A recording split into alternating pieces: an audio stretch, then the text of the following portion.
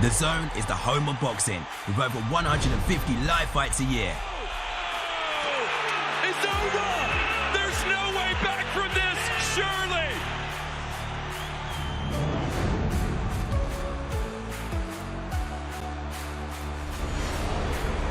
Ladies and gentlemen, let's get ready to rumble! How do you like it? How do you like it?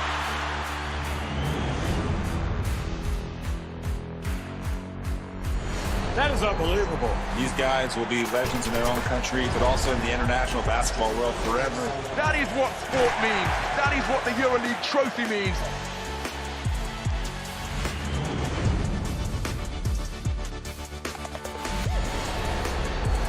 Are you not entertained? I'm not supposed to be cheering, but this is X Series. I can do whatever I want.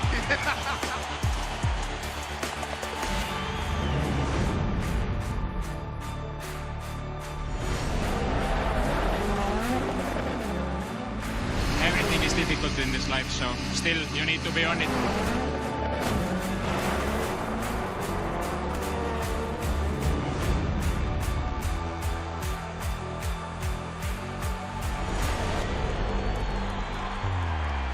It all comes down to tonight.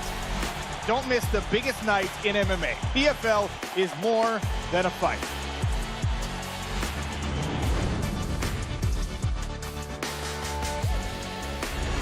Catching up on any NFL game is easier than ever before.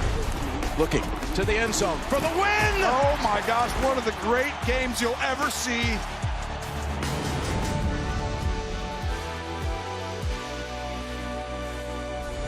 The competition is back, and the UEFA Women's Champions League looks set to be bigger and better than ever before. It's their time, a night to remember.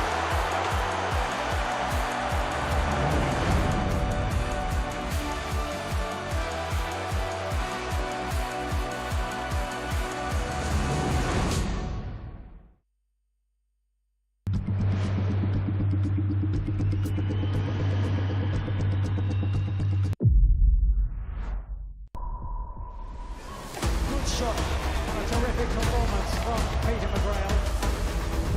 Lovely movement from Masoudi. Sustained atop from Yabai. Eye-catching, classy, star quality.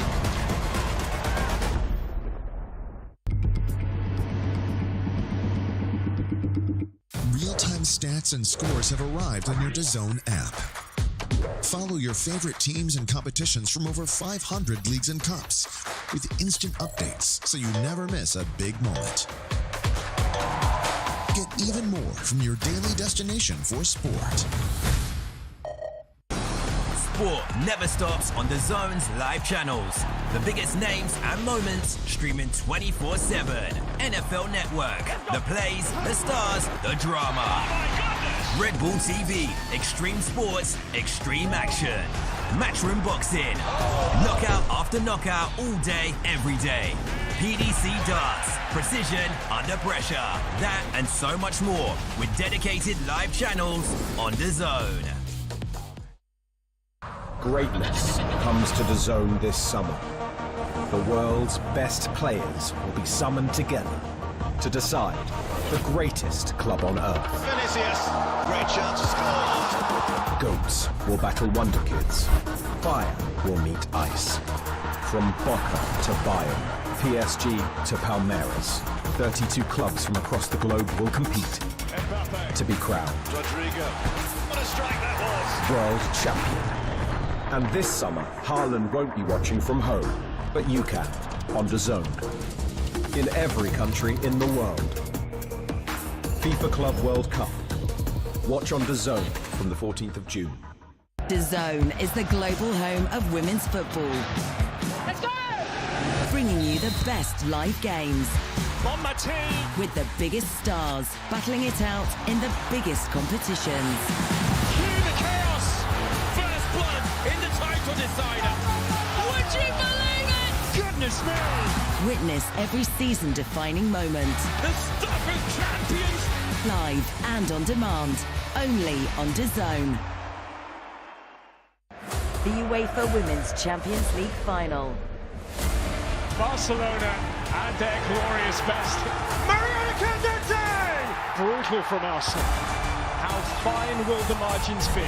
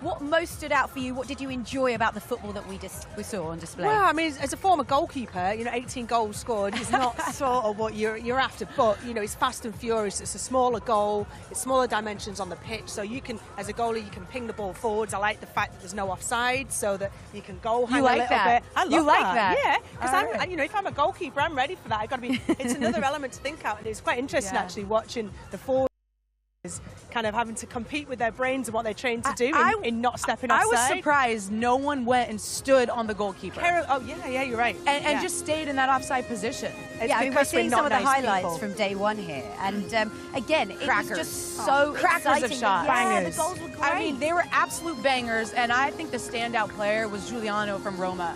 She was incredible, and she owned the moment. And those are the players that we want this platform to expose to the world. the players that maybe don't get the big stage. Maybe Roma right now isn't that top team in the women's football, but they have some players that are dynamos. And Giuliano was one of those. I mean, what the first 2 goals, what were they, 5 minutes apart for her? Yeah. Brilliant, It was incredible, yes. And also the tactics adopted. It's really interesting to see how each manager and each team approaches the seven-a-side matches differently. Well, some teams I know have consulted other sports, futsal, hockey, as to what to do with rolling subs, how to deal with no offside, tactical set plays, whereas some teams have had a couple of training sessions trying to figure out how to best work with the rolling subs, whether to bring on 6 substitute outfielders at once, bring on 1 or 2. I think we'll probably see different strategies. What teams used yesterday, they won't necessarily replicate today. Yeah, and it's funny, and maybe you guys talked about this, but the managers were asking for game footage. So they wanted to actually go and do the analyst work. And They're taking it seriously. Yeah, exactly. And it's not that we didn't expect that, but that is the focus. And they're trying to learn on the fly, just like the players are. Walking off the pitch yesterday with Lily Johannes, one of the first things she said was, look, we're just trying to settle in and find our rhythm. We're not there yet. And you saw that in their first match. They gave up a couple goals, and it was hard for this younger squad to rebound. But they're all getting used to it, the managers and the players, and I think that's exciting. You want to learn, even as you're 20, 30, 40 years old, you always want to grow. What's the reaction been like back in the US? I mean, I like to say that, like, in the U.S., we commercialize things, and so there's been an incredible, embrace for this type of tournament. They recognize that this is the way we can connect with that younger demographic. They recognize this is a massive opportunity for brands because we do reach that future fan. We do reach that purchasing power, and so the brands even that we're talking to want to know how this first event is going. They're going to get all of this exposure in event 2, 3, and 4. So I think there's a lot of people that are interested but really bullish on this format. Okay, well, it's a new concept, new rules, and if you missed any of the action yesterday, here's a quick recap of what you can expect. The stage is smaller, but the stakes bigger than ever. Welcome to World Sevens Football, a bold new frontier in the women's game. 8 elite clubs, 7 players a side, 2 halves, 15 minutes each. It's fast, it's fierce, it's football without the filter. Unlimited rolling subs keep the tempo relentless. No offsides, no draws, just winners. If it's tied at full time, 5 minutes of extra time, 5 versus 5. First goal wins. Still level, sudden death penalties decide it. 1 shot each until someone breaks the deadlock. Under the sun of Estoril in Portugal, the world's best battle not just for glory, but for a $5 million prize pool. This is the game, reimagined for the fearless. Tickets on sale now at world7football.com. This is not just another tournament. This is World Sevens Football.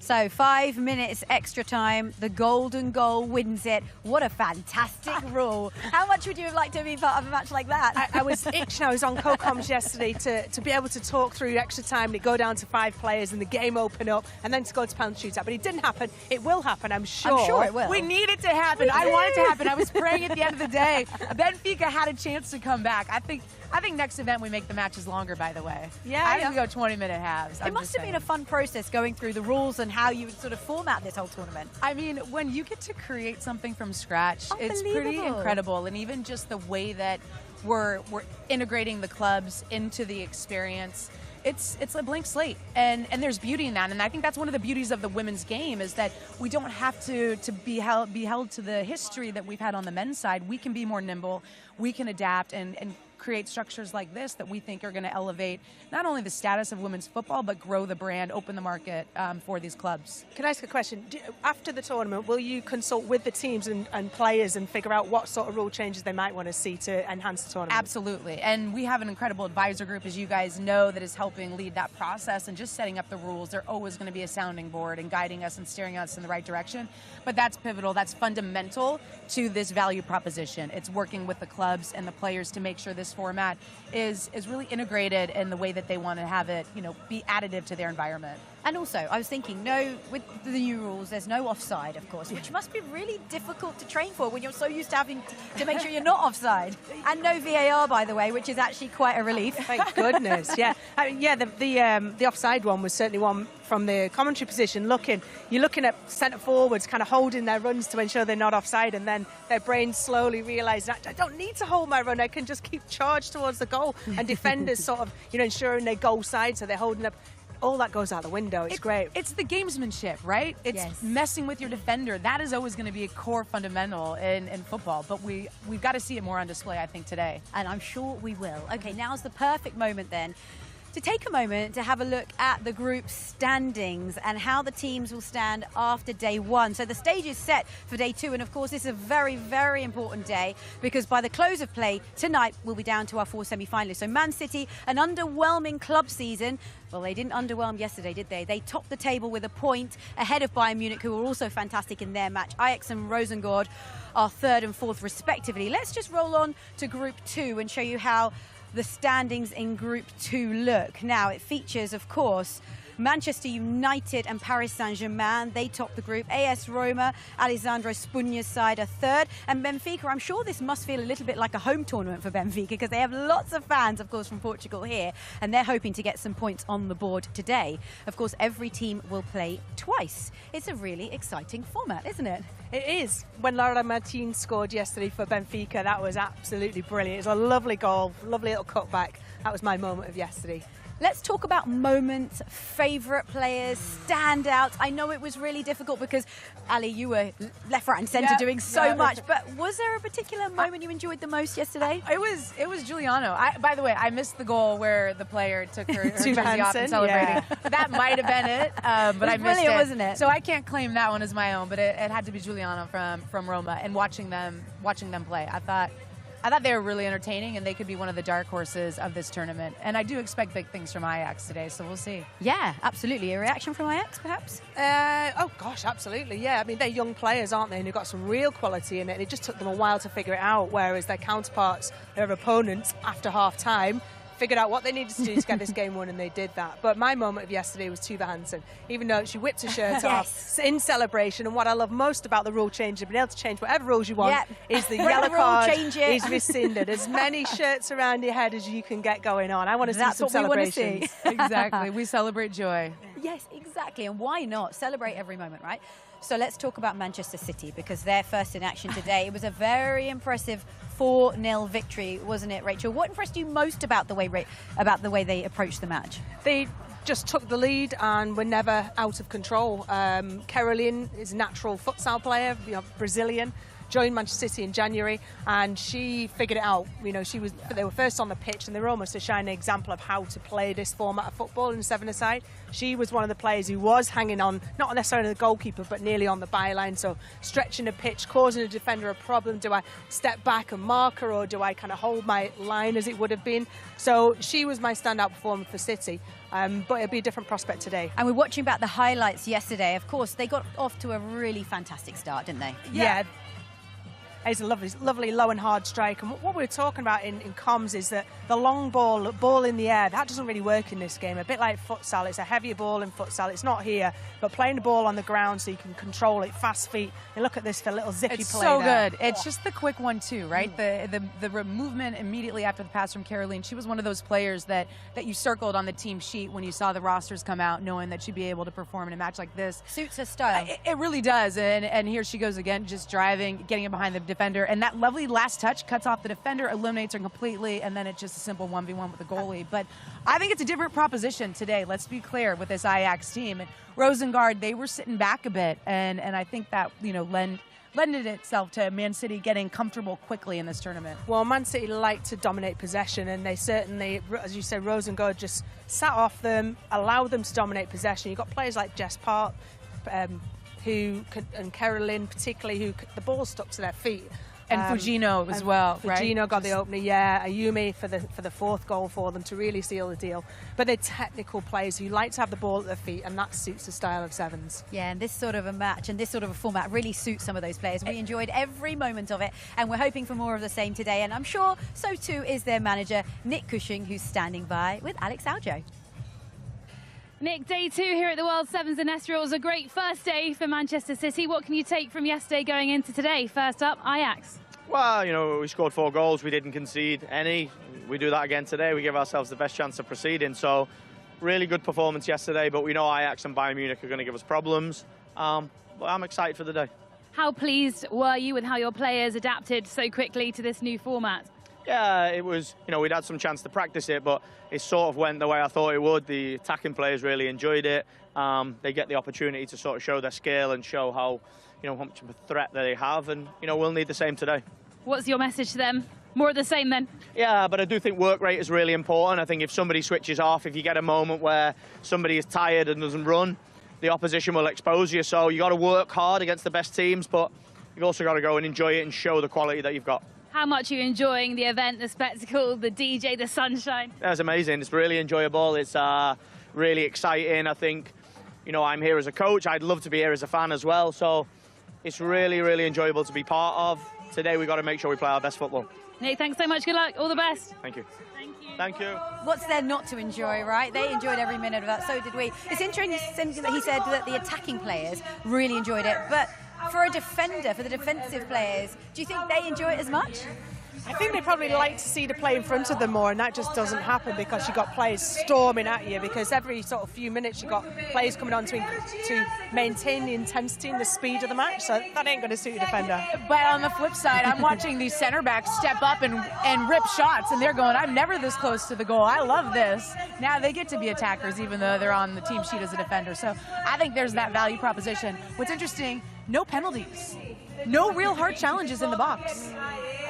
We had one. Did you have one? We did have one. See, I was running around. You guys know better. You teed this up because the goalkeeper made a brilliant save, so thank you for that. There you go. Well, look, we have a huge day of football ahead of us, and the sport keeps on rolling in a big summer of sport on DAZN. Summer on DAZN. What an occasion, what an atmosphere. Goes to the end zone, touchdown! Oh yes, once again when it matters. We are bows out, look at this go! It's been a superb run, pure masterclass. What a comeback! This summer on DAZN.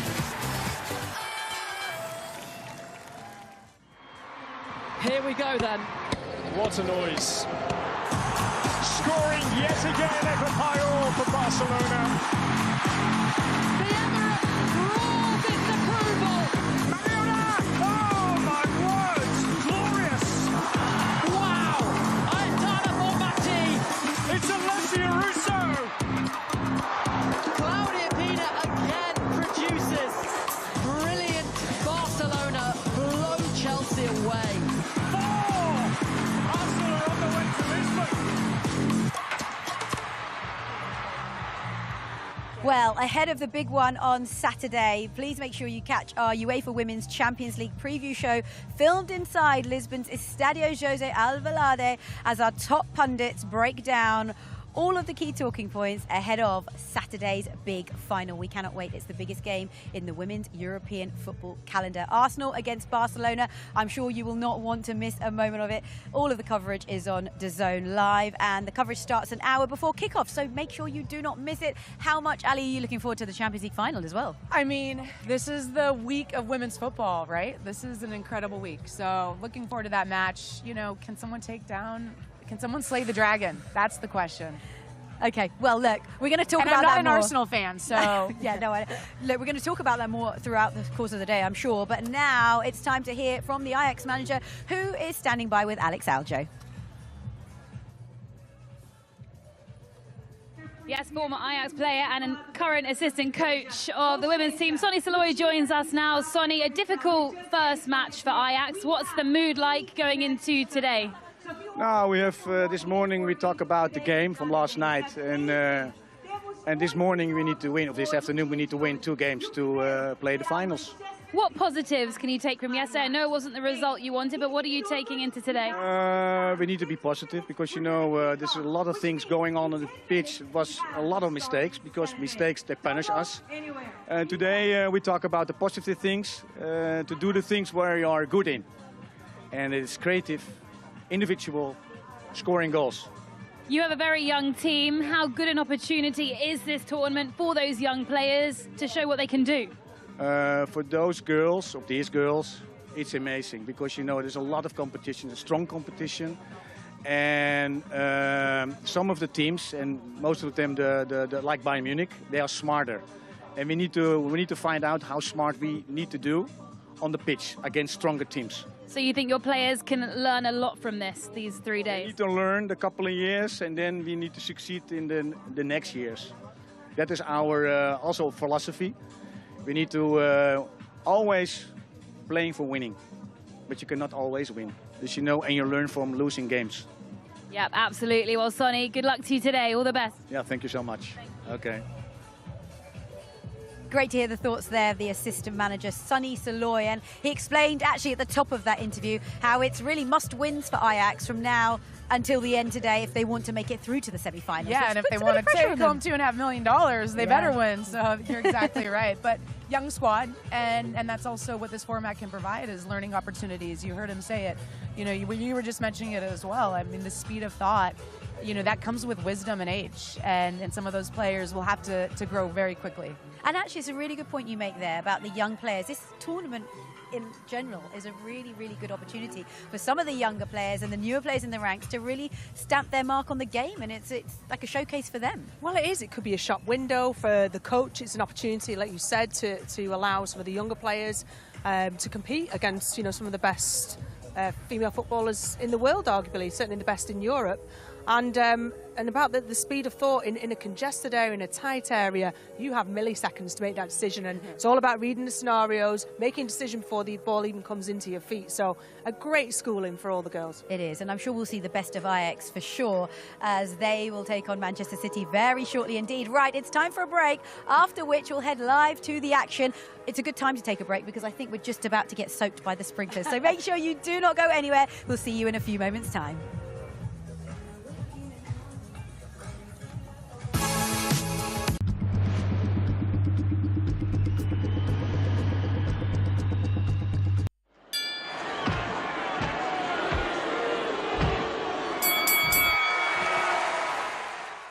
This isn't new. This is world-class sport at its peak. Witness football, volleyball, basketball and boxing. The biggest names. The biggest stages. Brilliant finish! The best in the world. Got a lot to celebrate. Unmissable. This is off the scale. This is where you watch.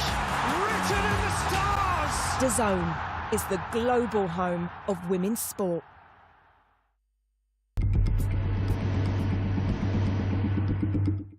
Discover the sport you didn't know you needed. Not just the bright lights and big leagues. This is back roads and bases. Grit and guts. Full throttle action. We're talking touchdowns and track and field. Powerboats with A-listers. Gravity-defying skaters. High-flying volleyball. Home run hitters. And pillow fighting. Because why not? Unmissable. It's all here. Discover more on DAZN. Hey, listen up. Let's have it. We know you've always got your eye on the prize, the championship belt. And why wouldn't you? You're a finely tuned, well-oiled boxing watching machine, capable of consuming over 185 fights on DAZN every year. We've gone big, we've gone global. Churning through combinations, comebacks, and non-stop knockouts. With big fights every week, you're the best in the world. So go on, get that belt, champ. DAZN, undisputed.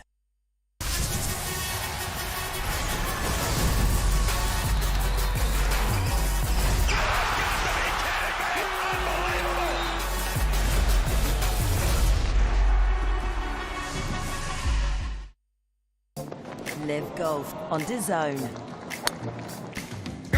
Who will be victorious on the banks of Lake Manassas? Glorious shot there. From the 6th to the 8th of June. Live on DAZN. Strap yourselves in, everyone. Let's go!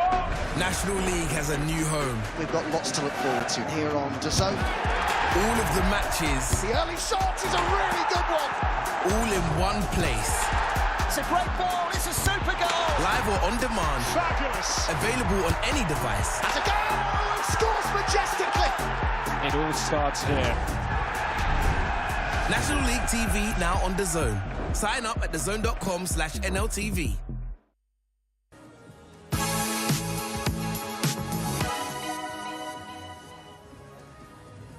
Well, kickoff is fast approaching here in Estoril as we're all set and ready for day 2 of this magnificent tournament. The DJ has kept us entertained and she has certainly enjoyed it from start to finish. It's such a nice point, actually, to have a DJ. It adds to the atmosphere. Speaking of the atmosphere, we're expecting a great one today.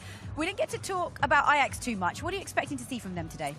Well, Kukla's got an excellent goal in the second one. Johannes has been the standout player for their team. They bring youth. You said that early on in the show, that they are a very, very young team.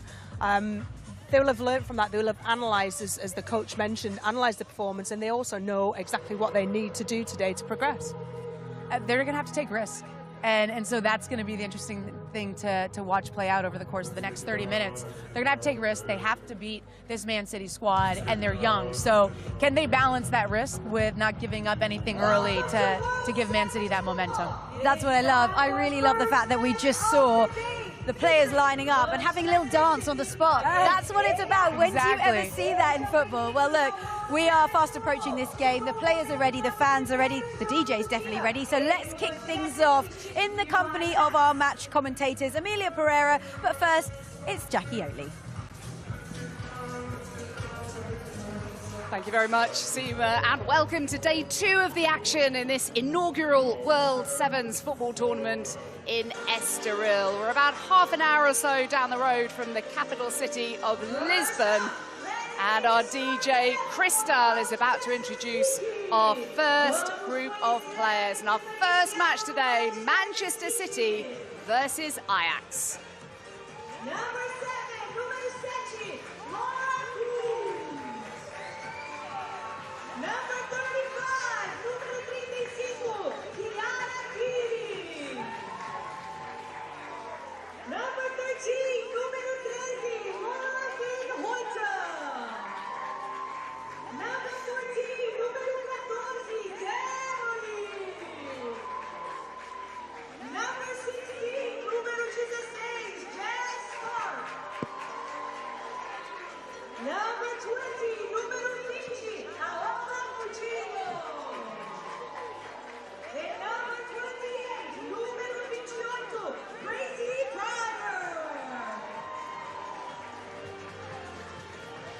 That's your 7-a-side team for Manchester City.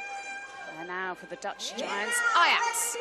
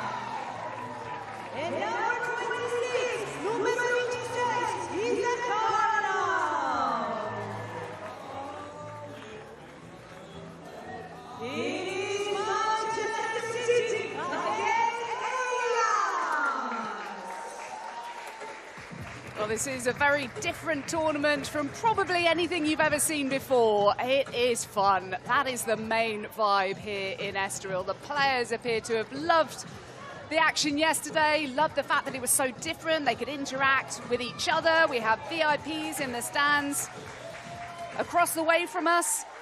The other players can watch on in the stand away to our right. And this is confirmation of the Manchester City lineup. It is the youngster Chiara Keating in goal, the Austrian who's been on loan from Arsenal, Laura Wienreuter, young English defender Gracie Pryor, veteran Laura Coombs, Caroline with a couple of goals yesterday as well. And plenty for us to look forward to today. Match officials have enjoyed themselves as well. Reminder, you can actually take your shirt off if you want to. As we found out yesterday, the officials so used to dishing out yellow cards. But that's not the vibes here. We don't want to punish people for having fun. The rules are different.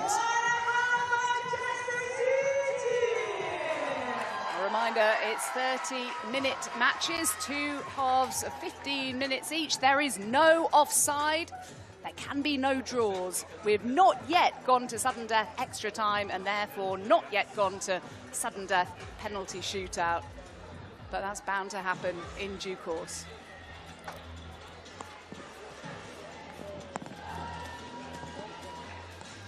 Former Portugal international Amelia Pereira with us once again. Hi, Amelia. What are you expecting from these two? Hi, Jackie, and good afternoon to everyone at home. Yeah, this has been a great tournament. I think today the teams will be finding their rhythm more so than yesterday. I think yesterday was the getting used today. We could see a lot of players being on side. For example, like the forwards wouldn't push higher, almost touching the end line because they are used to the 11 aside and being an offside. I think today they will get used to tight spaces, a lot more footwork, and we have elite teams from Europe coming together in here. So it's going to be a spectacle today. Chiara Keating with the distribution. A young goalkeeper. Well, Caroline was a star yesterday. She's looking to get on the action again. Here's Gracie Pryor.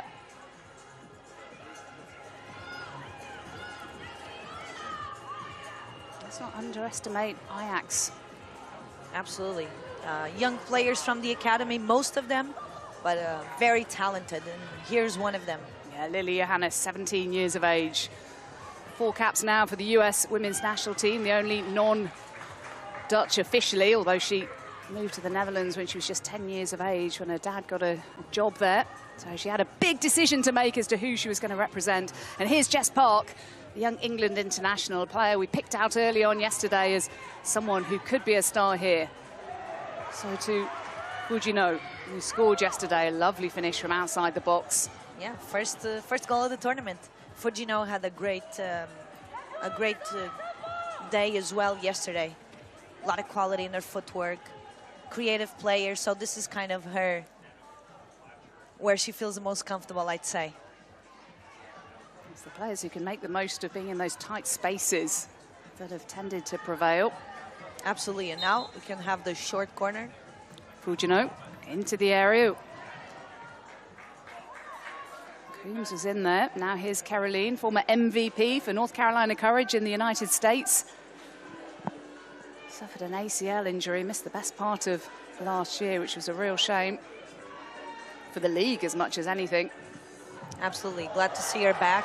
And here's Keating, getting adventurous, but she has a lot of quality and confidence in her feet. So, but we can see the wingers pushing, taking advantage and spreading, touching basically the sidelines, take advantage of the width.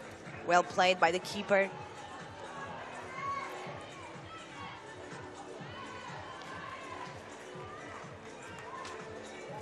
Gracie Pryor couldn't just keep it in, playing from the back. She's been enjoying herself in this tournament, hasn't she, Gracie Pryor? A young player looking to really establish herself. She has done. Absolutely. In the city side. And she's been doing going forward a lot, trying to progress with the ball, kind of gaining meters through progression. We can see the marking, individual marking across the pitch. Players being closely followed. Johannes. We watched her walk out yesterday. I think, is she really 17? She's so tall. It's so true. Athletic player, but richly talented as well. Keating going long again. What do you make of the goalkeeper's role so far and how they've adapted to this new format, Amelia? Yeah, again, I think today they will really find the rhythm, because yesterday what we saw was they're trying to place the direct ball, and we'll get there in a minute. Oh, a chance for Ajax. Lotte Hukkelaar opened the goal scoring yesterday, an ultimate 4-2 defeat against Bayern Munich, but they really competed in that game. Now, Caroline, clean on goal. Caroline with the opening goal. Her third of the tournament. And the Brazilian is loving life in Portugal. Amazing, amazing goal, amazing break. And of course, very fast, the pace from Caroline, and then just putting the ball far away from Van Eyck, who couldn't just quite get it. Well done, Caroline. She's just continuing the great ending of the season she had with those 2 goals against Palace in the WSL.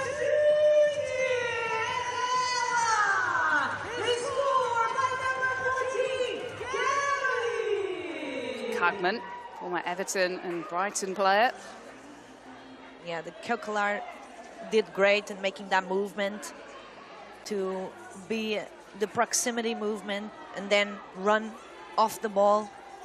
This in this game is the 1 or the 2v1s advantage that the teams try to get. Park, finding Fujino. Now Park again, reminder, there's no offside. And that's something that we noticed really halfway through the first day yesterday, that some of the teams were so used to playing offside that it was just second nature to them. And actually, they weren't really taking advantage of the fact there is no offside. So they're trying to work out whether they should goal hang, whether that was really a waste of one of the 7 players to be so far up the pitch on the goalkeeper or not. Absolutely. I think, again, today they'll be more used to and trying to take advantage of that, stretch the opponent, and really taking advantage of the space that they can create between the lines. Fujino. 2v2. Caroline's on her bike. She wants it. Oh, she was right to call for it. Yeah, Fujino feeling very confident, though. Absolutely. But yeah, it's the 2v2 situation. That's very acceptable, the decision that she did. The execution wasn't as she wanted, but close. Lilia Hannes on the chase. Coombs back with her. Veteran against the youngster. I say veteran, she's 34, but she's vastly experienced, Laura Coombs. I was going to say, she's my age, but yeah, veteran in football. And in this format, probably. Caroline. Not too much on it for Park. Yeah, just from the teams that we saw yesterday. Oh, here come Ajax. That's a lovely turn. Away from Pryor. There's no slouch herself, trying to get back. A really good chance, but nipped away by Coombs. So I'm not going to call a veteran anymore. I think I've said it twice. That's unfair. Keukeler, great work, great footwork, trying to pass it to Kachman. She's really positive from Ajax. Clearly feeling pretty confident in this game. Kachman.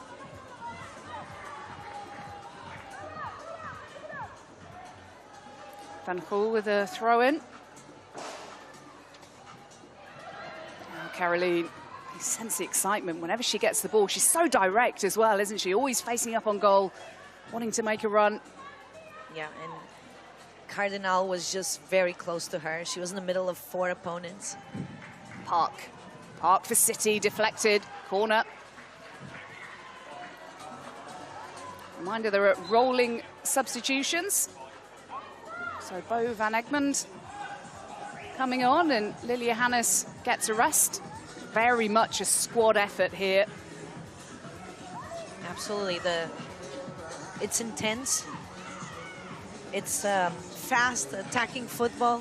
One moment players are defending, the other moment they are attacking, so it demands a lot from the players. Fujino gets it back from Caroline. A Japanese player going for goal. Denied by Van Eyck. Yeah, strategic corner again, short corner, combination between, I would say, the 2 most technical players on the Man City team, the 2 internationals. Caroline looking for number 2. All a little bit tight. She could have played long, the goalkeeper Van Eyck. There was 2v1 in the attack. Again, the offside. Players scared, taken, or the goalkeepers for a breakthrough. Park. Still Jess Park looking for Caroline. And they go alone. Another corner for City. They're super positive whenever they get the ball, Man City. Absolutely. Moving forward, going 1v1s, and that was a great footwork by Jess Park. Park with a strike! Off the foot of the post. That took a deflection, I believe, but very close. Jess Park again, doing very well, the English international. She's 23 years of age now. She feels a lot younger than that. She already has 17 England caps to her name. Could well play a big part for England at the Euros in Switzerland this summer. Absolutely. Fujino pull back on the edge of the box, and that'll be a free kick to City. Just on the limit of the box.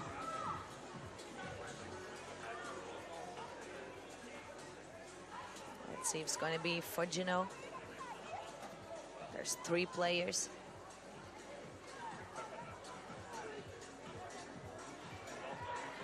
Fujino, Caroline. Maybe Japan or Brazil. It's Japan who goes for goal, surely!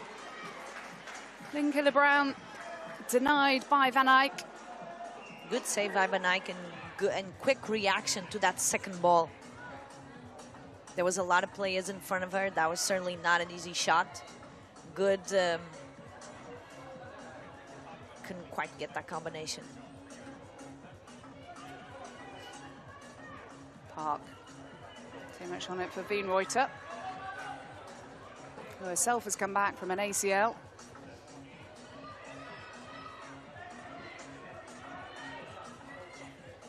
Reminder, it's 15 minutes each way in this inaugural Sevens tournament, which you expect to get bigger and bigger as it's taken around the world. Expecting it to hit USA shores in due course. That was a great move. Just quite push it in. Fujino. Too much pace, too much power. But there's a lot of mobility. There's a lot of movement from the Ajax players trying to have a line of pass, a solution for the teammate.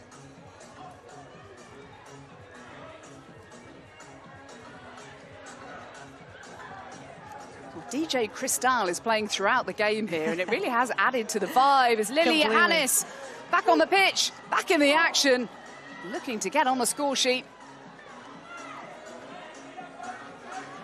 Nordman.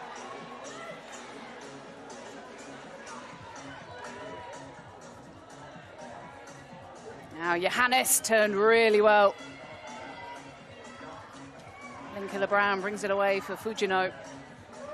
Great work by Fujino. Very composed on the ball, very calm, knows how to keep it. Substitution now in the attack for Man City. Poppy Pritchard coming on. She actually also played in Durham, started in Durham. And went to Man City and last season in the summer. Yeah, 19 years of age, England under-19 international, been on loan at Newcastle United since January after signing a year earlier from Durham. As you mentioned, Amelia. As I played in the Durham, I kind of recall maybe she's being in the academy.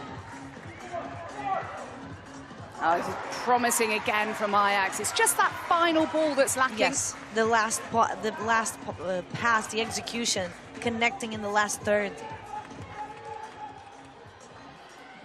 And Johannes. Oh, it's a dangerous looking ball in towards Danique Nordman, but Chiara Keating alert to the danger. Very quick coming off her line. As yesterday, she had a lot of important interventions coming off her line and being almost the last defender. It's a great individual run play. Kokelar being one of the most dangerous players today for Ajax. And she was the player open to scoring yesterday against Bayern Munich, but Bayern came roaring back. They look one of the teams to watch here. Really look like they meant business, as did Manchester City. It's a tough tournament to call this. Absolutely. Man City started very well. They're definitely looking to be in the semifinals. We will know all of this today, all the counts that we need to make in order to see who's going to make it through. Good run. Kaukelar again, the most active player in the offense. Kaukelar, saved by Keating.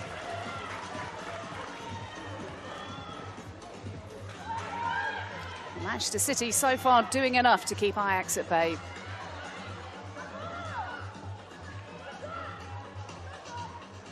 Reuters underneath it. And Kaukelar appreciated that pass too much. Yeah, she was telling her teammate, the Cardinal, to pass it backwards to kind of recycle the play, because there was a lot of density in that area, a lot of players within that zone.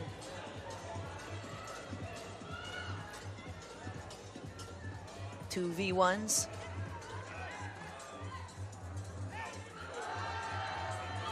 It's been end-to-end in this first half, which has now been brought to a close. The first 15 minutes down.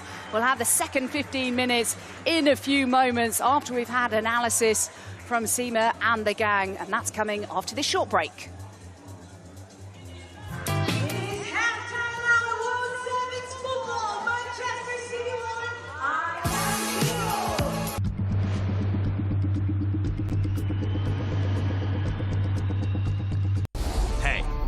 Listen up. Let's have it. We know you've always got your eye on the prize, the championship belt. And why wouldn't you? You're a finely tuned, well-oiled boxing watching machine, capable of consuming over 185 fights on DAZN every year.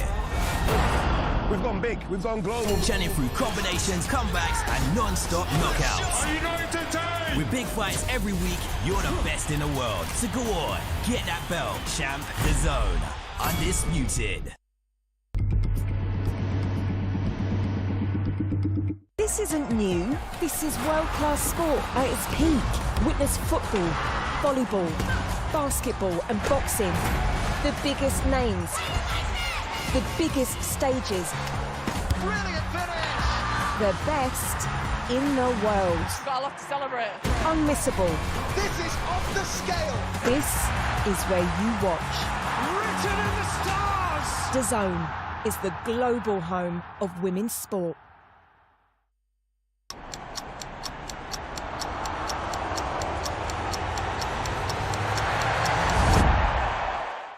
Discover the sport you didn't know you needed. Not just the bright lights and big leagues. This is back roads and bases. Grit and guts. Full throttle action. We're talking touchdowns and track and field. Powerboats with A-listers. Gravity-defying skaters. High-flying volleyball. Home run hitters. And pillow fighting. Because why not?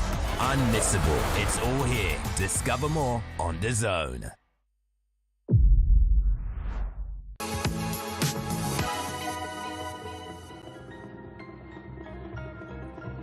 And welcome back to Estoril, where we've just witnessed Manchester City take a 1-0 lead at half-time against Ajax.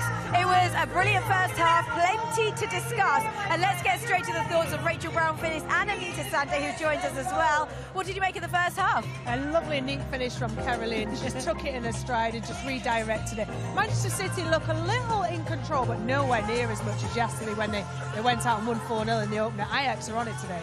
So 5 goals without reply for Manchester City, Anita. By the way, welcome along. It's lovely to have you here. But what did you make of City just now? Yeah, I felt that obviously the finish from Caroline, the composure just to slide it under the keeper there, you know, was really lovely. And I could just feel that she's enjoying the vibe, the celebration and everything. It's totally up her alley, this short format. But Man City, I think, are just dominating the game in terms of they seem controlled in their structure.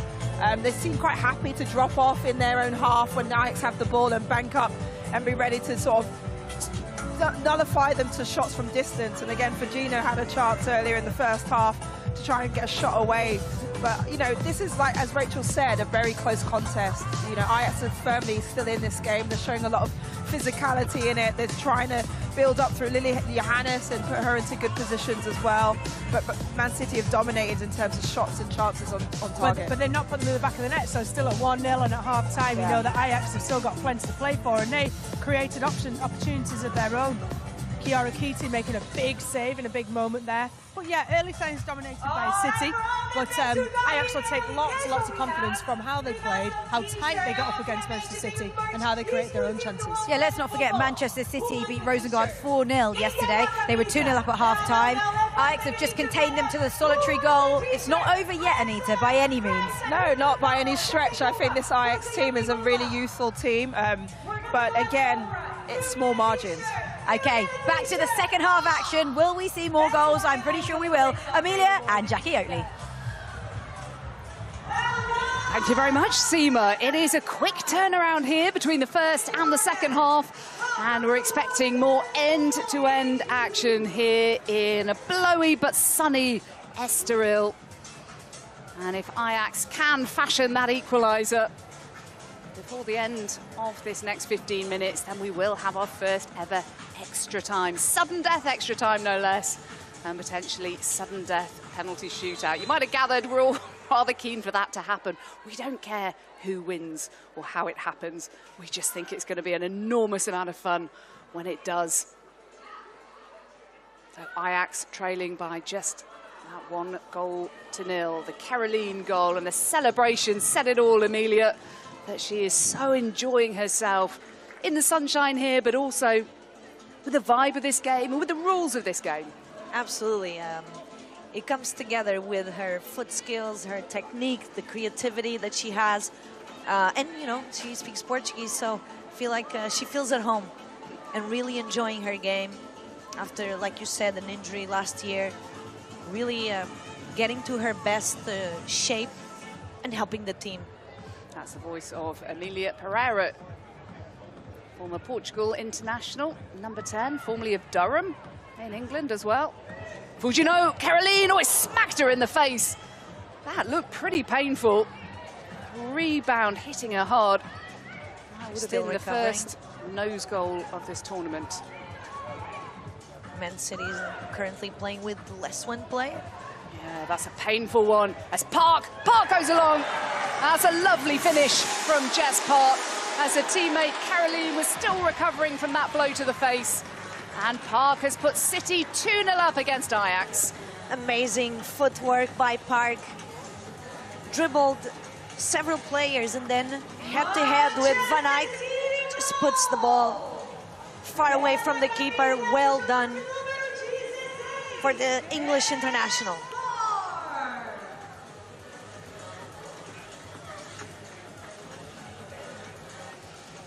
Jess Park scored 8 goals in all competitions for City last season. It was ultimately a really disappointing one for them, finishing 4th in the WSL, 17 points behind Chelsea, 5 behind Arsenal and 1 behind their rivals Manchester United. And yet 15 points ahead of Brighton in 5th place. Such is the dominance of the top 4. And Park again. She too is enjoying herself in the sunshine, looking to go for goal, but Johannes carrying out her defensive duties.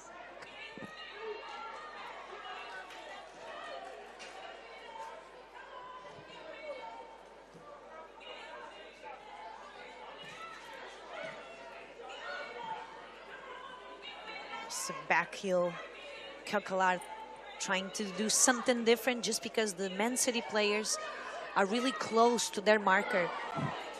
So there's not that much space. Has to be like 1-2 quick combinations, taking advantage of the footwork, the technique of, you know, these talented academy players from Ajax to really combine and through quick passes get to the Calcalar again. Calcalar going for goal. Confident take from Keating. Johannes wanted it over the far side. She didn't get it, and now it's City on the charge. Johannes winning it back. Calcalar has been involved with all the positive action. But very well defended by Man City. closing up that gap in the center of the pitch. Very much a squad game in this tournament with the rolling substitutions. If you see players pop up you haven't seen before, that's because they've just been plopped on out of vision. Absolutely. The objective in these matches, the 7-a-side, besides creating 2-1s, so overloads and 2-1 advantages, is really achieve balance between the attack and defense, units. So all players need to be defenders and attackers, really. Some players better suited to this format than others, eh? Absolutely. So the quick pace, this is why the players sometimes play 5 minutes and they keep changing. It demands a lot physically from the players as well. Park on the charge. Johannes can't get back to her this time. Jess Park! Oh, this is wonderful from Park. Ultimately denied. Cutting inside, cutting outside, trying to find that space to shoot. Great work individually by Jess Park. She's really having a day. A great game today. Very confident on the ball.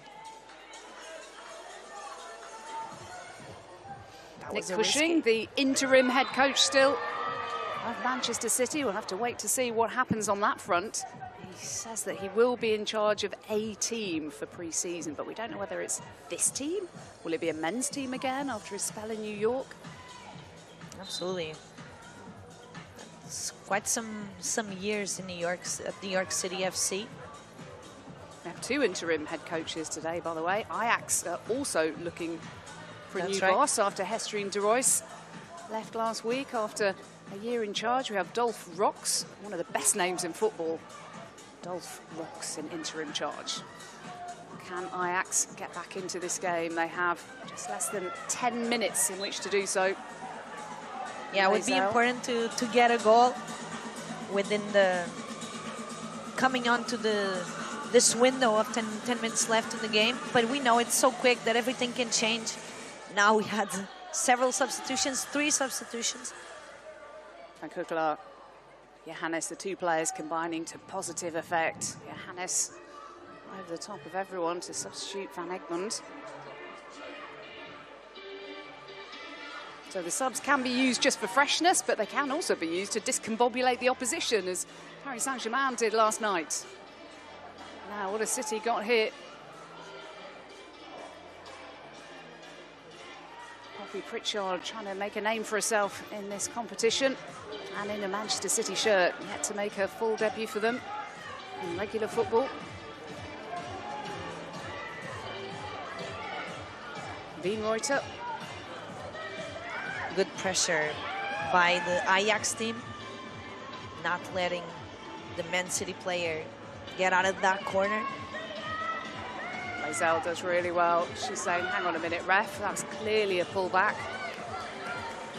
But Man City is defending very, very well. They're not giving space in the last third for Ajax.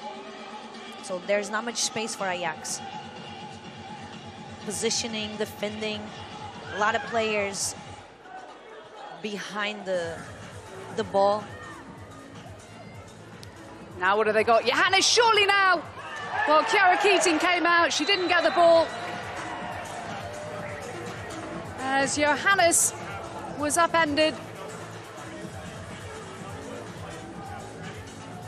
And we have the tournament's 2nd penalty kick. And the 2nd involving Ajax.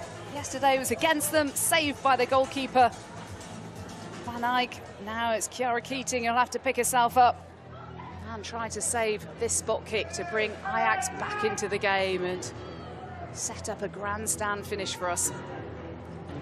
Absolutely, that was one of the first times that Ajax could find space within the center of the field through quick combinations and movement, and it is Lily who's going to take it. Player who suffered the foul. 17-year-old Lily Johannes, the USA international, stepping up against Chiara Keating. And Ajax are back in the game. They've halved the deficit. And it's all to play for in the final minutes against Manchester City. Great penalty by the US international. A lot of power, very well placed. Not many chances for Keating to get to that ball. Those are hard when they go close to the pitch. Close to the grass, Just over 6 minutes remaining, and Ajax will be going all out for attack. Ayama's ball over the top. Although City got in reply, and they force the corner. Good job by Laura Brown. She's the one taking the corner. There are not that many players for Man City in the box. Just the defender, Lizelle. She's actually coming off now. Gracie Pryor. Laura Coombs is lurking. And Gracie Pryor, is this going to be a tactic to attack at a corner? Oh, delivery wasn't on point, perhaps holding up in the wind here in Estoril. It really is blowing quite a gale now out there. Yeah, it's very, very windy in Estoril. We are close to the ocean, close to the sea. Maybe 2 kilometers or probably less. So it's always windy in Estoril, or usually windy. Good work. Well done as well. Carolyn defending. Everyone, as we said, everyone needs to help in this type of game. That balance between defense and attack. Great Under work. 5 minutes remaining for Ajax to find that equaliser. Van Gool. Van Gool was kind of a shot / cross. It's very tense. A lot of pace. They asked for like a header, but not enough time for one of their teammates to place it in with a header in the second post.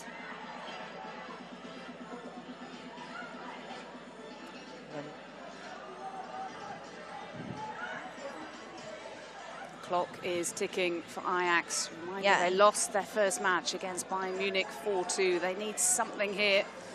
Remember, there are no draws. Each match will be played to a conclusion. Sudden death extra time or sudden death penalty shootout if required. There are no draws, no singular points. It's win or defeat. That is how it goes in this brand new 7-a-side tournament in Portugal. What have they got here, Ajax? Gracie Pryor doing a good job and avoiding the corner. Another substitution. Lily Johannes coming back on after just a few minutes of breathing space. So too Aoba Fujino replacing Jess Park. Oh, and there's a bit of chaos in the Ajax defence at 6s and 7s.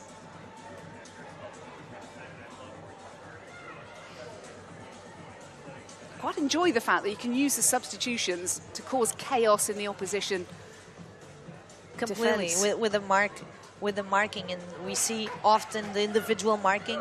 That can definitely be a strategy as well. Great work by Lily.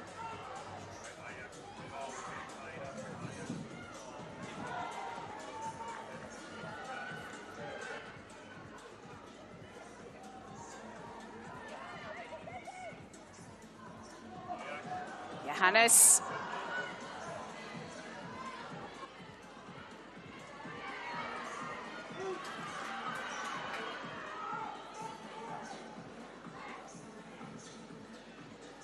And cool heads from Manchester City now required. They're such a positive side. They just want to attack. Fujino has Caroline with her in the centre. There is no offside, remember.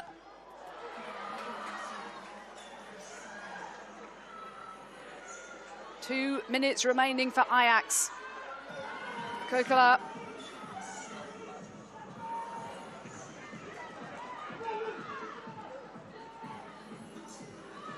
Well, in 11-a-side football, you talk about trying to retain possession, but that doesn't tend to happen for very long in 7-a-side football. Absolutely. We had yesterday's the manager, Nick Cushing, saying exactly that. It's fast attacking football. and it seems like the team is always attacking.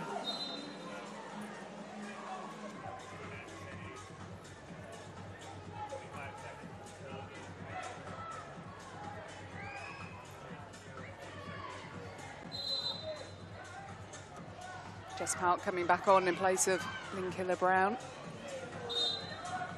Just to see out the final minute, plus a couple of seconds prior. See the ball holding up in the wind. It actually worked out okay for Caroline on that occasion. Was that a foul play on, says the referee. Van Eyck will look to launch this one. Now there's some urgency. Exactly, there's some urgency from the team. But there's definitely need to be more players moving forward too. All eyes on the clock now. They have the big screens in two corners of this ground so the players can see exactly how long they have. That was a great first touch, preparing for the... Oh, and it's chaos! Chaos in the Manchester City defence! And Ajax have equalised right at the death. The ball launched into the centre and Kiara Keating couldn't gather it. And Ajax have equalised, and they're probably now sending us to sudden death extra time for the first time in this tournament. Amazing, amazing last few seconds of the game. Direct ball by Nordman. Now, can City win it? Can Ajax win it in the very, very last few seconds? Danique Nordman looks to have forced extra time. Just seconds remain. Coombs with a strike. Ajax to bring it away. And the referee adding on just a few more seconds. Fujino denied the chance to turn. And we are going to our very first sudden death extra time in this inaugural World Sevens football event in Estoril. Sudden death extra time means that whoever scores first wins the game. Very, very exciting. The golden goal. Let's see if we're going to have 5 minutes. Let's see if we can also have penalties.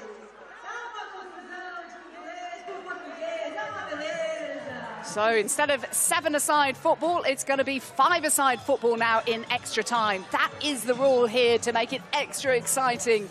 Extra space on the pitch for each side. Now the two interim head coaches have to make their decisions as to which two players come off. Yeah, because it has to be 5 of the 7 players that were just on the pitch playing. It's only a short break, a quick turnaround. Just chance for the players to take some water on board and to be told which two are coming off and they can't come back on. There'll be no substitutions in sudden death extra time. We'll have 5 minutes.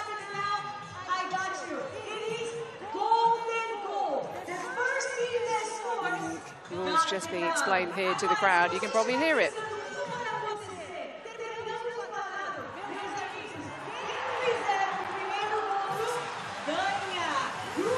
A reminder of the first goal scored by Caroline.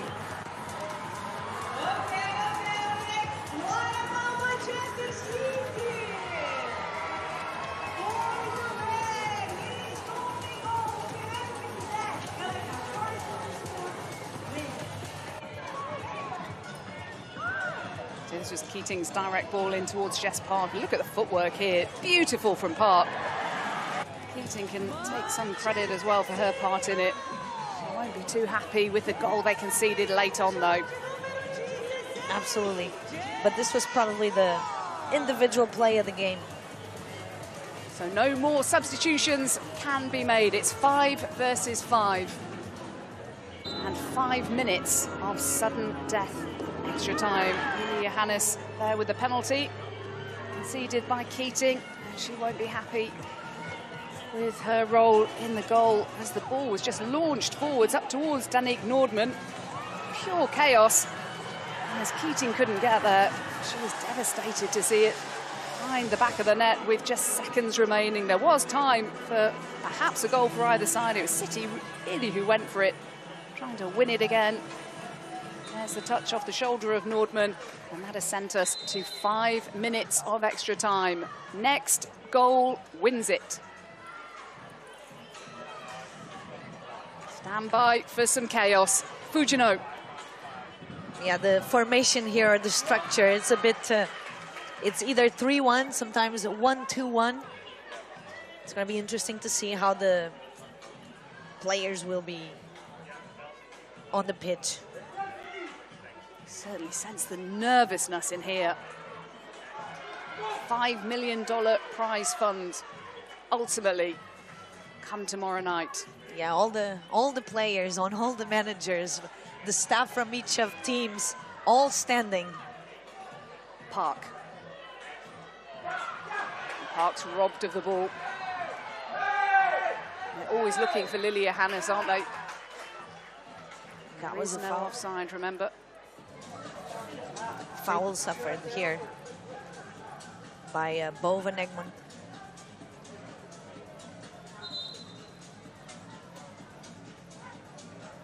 The ball was rolling. Now Really it's sense the nerves. 2-2. A minute into the 5 minutes of sudden death extra time. Next goal wins it, remember. And then it'll be sudden death penalties. One miss and one goal scored from the spot. And then it'll all be over. City already with a victory on the board. Absolutely, and no player that is on the bench, no substitute is sitting. Everyone's standing. Everyone on their toes. Oh, this is really lovely footwork by Van Egmond. Back to Nordman. Van Eyck. It's the teams don't want to risk it as much. You can see that there's way more caution when the players have the ball in their defense and trying to connect with their attacking unit. Johannes against Coombs. Well played. Lilia Hannes. There's only Van Egmond in an advanced position. Here she is. Tall, blonde 18-year-old. Fujino looking for Caroline. You can tell they're always looking for each other. Fujino looking to go for goal. Fine save by Van Eyck. It was a great long distance shot by Fujino. She found the space, aimed at the goal. Good save as well by Van Eyck. Let's see if it's going to go short again, strategic. Fujino short to Caroline. They scored from this position yesterday in their opening match. Yeah, as you said, them two playing together off of each other's strengths. Always trying to connect. Nicely done by Van Egmond. Looking for Lilia Hannes. There is no offside. Johannes to win it. Denied by Coombs, and Johannes. Coombs in the way again. You can tell how demanding it is, tracking back, going forward. Golden goal. Next goal wins it. Park. Park squeaking the ball between the legs of Van Eyck. It's still Jess Park. Will she go for goal herself? Fujino. Trying to find that gap, that space to shoot. Amazing footwork again by Jess. Jess is really confident today. That was like 2 nutmegs in a row. Amazing by individual work. Now Keating's come up. Imagine if Keating were to win it with a strike. Fujino, this comes to nothing, and now Keating's miles out of a goal. Van Eyck going for goal. Keating trying to get back. Wow, imagine if the goalkeeper had won it just after the other goalkeeper had tried to win it. This is the most ridiculous of tournaments, but it's crazy amounts of fun too. Completed so much fun. Fujino. Oh, Caroline robbed of the ball by Van Egmond. She goes for goal. Yeah, trying to risk that long ball. Seeing that Keating is out of her line. Trying to be a solution as well, Keating, for her teammates if they need to get to pass back. park. Just 13 seconds remain of sudden death extra time. Caroline, is she going to be the match winner against Van Egmond? Fujino.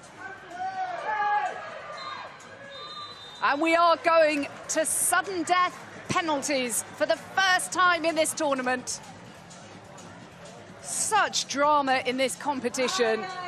That 5 minutes of sudden death, golden goal, extra time was end to end. They were so positive. They both tried to win it. And now we have the drama of a penalty shootout. If one side scores and the other side fails to convert, then it is all over. This is amazing. I mean, it shows the equilibrium that we saw in this match. Obviously, maybe more often, Jess Park creating some advantages through her footwork, individual ability. Fujino, Caroline. But this is going to be tough, of course, for any of the teams to lose this way after such an entertaining and great match. But these are the rules, and we're excited to see what's coming out of this penalty shootout as well. Well, Manchester City will be fuming with themselves if they fail to come away with the victory here. 2-0 advantage. Conceding that penalty, and then horrible defensive error for the late equaliser for Nordman. And like you mentioned, Jackie, these are the only 2 goalkeepers who have had penalties so far in this tournament against, let's see, in the 7-a-side. Well, it's now 5-a-side. It has been 4 extra times. It has to be. And now it's 1v1 in the shootout. Will Chiara Keating make herself a heroine, having conceded a penalty and made that late error defensively for the equaliser? Will Van Eyck make another save, having saved yesterday from Damjanovic of Bayern Munich?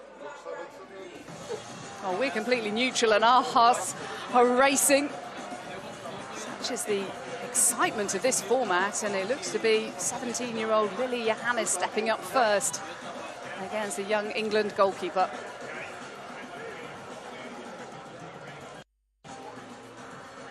Loving to see how Ajax bench coming together, arms around the players, really trying to pass that energy on to, in this case, Lily, who's going to take the first penalty. We've seen this. Lily Johannes against Chiara Keating. Advantage Ajax, and that means that Manchester City have to score their first penalty, otherwise they are going to lose this match. That was a great penalty. Lily sending the ball to the same side that she did before, and Keating went on to the other side.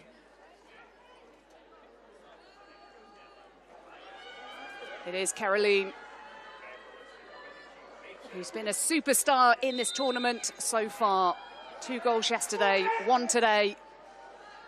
Can she keep City in this match against Van Eyck?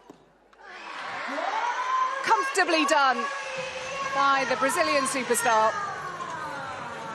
Well done, Caroline. Goalkeeper to one side, placed and very calm, composed. Good penalty. Shutout so far.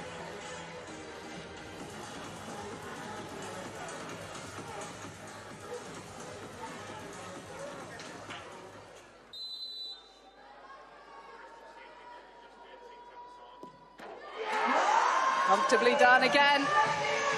This time by Isa Cardinal, the Dutch defender. Great score penalty for her side this season. She dispatched that confidently from the spot. And now the onus is on Laura Coombs, who's been excellent so far, but she has to score. Otherwise, it's Ajax who win the game. Coombs must score. Oh, she does, by the finest of margins, in off the post. Well done by the English international, very well placed. I'm sure some hearts stopped there for a split second, but it's 2-2. Now Danique Nordman, the player whose shoulder kept Ajax in the game after that long ball was launched forwards towards her with a back to goal up against Keating.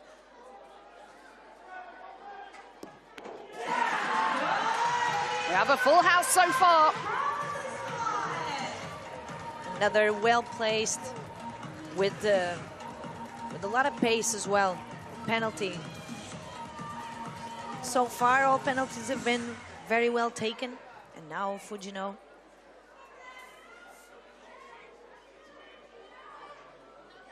Now it's up to Aoba Fujino, who has also been fantastic. Needs to keep City in this match. Beautifully done by the young Japanese player. Amazing. This one, the most in the top corner. Very confident Fujino. Well taken.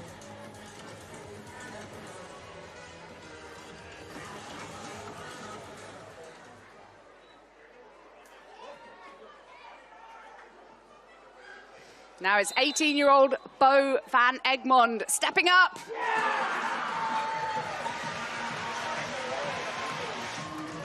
"100% on penalties with the pressure on in sudden death penalty shootout."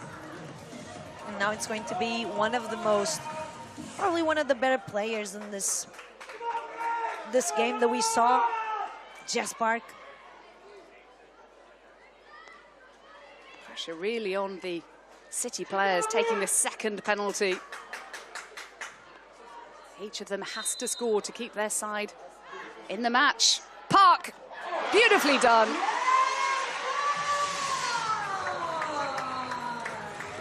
Van Eyck still gets a touch, but that was with so much power. And now the goalkeepers. We got the fifth element. Yes, 4-4 and no substitutions, which means the goalkeepers get to take them against each other. Van Eyck against Keating. Oh, saved by Chiara Keating! Redemption! Van What Eyck. a moment for Keating. What a moment indeed. Van Eyck didn't give too much balance to take this, and Keating flew to the right side. Good save, great save. Now it's up to Keating. What a topsy-turvy game we have had here. And now it's Keating to win it for Manchester City off the post. What an eventful match for Chiara Keating. Chiara Keating can't believe it. And on we go. That was a moment of glory for Keating to give City 2 wins out of 2. And now she's quickly got to pick herself up and try to save against the brilliant young American forward, Lily Johannes, who's already scored once. And we go round again with only 5 players on the field and no subs in sudden death shootout. This is extraordinary. Johannes. Third time Johannes changes the side, and now Keating goes to the right, to her right hand side. Good penalty by Lily. That was the third penalty. Third face-off between them two today. Caroline again. Well, you wanted drama in this tournament. We've certainly got this. Caroline. And she has not put a foot wrong yet in this tournament. Great, great penalty. Pace and well placed in the top corner. Lisa Cardinal to step up again. Keating's heart must be absolutely racing. Such an eventful match for her. Cardinal denied, and it's advantage City. And Laura Coombs will step up now to make it 2 wins out of 2 for City. We saw today a penalty going to the post and going in. It's just a matter of centimeters, millimeters sometimes. Unlucky there for the Dutch player. Coombs for a second win on the board for City. And this time they've done it. Laura Coombs, the heroine for Manchester City. And unsurprisingly, it's Chiara Keating, the first player to congratulate her. What a game we have just witnessed. This is what the new World Sevens football tournament is all about. Chaos, drama, and pure entertainment. Spectacular way to start our day 2 as well, Jackie. And that is the moment of the match, presented by Invisalign. Laura Coombs' face says it all. Joy unconfined for Keating and the gang. And they will be back this afternoon for their final group match. But it looks as though now City are good for finals day. My goodness, what drama. What a drama indeed. But this is great. What a great moment. Again, what a great way as well to start day 2. With a penalty shutout. Very even. Had to get to the 8th penalty. So it's finished 2-2. Manchester City winning by the finest of margins. And we're going to be going again in just a few minutes. But first, it's back to Seema.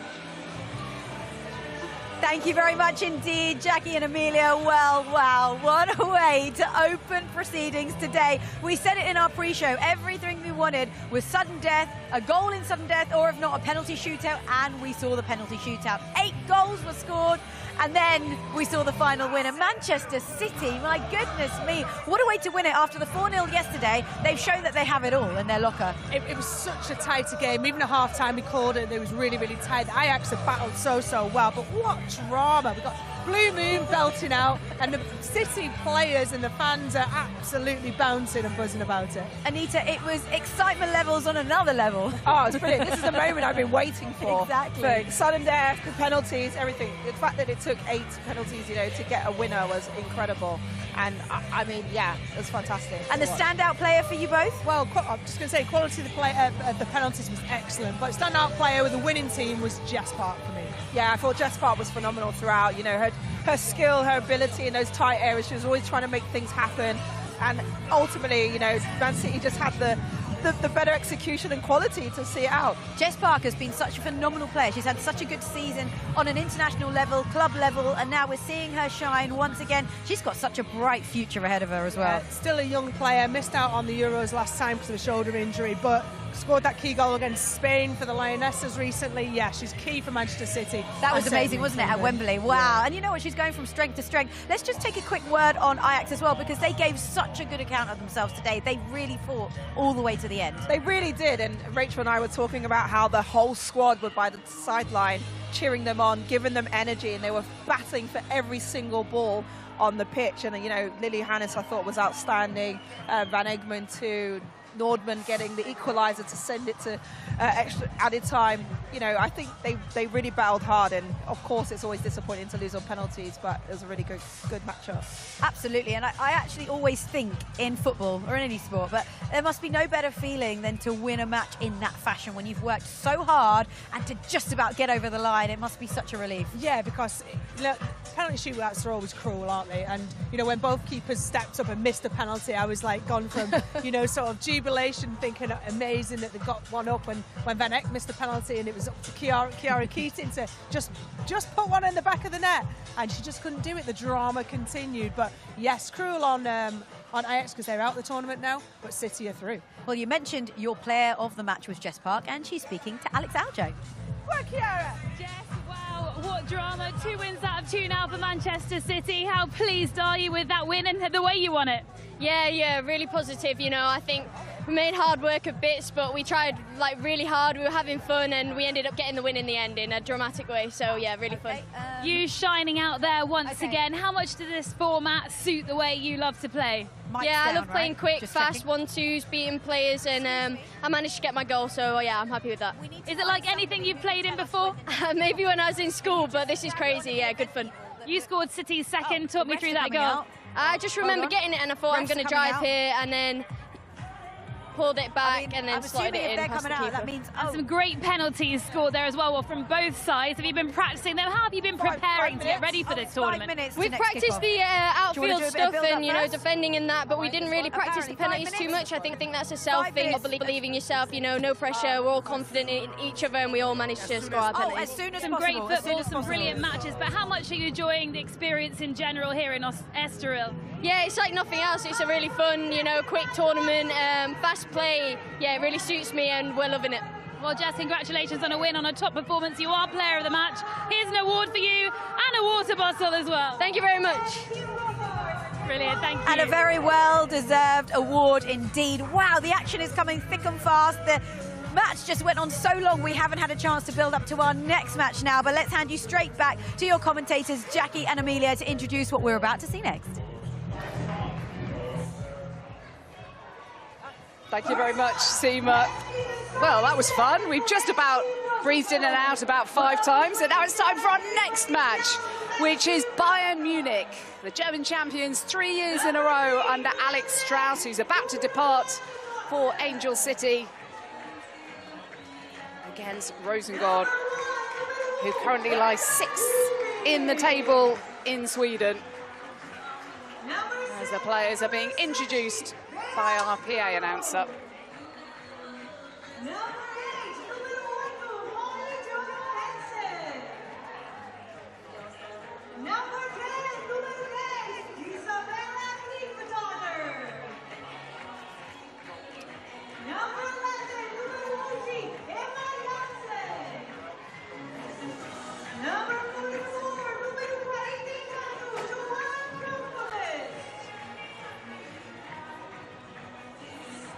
Georgia Stanway there in the middle of your picture. Looking to return from a knee injury, which has kept her out for some time. How England would love her back ASAP. Well, it's asking a lot for Rosengård here. 4-0, they were beaten by Manchester City yesterday in a rampant opening match. City being given a much tougher ride today, that is for sure, by Ajax, but just squeaking past them to make it 2 wins out of 2. And Bayern Munich, the German champions, really introduced themselves into this tournament with big smiles on their faces. They were so positive, Amelia. Absolutely, absolutely positive in this team. Let's see what Bayern can bring to the game.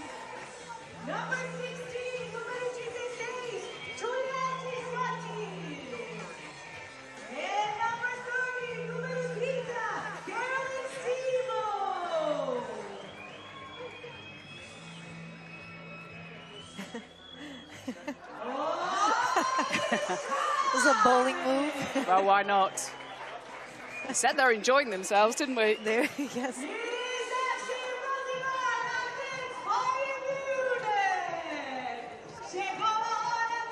Well, it was Ajax who scored yesterday against Bayern Munich, but how they reacted with 4 goals. Initially, it was ultimately given as an own goal, but Vickers de Teer on the score sheet as well, and Hansen, and then Dahlmann.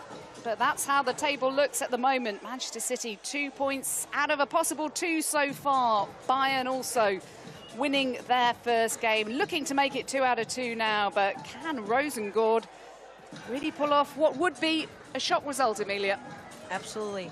Shock result. Coming out of this game, let's see what these teams can bring today. After yesterday's result, Bayern will look to continue the great start they had.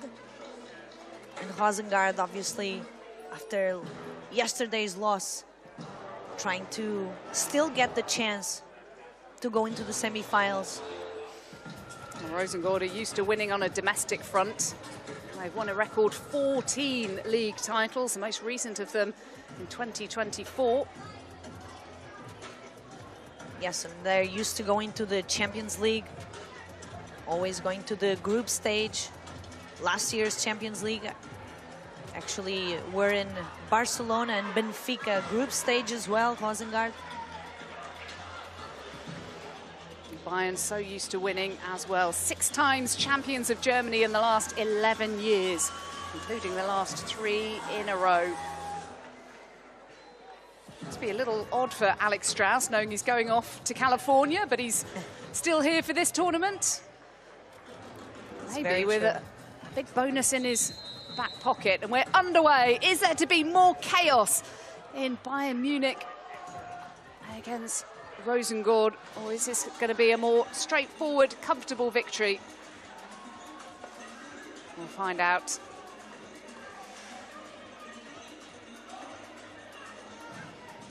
You can see already a lot of mobility, a lot of movement from the Bayern players to making movements of attraction, proximity, to be available, line a pass to the teammate. Emma Janssen.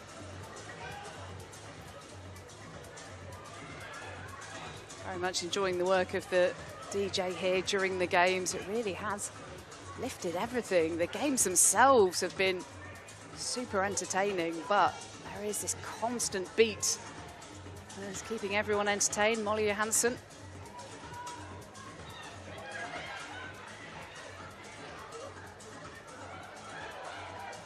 Conquest. Conquest and great save. First of the game so far. The last match setting pretty high standards on the entertainment front. Now Johansson prepares to take this corner kick. Well, the danger was well read. It's now Bayern looking to break. Damjanovic was one of the busier players yesterday. She was our player of the match, in fact, and came over to have a chat with us in the studio. Lively player, got a water bottle at the end of it, the one that I almost nicked, thinking it was up for grabs. It was actually hers for the Player of the Match award. Yeah, Serbian international, a very important player for this Bayern. Simon, I'm not sure she meant to go for goal then, Caroline Simon. But such is the nature of the wind here that anything can happen.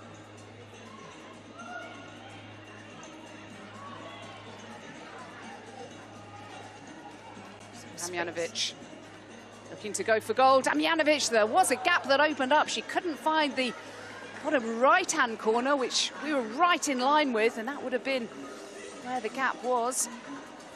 Yeah, nice cut to her left foot. Yeah, Damjanovic cannot have that much space, especially near or inside the box.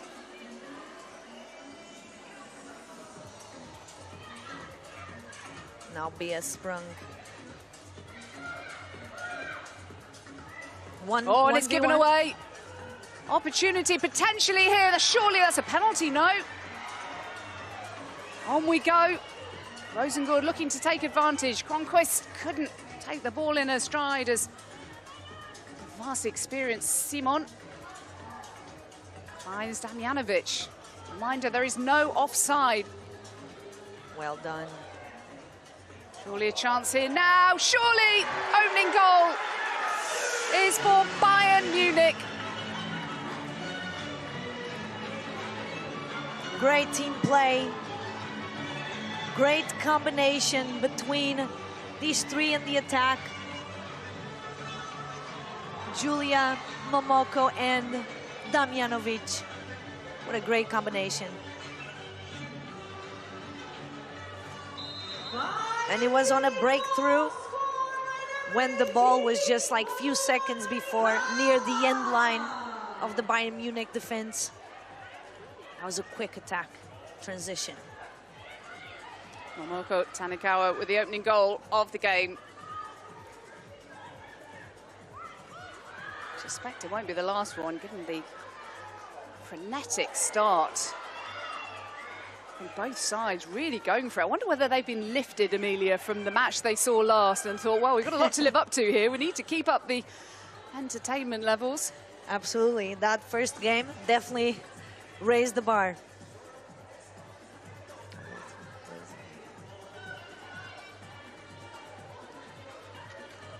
So 2 defenders coming out of the first build-up phase. Roseng doesn't have a high pressure. Players dropping deep.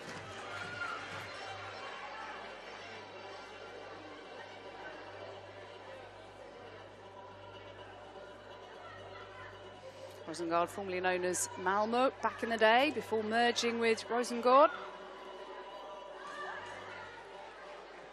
So used to winning on a domestic front, but international competition, pretty different.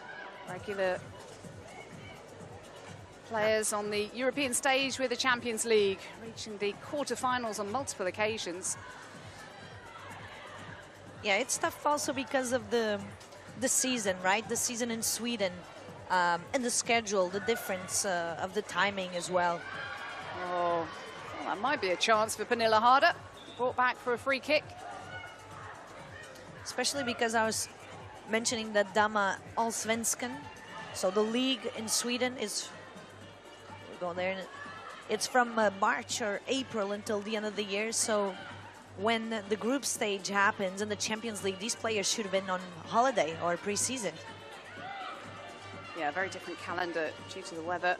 Oh, an opportunity well off target. But yeah, they played 8 games in their domestic league season and they're only 6th in the table. Not a position they're particularly used to being in, but it is still relatively early stages.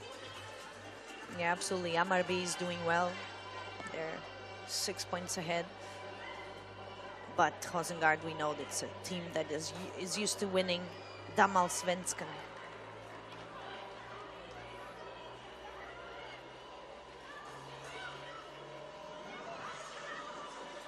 Damjanovic helping defensively.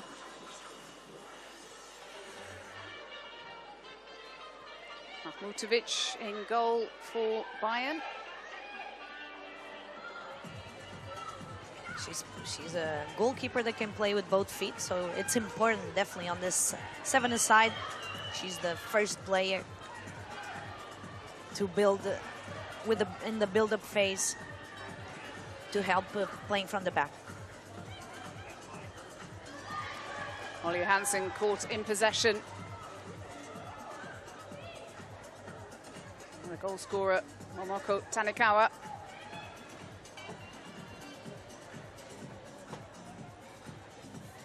Not that much space. Center of the pitch was very crowded. Good defending and positioning by the Swedish team. Substitutions. Julia Zigiotti-Ulmer, who we're used to seeing in England playing for Brighton for a couple of years until last year. Pernilla Harder being rotated to keep up her energy levels.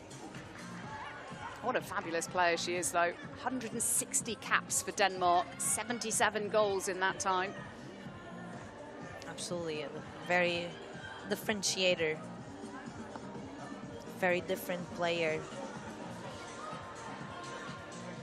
Singular in their own abilities as well in the squad.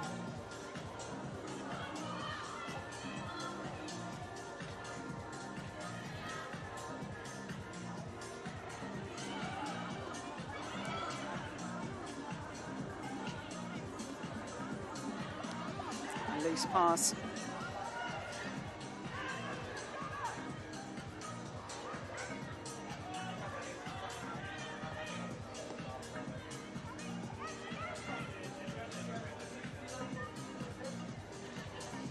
Bayern Munich really brought those positive vibes yesterday.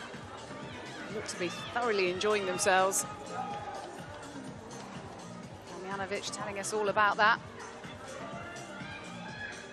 Just the 1 goal so far from Momoko Tanikawa, 20-year-old Japanese player.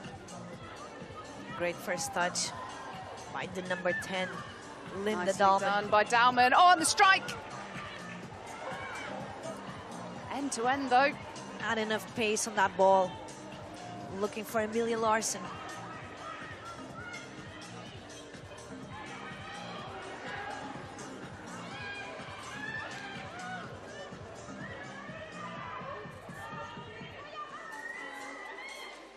Back out to Janssen. Zigiotti away. Damjanovic. Trying to play out of the back. Quick combinations, well done. Pass between the lines. Zavistova literally just came off the bench for Damjanovic, just out of your vision. Trying to get this chance from outside of the box. Number 24, Veronica. I'm trying to work out, Amelia, whether I feel sorry for the fourth officials or whether I think they've got an easy life here, because they don't have to put a board up, they don't have to punch any numbers in to announce who's about to come on and go off, but they do have to try and keep track and make sure that two players don't come on for one player coming off. It's not that straightforward. Absolutely, especially when there's so many coming on. And we'll see now on part of the Swedish team, 6 players will be changed. So that's the whole team except for the keeper. Yeah, it's what PSG did yesterday in the 7-a-side tournament. Oh, what a Bayern got here. Oh, nice, it's a lovely ball in. What about the finish? Tuva Hansen with the effort. Denied by Eartha Cumming. Great through ball into Norway International. Just couldn't get it. Good save as well by Eartha Cummins, the Scottish international.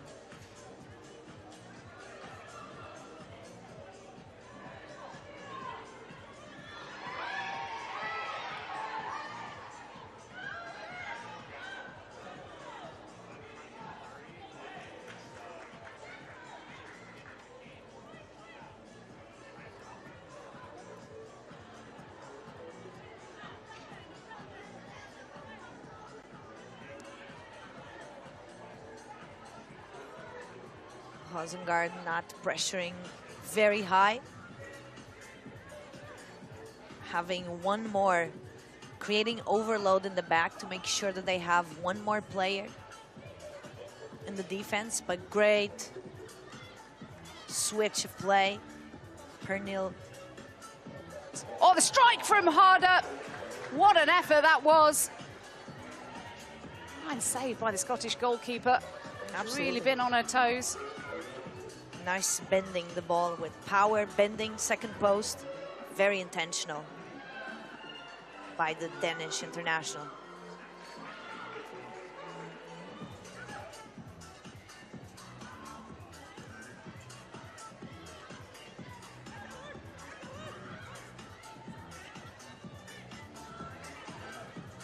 Doesn't risk much, Roseng&aring, even though they're 1-0 down.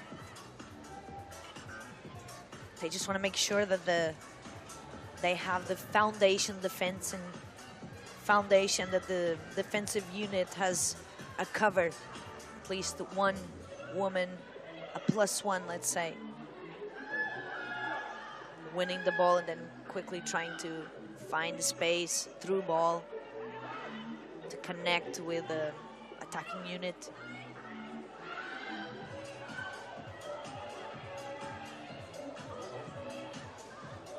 Simon Harder, who really stung the paws of Eartha Cummings just a few minutes ago. And still, they're looking to attack again. Bayern finding a little bit of space here for Simon. So used to seeing her at major tournaments for Germany. Nice ball. Lovely pass from her. What can Bayern do here? They won't be happy with just the 1-goal advantage so far. Scored by Momoko Tanikawa. Damjanovic comes back on as play resumes. That was well done. Oh, what a strike. Denied again by Eartha Cummings. What a great save. And a great shot as well.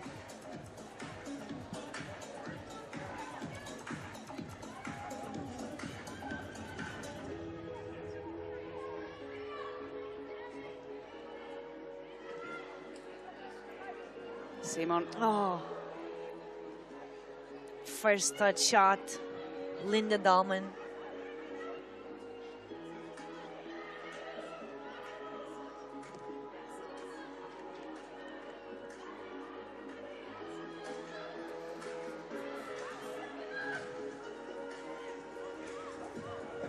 Cummings. Trying to play more direct, finding the forward. Trying to find some space, Emilia Larsson.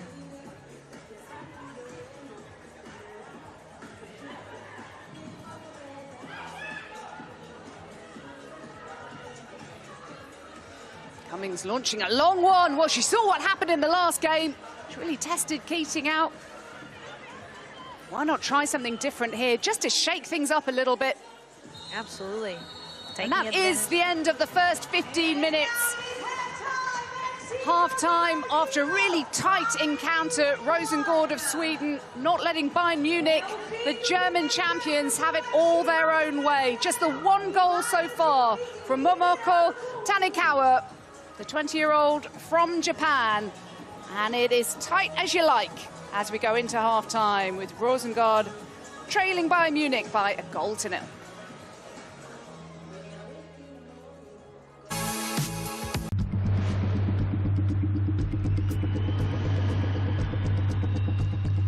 Discover the sport you didn't know you needed. Not just the bright lights and big leagues. This is back roads and bases. Grit and guts. Full throttle action. We're talking touchdowns and track and field. Powerboats with A-listers. Gravity-defying skaters.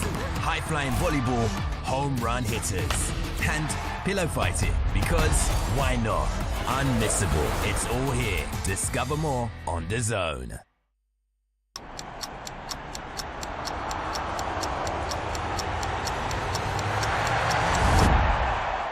This isn't new. This is world-class sport at its peak. Witness football, volleyball, basketball and boxing. The biggest names, the biggest stages. Brilliant finish! The best in the world. Got a lot to celebrate. Unmissable. This is off the scale. This is where you watch. Written in the stars! DAZN is the global home of women's sport.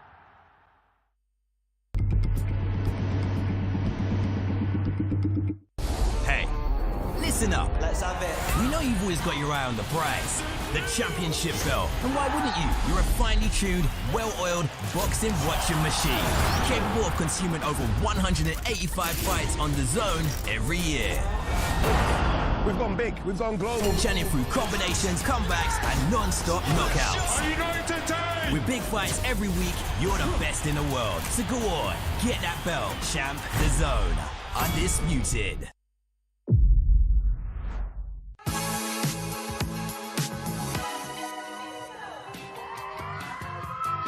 Hello and welcome back. Well, it hasn't been as eventful as the opening game that we saw, but there has been a goal in it. I have Caroline Seeger and Rachel Brown-Finnis with me, and we've been standing by watching this one. And how much have you enjoyed that first half, Rachel?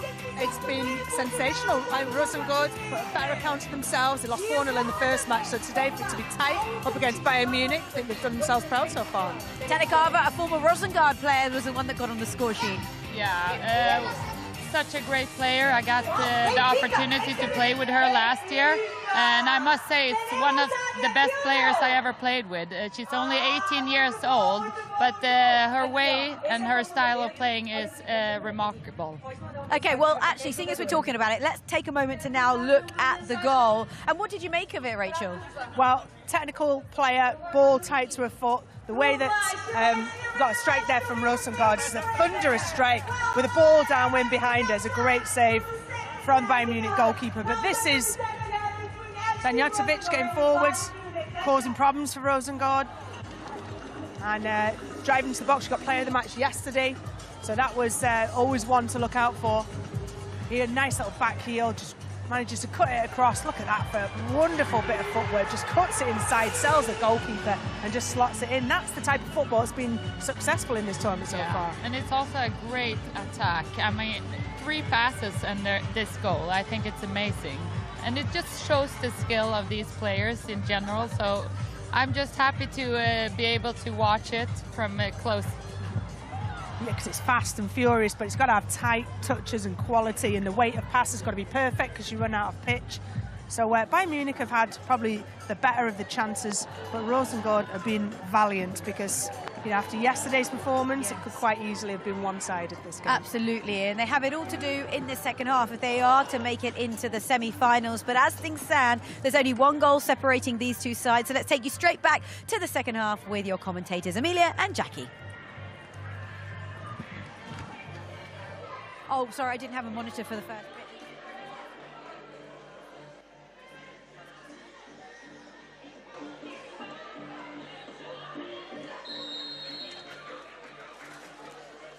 Oh, we're back underway for the second half with Damjanovic. Bayern Munich the better of that first half, but Roseng&aring making sure that they're very competitive and really trying to go for it from the first whistle of this second period. And when there's only one goal in it, you never quite know what is going to happen. Oh, and here's an opportunity. Could have taken it first time, perhaps. Surely now. Opportunity taken by Jovana Damjanovic. They had been threatening, and now Bayern Munich have a little bit of daylight, just seconds after the restart. Yes, what a start in the second half for Bayern Munich, and who else but Damjanovic in the right place, right time, great shot. Not too many possibilities of a save that close with that much power for the Scottish international on goal for Roseng&aring.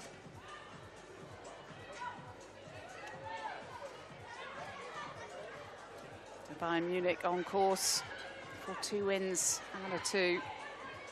Yeah, definitely placing themselves as a high contender for this final.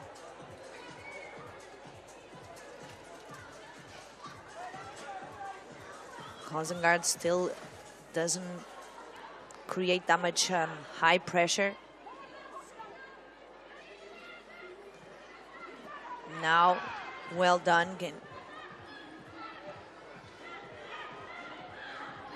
Once Roseng&aring, no offside, remember. They just try to nip in there. Yeah, the pass by easier said than done. Pelgander was too close to the end line.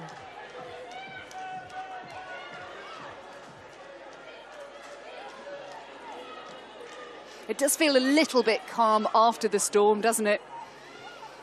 In terms of that last match, which was utterly sensational to get us underway. Oh, and they're in for 3-0. Pernilla Harder, and the first header of this tournament. And she surely couldn't have been denied for too much longer. A player of her talent and prodigious standing in the game. And Bayern Munich are well on their way now.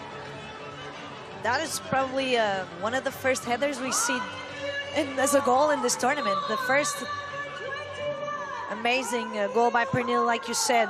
She's used to doing this. She scored 14 goals in 22 games in the Bundesliga, Frauen Bundesliga. All right, what about an opportunity to get back into it? Close right in front of the goalkeeper, Kronqvist. Yeah, Kronqvist very much there to be able to tap it in.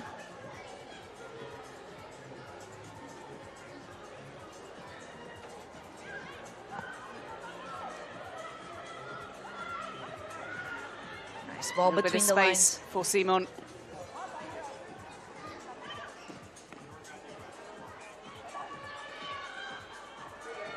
Now here's Johansson. Foul on Molly Johansson by Savistova, the Poland international. As Svea Sprung comes back into it, the young Swede. Talented young player. Looking to see more of her. The number 7 for Roseng&aring in the white. Absolutely. International for Sweden, U23. 20 years old.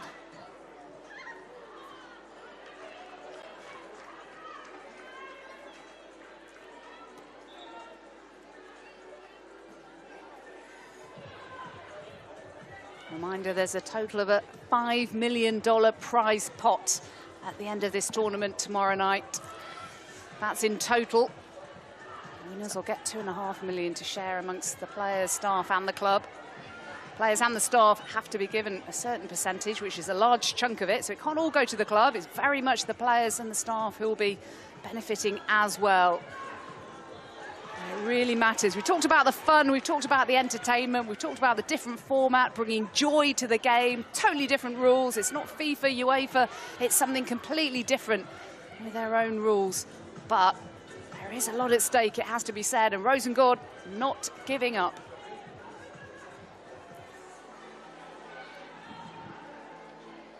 Anna Andersson, another Swedish midfielder coming on. Rolling substitutes. A reminder, if you are new to this tournament, it's 7-a-side. That's for the 30 minutes, and if it's still level after that, sudden death extra time, sudden death penalties, as we had in the first game. Incredible effect. It really was outstanding. Tuva Hansen. Trying to find some space on the last third, but very tight spaces, the positioning, movement off the ball, but very patient, managing the possession here, Bayern. Marco Tanikawa, first goal scorer, harder. Such a top player at a time at Chelsea as well, a seasoned winner.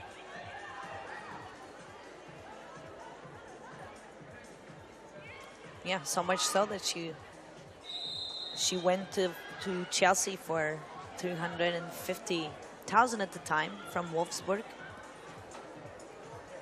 Doesn't sound very much, does it? But at the time in the women's game, it was quite a lot. It's funny how things have changed in the last couple of years, and we see these types of amounts. Double substitution for Bayern Munich. Julia Ziggiotti coming back on, so to Michelle Ulbrich. Yeah, providing that width to stretch the game so the players in between the lines can appear behind the first defensive line of Roseng&aring and get the ball, then progress, finding those spaces. Well done now for the Japanese. Damjanovic. Damjanovic again! Good save. Eartha Cummings has been fantastic for Roseng&aring, the former Charlton Athletic goalkeeper. Scottish player who almost had both of her legs amputated during complications during an operation when she was 17 years of age. Really serious illness she had at the time, but has come back magnificently and has been a really vital part in this Roseng&aring side. Now this is good play by them. Can they find a goal from somewhere? Their first of this tournament. It's been really tough for them. Manchester City in the strike from distance, spilled by Mahmutovic. Yeah, well done by Emilia Larsson. Risking it, seeing that the team is having some difficulties to find the space in the last third. So a shot from at a distance. And definitely put the goalkeeper, Gross,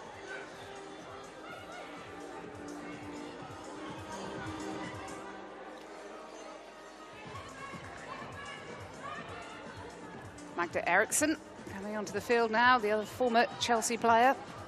The Bayern lineup, captain, what a legend she is to Chelsea supporters. The Bayern Munich number 5 slotting into defence. Definitely more than 100 times international for Sweden.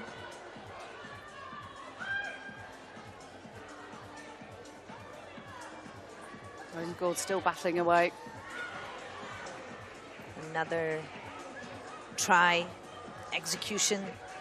They just haven't really tested Ena Mahmutovic enough, really. I know it's easier said than done, of course, with the fabulous players that Bayern have.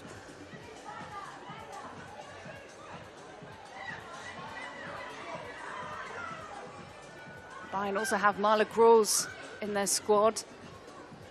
A player who returned to action in March after 4 months out with cancer treatment after they discovered a malignant tumour. Fabulous to see her back. Yeah, and the game back that she defended a penalty. I think she'll always remember that. Eriksson battling away. And the referees have had a fair amount go. It's been really competitive. every single game, the players have fought for everything. Talking about the fun in the sun, the players, whilst they're enjoying themselves, they've really been getting stuck in. It really matters, this tournament. Emma Janssen was allowed to travel a fair way, but it's another matter trying to break through this stubborn Bayern defence. Yeah, they are closing the gaps, closing the center of the pitch. There's no through balls going in the middle of the block, we can say the unit. Bayern Munich is not giving away that many space, that much space. I think that's been the key, hasn't it? Very little space for Roseng&aring to operate in. Yeah, very tight in the marking. Players are having trouble to get rid of the opponent who's individually marking them. Very strong team, Bayern Munich. Physicality and not letting the Roseng&aring players turn. Bayern 4.5 minutes away from their second win out of 2. In case you're wondering, this pitch is officially half the size of a regular 11-a-side pitch. It looks a little bigger than that, but the way they've cleverly set up the stadium here in Estoril, it is only half a pitch. I thought it would look a lot smaller in real life, but it does look pretty big.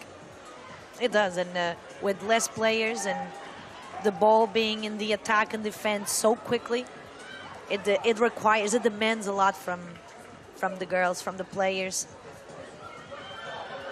I'm sure a lot of them say, thank God for the rotation, the subs. 2v1 now. Now Bayern, what can they do here? Chance for Harder, who is a little on her heels. And she just wasn't perhaps expecting the pass at that moment from Linda Dahlmann. It looked as though Dahlmann was going to have a strike herself. Yeah, ended up to being like too much pace. And ball over the full line.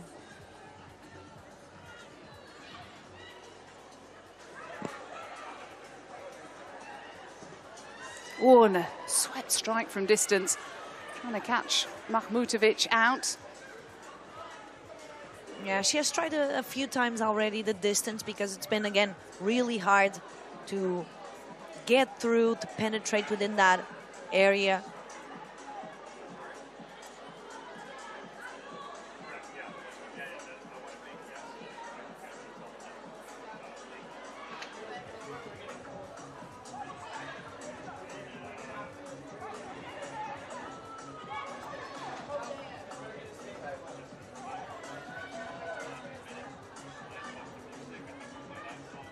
Trying to find the space, the Bayern Munich defenders. Exploring the width as well. Good change of flank. Damjanovic on Harder for once. Getting his shot all wrong. So used to it being so clinical in that situation. Some urgency now for this throw. I think it was with the ball, with the handball by Damjanovic.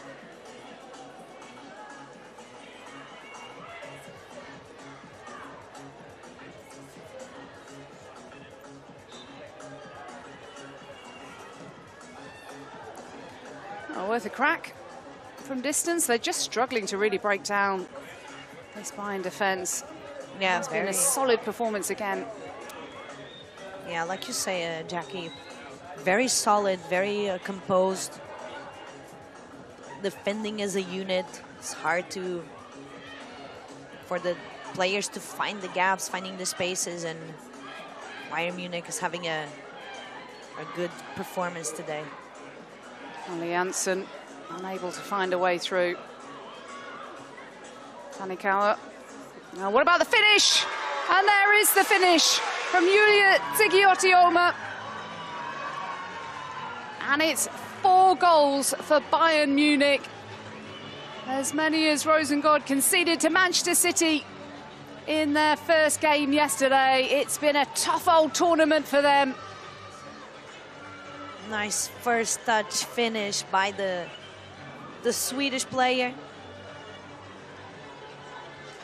Now the score, same score as yesterday's match for Roseng&aring. definitely will want to have at least a go, have at least that one goal in the tournament so far.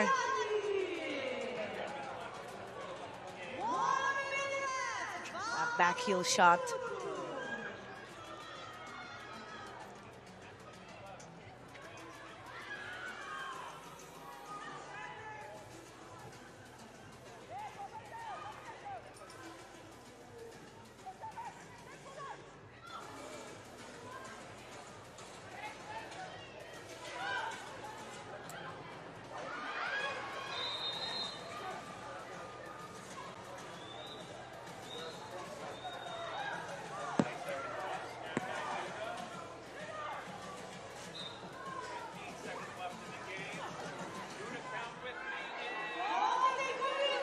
Seconds away from the end of this match. It has been a comfortable victory for Bayern Munich and a chance for a fifth.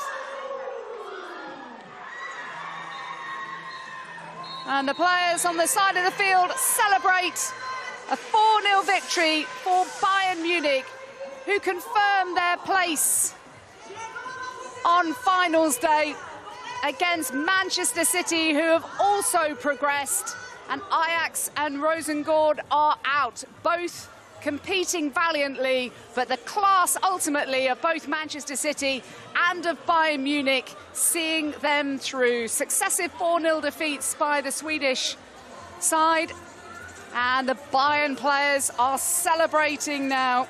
Confirmation there at the table, Bayern on top on goal difference, having won yesterday 4-2 against Ajax, and Manchester City also through. And let's all do the conga. Well, Bayern have come to party, they've come to have fun, they have come to win it, but they're celebrating the fact that they will be here tomorrow. Now, what a laugh that is going to be. They're having a day. I mean, the performance is going hand in hand with how much fun they're having and making it through.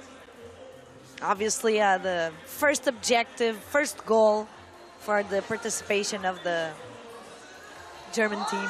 Well, let's have a look now at the moment of the match presented by Invisalign. And it is the first header of the tournament, scored expertly by Pernilla Harder. How many times have we seen that in her career? And Bayern Munich safely through.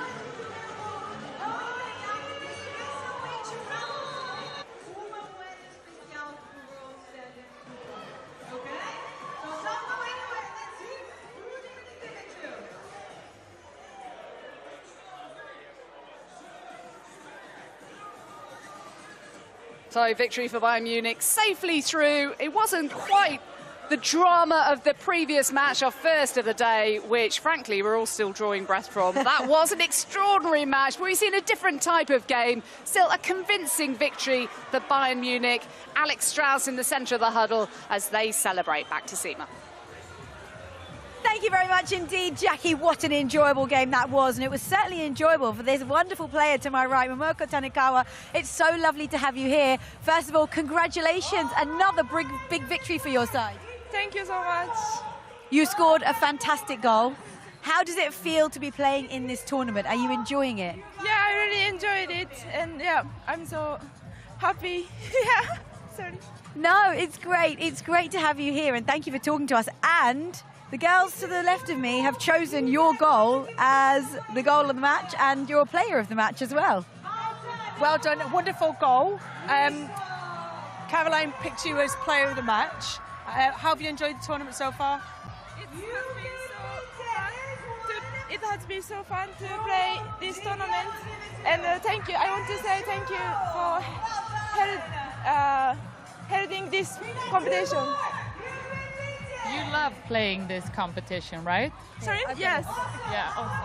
Yeah, you know how much I like you as a player, and I think you keep on improving. And you keep on growing, and your English is getting so much better. And like always, I'm very proud of you, and I hope you enjoy this tournament because I know you, so I know you are enjoying it. So. Thank you. I also and actually we're watching your goal now. Oh. Great bit of skill. Thank you. Are you proud? Are you proud? Well, look, I can see how happy you are, and it's great to be able to show you back the goal that you scored today, the one that opened up the scoring for your side's fantastic 4-0 victory. Let's hand you over. Here's your present from me. I bought it this morning. So here you go. Congratulations. And this one too. This one, thank you. Yes. Okay. Yeah, that's good.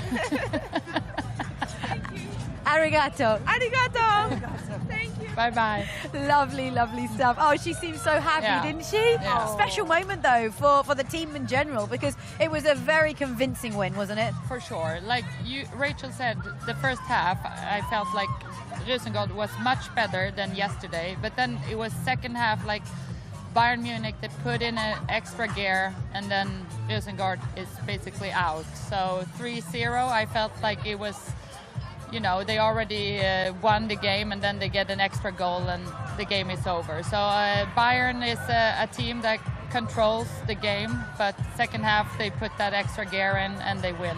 Well, let's take a moment to look back at the highlights of that match, and we saw the celebrations post-match, didn't we? And that was because it was a very, very convincing win, and it was Tanikawa that got the goals going. Yeah, and it's that tidy, incisive football, one touch, two touch, tidy touches, short, sharp passes that have been effective throughout this tournament so far, and this is a classic example, and it's a really kind of composed finish. Look, just outstretched, but chops it across the goalkeeper, keeps it tight to her foot, lovely little outside the pass, outside of the foot pass. And you know, it's been sort of classic build-up. No need for offside, holding your runs there. Manages to hold on to it really well, and again, a tidy, well-weighted just pass across the box, and it's a relatively simple finish. How many goals is she on now? 2 or 3? Yeah, she's player of the match yesterday, so she is. Yeah, a couple of goals I think she's on now, so it's brilliant, isn't it? Yeah. So it's that type of football when you can get your head up, roll, and just roll the ball into players. That's sort of the futsal style football. You know, making sure it doesn't go out off the byline. And then, I mean, the goalkeeper had a great game. She got absolutely peppered at times and did make some really good saves. We were torn as to whether to award her player of the match and the first header of the tournament. How good was that, eh? And it's also harder, so I'm not surprised by that. But it is cool to see how the teams develop from yesterday's games. I think they did their homework last night and improved a lot, because today I see they're more comfortable. They know the style of playing in a different way, and I see some tactical stuff that they probably improved also. I think teams will be looking to do trying to figure out what they need to do best rather than look at the opposition. Yeah. I don't think there'll be too much analysis looking at the opposition, sure. But it's trying to figure out how best to use play. this format Exactly. and how best to play. Yeah. Because, you know, no team's been in this format before, and so, but now they've been in and had a day of it. I think every team wants to win it. Oh, for sure. I want to win it, but I can't play. Does it make you want to get your boots back on and go out there? So much. I'm so jealous. I mean, this is what you also grew up with, playing this type of football. So I'm very jealous of the girls. Okay, well, on that note, we're going to take a quick break, after which the action will continue here. It's been a fantastic morning so far. We have loved every single moment of it. The DJ has as well, but fantastic goals all around. And we will be heading into our... It'll be Roma, PSG after this.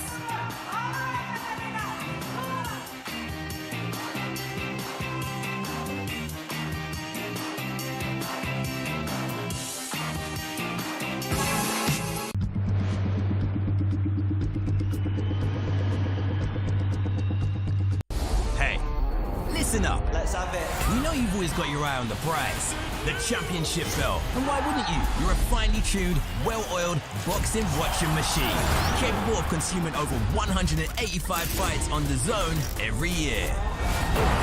We've gone big, we've gone global. Chanting through combinations, comebacks, and non-stop knockouts. With big fights every week, you're the best in the world. So go on, get that belt, champ. DAZN, undisputed.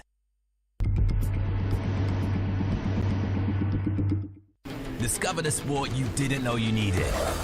Not just the bright lights and big leagues. This is back roads and bases. Grit and guts. Full throttle action. We're talking touchdowns and track and field. powerboats with A-listers, gravity-defying skaters, high-flying volleyball, home run hitters, and pillow fighting, because why not? Unmissable. It's all here. Discover more on DAZN.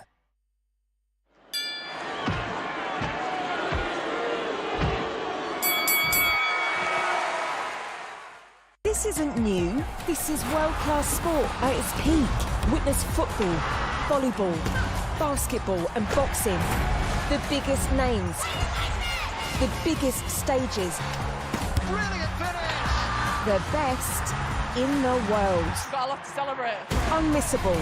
This is off the scale. This is where you watch. Written in the stars! DAZN is the global home of women's sport.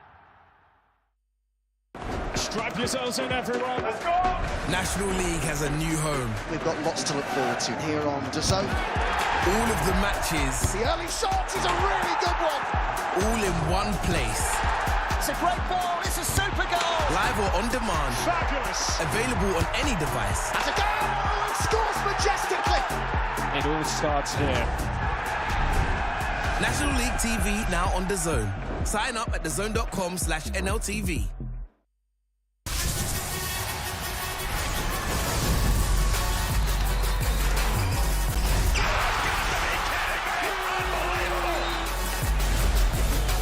To the 8th of June, live on DAZN.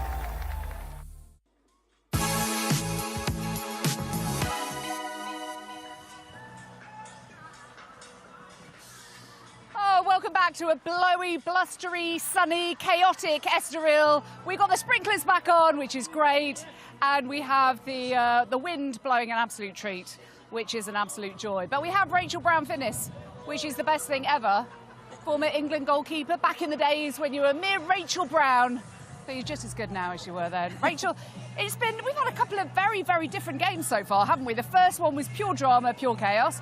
And the last one just now was a pretty dominant performance from Bayern Munich. It was indeed. Bayern Munich sort of asserted their dominance, certainly in the second half, didn't they? The one before that, the extra time, the penalty shootout. I mean, it's been absolutely brilliant. I'm trying to keep up. There's been no time in between games to sort of digest what we've just seen. But it seems everybody's absolutely really enjoying themselves, loving it. We've had some absolute legends on as well as part of our lineup. We have Caroline Sager there. Whoa! But so far it's been excellent. So I'm looking forward to the next one. Yeah, I think it would be a really bad idea if we weren't to show you the goals from that first game again, because it was, we get absolutely pelted with water. Were they waiting for me to come back in here, were they, before they do this? So this was the opening match, and it was utterly ridiculous, and it was Ajax who were super positive. Oh, this is from the first match yesterday. I think we're doing bangers from yesterday, this must be titled. But this is Giuliano from Roma. They're up next, and she scored 2 absolutely sensational goals. Give her a little bit of space, and this is what she can do up against Valentin Joyce, who's got the joint most clean sheets in the Women's Super League this season for Manchester United, the USA international. So no easy feat to beat her from there. But that's what quick thinking, excellent execution. That's and with a little bit of wind assistance as well, I think, today. That's what teams can do. It was. And they're taking on Paris Saint-Germain. It's a very different looking PSG to the one that we're so used to seeing, without some of their superstars, but they still had plenty of talent in action. Yeah, they did. Not the sort of household names that we would associate with PSG. And it was Lara Martins who scored the first goal for Benfica, and that was great because it was one for they're at home in essence. But quickly, I think it was 40 seconds between Benfica opening the scoring and Benera scoring the equaliser, just showing their little, I'd say, elevated quality. PSG, and what a strike here outside of a left foot. Beautiful strike. And then that's when PSG got into the stride. And they opted for the tactic, didn't they, of 6 players on, 6 players off at any substitution, and that quickly led to getting that decisive goal in the penultimate game of yesterday's tournament. A little bit scrappy. PSG will want to be a little more fluid, but they did it in the end. Yeah, both Roma and PSG desperate for the win. It is absolutely scorchio here, isn't it? It's definitely SPF 50 weather, isn't it? We both got it on today. It is brilliant. But I mean, Manchester United, when they came on yesterday, they just had to follow Manchester City, who just won 4-0 and was so convincing in their game. It's a little less convincing, but they were still entertaining in the way they played. Yeah, I mean, Manchester City blew Roseng&aring away, and, you know, maybe that, no disrespect to Roseng&aring, was the standard of football that they were playing. We've seen a similar outcome against Bayern Munich just now. So, but when we're talking about Manchester United, they've got, you know, a very strong team, the likes of Ella Toon, you know, Lionesses that are playing, and looked pretty slick. Actually got their lead got cut and went to 1-1, and that's when I think you saw another gear from Manchester United. And certainly talking to Mark Skinner and Ian Wilcock, the goalkeeper coach from Manchester United, you know, they're here to enjoy it, but they're here to win it as well. Yeah, the fans are really starting to file in here now. The atmosphere really being cranked up a treat. But what are you expecting in our next game? Are we thinking it's going to be a repeat of the first game of the day, which we kind of admittedly are hoping it's going to be, with the drama of this sudden death extra time, sudden death penalty shootout? Or do you think it's going to be more one-sided? I can see these two teams going toe-to-toe, to be fair. Giuliani, who scored the absolute world, is, I think, PSG, but all teams will have done a little bit of analysis last night, not necessarily on their opposition, but certainly how they can take their game plan to the opposition. But there'll be certain things they'll be aware of, and that'll be one thing they'll look at, is Giuliani not letting her have free rein and shots from distance. PSG will try to assert their dominance with the ball at their feet, and I can see this one going to extra time, Jack.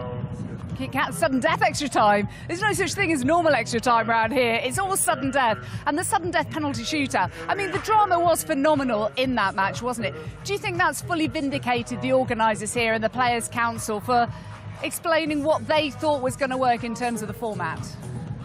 It just was a matter of time. The fact that we didn't get it yesterday was a little bit disappointing probably to all the organisers, because they knew how dramatic it would be, they knew how exciting it would be, what a spectacle it would be, and that's the whole point of having it, is that it quickly, you know, within sort of 15 minutes draws a conclusion to a game. They're very American in that, you know, we don't want any draws. It's just 1 point for a win in this, 0 for a loss, and nothing else counts. But we got it today, and it was a brilliant showpiece. I thoroughly enjoyed watching, even though the goalkeepers ended up missing the penalties, City came out winners. OK, let's cross over to Alex now. It's with the PSG coach. Paulo, o que espera dos jogos de hoje? What are you expecting from today's game? Eu espero que elas possam ter muito prazer em jogar junto e que a gente possa fazer um ótimo jogo, né? A gente sabe que a gente precisa ganhar para poder classificar. Então, eu acredito que elas estão preparadas para que a gente possa fazer o melhor. I'm hoping that we can enjoy it a lot playing today, that we can play all together, and obviously the aim is that we go through, that the main thing is we have a good time playing together. Gosta de jogar nesta competição? É como futsal, verdade? You said it was like futsal playing in this. Are you enjoying it? É verdade, eu sou brasileiro, né? Então eu fui formado no futsal, né? Então jogar no futebol de 7 se assemelha muito. Então a gente tentou colocar algumas estratégias que a gente conhece pela experiência que nós tivemos no futsal. E eu espero que possa sair bem e que as coisas possam acontecer, mas o evento é ótimo, né? Eu acho que o evento tá de parabéns. Yeah, he's saying, well, I'm Brazilian, so of course I am comparing it to futsal. I'm trying to use the same tactics, and I'm hoping I can get that message across to my players, because, yeah, there are a lot of similarities between this and futsal.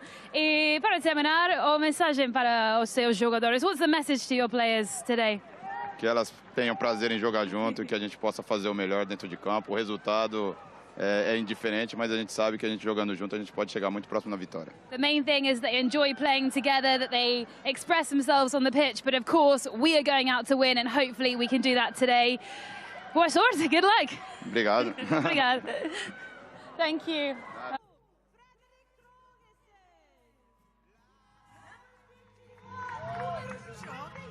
Game in Group 2.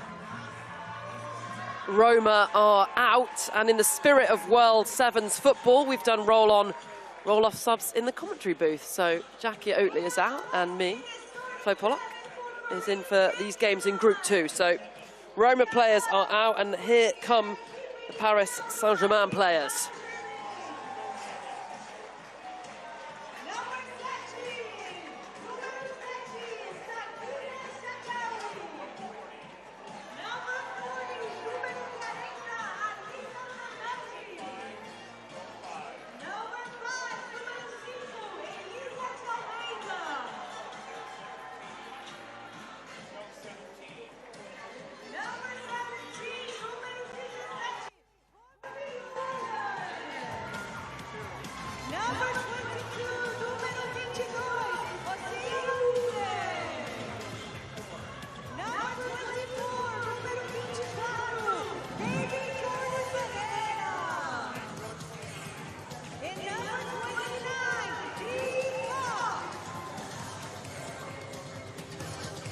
So there are the Paris Saint-Germain players and a few more experienced heads in the squad today, in the starting 7 anyway.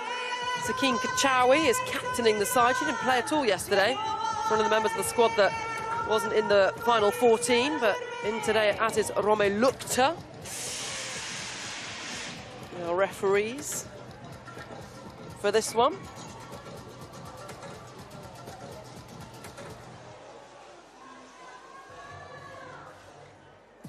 So there's the lineup then for Roma. Cesar in goal still. Thorgson, Giuliano, who scored 2 yesterday. Catherine Kuhl, Trollsgaard, Wiens and Pante.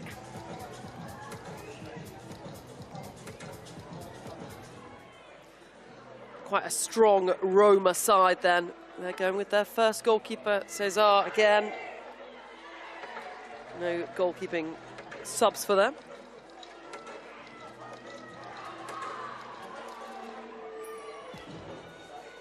And the 7 starting players for PSG.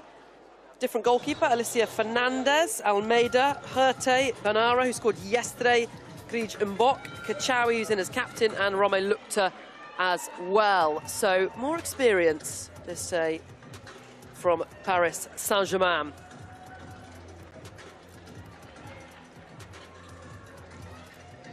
And alongside me for this one is Emilia Pereira. And who do you think are favourites? This is going to be a good afternoon again to everyone at home and to you as well, Flo. Welcome to the second day. We had an amazing start of this day. Still like thinking here of my chair, and we hope to have more games like this one. Follows the competitiveness that we had on the first match. That was very even, like the equilibrium between the teams. We get to penalties. That was great. But yeah, PSG will definitely try to keep the momentum.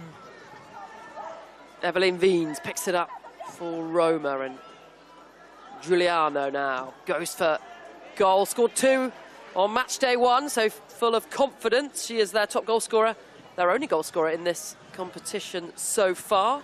Also top goal scorer in the league season for them, Manuela Giuliano. And these games in Group 2 have been a little tighter. So Paris Saint-Germain beat Benfica 2-1 yesterday, and Roma lost by 3-2 up against Manchester United yesterday. So 1-goal margins in it. So a little bit tighter. It's with captain Kachaoui, experienced French international. Yeah, left foot, the ball very close to her feet. But Roma, at the start of this match, we could see defending in 3-2-1, at least when they're not in possession. So that's interesting. Not something that we're seeing too much here, but we know the system, the structure is very dynamic. Giuliano knocks it off Herté. And it's back with Sane Trollsgaard. Very experienced player. Up to Wiens, good control from the Canadian international, but Mbok is there waiting. 3 French internationals, experienced French internationals in this Paris Saint-Germain side, as it's tipped over by Fernandez in goal, behind for Roma's first corner. Yeah, Manuela is very confident after yesterday's 2 goals outside the box. So she tried already twice this first 2 minutes of the game. I love the Paris Saint-Germain kit with the splash of blue and red to make the Eiffel Tower shape. Yeah, definitely. Their shirt. They're always stylish, the French, aren't they? They are. Back with Trollsgaard.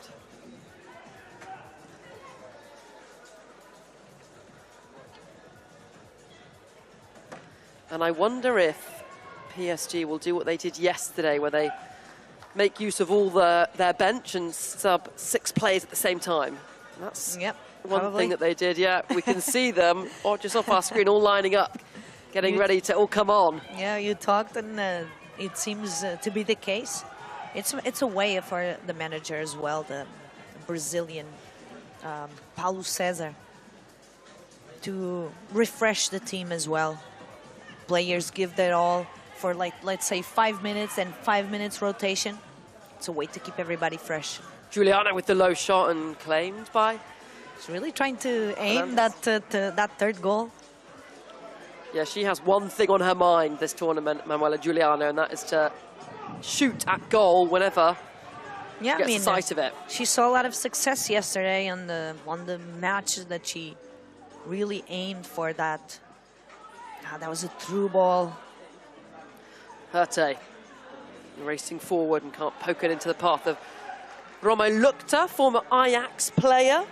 14 goals, all competitions this season. Her debut season at Paris Saint-Germain with Ajax. Yeah, that was a good first season for the Netherlands international. A lot of our former teammates here representing Ajax, catching up with them. Yeah, absolutely. I mean, having elite teams from Europe coming together enables for that as well.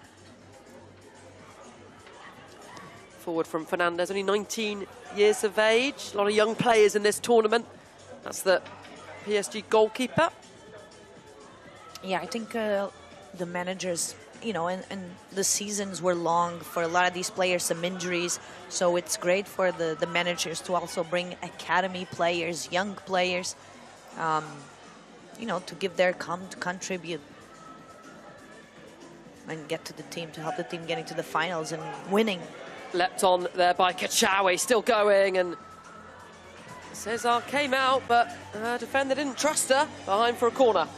Yeah, she didn't want to risk it, so Torgerson playing safe. She's blocking that pass to the number 7. A little way with that corner from Lukta, back with Kachawi. Edging forward. Lovely technique outside of the boot pass out to the wing. Still going Kachawi, trying to shrug off the challenge from Catherine Kuhl, and De Almeida always leaning back on that one. Yeah, Kachawi is one of those players that she cannot have that much space, and especially when she tries, she's next to the beginning of the box, let's say near the box, and she can aim to that left foot. So well done, Roma team, closing the gaps and closing that center of the pitch so she couldn't shoot. And here come wholesale changes then for Paris Saint-Germain. All 6 outfield players off, and a new bunch of 6 outfield players on. Immediately into the action is Dawson. Scored yesterday, the Norwegian forward. Number 16 on the back of her shirt. Recently signed a contract extension with Paris Saint-Germain. Norwegian, young player. 18. Roma also have made changes as well. Pilgrim. Back to Cesar. Wasn't quite expecting that, but he's okay.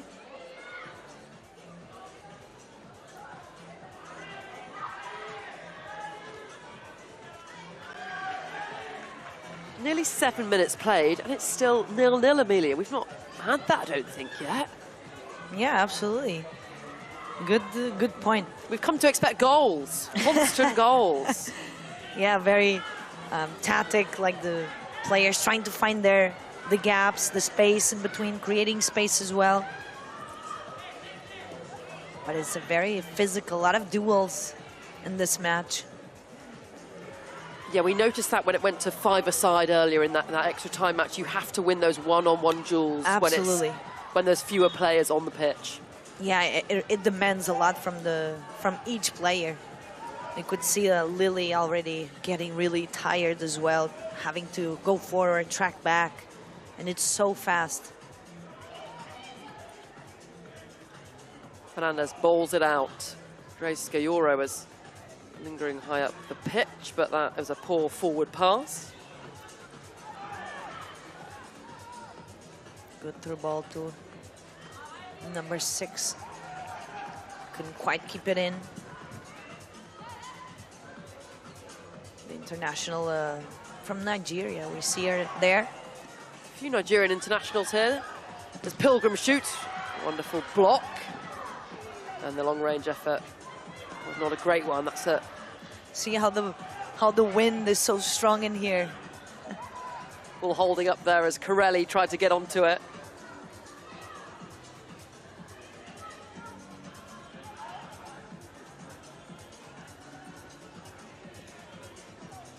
Over midway into this first half and still 0-0. Yeah, the teams are defending well. And this is a good chance. That's a nice cut back, and it's a fantastic finish. Roma in front. Alice Corelli with the low hard drive. Great opener for this match. Alice Corelli, the Italian under 23 from the Roma Academy, opening up this match. Really good finish from her, and on the other end, Dawson nearly levelling straight away for Paris Saint-Germain. Yeah, appearing on the back and gaining the front to Oladipo. PSG trying to react immediately. Again, I'd hear two Nigerians in this duel. Number 19, Oladipo, the defender, winning this ball. Goes the throw in. Not enough power on that header, not like the one from Pernilla Harder we saw earlier. It's back with Fernandez in goal. As we don't see that many crosses, you know, higher crosses, it's definitely harder to see a... Oh, and Corelli again, this time blocked. Out for a corner, but Alice Corelli having a very good game so far for the side from the capital of Italy. What a great run, and the through ball as well, making that movement. Taken short by Shinji Kim. Little lofted ball in, Pilgrim can't get there, and Hawa Sissoko on the volley. Watched it all the way. I didn't quite get the strike on. That's a shot from a defender, I think, Amelia. Yeah, absolutely. The ex-West Ham player trying to aim at the goal. And Paris Saint-Germain again changing all their outfield players. And it looks like Roma are mirroring what they're doing as well, because Roma have 6 players lined up ready to come on as well to change their whole side. So it's really interesting. We've almost got 2 games playing within the games. We've got 6 players of Roma against 6 players of PSG. They then switch. Then it's, again, 6 different players playing against 6 other players. Yeah, definitely. I think even the managers here are trying to find the rhythm the same way that the players were. Like yesterday, we were commenting that the players wouldn't be offside, because they're used to having to be onside. And then today, we're finding that they're getting more used to the rules. And, you know, that strategy from the managers can also play a role here. Kachawi trying to hold it up. She's playing in a more advanced position. Often plays as a defender, as Giuliano surges forward. The effort down low. Comfortable save, really, for Fernandez, who will try and set Kachawi away immediately. It's poorly given away. And the ball across, looking for Eveline Wiens. Couldn't quite pick out the Canadian forward.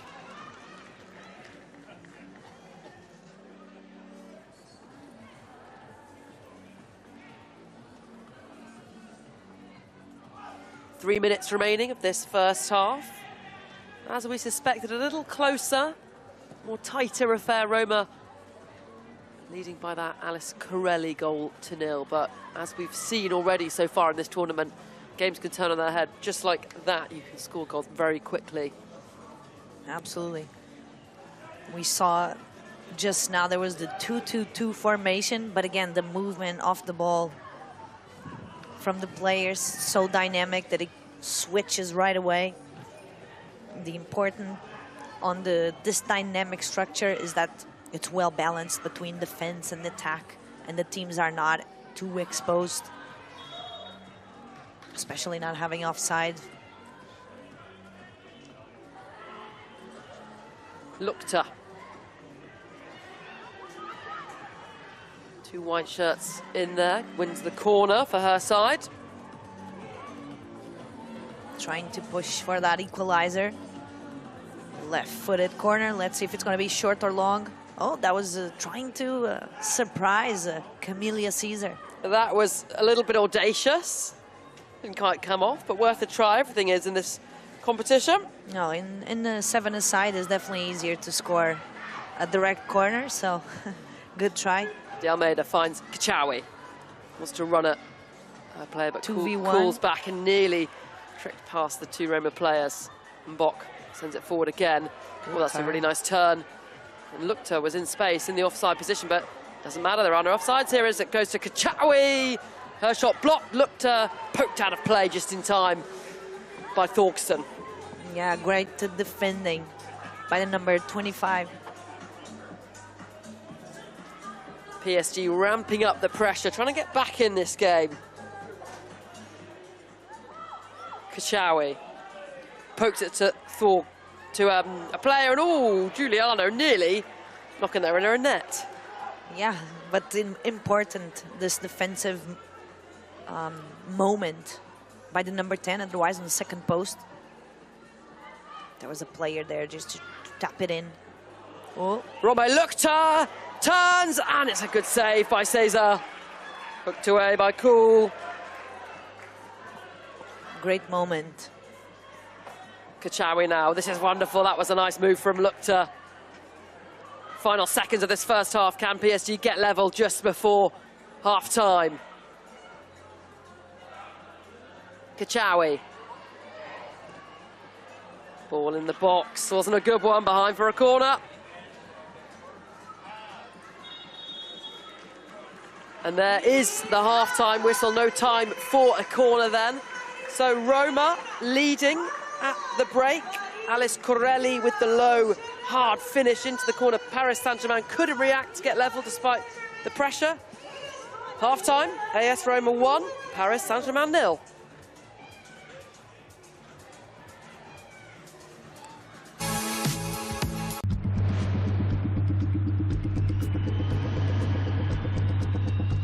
This isn't new. This is world-class sport at its peak. Witness football, volleyball, basketball and boxing. The biggest names, the biggest stages.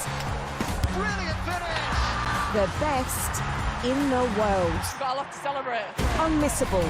This is off the scale. This is where you watch. Written in the stars! DAZN is the global home of women's sport.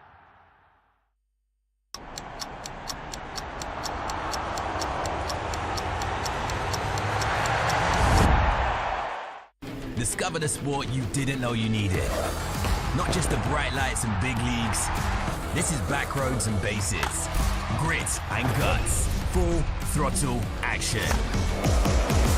We're talking touchdowns and track and field.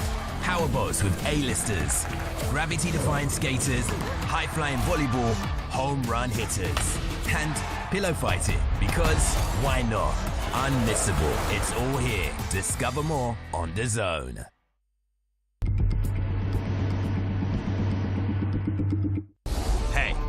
Listen up. Let's have it. We know you've always got your eye on the prize, the championship belt. And why wouldn't you? You're a finely tuned, well-oiled boxing watching machine, capable of consuming over 185 fights on DAZN every year. We've gone big, we've gone global. Churning through combinations, comebacks, and non-stop knockouts. With big fights every week, you're the best in the world. So go on, get that belt, champ. DAZN, undisputed.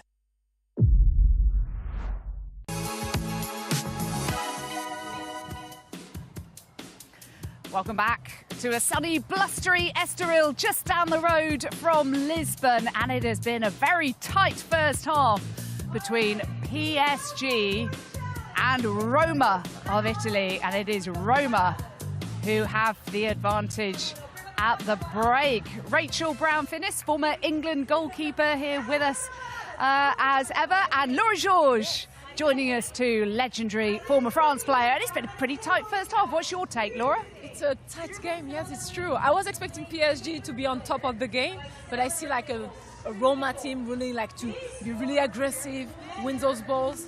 So it's a really good balanced game today.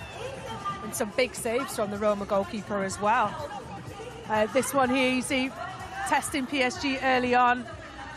PSG have been put on the back foot. You see here again, Roma, this is the opening goal, and it's Corelli. It's a beautiful strike. PSG just back off, don't close it down. She got that space, decides to hit it first time, and low and hard, as we've seen in this tournament so far, has been really effective with those goals being so small. What a big save right at the end, though. Look at that from Cesar. Absolutely phenomenal save. Yeah, it was a phenomenal save. It was a great strike by Corelli, as you said, but it's a beautiful pronunciation, Rachel, if I may say so. From Burnley, but really, you could have been from Rome yourself then, couldn't you? But what about that save? I think we need to give goalkeepers a bit more love here. We keep talking about the fancy yeah, here we go, Rach, former England goalkeeper. But it was a wonderful save by Cesar. Yes, it was a wonderful save. It's true that we are always expecting a good dribble, but the goalkeeper are making a difference. Because it's not easy, because the girls are shooting from so close. And we see a really good, good goalkeepers during this tournament, making saves last minute, making a difference for their team. So we have to praise their work. OK, so just the one goal in it. We're going to see Julie Ehrman, by the way, at the end of this game, the CEO of Angel City. But back to the second half, and it is Flo and Amelia.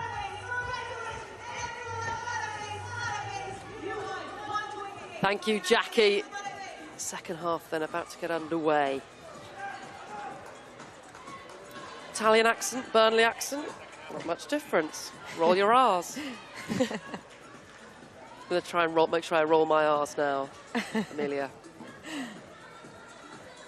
PSG then looking to get back into this. They won their first game, remember, beating Benfica on opening day. Roma lost their first game to Manchester United. Remember, we will have the end of the group stages today. We will know the two teams that are into the semi-finals, and that will be free kick for Paris Saint-Germain. A bit of a heavy challenge from Oladipo. Yeah, them two are colleagues in the national team for Nigeria. And Oni here was playing in Italy last season, until 24. Gayora with the effort, that's blocked, and now Pilgrim will try and race forward for Roma. Breakthrough, two players on the other side. And the shot, a tame one, and then blazed over. Harvey, a Norwegian winger, wins the corner. In fact, it was a save by Fernandez. Yeah, Harvey, great shot by Emily Harvey. Fourth season at Roma. Shinji Kim goes all the way back to Oladipo, who fires it into the chest of Dudek, and looked like a bit of a painful one, didn't it? Never nice when you get smacked and from close range. Up, yeah, definitely for the Polish international. Pilgrim into Alice Corelli, scorer of the only goal of the game, the difference. Knocked up in the air by Sissoko from a West Ham centre-half. Always enjoyed watching her in the WSL, a combative centre-half, I think it's fair to say. As Harvey steams forward, wins the corner. Good play, gaining a lot of meters here, Harvey, in the progression with the ball. Shinji Kim. And that's another defender's effort from Hawa Sissoko. Nice move, though. Nice idea to try and switch up the corner. Absolutely. I think she just tried to react when the ball was closer to her. Maybe she didn't see the ball. Up to Corelli. Slides it into Pilgrim. That's a great pass. And Fernandez was there. Made herself big. Blocked it out for the corner. Great through ball. Great run by Halaya Pilgrim. The Swiss international could just put it in. Great save as well by the goalkeeper. And there's Pilgrim. Shinji Kim. Back with Harvey. And Roma, in this second half, the better side on top. A narrow lead, though. Yeah, definitely trying to push for that second goal. Getting a bigger comfort in the game. 1-0, very dangerous score, as we know. And, especially in World Sevens football. Especially. Anything can happen in the next minute. Pressuring high. PSG. And they've got their 6 substitutes ready to roll on whenever they want. Yeah, it's a strategy that I also appreciate. It's like players, while they're on the pitch, they are just giving them their all, and then 5 minutes after, they're just gonna come off. So it's very divided in terms of the effort, since it's so demanding, you know, running back and forth on the pitch. This is good from the French side. Coming forward, options open up, and wow! What a goal! Incredible individual goal from Oni Edechingi. Amazing goal by Ani. We were just talking about her before. The Nigerian international. She ran the field from her defensive midfield, just progressing with the ball close to her right foot, dribbling players, getting players out of the way, and then what a shot. Crossbody, hit the crossbar before they went in. No chance to Camelia Caesar. She'd had enough of watching her teammates pass it about and thought she'd just take everyone on herself, smashed it in the top corner. Why not? Very well, very good individual play. This is what it's about. The game sometimes is so tight. The 7 players are being marked closely. It has to be a moment of inspiration of a player that can really break through and change the game. And as we see now, 1-1. Only 1 game went to extra time so far. Pilgrim puts the ball across, and the header back across goal. Good defending there by Alice Corelli. The ball, good reaction to the loss of possession and winning the ball right back. And here she is, Alice. Shinji Kim to Harvey. Wriggle away from the pressure. Well, to get the ball across. Yeah, good effort to still keep it in and winning the throw-in so higher up on the pitch. Into Corelli. 2 white shirts around her. Wins the corner. Remember, we cannot have draws here. There are only winners, so it stays as it does. Oh, well, that went through. We will go to extra time. And here come those wholesale changes then for Roma. 6 outfield players off, 6 outfield players on. Yeah, the 4th referee just needs to count and make sure that the players coming on. A massively increased workload for the 4th official, isn't it? Exactly. Good thing they've not got to put up the substitution board with the different numbers, because that would take about half the game to do that. Cesar knocks the ball forward, looking for Wiens, and it's knocked out of play and out of the stand.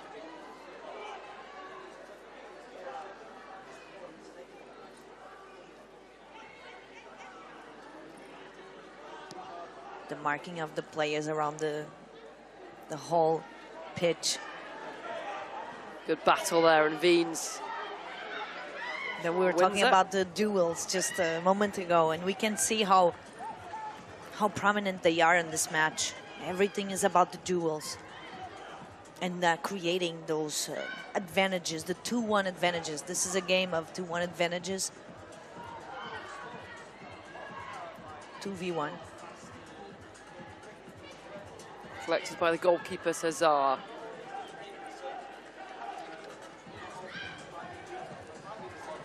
This is how you win advantages, or sometimes it's just a 1v1. Beat your player. I couldn't. Gayoro now. And the ball was aimed for Dawson, didn't quite work out. Giuliano. It's a game of transitions at this point right now. I think the whole tournament is just transitions, isn't it? Absolutely. In a moment, it's right on the one box, and then it's a few seconds after on the other box. Wiens. But this is what we want. It's intensity. Really nice play that from Roma. Time now for PSG to make their 6 subs. And right away, number 17. It's definitely a strategy. You know, she came on and went straight to the opposition goalkeeper to try to get that direct ball from the goalkeeper and score. Here she's again, Roma Lukta, can't keep it in. And we haven't actually had any strikers yet that have gone right up to the goalkeeper and stood in front of them. Yes, in an offside position to try and put them off. Yeah, it could be also a strategy on this type of match with the rules. 5 forward to Wiens, and Bock is there, so good. Those long legs of hers just to poke it out. 3v2. De Almeida now takes a touch, pokes it goalwards, and wants the corner, not going to get it. Yeah, the tip of the toes, trying to place it far from Camelia Caesar. Like a toe punt. Yes. From the experienced French defender, over 40 caps she's got for France. Yeah, and she's also Luso, so she Portuguese second dual citizenship. She could have played for Portugal as well. Oh, there you go. Got a list of all those people that have got dual Portuguese citizenship. Have you as Catherine Cool? Plays it to Giuliano and so goes close. wide. I was certain we were going to see the net ripple there. She was so good, Manuela Giuliano, in that first game. 2 goals. Trying to add to her tally, couldn't quite do it there. 5 minutes then remaining. We need to get a winner, or else we'll be going to that 5 minutes of additional time of 5-a-side. I mean, that was exciting in the first match. Trying to bend it, trying to have a little curve on the ball. Couldn't quite get it. Oh dear, and we have a Roma player down now in the need of a bit of assistance. That's not good. It's Sane Trollsgaard. When come the clock physios. That is a good point. In the final 5 minutes, if there is an injury, then they will stop the clock. There's no added time or injury time usually, but in the final 5 minutes they stop the clock if there is a major injury or major time wasting. So that's why the clock has stopped. And we're back underway. Headed forward by De Almeida. Sissoko misjudged that and looked, couldn't quite get enough purchase on the header. Orolapo.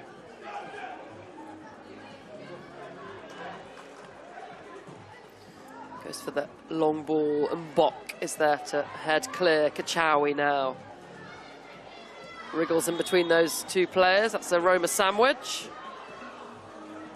Free kick. And it's going to be Mbok, very experienced player. Almost 100 caps for France.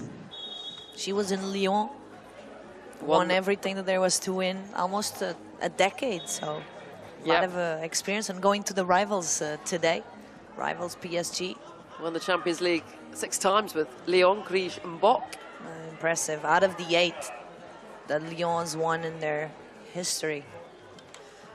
Paris Saint-Germain, of course, always second place up against Lyon. They have won the French title once, but not for the past 4 years they haven't. It's always been Lyon standing in their way of greatness. Yeah, I think Mbok will try to, bring to PSG that winning mentality that Lyon has, dominating the French scenario in the women's football. There's Mbok. Dinks it forward. Are we going to find a winner, or will we be going to the 5 minutes extra time? We've got 3 minutes remaining of the 30. Hey, I'll be honest. I had a lot of fun on the first match of the day.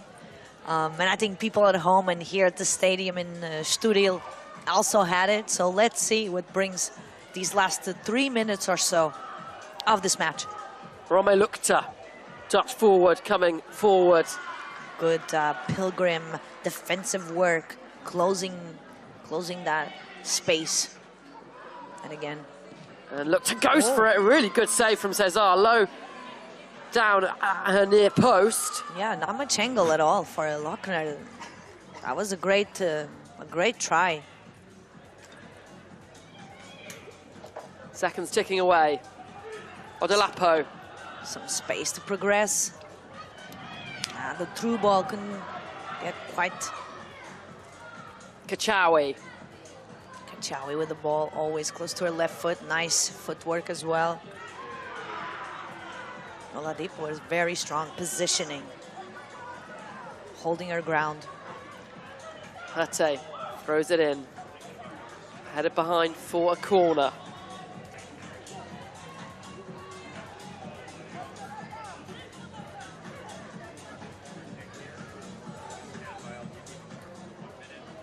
And it's not a good corner. Right across that corridor of uncertainty. No player in a white shirt willing to get a touch on it. Yeah, exactly. Like attacking the different finishing zones. The ball just went through from side to side. Pilgrim. Yeah, she was. There was like 2-3 players surrounding Pilgrim. And the long-range effort from De Almeida is not a great one. Not a great one. 1 minute remaining then. 1 minute to find.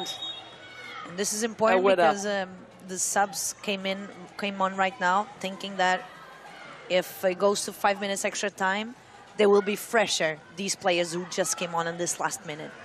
So again, part of the strategy. The managers here are playing with the rules and with what they can do.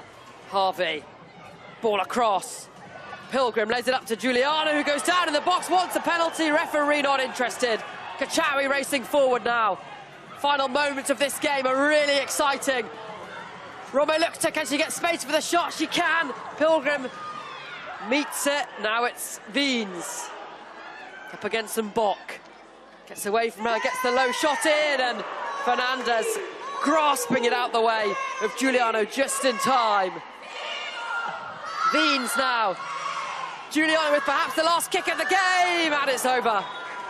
She did try, but she's still talking with the referee because of that penalty. Could have been. We have no VAR, remember, so they won't be looking at that again. And we are now going to 5 minutes of 5-a-side to find a winner. There can be no draws in World Sevens football. There needs to be a winner. So the teams now have to pick 5 players that will play this 5 minutes. They cannot make any subs in this 5-minute period. And if it's still level after the 5-minute period, we will go to sudden death penalties. So will they pick their most experienced best 5? Yeah, it's something interesting to see how the managers will decide who stays on the pitch. Again, the Roma changed basically their whole team less than a minute ago. Here are the highlights as well for you to that Alice Corelli goal that gave Roma the lead. This work, great work. And here's the equaliser. Goal of the tournament, possibly? Possibly. She came from her defensive midfield, just dribbling players and then finding that space for a great shot. Still hits the crossbar before going in. And let's have a look at this penalty, potential penalty. Is that, in your view, a penalty, Amelia? It seemed to me when I first saw, yeah, completely. She doesn't get any of the football. And that was so lucky from the defender here, PSG defender, because that would have been in the last few seconds of the game. Still complaining, Giuliano, and you can see why actually after watching that replay. She is. She's always. I saw her going as soon as the game ended to speak with the referee, and again still. In fact, she's still complaining there, Giuliano. Well, she might have the chance to win it for her side still, and she might have the chance to take a penalty if after this 5 minutes we don't have a winner. So we shall see. It looks like, looking at those starting 5 players. Both teams have gone with strong starting 5s. And let's have another look at that penalty then, because they're still arguing about it. And Grace Gayoro goes straight through her. Yeah, I agree. It was a great, you know, like opening their legs, letting the ball get through. No penalty given by the referee. And so we're into the 5 minutes of 5-a-side additional time. Yeah. These types of players has to be a mix, right, of defenders, attacking, the creative players, on, you know, out of the 5 or the 4 on the pitch. But looking at that Roma 5, there's 1 defender and 3 attackers. Yeah, I mean, definitely. I mean, number 10 definitely is midfield, Manuela, but offensive midfield. Yes, true. So I believe that this will be the 1-2-1 from what I'm seeing. 1-2-1 as the formation. Yeah, both teams look like they're doing that 1-2-1 as Kachawi gets away from Veens, tries to poke it past Troll's guard. It's just dangerous when there's a Giuliano. loss of the ball. Now there's a break, and there's another break. It's constant breaking. Constant transitions, Troll's guard. Yeah. Will she go at herself? Yes, she will. Good block by Kachawi.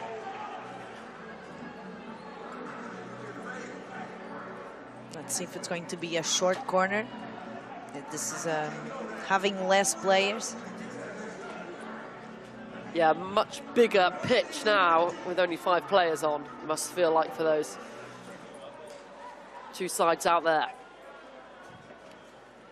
And this is crucial, particularly for Roma. No points on the board yet. They lost 3-2 to Manchester United, so they will be keen to get a point here. And as for PSG, they won against Benfica, so they'll be looking. What a save. To get 2 points, and that a really good save, as you said, Amelia, from Fernandez against Giuliano. Amazing. Another one that could have been Portuguese international, but she was born and picked France, naturally, for the U19s. She notes resentfully. Roma on top. Harvey, twisting, turning. Kachawi blocks it. Goes across to Giuliano. Gayoro's there. Trollsgaard looked like she was going to shoot. Continues instead. Yeah, I mean, it was her weak foot,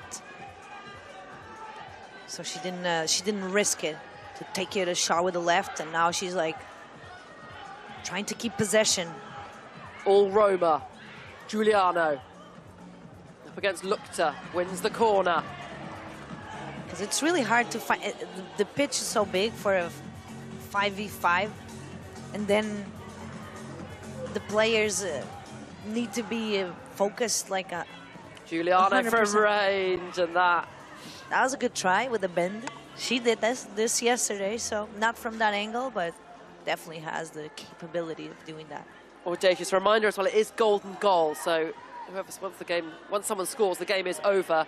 And I love that rule. You don't see that so much in football anymore, but it's such a great rule. It means that you get a double whammy of celebration, celebrating the goal, but celebrating the win as well, as Kachawi shakes off Troll's guard into Gayoro.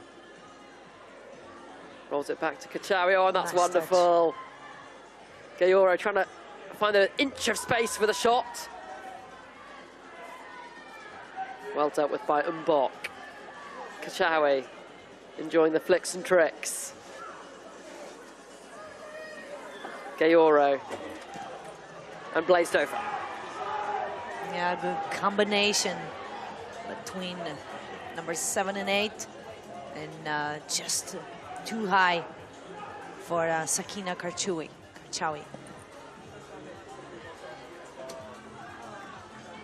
Looked to having to do a bit of defending. Goes behind for a goal kick. 1 minute, 20 seconds remaining to find a goal, or else we're going to sudden death penalties. Romy Lukta. Yeah, the team's definitely the one to be exposed. Gayoro. Oh, trots away from Troll's guard. Cuts it back to Lukta, who finishes, and Paris Saint-Germain win. Golden goal rule, 2-1, and they are going top of Group 2 with 2 points. Roma really unlucky. They scored the first goal in the game.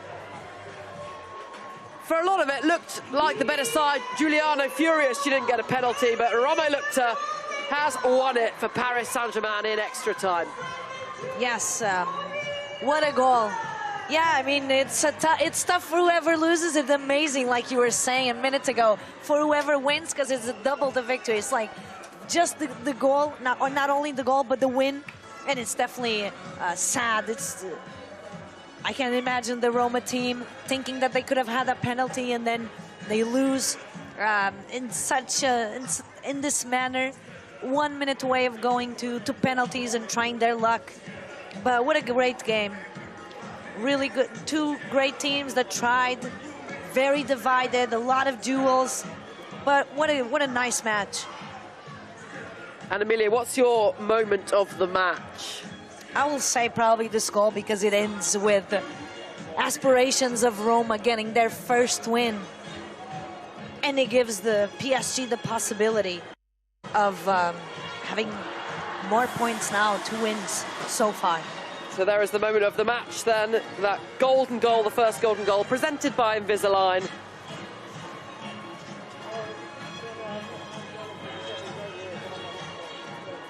First golden goal has to be. Let's take a look then at the group table. Group 2, Paris Saint-Germain are top with 2 points. Next up, we've got Manchester United, Benfica.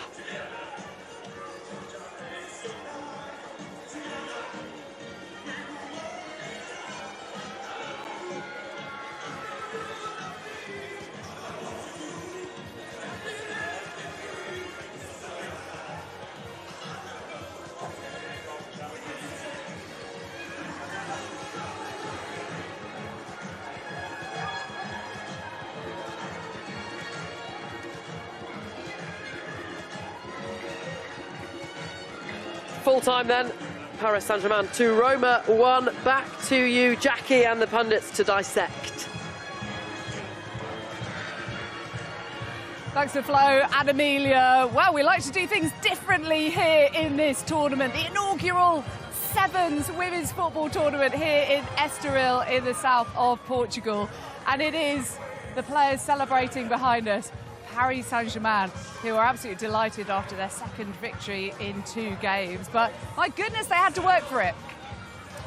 Sorry? It was dramatic, wasn't it? We've seen an extra time already today. That one went to penalties, Manchester City. But this one, the golden goal. And, do you know, Roma were excellent against the. Giuliano was the main sort of, was the main threat for Roma. Lovely opener from Corelli in the first half, put them in the lead, and PSG put them on the back foot as well. PSG had to really come out in that second half, and Tess Cesar, that was in the first half as well, a big save from her right before half-time. Cesar just cuts it back beautifully in a lovely full velocity strike. And Roma kept going, didn't they? Some big saves from both goalkeepers in this. That's what I've loved about this tournament so far. Goalkeepers, it's been in possession and then point-blank saves, big saves. You know, those goals are pretty small. And so point-blank saves, we've seen plenty of that from an action point of view. Hello. And this is the response, and this is the extra time. Golden goal, great save from the goalkeeper. Giuliano was one of the top players for Roma. And is this it? Is this the golden goal? It was. Watching that goal with us here in our studio at the side of the pitch is the match winner, and they looked a huge congratulations for you. What does it feel like to have scored the first sudden death golden goal in this first ever Sevens tournament? Yeah, it feels always great to score, so yeah, it's always nice, so happy with that. Oh no, you sound like this is just a normal everyday kind of football match. This is not a normal everyday football match. This is Sevens football. It's crazy, it's dramatic, and your touch there ended the whole game and gave you the victory. Did it feel completely different to a regular league game or a cup game? Yeah, I think that's much harder. You know, it's 7v7, and at the end, 4 versus 4. So it's even harder. But yeah, luckily we scored the winning goal. And in terms of the wider tournament, 7-a-side football, the DJ playing during the game, the sunshine in Estoril, the VIPs behind, VIPs everywhere. Just having another look at it. What has it been like for you here? Yeah, it was a good action from Guas and good pass to me, and luckily I could hit the ball hard enough, so yeah, it's a good goal. It's the goal that puts you into the semi-final as well. Yeah, luckily, so happy with that, and now we will see we will face. And did you come into this tournament with an expectation to win it, a target to win it? Of course, when you play a tournament, you always want to win. So yeah, we will win, and yeah, we will see. Romain, congratulations. Not only are you the match winner, but you get a World Sevens water bottle and the Player of the Match trophy. Congratulations. Félicitations. Exactement. Congratulations. Well done. Thank you so much. Paris Saint-Germain are safely through. My goodness. So we've had quite a lot of drama today. We had that first match earlier on today, which saw the sudden death penalty shootout after we didn't get a golden goal in extra time. But that's the first time that we have had a golden goal. And I wonder what we can expect next, Rachel. You're going to be going up on commentary duty, aren't you, for Manchester United against Benfica? Your thoughts on that? Well, I'm glad you reminded me who it was, Jackie. I couldn't keep track. But I'm looking forward to seeing Manchester United. Yesterday, they started their tournament with a pretty impressive display, a convincing win up against, you know, the home team, Benfica. So I'm really looking forward to that. They got their first goal. Lara Martin scored yesterday. It was an exciting opener. They kind of lost the pace of the game after that. So Manchester United will expect to win, but Benfica might have something up their sleeve. Well, thank you. That's a lovely little preview. You better go up and commentate on it. So thank you very much. You can give me your microphone, because we now have another very special guest who's about to come and join us live in the studio. She's just taking her shades off. It is Julie Ehrman, the CEO of Angel City FC in the NWSL. There's the microphone. Wonderful to see you. You always seem to be smiling. The sun always seems to be shining whenever we see you. First of all, I mean, you're all kitted out in the gear. I'm ready, yeah. No, I mean, this is absolutely incredible. I love seeing the women's game grow, to have these incredible clubs compete in a really fun, fast-paced game in front of all of these fans.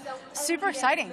How important do you think it is for this to be different? It's different to 11-a-side football. It's different to any other kind of tournament football that we're so used to seeing. The rules are different. The vibe is different. The DJ's playing. There are VIPs. There's all sorts of fun stuff. Yeah. How important that the women's game does things differently? I think it's important because the fandom is changing. How we experience games, who comes to games, how do they want to watch the games is changing. I think the one thing that this is the same as for our traditional 11 football is the skill of the players.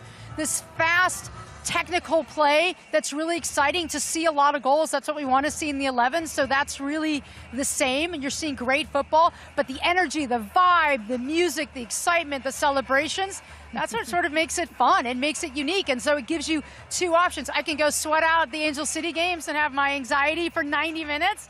And then I can come here and have like the best time ever. Yeah, and that is what's so different about it. But I have to get your take, because you're here in Europe at the moment. We're so used to a European model where traditionally men's football has been king, and women's football has come in and kind of been added on to men's football. It's trying to find its place in the television calendar. It's trying to find its own pots of funding as quite a new thing. Whereas in the NWSL, when I work over there with you guys, nobody's really talking about men's football. You're talking about doing things your own way and bringing in your own investment. How do you do that? Well, first, we have the best players in the world playing in the NWSL. So I'm not disagreeing. Hey, I didn't say we're going to get them all to Angel City soon. But I mean, I think what the important part is we have great talent, which makes for great competition, a great product, incredible rivalries, good storytelling, and you want to invest in that because fans want to see great sport. And in the United States, we love entertainment. What's the tailgate experience? What's the pre and post game experience? And if you invest in the experience, fans will come and spend their own money for tickets, for merch, for concessions.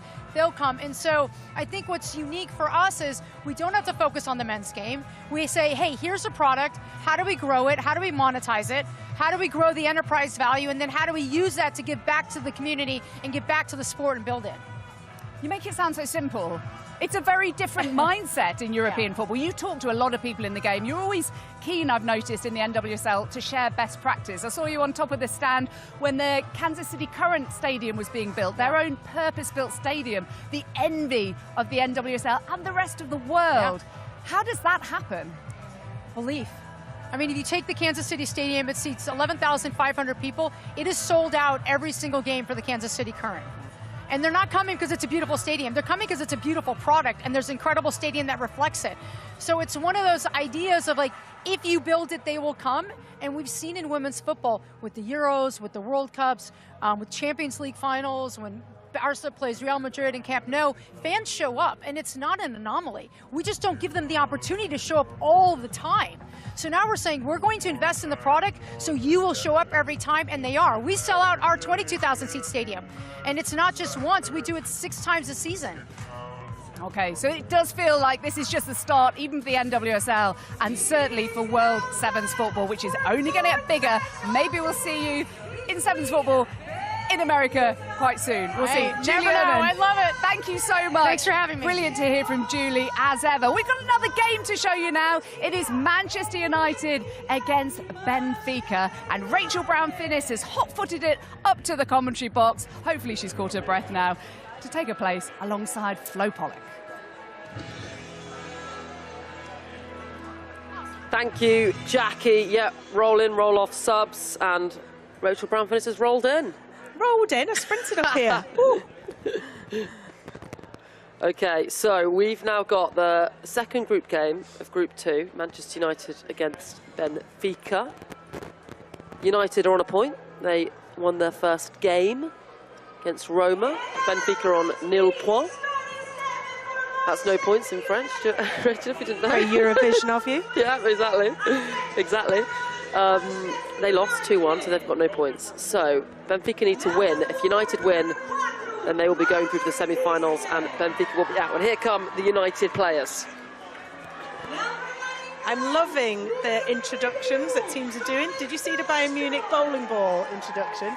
Very good, very good. This is cartwheels, Manchester United.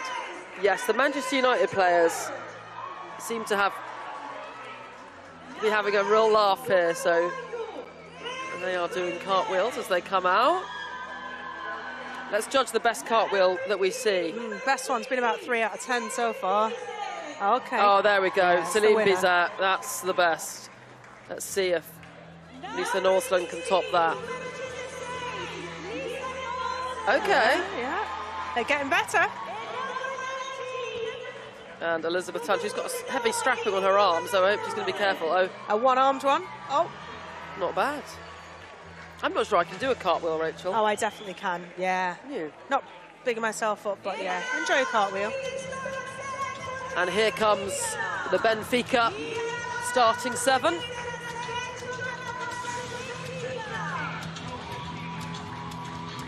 How will they enter the field? Carol Costa, a centurion with Portugal, over 170 caps for the national side.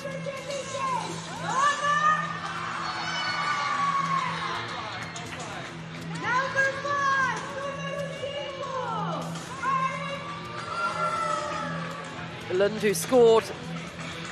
No, she did not score yesterday, in fact. Played well, though.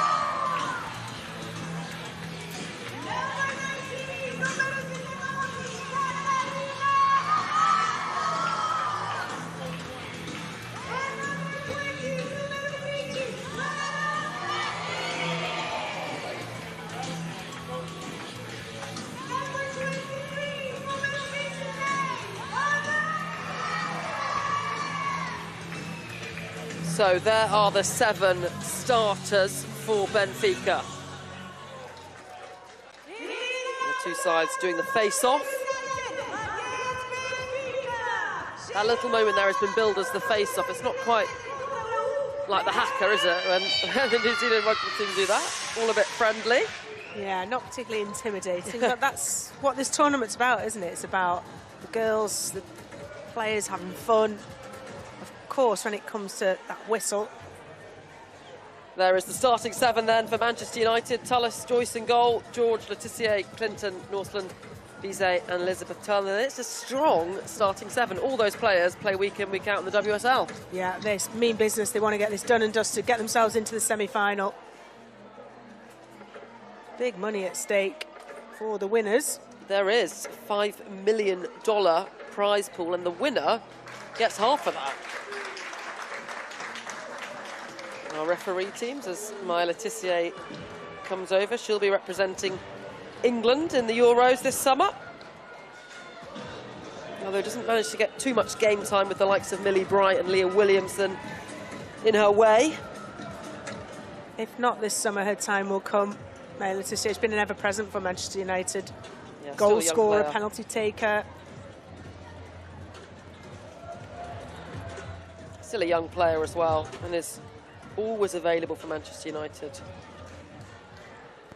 Starting 7 then for Benfica. Anna Costa in goal. Lund. Carol Costa, the captain, as I mentioned. Very experienced. Amado, Norton, Gasper and Lara Martins. But remember, unlimited roll-on, roll-off subs. So those 7 could change at any moment.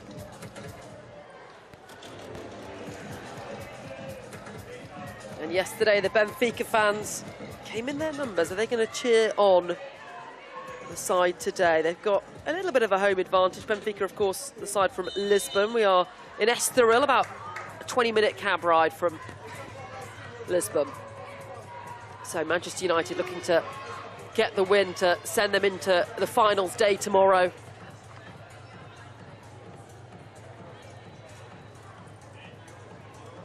And we might, Rachel, we might have a Manchester derby tomorrow. That would be funny, wouldn't it? Both of us travelling all the way to Portugal to watch a Manchester derby. I'd never turn one down, though. They're always pretty tasty. Yeah, they have been this season, haven't they?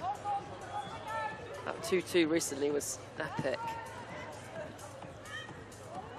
Clinton. And they've beaten them in the race for Champions League this season, so there'll be no love lost in that, should it be a derby. Celine Bizet opens up first, he takes the strike! Fantastic goal! Puts her fingers to her ears. Wants the applause, and Manchester United are in front. Similar to the Giuliani goal yesterday, wasn't it? Drove through the midfield, it opened up, nobody put pressure on her, and with that wind, strong wind, blowing towards Costa's goal, it just is a delicious opportunity to fire one. Bizet does that beautifully.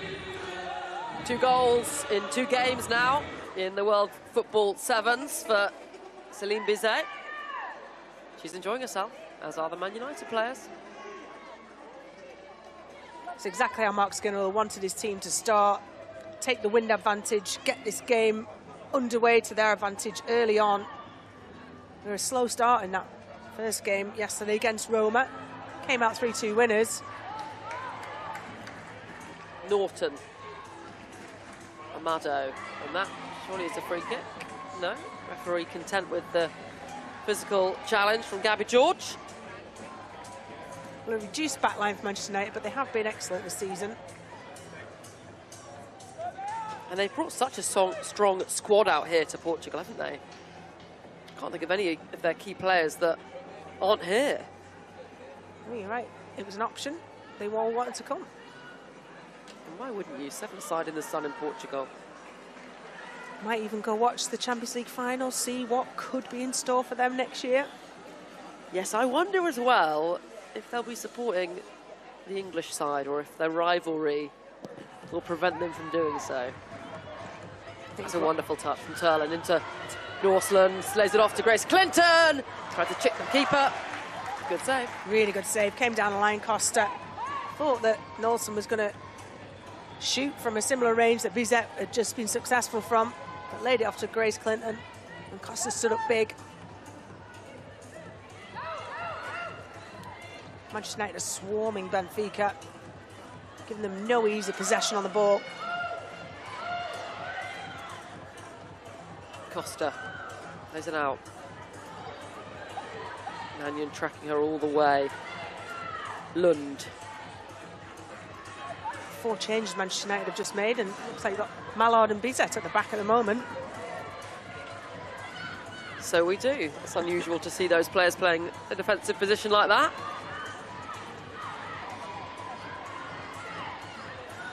Aoife Mannion. Back with the goal scorer, Céline Bizet. Mannion again. Clinton. That's nice from United. Mannion across, Simi Awujo, and couldn't quite head it down into the path of a teammate or hit it goalwards.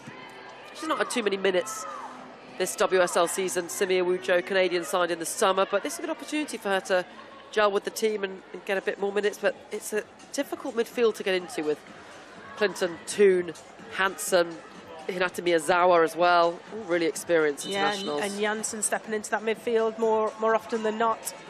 Real quality. Ella Toon's come onto the field of play. Off her England teammate, Grace Clinton. Both of those two will be very much firmly in Serena Wiegmann's plans for the Euros this summer. 6th of June, I believe the squad's going to be announced. Waiting game till then. Almost certain we'll see their names though, I think. As Tullis Joyce comes out and latches onto that. Lara Martin's putting herself about. Yeah, Tullis Joyce has super high standards, conceding 2 goals yesterday. You kind of got to get used to this format. You are going to more than likely concede goals. But she'll be aiming, she'll have a personal target to get the Golden Glove, just like she did jointly with Hannah Hampton in the Women's Super League this season. And Leah Galton's onto the field of play. I think that we saw her in the first match day. A player that's been with Manchester United from the very start, an original. An OG. Yeah, it's her type of game as well. Quick feet, intricate play, can shoot from distance, to the byline and cutbacks. Leah Galton. And Benfica look like they're making 6 changes, so copying what Bayern Munich and PSG did on opening day. Wholesale changes. On comes Jodie Brown. She's wearing the number 11 shirt. She looked pretty bright yesterday in the opening game. Jamaican international.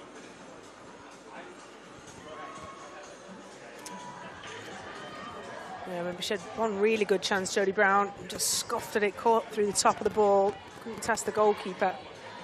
And that was enough to end up losing 2-1 to PSG yesterday. Ella Toon back with Myla Tissier.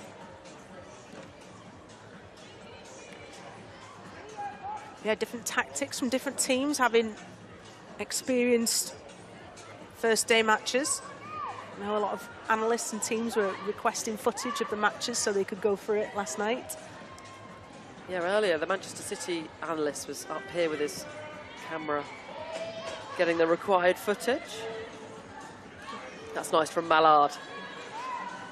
Champions League winner, of course, with Lyon.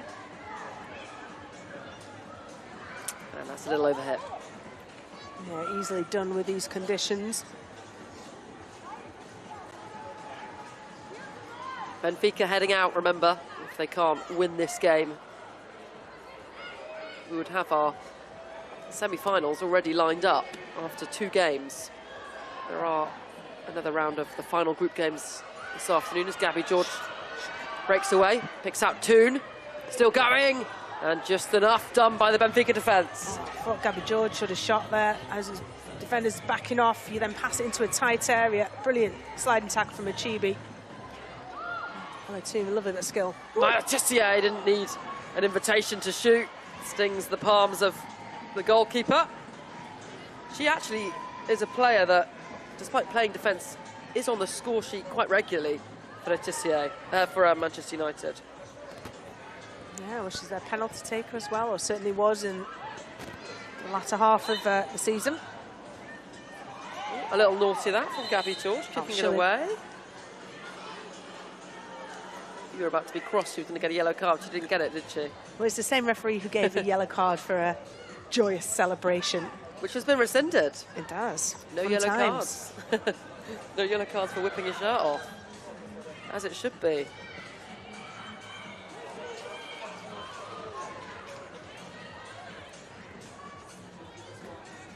That's nice from Letitia.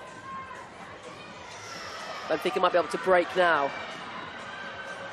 Referee quite happy with a physical match. Mannion now. Good run made by Leah Galton. Her ball across, Toon can't stretch onto it, and she goes down. She wants a penalty. Referee not going to give it. There's a hand on the back, definitely, but not enough for Toon to go down. She'd missed just a little bit too much on it from Leah Galton, wasn't there? A little bit too much pace in the right area. It was Stella Toon, and not quite gone early enough. No offsides, remember. Get in the box as soon as you can.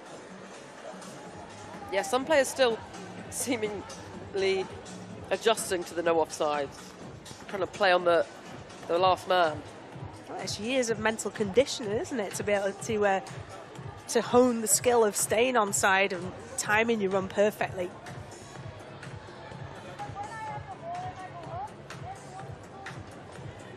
See this challenge here. A little bit of skill, lovely skill from BZ. That's what we've seen lots in this tournament. Lovely bit of skill to take it down, and then what a strike. True strike, that pure power that beats Costa. Looks like the team's been practicing the celebrations as well. Not as impressive as the cartwheels, in my opinion.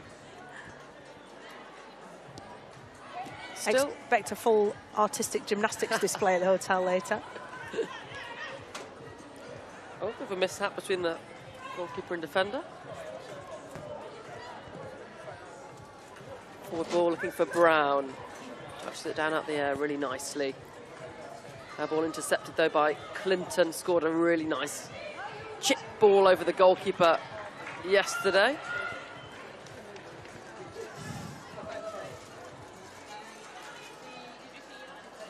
Into Brown. Back to Gasper. Uchebi.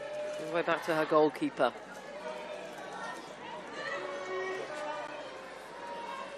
Goalkeeper urged forward, why not? Into Guedes, and the effort is a routine save for Tullis Joyce. She gave it the respect that it needed. Ooh. That was nearly a really good ball. It was a good option, as in good choice, good selection of pass. As you saw, it just held up in this wind and drifted out. But I like that, Turlin drifting really, really high.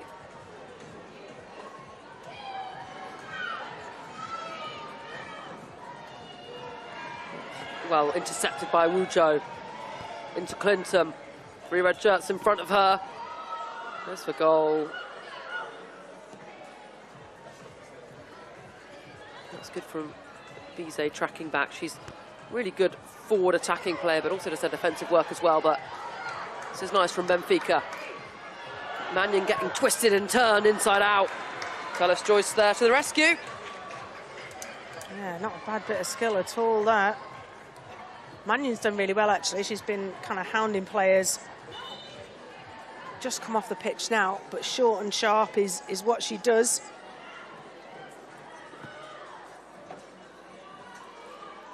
Mallard. Driving in field. Pokes it into Galton. Awujo! United have a second, and it's the Canadian international, Simi Awujo. Doesn't score many for United, but she's put them 2 goals up now. Enjoys that lovely little triangle. Mallard, great quick thinking from Bizet, just redirects it to Simi Awujo, and it's a lovely tight touch. And in that area, has to go across the goalkeeper. Nestles in the side netting. A lovely, tidy, sharp play from Manchester United, and she enjoyed that one. Big grin plastered across her face. United look to be heading to the semi-finals.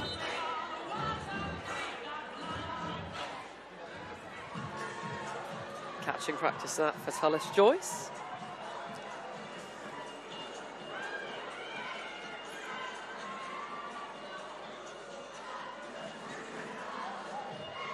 goal kick it is.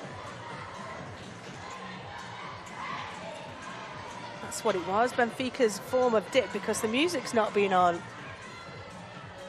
Yep, DJ Cristal. Yeah, she's been taking a break.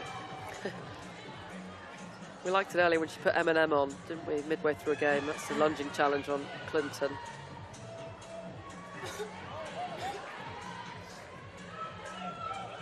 Yeah, there's many ways that you could use music in this sort of setup, isn't there?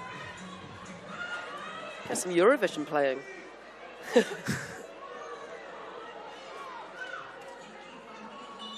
Benfica throw.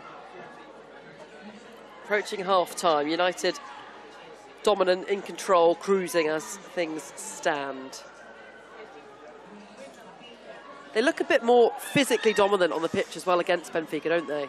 Yeah, well, Benfica want to try and get possession of the ball and tidy with their touches and tight triangles, but Manchester United are just getting so tight up against them that they can't wriggle, they can't move. See it again there with Nalsson getting really, really tight, not letting them face up to goal. That's nice, though, from Benfica. Oh, and Talis Joyce. Great stretch to get that. Like Spider Woman there. Good long arms, commanding a box. She's done that really well, certainly in this game so far. Nice from United, Ella Toon.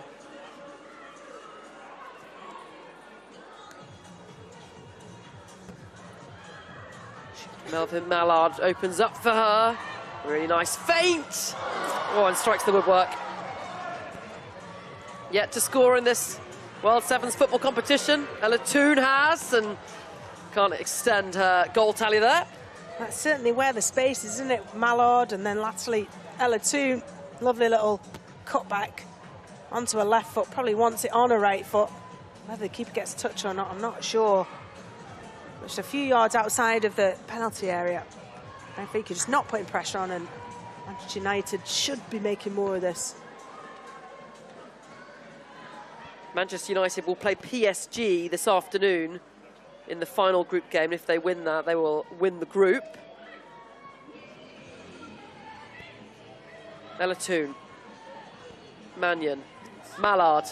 Oh, tried a little move to deceive the goalkeeper, wins the corner. Yeah, keeper did really well there, coming out. Knew that Mallard was going to strike.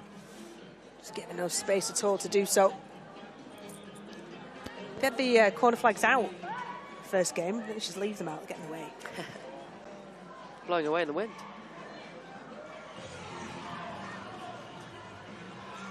Ten seconds remaining.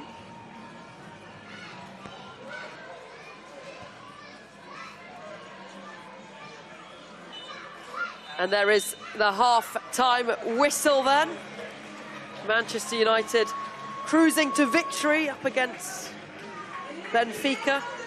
Celine Bizet with the opening goal. 2 goals in 2 games for her now. Araujo with the second. Half-time then. It is Manchester United 2, Benfica 0. Analysis from the pundits after the break.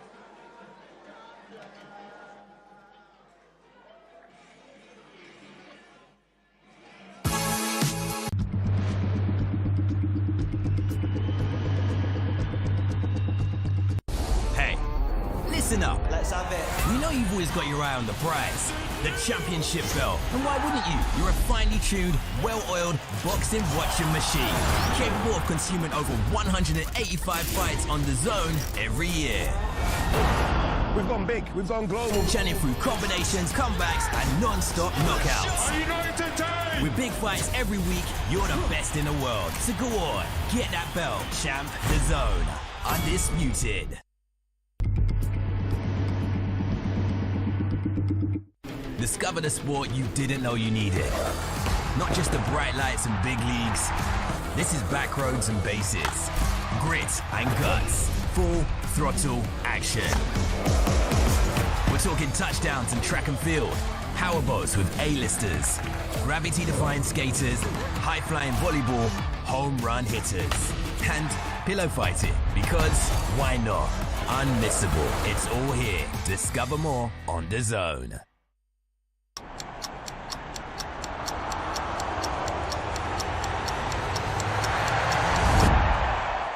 This isn't new. This is world-class sport at its peak. Witness football, volleyball, basketball and boxing. The biggest names, the biggest stages. Brilliant finish! The best in the world. Got a lot to celebrate. Unmissable. This is off the scale. This is where you watch. Written in the stars. DAZN is the global home of women's sport.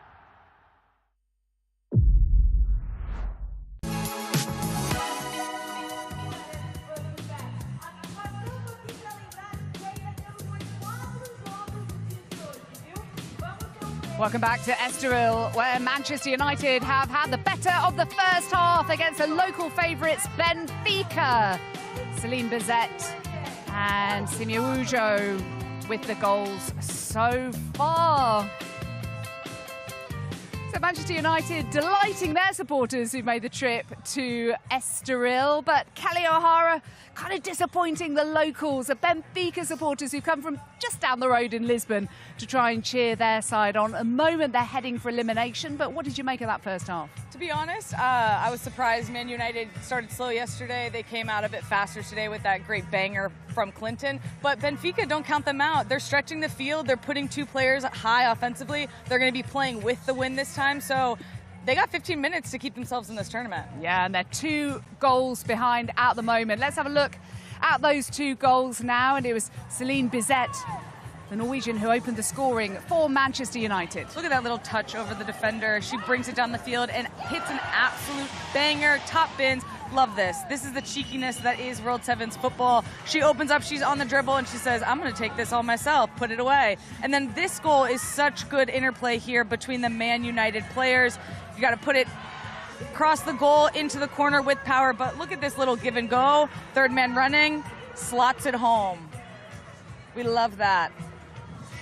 And then this from Man United, almost got the goal there, almost put them up 3-0, but the crossbar saved Benfica on that one. A little touch from the keeper, but again, we're going into the second half. 2-0 to Man United, but Benfica, they have a chance. It's not over yet. Have you seen enough from Benfica? There's certainly enough fight there. Have you seen enough quality from them? I think that I was more impressed yesterday than today. However, again, they got 15 minutes, so I think that they're going to come back. The physicality has definitely stepped up in these first 4 games of this second day. You can tell the teams want it. They want to go through. They want it, and they want to start the second half. So let's get that underway now. And it's back to the commentary box with Rachel Brown-Finnis and Flo Pollock. Thank you, Jackie. Can Benfica overhaul this 2-goal deficit then? They need to if they're to stay in contention for the finals day tomorrow.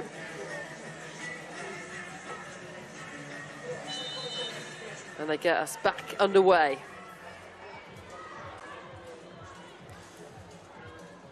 All to do for Benfica. The home team need to win to stay in the competition. Seems a huge ask. Sorry, bro. Seems a huge ask. Maybe that's part of their tactic, change of the goalkeeper. Indeed, Lena Powell's now in goal, the number 1. Well, she's their regular starter, but I'm not sure I'd approve of being swapped out for my on-the-ball prowess. Ella too. Works. Back with Powell's, who looks it downfield. Gabby George holding off the Benfica attacker. Well, Benfica manager certainly has had just a few minutes, 5 minutes it is for half-time, to plan the scenario of the greatest comeback that would be of this World Sevens football tournament. They need a win, don't they, to even have a chance of getting through to that semi-final. Exactly right, they've got no points so far. And with PSG on 2, and if United win this, they'll be on 2, then Roma and Benfica will both be out. And they play each other in the final group game. It'll just be playing for pride. Powell's coming forward. Still going into the opposition half. Don't see goalkeepers doing that very often, but why not? Well, they're 2-0 down, like I said. You want kind of an extra outfield player.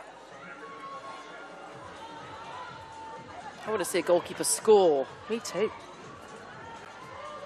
Try and get myself fit for next time.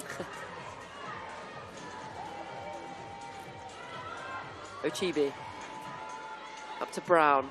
Really nice layoff. This is better from Benfica, but Manchester United look like they're bedding in to see out the result. Well, Benfica have certainly started the brighter this second half. Really good 1-2 between Mallard and Awujo. Coming forward in numbers, and Awujo shoots! And her second of the game makes it Manchester United 3, Benfica 0. She's loving it out there. You know, moments like this can change a player. The confidence that Awujo will get, because it's a lovely strike. Excellent counter-attack for Manchester United. It comes from a Benfica corner, and they break quicker. Powell's, I think, slightly out of position. She's backtracking from the halfway line. We talked about how high her starting position was. Doesn't quite cover enough of that near post, but it's low and it's hard. From Simi Awujo. Selfless work as well from Mallard going wide, and Gabby George going the other side wide to draw the defenders out and create that space. It's not selfless. They wanted to score. They wanted to be screaming up there for the ball. Yeah. Give it to me. They were fuming. Manchester United enjoying this tournament. They have got to grips with the format really well. Clinton wins the throw-in. Player that scored 8 WSL goals for United this season. 2 of them, and the last 2 in fact, against Manchester City. Might we see the 2 Manchester sides facing off here in Estoril? Another English side playing in Portugal on Saturday is Arsenal, of course, in the Women's Champions League final up against Barcelona. Live here on DAZN. Arsenal, the only English side to have ever won the Women's Champions League. Can they make it 2 trophies in their cabinet? Well, Arsenal have a fantastic following, but you can't help think it's a bit of a David and Goliath with regards to the pedigree. It's certainly in the Champions League that Barcelona have. They won the last 4, is that correct? Yeah, the Spanish side are giants in the women's game, as they are in the men's game, to be honest. It's Clinton, forays forward. Mannion. Turlin waiting at the back post. They couldn't pick her out.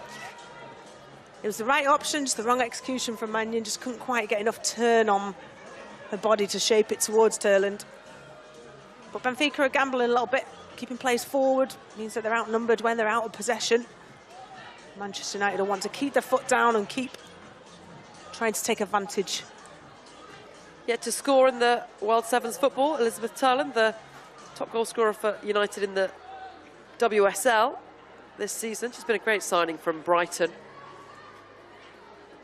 She's the type of player who thrives off balls into the box, crosses in.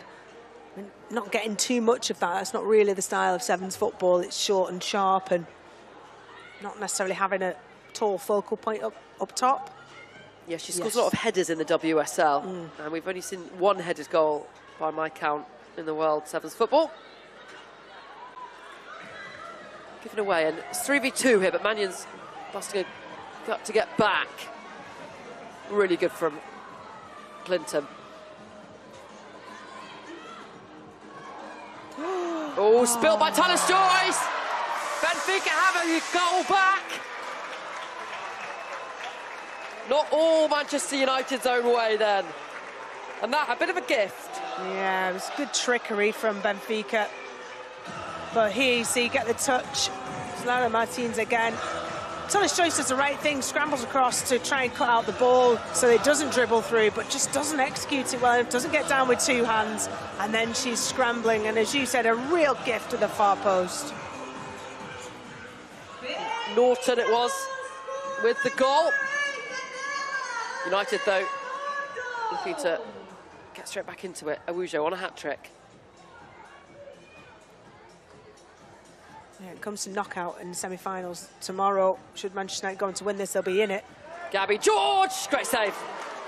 Powell's at full stretch. when it comes to knockout football, you know the margins between the teams are very, very small. Good effort from Gabby George, well covered from Powells. All these United players want to get on the score sheet.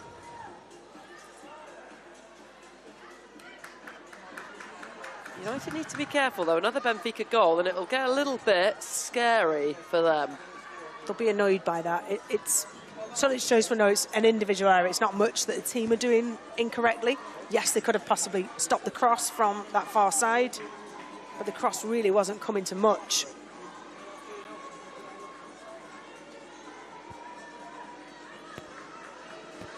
Turland trying to get back and get that ball, and that is a foul.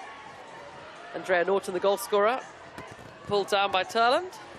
Ref was thinking about it. Yeah, nothing too graceful about this one.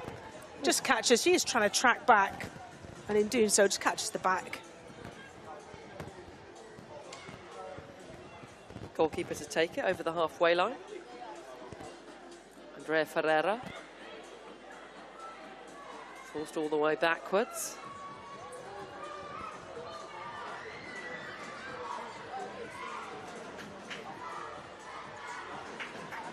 It's good from goal scorer Norton. It's a good little 1v1 between Norton and Turland. Norton fancies herself. Good strength for Turland. Exactly what she does higher up the pitch. In 11-a-side format. Works very, very hard off the ball, Turland. And get a break for doing so. Ooh, long ball there looking for Mallard. Latches onto it well, and her effort blocked by Carol Costa. Yeah, excellently timed from such a senior and well-experienced player, Carol Costa.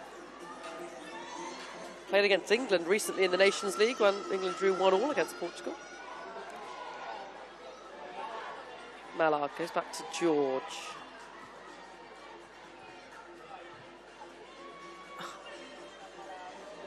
Oh, a little scrappy. It's Benfica that come away with it. Mallard, wonderful flick to Toon. Toon can't quite pick out her teammate.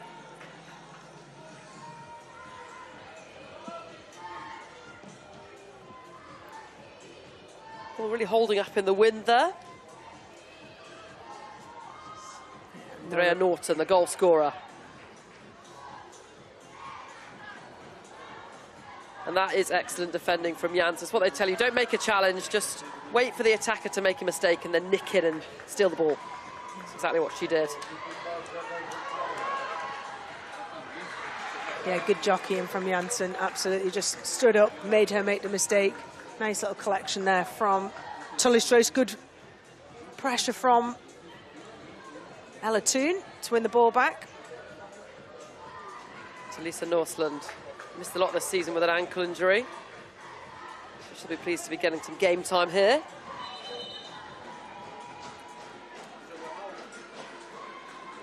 Yeah, Janssen just taking her time. A little bit of game management in this last few minutes. Manchester United played on Sunday, of course, in the Women's FA Cup. Lost that to Chelsea.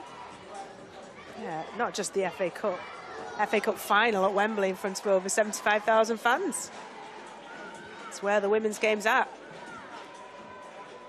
3-0 loss in the final would have been a bit dispiriting, so this is a bit of a morale booster for them as Awujo tries to get her third goal. Oh, she was so close there. That would have been the first hat-trick, I think, in the tournament. You're correct. From an unlikely source. Yeah. Melvin Mallard. One of those players that you want to first and surname her Melvin Mallard. I think it's the alliteration which makes Eminem. you do that exactly. Good pressure from Ella Toon. Corner ball. Tune into Awujo. Oh, and again, the Canadian goes close. It's quick thinking from Ella Toon because she caught them off guard. Costa thought, ooh. Man United nearly caught off guard. That's what it's about, isn't it? Quick thinking, quick decision making, quick executions. pace of thought, pace of action. Neither of them are strong points of mine.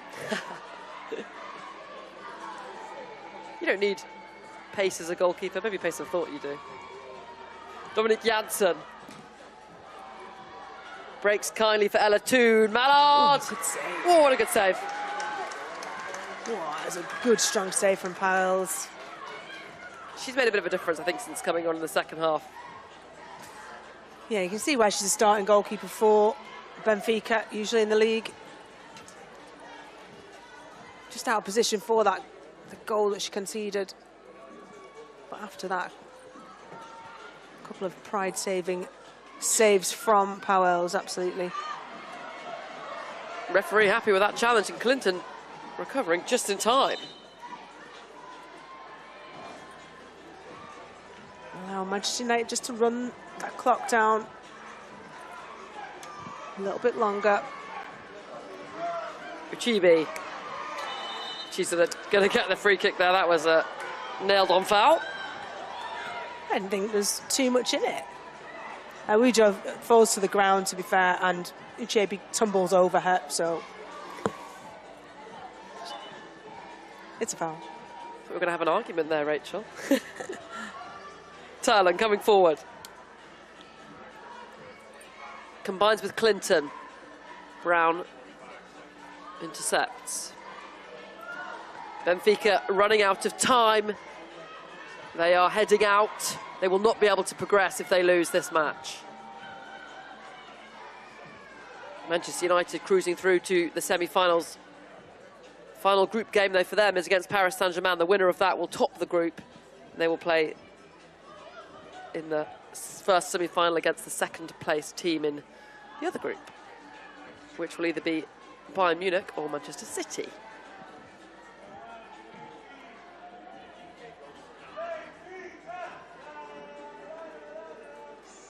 Smattering of Benfica fans trying to get the local side up, encourage them forward. It is a tasty game, isn't it, after the break in the second session? Bayern Munich against Manchester City. With this one looking like it's won by Manchester United, all eyes will be sure to be on that one. Exactly, then United PSG later as well, as that's a good ball into Norseland, takes it well. Good volley and another really strong save from Powell's. Yeah, you love those. These are the sort of things you do in training sessions. Up, save, into position, save. Absolutely power blasted at you. Oh, it's just a reaction. You're not quite sure you made it, but you have. Born to be a keeper. Time running out for the Portuguese side. We're into the final 10 seconds. There will be no injury time. There is no injury time here. And there is the full-time whistle then. Manchester United are into the semi-finals. 2 goals from Simia Wujo, Celine Bizet as well on the score sheet. Benfica did get a goal through Andrea Norton, but wasn't enough for them. They are out full-time. Manchester United 3, Benfica 1. And Manchester United deserving of that win, Rachel. Yeah, they absolutely were. From the first few seconds, you could see their intent to get on the ball, to dominate Benfica and to get the goal early on. And there's the table then. United and Paris Saint-Germain both into the semi-finals. Roma and Benfica out. Who tops the group? Well, that will depend on who wins between United and Paris Saint-Germain later this afternoon. And Rachel, what was your moment of the match from that game just then? It has to be the Celine Bizet opener. It's a lovely bit of build-up, the touch over, and then look at this for a strike. That's Celine Bizet's goal in that first half, getting Manchester United off to the dream start. Is my moment of the match. Really set the tone for what Manchester United intended to do. Moment of the match then presented by Invisalign as Manchester United cruise through to the semi-finals. Analysis to come after the break.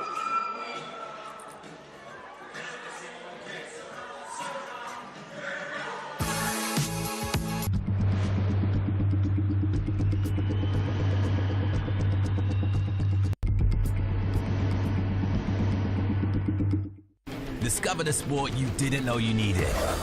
Not just the bright lights and big leagues. This is back roads and bases. Grit and guts. Full throttle action. We're talking touchdowns and track and field. Powerboats with A-listers. Gravity-defying skaters. High-flying volleyball. Home run hitters. And pillow fighting. Because why not? Unmissable. It's all here. Discover more on DAZN.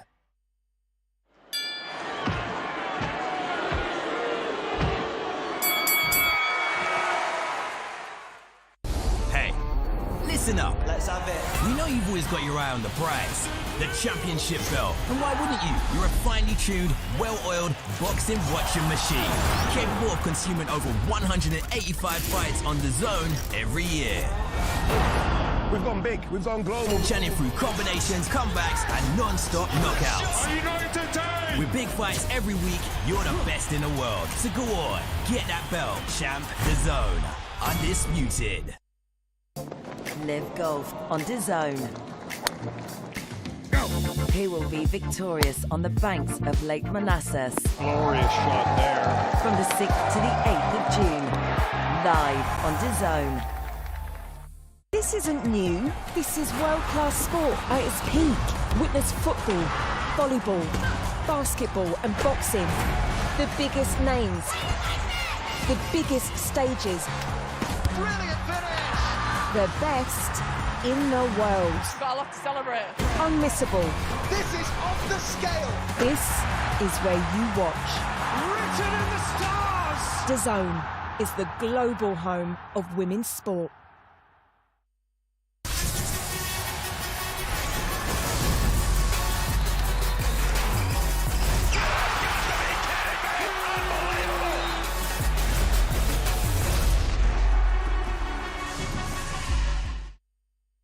Strap yourselves in, everyone. Let's go. National League has a new home. We've got lots to look forward to here on DAZN. All of the matches. The early shot is a really good one. All in one place. It's a great ball. It's a super goal. Live or on demand. Fabulous. Available on any device. Has a goal and scores majestically. It all starts here. National League TV now on DAZN. Sign up at DAZN.com/NLTV.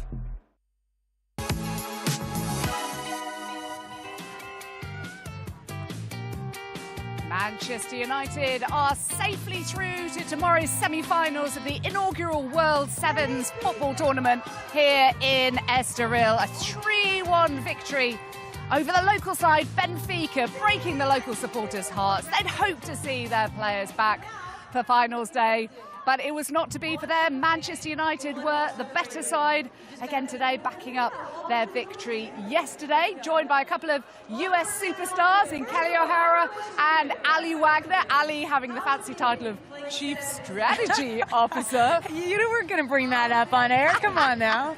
It's such a cool title. It is a cool title. What was your take on that game?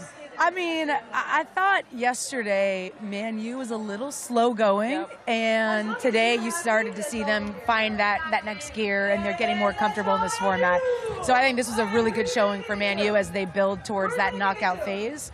You know, I thought Benfica last night really was impressive. They looked really good last night. They looked so good. Yes. And so this was a little bit of a surprise that they just didn't put up as much of a fight as maybe we expected. Right, but I will say, I really liked from Benfica the way that they were stretching the field. In the first half, they put two people high. I don't feel like I'm seeing other teams take advantage of the different rules that Sevens is presenting. So I liked seeing that from them. I wish that we would have gotten a better result because of it, but I enjoyed them taking those risks.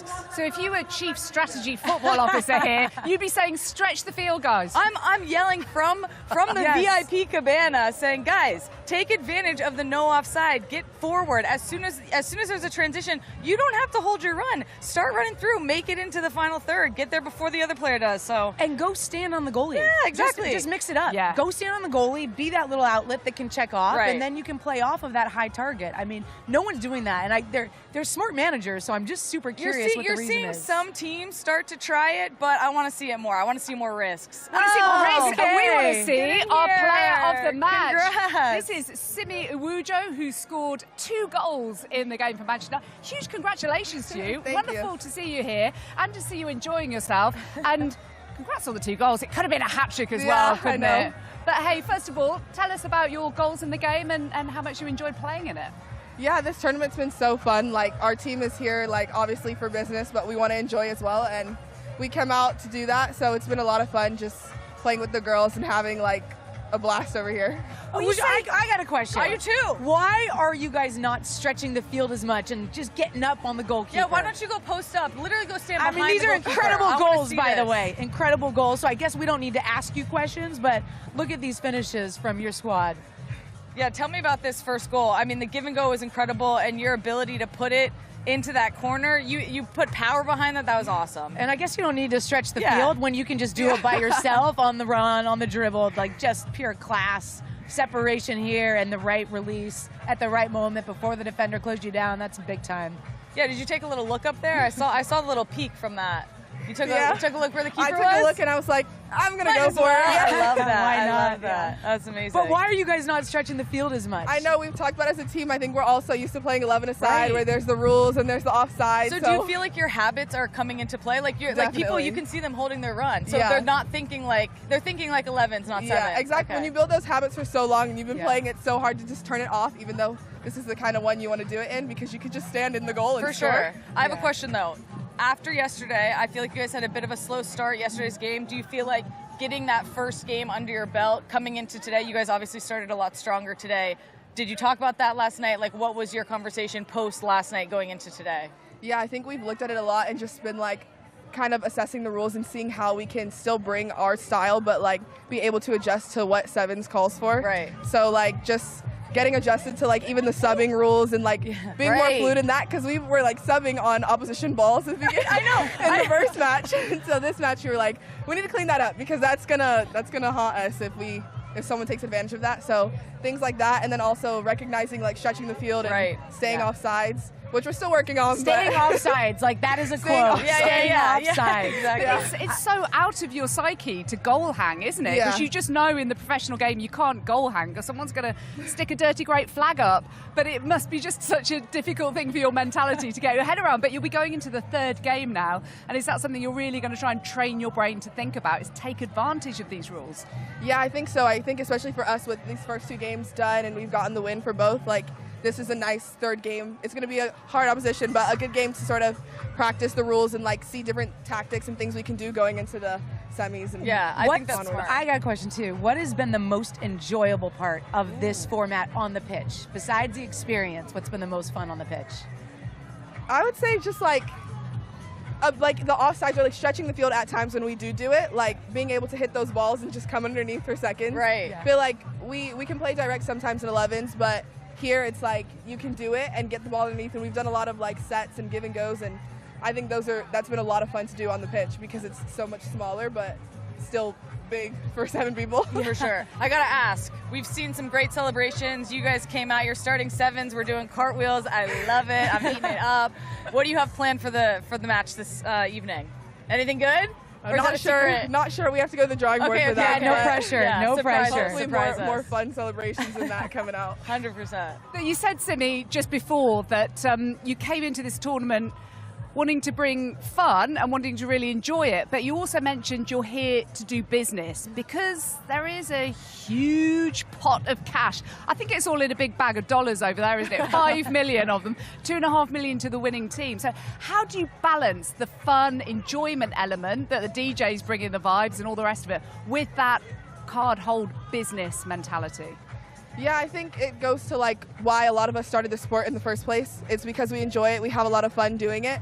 So being able to be in this format almost takes us to like those youth days where things may not have been as competitive or there might not have been as much pressure. So like just knowing that there's that element of fun that we can have, but obviously we're all professionals, we do this as our jobs, so bring that element as well. And you want to get that bag. Yeah, of course. You want to get that bag. Not like we haven't thought about it. But Exactly. And you probably haven't had chance to think about the goal scoring table and the top goal scorers, because you, madam, are sitting right up there with a bunch of players on 2, just behind Manchester City player Caroline. You can't let a Man City player win the top goal scorer award, can you, as a United player? And also you've got Celine Bizet in there, who opened the scoring today with a fabulous goal as well. Yeah. Have you had chance to watch many of the other games? Yeah, we've had a few. Some of us hung back to watch yesterday because we were a bit earlier. Today's a bit of a more hectic schedule, so maybe we'll see some coming in and out, but they've been awesome to watch, and we've gone on YouTube as well and kept up with them. So. Oh, have you? You've been doing your research? Yeah. Yeah. We're taking tactics for people. And you don't often get chance to look at other players, do you? Or to hang out with other players as well. Is that something you've been able to do backstage here? Yeah, a little bit. A few of us, we've seen our national team friends and stuff, which has been so nice to see in such a chill, still competitive but fun environment. Just to kind of have that. Okay. Friendship well, there. As well as being joint second on the goal scoring charts, you are the official player of the match, madam. And I have something to present to you, a water bottle to stay hydrated, World Sevens, and a little special surprise in there for you. Congratulations. Take it out of the bag for her. Well, I mean, she just scored 2 goals. Now you're making her work. Okay, excuse me. There is a trophy in there. It says player of the match. I wanted you to open it, but now it's presented like this. Look at this. There we go. Oh, yeah, there you go. Turn it right side. Congratulations. Thank you so much. Congrats. Well deserved. Simi Rouget, thank you so much, and hopefully we'll see you back there with another one of those later in the tournament. Can't wait to see more bangers. Congrats. Good luck. There's another game for these guys to play today. She's getting a mini round of applause just off the set here. That is quite something. But yeah, so let's have a look at the group table. Hair is blowing all over the shop. Let's have a look now at that group table for the second group. Manchester United currently on top on goal difference, just the 1 goal in it from Paris Saint-Germain. That big queue there saying that these two are through to tomorrow's semi-final. So Roma and the local side Benfica are out after they both lost each of their 2 matches. So Manchester United against PSG is going to be a fascinating last game. How do you see that one go? We'll get to see that tonight, which it's exciting because obviously with AS Roma and Benfica out, I do think that's going to be an exciting game, but not as much on the line for them. However, with PSG and Man United, whoever wins, they're going to be going in as first into the semifinals. So I've got my money on Man United. I haven't been super impressed with PSG during this. I think that from what I saw yesterday from Man United into today, I think that they're starting to peak. Yep. I would second that, and I was thinking maybe there was a little bit of drop-off in that first game after their loss on the weekend coming in here. Right. And now they're just finding that joie de vivre again. But I think that they want to end their season on a high. They have another opportunity Exactly. to. I think they're ramping up, but it's a question of do you really go full throttle, knowing that you're already advancing, and likely on the other side, there's no easy competition coming through. For sure. And I want to see, I think, kind of like what Awujo was saying, they have the opportunity in this third game for them. They both are through, but let's see them take advantage. Well, chemistry, but I want to see them take advantage of the different strategies that Sevens is going to present them. Yeah, it will be very fascinating because football is one of the most fluid thinking games, I think, in the world's sport. And watching these players adapt in real time over 2 days is one of those things that you don't get to witness that often. True. There's growth that's happening right in front of our eyes. And I think right now Man U's in the pole position. You think Man U as well? I do. What about you, Jackie? Well, what about Manchester City, I'm wondering? Because we're just talking about this group. Yeah, okay. I'm saying for tonight in Man U and PSG. Because Bayern Munich are opening up against Manchester City later on tonight. I think that's going to be a fascinating game in the other group. That's a good one, too. For sure. Yeah, Bayern's Manchester PSG, it doesn't matter. You think I think Bayern's top team right now of the tournament, in my opinion. I think that they look the best, and I also think they're having the most fun, and I think that's what matters. You want to have fun out here. And it's what showing. It's the freedom of expression. That was one of the reasons this platform has been built. And I think Bayern has been embracing that and has been really, leading the charge. You can see it in their play. Yeah. Okay. Well, thanks, you two. You brought a lot of energy to this particular studio. You two can come again. Thank you. As we're back to back, aren't we, with our games? But we're very much looking forward to what else we have coming up for you here on DAZN, the global home of women's football. And coming up Friday, tomorrow, the preview show for the UEFA Women's Champions League final. Arsenal looking to be crowned champions of Europe for the first time since 2007. And Barcelona looking to make it 3 in a row and 4 in 5 seasons. Can they continue to dominate? We'll find out on Saturday. That is when the final is here in Portugal, just down the road in Lisbon. And we're going to be back for more craziness of World Sevens football action here in Estoril after this break.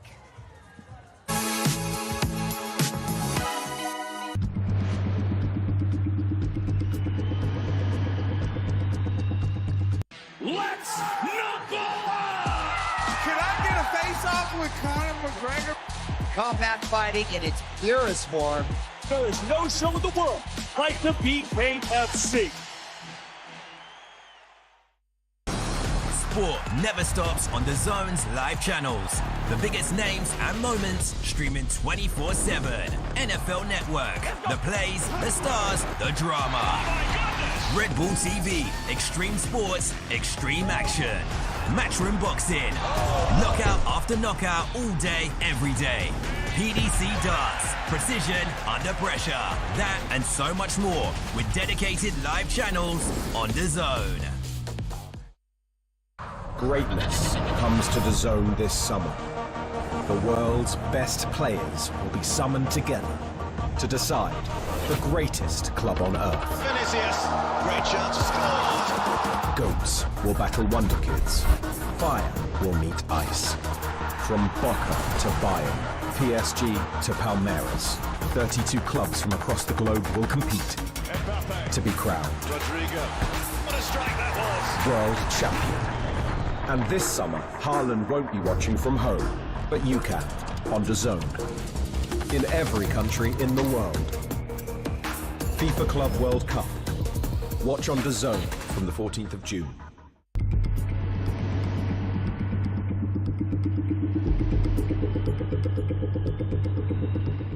DAZN is the global home of women's football.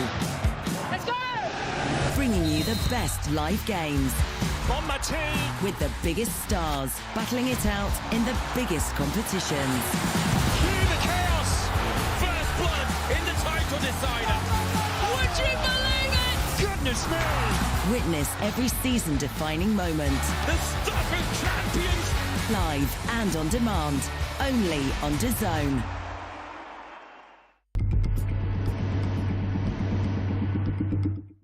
Strap yourselves in, everyone. Let's go! National League has a new home. We've got lots to look forward to here on DAZN. All of the matches. The early shot is a really good one. All in one place. It's a great ball. It's a super goal. Live or on demand. Fabulous. Available on any device. That's a goal. It scores majestically. It all starts here. National League TV now on DAZN. Sign up at DAZN.com/NLTV.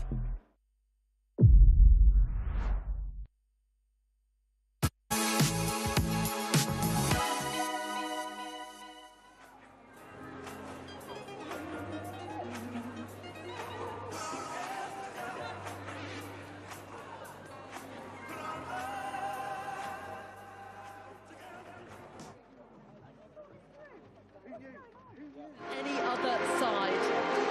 Arsenal, the only English team to have ever won it. Lyon, the club that have won it a record 8 times.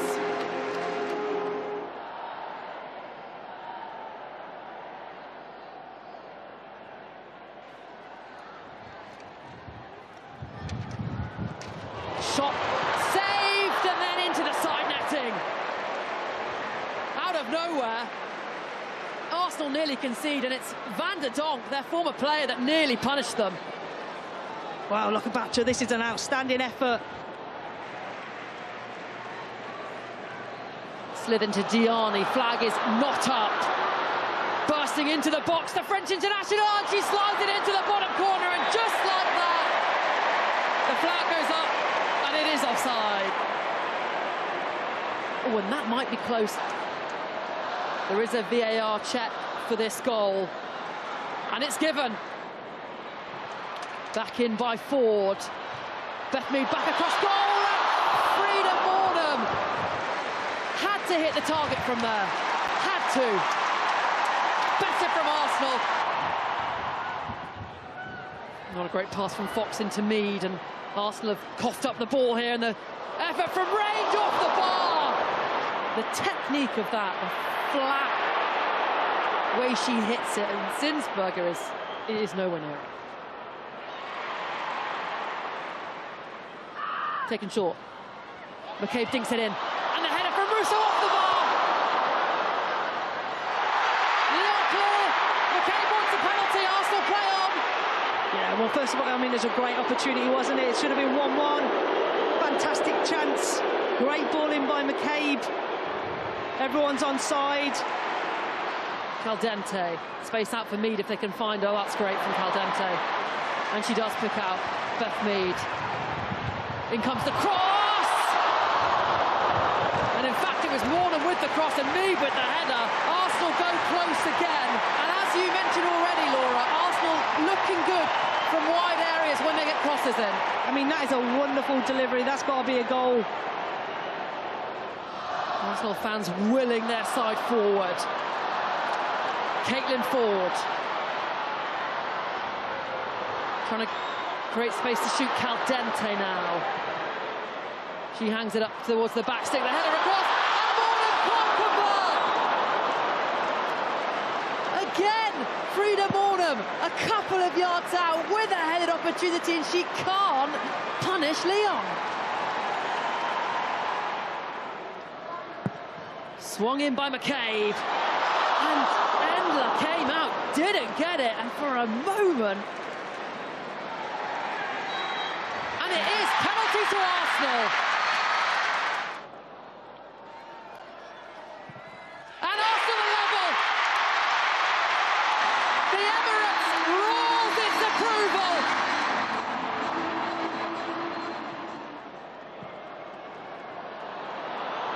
As Lyon come forward with Dumonet! And Lyon are back in front, just like that. Arsenal switched off, and they've been punished. Lyon punched back, and they lead Arsenal by 2-1. Wow. Everyone knows about Dumonet, surely now. You know, for such a young player to carry this Lyon team with huge pedigree on her shoulders, she makes it look so easy. A sucker punch for Arsenal. Melchi Dumonet, her 20th goal in all competitions this season for Lyon. Forward ball looking for Blackstenius, tethered out by Endler, who wasn't sure if she'd handle it, whether she'd be in the box or not. And there is the full-time whistle then. Arsenal fall to defeat in the first leg of this semi-final. René Slager's side couldn't quite muster enough against Lyon.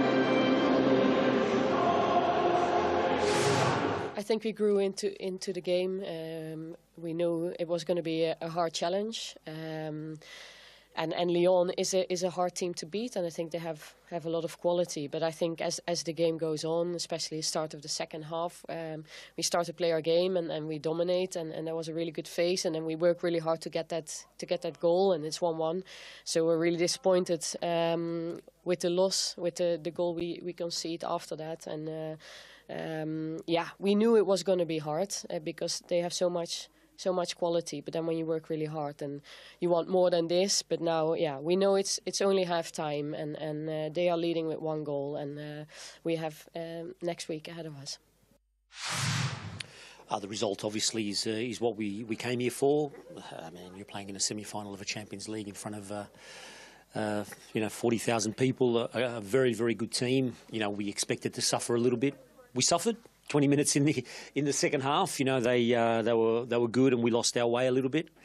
But this team's used to this sort of pressure and this sort of scenario, and I think all big teams find a way, and we found a way today.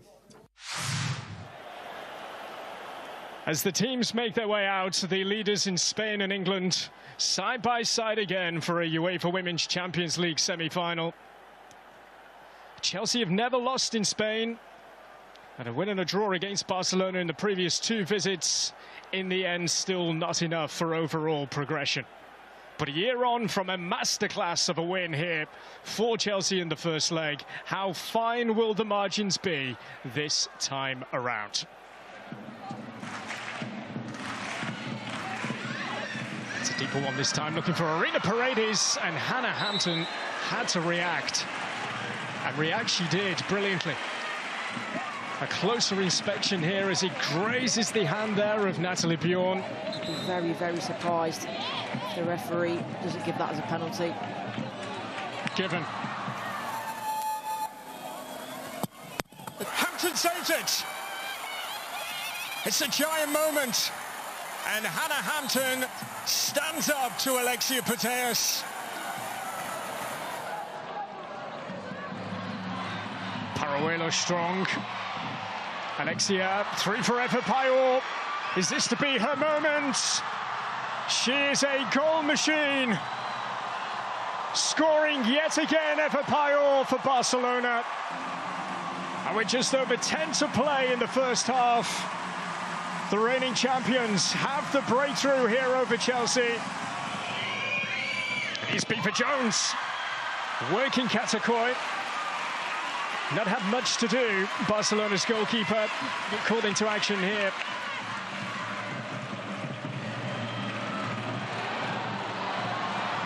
Baltimore hasn't made the challenge. Across it goes, and Claudia Pina makes it too. Right there where it matters for Barcelona. And in terms of the overall context, just how big a moment could this be? I said it after half-time. It's probably game over. To be honest, it could well be tie over rather.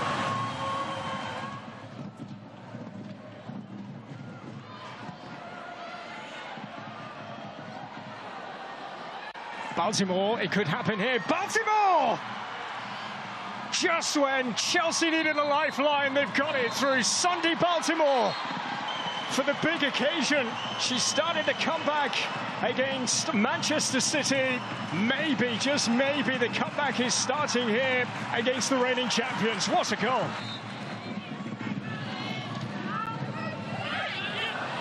Here comes the corner, and they've scored. Irina Paredes. Barcelona profit from a set piece. Irina Paredes restores the 2-goal cushion. Claudia Pina for Alexia. Brilliant. Claudia Pina! Oh my goodness! How good was that? 4 for Barcelona. Are they Lisbon bound already? That expression on the face of Millie Bright says everything. I do think this actually takes a bit of a deflection past Hannah Hampton, but it's about the build-up, isn't it? And for me, I just can't state a case for Chelsea. I just don't see them doing what needs to be done. The little flick does take the deflection, but ultimately it's about the build-up, it's about the quick, swift play. Chelsea in a position now where I can't make an argument for a way back for them. 4-1 advantage going to Stamford Bridge for the second leg. Is there any way back for Chelsea? The way that they've wrapped this up, Barcelona, in true world-class fashion. And this is one mighty mountain to climb now for Sonia Bonpastor's team. And Barcelona are well and truly with Lisbon in their sights. I think today, maybe when we were 2-1, we could have done better, especially on keeping that result. I think having only one goal difference was not that bad, even if we were coming here with the intention to get a better result. But we knew we were going to play a really good team, and today in the performance, I think we were not good enough as a team. We made so many mistakes in the defensive part of the game, and when we play that team, they just are so clinical and they just hurt you. Yes, we play today very good with intensity, and we did so good job today, and we won 4-1 at home.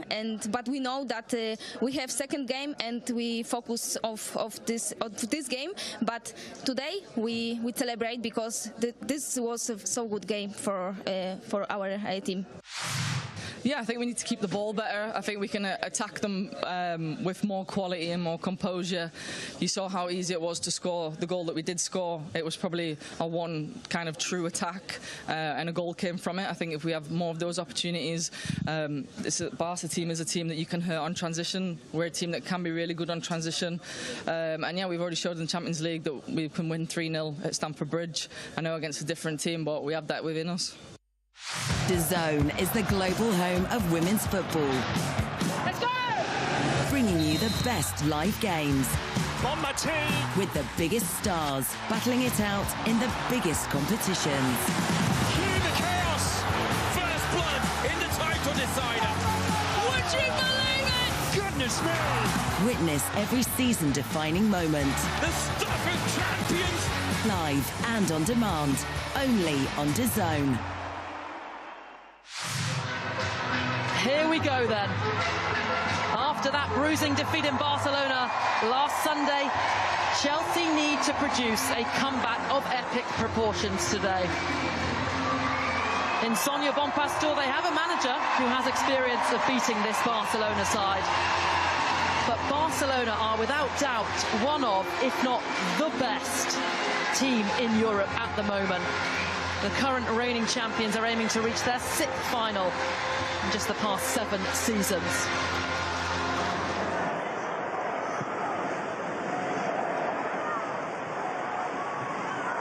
And that's nice from Nusken. Joker Nusken now. Blocked by the feet of Cole. Chelsea doing well to win the ball up high, though. Barcelona so often play out from the back with ease, but struggling as Bonmati jumps over the challenge from Nusken. Still going. Bonmati goes for goal herself. Wow! Aitana Bonmati gives Barcelona the lead. That's a fantastic individual goal. She was quiet in the first game, but that is marvellous. Hannah Hampton beaten at her near post, but the sheer power of the shot carried the ball from her own half. Bonmati. Pina battling with bronze. Graham Hansen now. Wonderful ball across, fantastic finish. Eva Payol, Barcelona's top goal scorer in all competitions, comes up with the goods again. Chelsea 0, Barcelona 2, and it's 6-1 on aggregate. Into Payol, just Millie Bright in front of her as the Chelsea blue shirts scurry back. This could get worse for Chelsea. Claudia Pina with the curling effort. Oh, wow! Barcelona again. Claudia Pina again produces a curling, beautiful goal. And this is getting humiliating for Chelsea now. Sensational from Claudia Pina. Double figures now in the Champions League.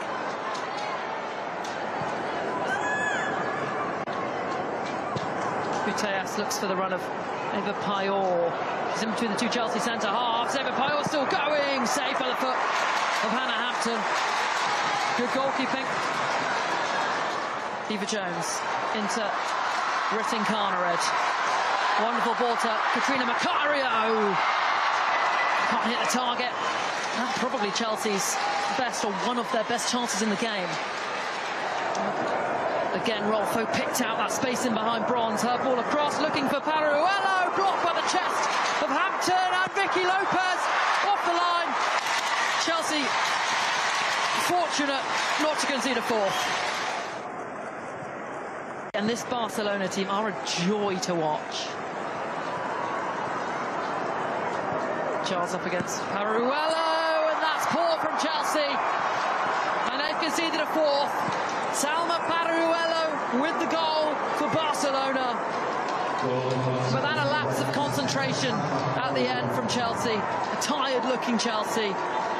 Sonia Bonpastor's side concede 4 for the 2nd time in a row. Eva Jones wins it for Chelsea into Mika Kaptein.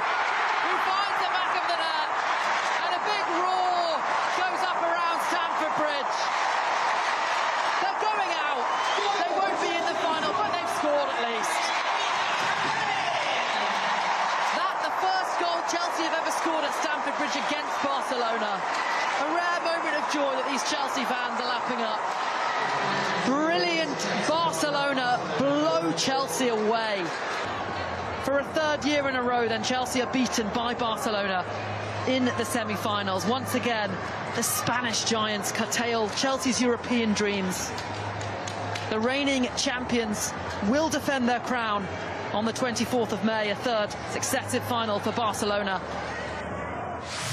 Yeah, frustrated about the result again. I think probably these two games are two big learnings for us. I think probably, I would say, even if I know Barcelona is a really good team, the difference between these two teams is not that much. But yeah, maybe the biggest learning I have to take from these two games is one team has been clinical in both games, and my team were not able to be clinical. If you reflect on the game, the first 30 minutes we had in the game, we created the first opportunities. I think the fans were just waiting for us to score the first goal and to have a really great atmosphere. We couldn't, and I think, again, Barcelona was really clinical. The first opportunity they had, they scored, and after it's really more difficult.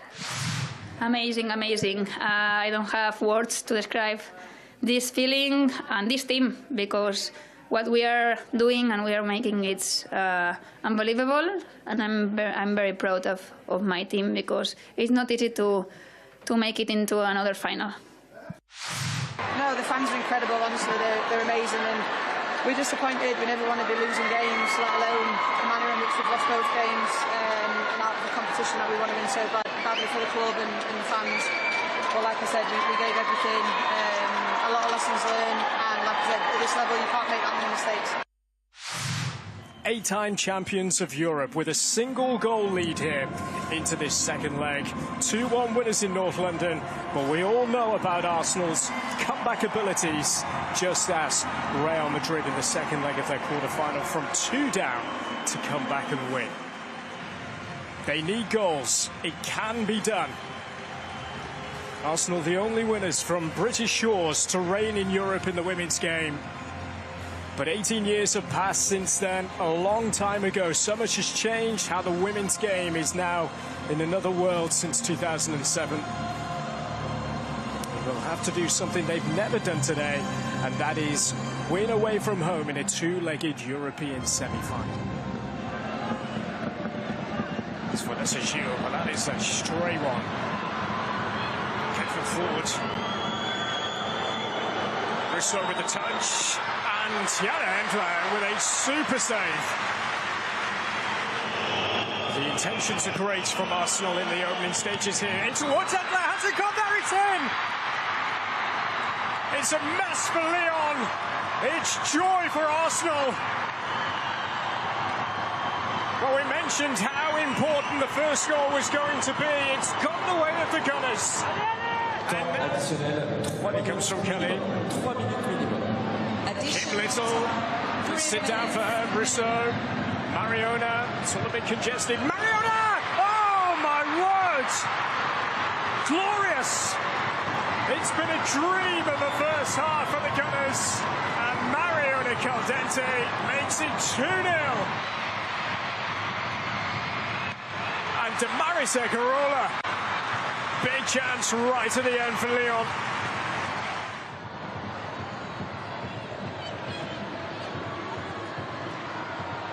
Well, it might work out for them here. And it does! It's Alessia Rousseau! Arsenal strike within the first minute of the second half. 3-0 they lead here. And the home of the record champions. And it is all going René Slegers' way. Oh, goodness me! Massive error at the back! 4! Arsenal are on the way to Lisbon. A giant error from Vanessa Gilles. They are crumbling Lyon in their own backyard. And Arsenal are having the time of their lives in Europe.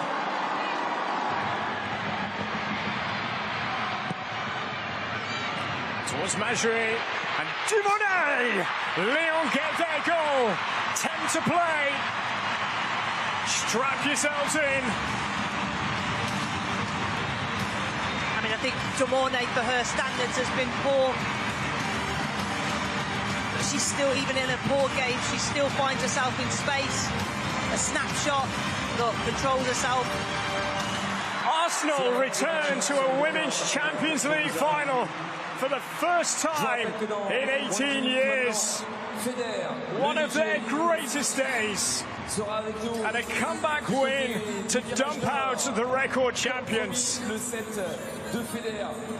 Lisbon calling. An English team in the final, and Arsenal having been the only British team to have got their hands on the treasured prize. Now they have a chance to create further history. Lyon's fall at a semi-final, one that will rock Europe. Yeah, very, very, very proud. Again, I think we've shown it before in the season, and I think this was the biggest challenge so far, coming back from a 2-1 loss at the Emirates, and then against this top team with so much quality, and then coming out here so calm and composed with so much belief in what we're doing and courage on the pitch. I'm so proud of the players. They've been working incredibly hard, both physically, technically, tactically, but the way they present themselves from a psychological perspective today, it's so impressive. Arsenal scored 4 goals and we scored 1. I mean, look, a lot of things, you know, as I said, it's very difficult straight after the game to analyse exactly where it went wrong, but probably from the personality to the emotion, the tactics, it was a difficult day for us. Yeah, it means a lot, which I think you can tell by the emotion. Yeah, obviously this is an incredible football club, and we've had numerous games in the Champions League and not quite made it to the final since we won it in 2007. So yeah, it's just really special to get there, and even to have Kelly here, who was part of that squad who won it back then. So yeah, excited and looking forward to that, and yeah, we all can't wait to represent this great club in the final. And we now know it is Barcelona versus Arsenal. We will be bringing you all of the build-up, all of the action. It will be taking place on the 24th of May here on DAZN, the global home of women's football.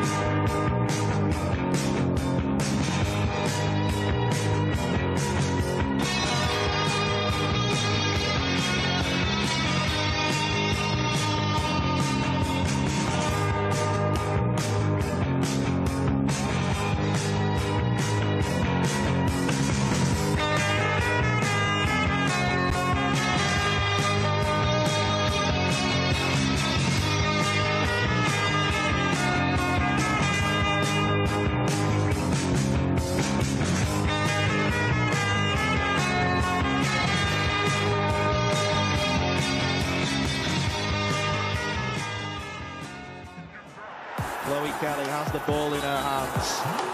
Caldente scores. Arsenal are on the way to Lisbon. Well, it might work out for them here. 4! Strap yourselves in. Arsenal return to a Women's Champions League final for the first time in 18 years. Hey, Leanne. Hello, mate. How are you doing? Lovely to see you. Lovely to see you. Last time we was here, we was training together. Training in there? Yeah. And you call Chloe Kelly? Oh. Now look at you. Grown up. Lioness legend, scoring winning goals in European Championships. Grown up a little bit. I know. So, Chloe, here we are back at the Arsenal training ground. It wasn't too long ago, not 10 years, I don't want to age myself, but we were training over there in the indoor facility with Arsenal. Now you're back at the club, European winner. Now you're in the Champions League final. What does it mean to you? Yeah, it means so much. It's amazing to be here. It's an amazing club, and as I said before, they gave me an opportunity to get my smile back and get back on the football pitch, and I'm very grateful for that, and I'll forever be grateful. But to compete now in a Champions League final against Barcelona, it's amazing. This is when you're a child watching the Champions League. This is what dreams are made of, and yeah, I'm very grateful for the opportunity. You talk about being a child. I mean, obviously, you know, I talk about winning the Champions League like every single day because it's the best thing I ever did in my career. You were 9 years old when we won it in 2007. Like, do you have any memories? I know Leah was our mascot as well, which makes me feel super old. Yeah. But, like, do you have any memories of when we won it? I think for me, like, any opportunity to watch a women's game was amazing to see because actually you never really had so many of them. So each time you got to see a women's game, you took that opportunity. But to see success at a club where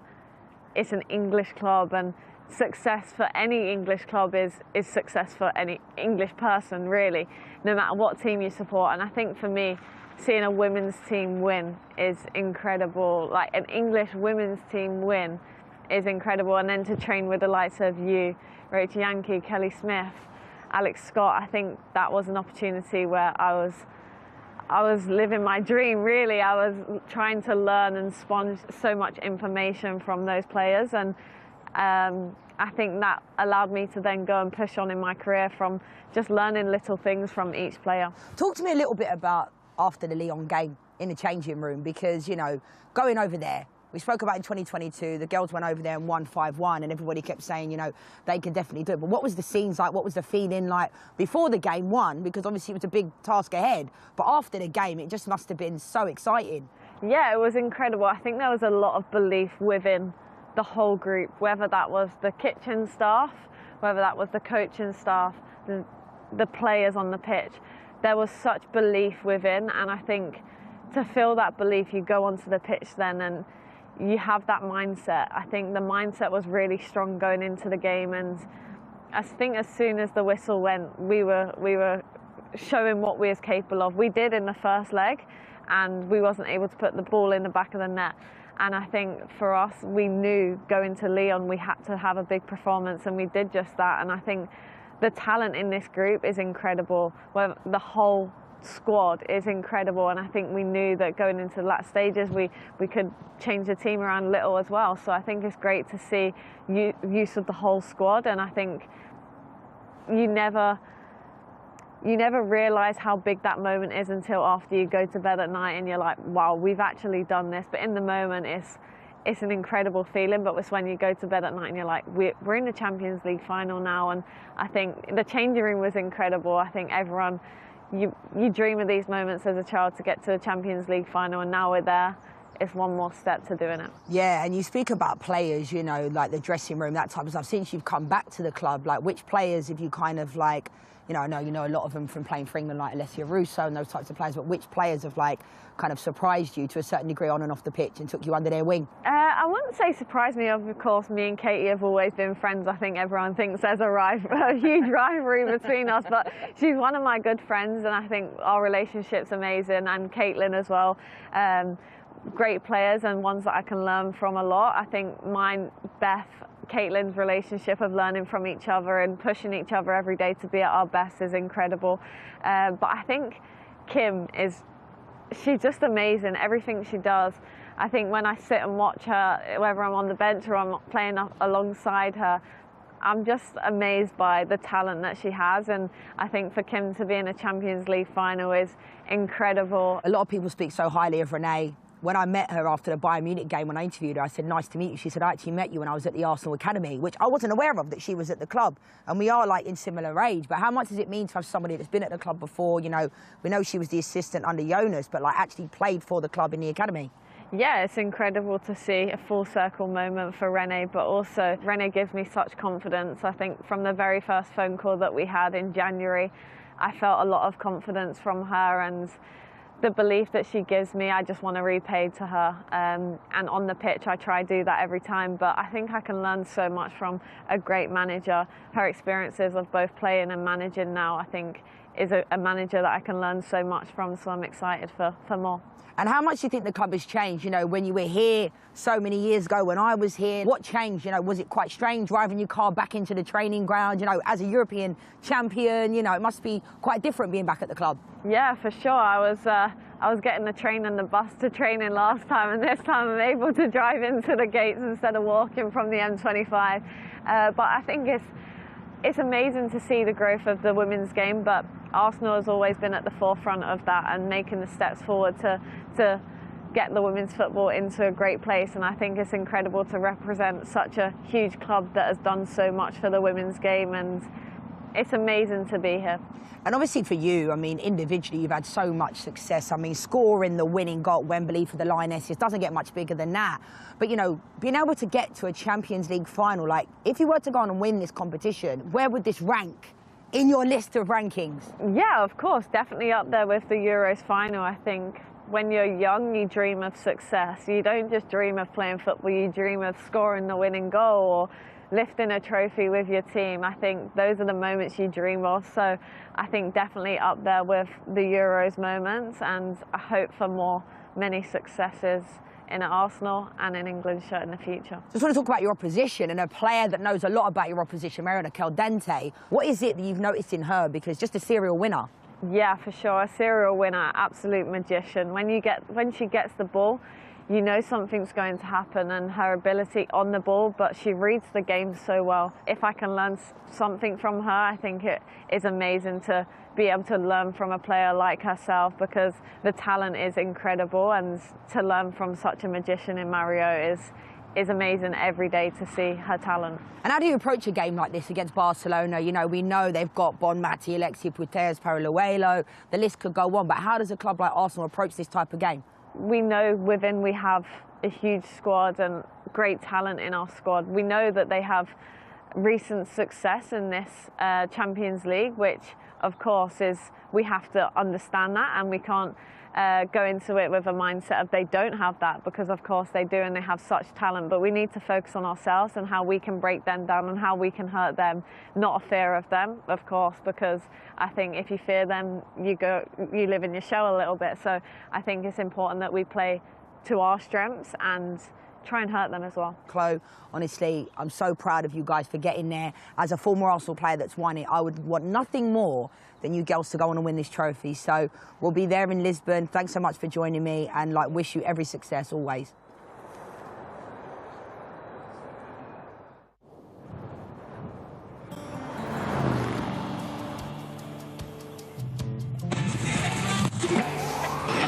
For joining us.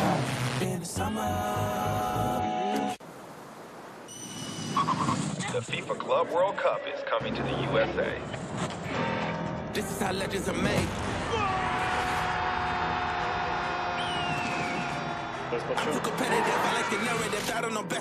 Este verano, la crème de la crème.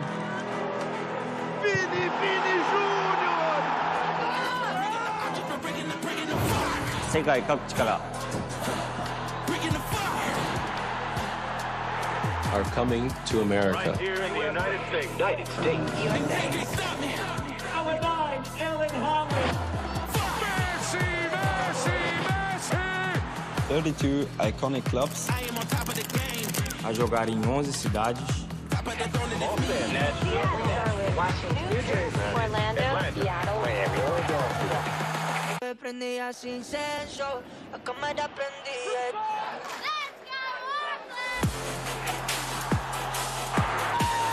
Por troféu novo em folha. The FIFA Club World Cup. Mira todos los partidos en DAZN.com.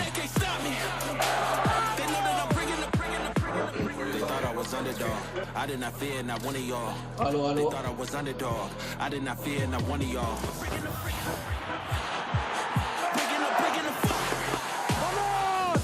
The stage is set. Estamos listos. ¿Y tú?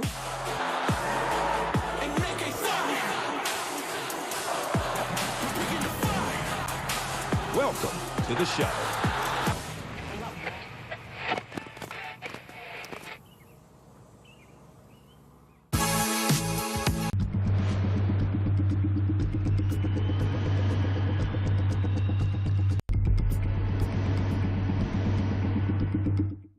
Discover the sport you didn't know you needed. Not just the bright lights and big leagues. This is backroads and bases. Grit and guts. Full throttle action. We're talking touchdowns and track and field, powerboats with A-listers, gravity-defying skaters, high-flying volleyball, home run hitters, and pillow fighting, because why not? Unmissable. It's all here. Discover more on DAZN. Hey, listen up. Let's have it. We know you've always got your eye on the prize, the championship belt. And why wouldn't you? You're a finely tuned, well-oiled boxing watching machine, capable of consuming over 185 fights on DAZN every year. We've gone big, we've gone global. Churning through combinations, comebacks, and non-stop knockouts. With big fights every week, you're the best in the world. So go on, get that belt, champ. DAZN, undisputed.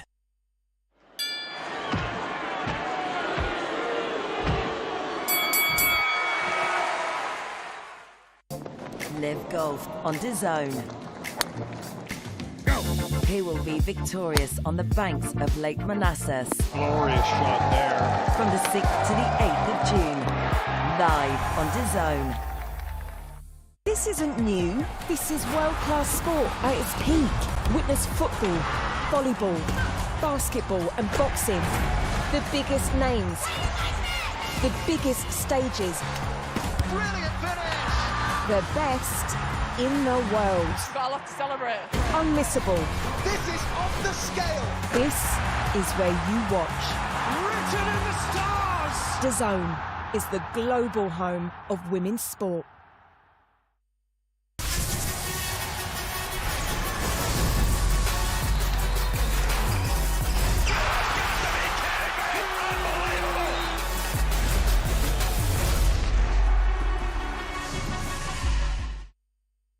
Strap yourselves in, everyone. Let's go. National League has a new home. We've got lots to look forward to here on DAZN. All of the matches. The early shot is a really good one. All in one place. It's a great ball. It's a super goal. Live or on demand. Fabulous. Available on any device. That's a goal. And scores majestically. It all starts here. National League TV now on DAZN. Sign up at DAZN.com/NLTV.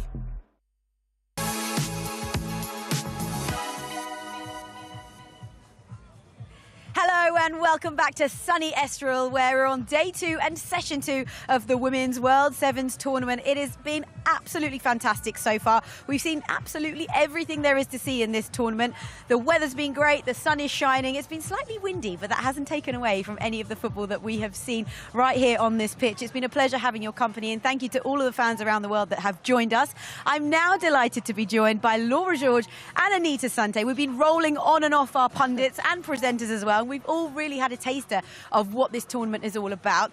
Has it lived up to your expectations, or perhaps even exceeded your expectations, Anita? Oh, it's definitely exceeded mine. I think just watching that Manchester City game against Ajax, going to penalties, the chaos, the drama, is exactly what I wanted to see, and it's definitely delivered. And you've both been at the heart of this tournament, really doing a lot behind the scenes to bring this all together. Laura, what have you enjoyed most about it so far? I like to see the new players, because we used to see the girls in the domestic league, but I like to see the new players showing their best qualities. It's dynamic. We've seen like shoot from far. Usually people say girls don't shoot, goalkeepers are not good. So I like to see the saves from the goalkeepers. We haven't been talking too much about the quality of the goalkeepers, but they've been outstanding. Yeah, there have been some real standout moments. Any moments for you that have particularly stood out so far? Because we've seen every team play now twice. Yeah, I think Caroline as well, with her goals in that last game. Jess Park was exceptional. The goalkeepers, the Ajax goalkeeper, and in particular Roma. Obviously, they're not progressing, but Giuliano, I'm a big fan. I watched her and I love her skill and her talent and her striking ability. Really unfortunate they didn't progress. I think Ali Wagner actually said this exactly the same when I spoke to her when we went on air earlier on today. I'm sure you heard her talking about it too. She said that Giuliano was particularly a standout player for her, but also we started the day wanting penalty shootouts. We wanted to see the drama of, you know, the golden goal, and we've seen it all, Laura. Exactly, we've seen everything. Especially, I was happy after PSG winning. I don't know if I can say that. Of course you can. You can say what you like. There was the first team winning in the with golden ball, and so those type of feeling you usually have it in the final of the Euro, final of the World Cup. This is why this tournament is interesting, because you don't wait to see this big event. but we are creating one who is making you live like a dynamic event every time you watch a game. And let's not forget, we talk about the other tournaments, the Euros, the World Cups, all the big tournaments that every player dreams of playing in. But this one's special because in terms of the prize pot and the funds that are available, it blows every other tournament out of the park. Yeah, absolutely, and that's what we wanted. We wanted the players to be the centre and the heart of this, to show that we value them, we value women's sports, we want to keep growing the game, and investment is massively important, and what it can do for their clubs and development from their grassroots through to their senior game is massive. So, you know, it's a massive opportunity for all these teams. Yeah, grassroots being really important there, and as you said, that feeds into what you were saying, Laura, about the fact that we want to see this tournament unearth some stars of the future, and I think it's almost like a shop window for them as well, because the eyes of the world are on this tournament.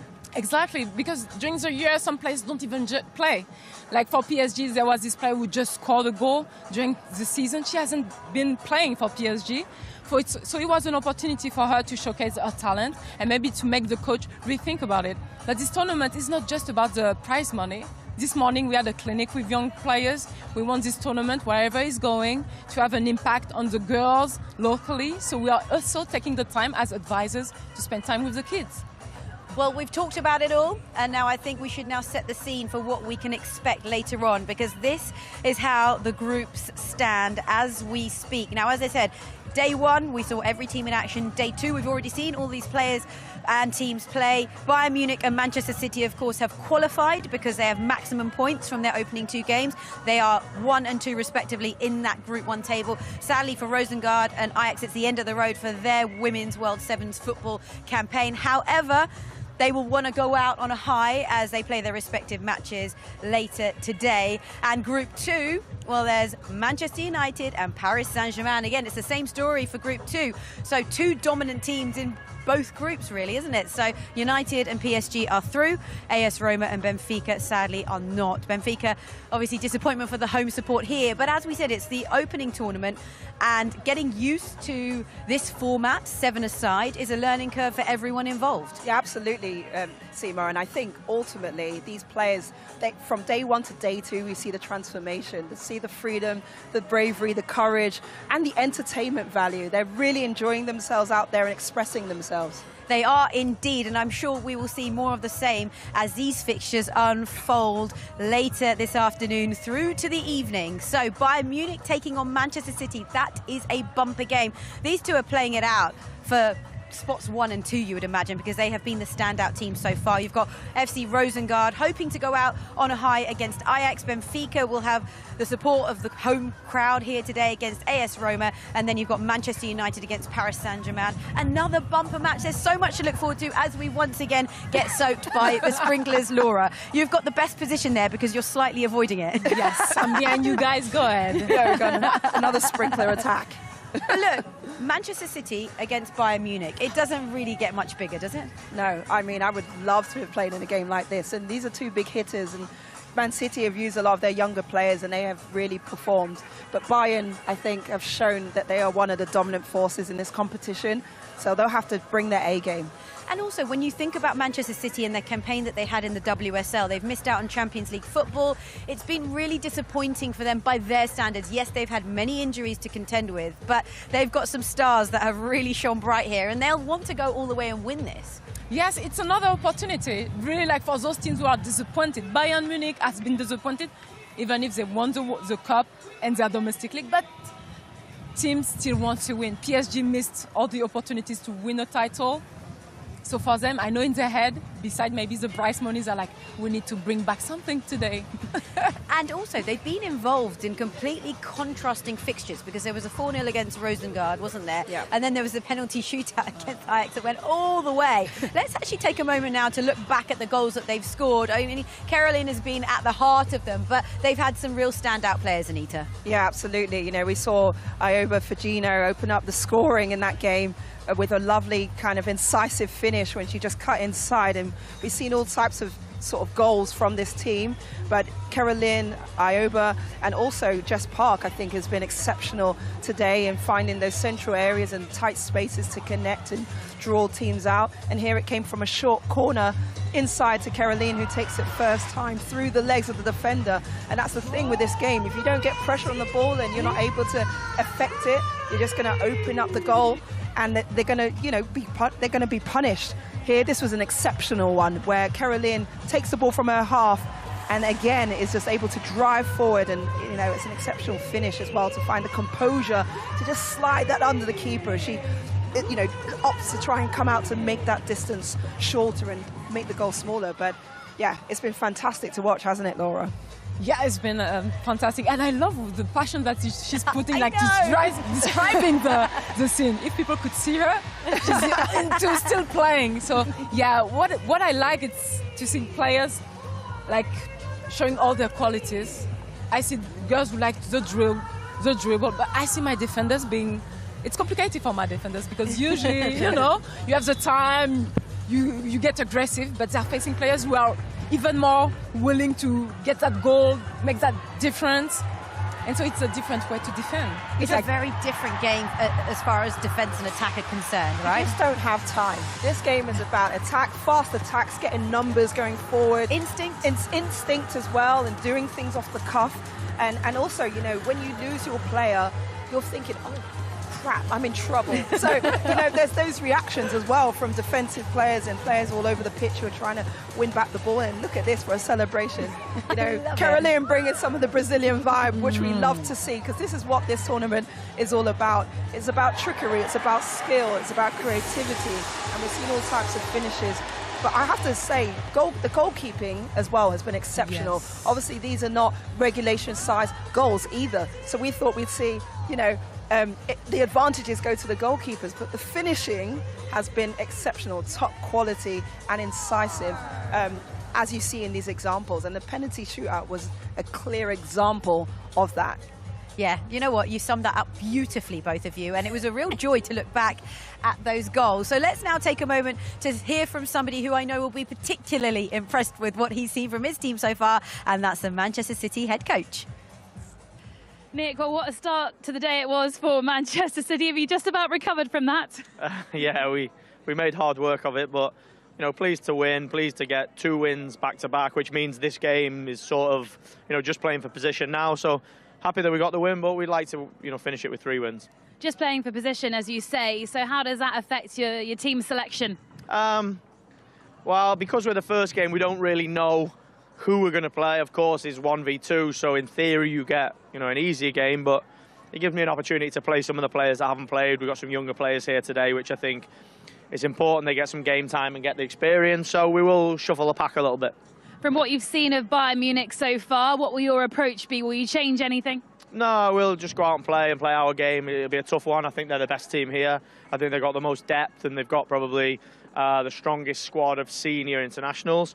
But, we've got a good team. We've got 2 wins, so it'll be a good test for us going into the knockouts tomorrow. How high is confidence? What's the mood like in the Manchester City camp?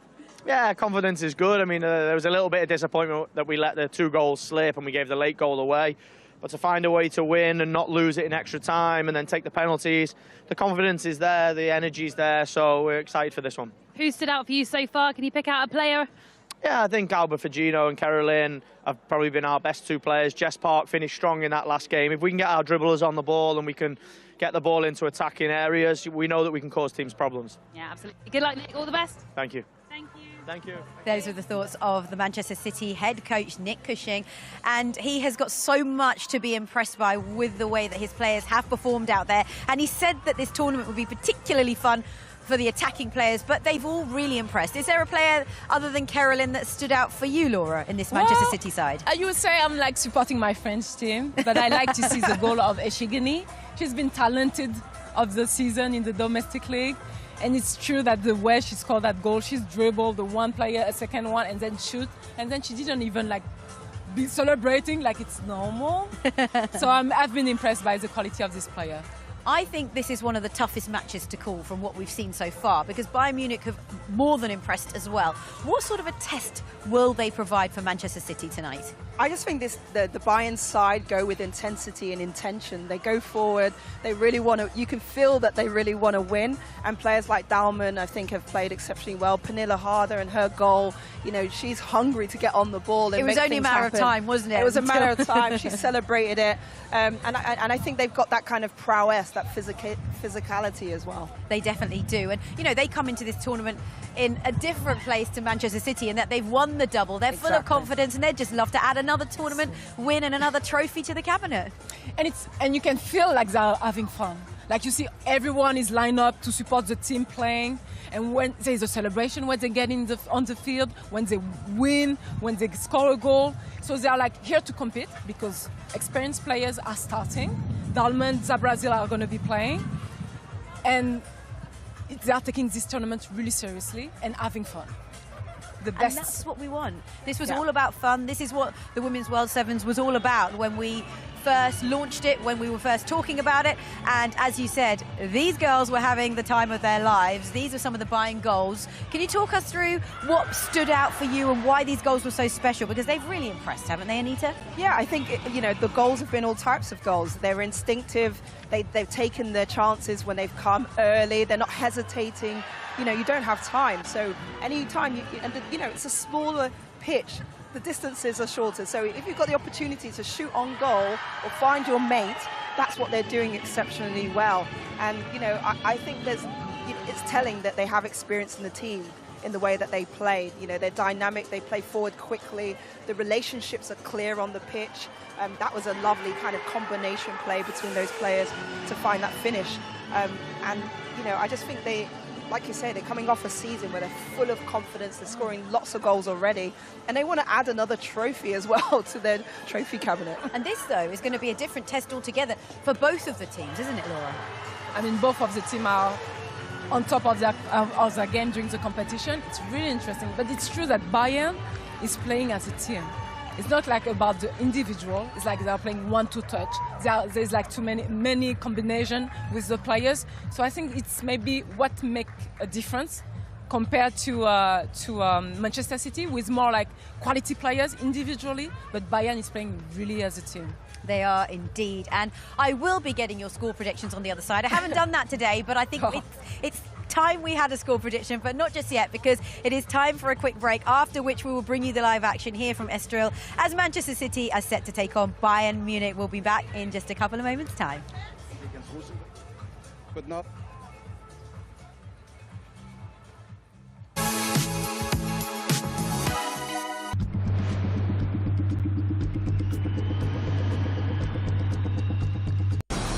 Sport never stops on DAZN's live channels. The biggest names and moments streaming 24/7. NFL Network, the plays, the stars, the drama. Red Bull TV, extreme sports, extreme action. Matchroom boxing. Knockout after knockout all day, every day. PDC darts, precision under pressure. That and so much more with dedicated live channels on DAZN. Let's knuckle up! Can I get a face-off with Conor McGregor? Combat fighting in its purest form. There is no show in the world like the BKFC. DAZN is the global home of women's football. Let's go! Bringing you the best live games. On my team! With the biggest stars battling it out in the biggest competitions. Through the chaos! First blood in the title decider! Would you believe it? Goodness me! Witness every season-defining moment. The stuff of champions! Live and on demand. Only on DAZN.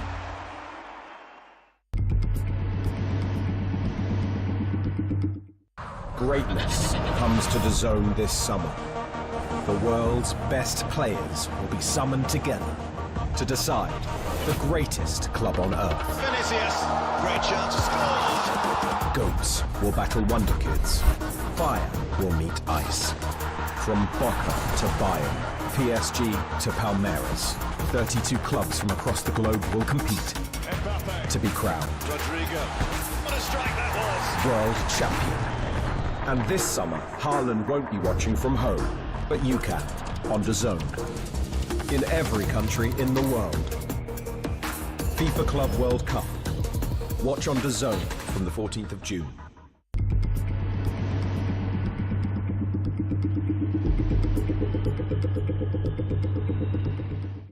Strap yourselves in, everyone. Let's go. National League has a new home. We've got lots to look forward to here on DAZN. All of the matches. The early shot is a really good one. All in one place. It's a great ball. It's a super goal. Live or on demand. Fabulous. Available on any device. Has a goal and scores majestically. It all starts here. National League TV now on DAZN. Sign up at DAZN.com/NLTV.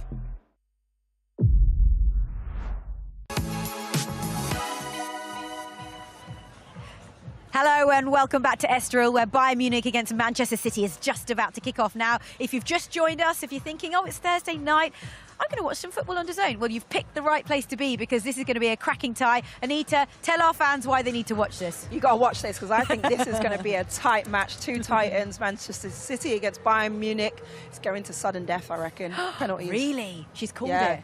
You know what it could do, and I wouldn't be surprised if it did. We've seen it happen once. We could see it happen again. Score predictions. I told you I was going to go old school. Come on, Laura. What do you think is going to happen? I think Bayern is going to win. Do you? I cannot tell you the score, but they will have at least one more goal. And which player are you most looking forward to watching in this match? I want to see Jess Park again come alive, Caroline, and Pernilla Harder for Bayern as well. Okay, well, we are very much looking forward to this. I'm sure you are as well. And it's now time to hand you to our match commentators of Rachel Brown-Finnis. But first, here's Jackie Oatley.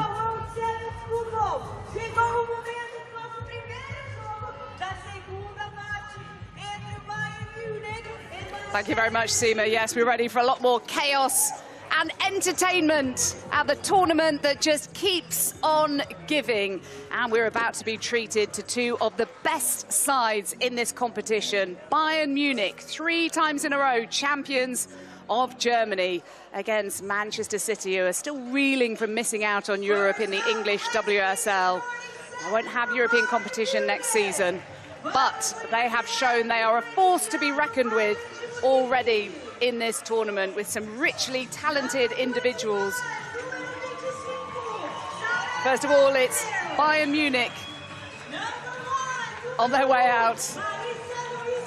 I mean, this is an unconventional tournament, right, Rachel Brown-Finnis? I mean, this is one of the things that players seem to enjoy very much, is choosing how they come on and to which music.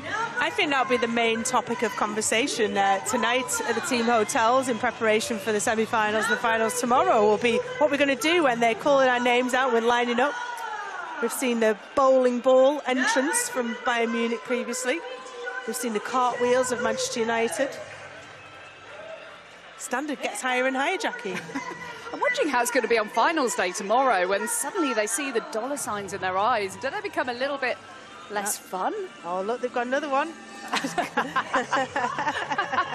Reeling in the big fish. Brilliant. We normally see this kind of thing after a team has won a tournament, not before a game, but this is the first of the last round of matches, and Bayern Munich and Manchester City have both qualified for the semi-finals. So this match is to determine who will top Group 1 and who will meet either Paris Saint-Germain or Manchester United in the semi-finals tomorrow afternoon. Both teams have looked excellent. Bayern Munich arguably have looked the best, in my opinion, so far in the tournament. Have they, of all the teams? I'd say so. The way that they started a little bit flat in the first game, but then came out to do a bit of a demolition job. The Tuva Hansen goal and the Darman goal to win 4-2 yesterday.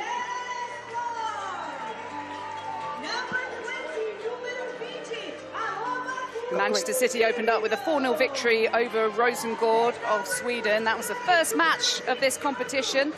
Fujino there, Japan international, scoring one of the goals. Caroline with 2. Ayama with the other one. And then Caroline scoring earlier in the craziest of games we've seen so far. The 2-2 draw with Ajax, which went to sudden death extra time and then sudden death penalty shootout. At which time the players were reduced to 5 players. What are Bayern Munich doing here with the big fish? The big fish celebration. They've definitely picked the even smallest player to do that, haven't they? Good choice. This is entertainment, though, isn't it? That's what this tournament has been about. Of course, excellent quality football, some world superstars of football as well here. Well, Rachel, I spoke to one of the Manchester United players after their last game earlier on, and she was telling me just how much the players are absolutely loving this as we take a look at the Bayern Munich lineup. Some familiar faces in there. Momoko Tanikawa having scored earlier on, and it's Marla Gross who's in goal, and taken over from Mahmutovic.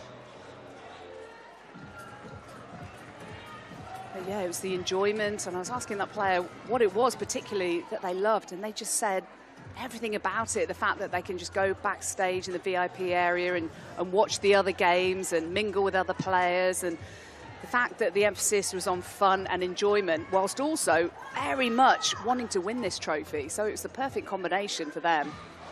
Well, it's great. We just saw in the shot there behind the referees to the right in the sunshine-filled stadium there to the right. That is players sat on there like directors' chairs in the sunshine, enjoying themselves, cheering on teammates. As you said, in the VIP section. It's not a bad spot to finish up your season with, is it?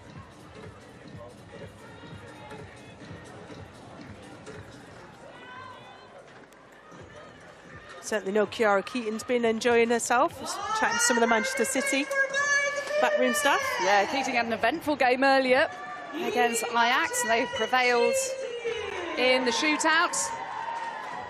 A reminder, these matches are 30 minutes, 2 halves of 15 minutes each, as Manchester City starting on the front foot here with Fujino and Caroline, 2 of their standout players. And we picked out Jess Park as being somebody we thought was going to have a good tournament as well.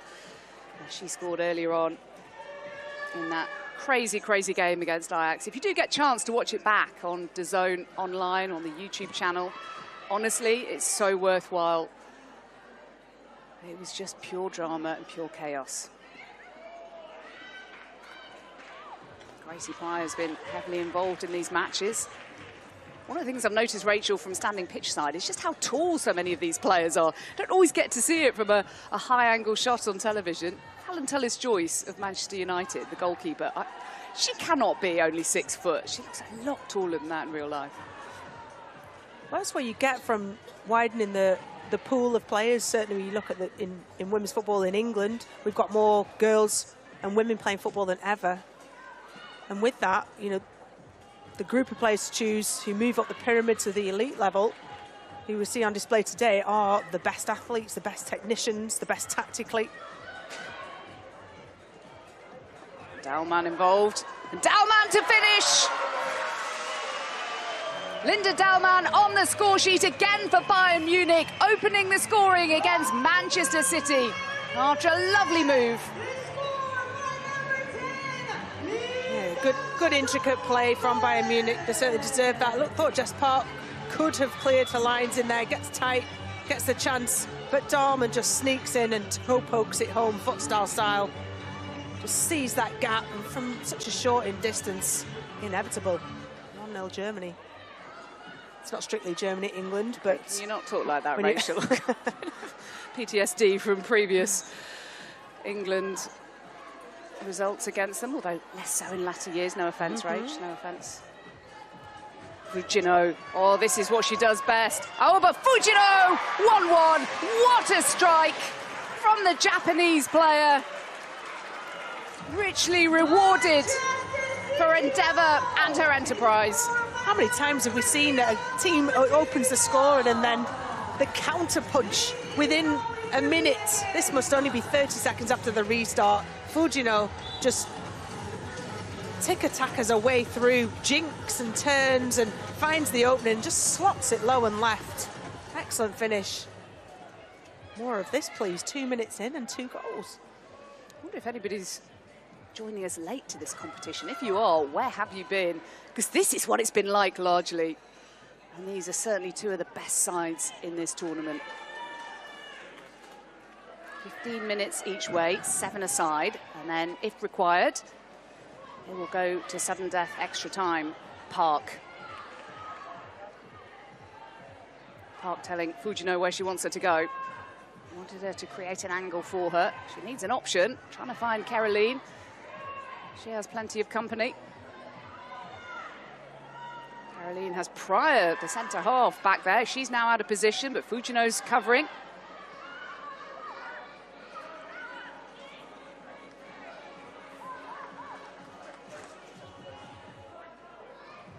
Bayern looking to retake the lead. Coombs.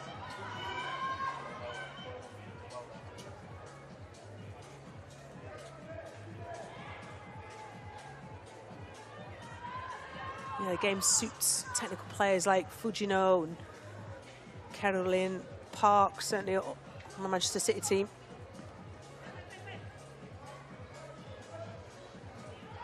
Damjanovic. Simon. Good defending from Wienreuter there. Not seen much of her this tournament so far. So an opportunity for players on the fringe of teams to get some fast and furious minutes under their belts. I think fast and furious is literally the description of this tournament, which is why it's been so popular so far with viewers, with players. With us lot, I think, enjoying very much working on it. It's not really work, is it, for goodness sake? Fujino taking aim again. Simon getting in the way. Reminder, we have rolling substitutes. Simon's off.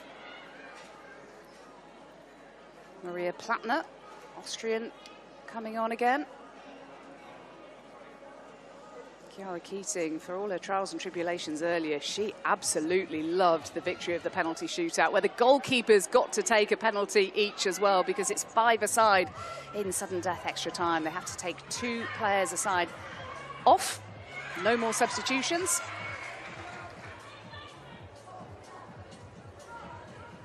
More subs for Bayern Munich. 4 on, 4 off.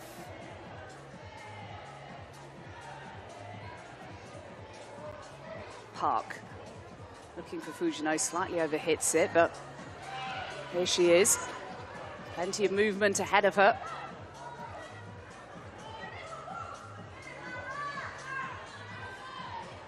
Ulbrich. Back to Marla Groves. So good to see her in action, the 23-year-old Bayern goalkeeper, having returned to action in March after 4 months out with cancer treatment, after the medics discovered a malignant tumour. Dalman, controlled, lays it off. Oh, and what a glorious opportunity for Momoko Tanikawa, who scored earlier on today. And the goal was gaping. Oh, and it was a beautiful build-up. Really good play from Dalman down that right-hand side. Cuts it back perfectly. Wasted opportunity. 1-1 it stays. Into the 3rd round of group matches. After this game, Bayern Man City, it is Roseng&aring against Ajax, 2 sides who are already eliminated.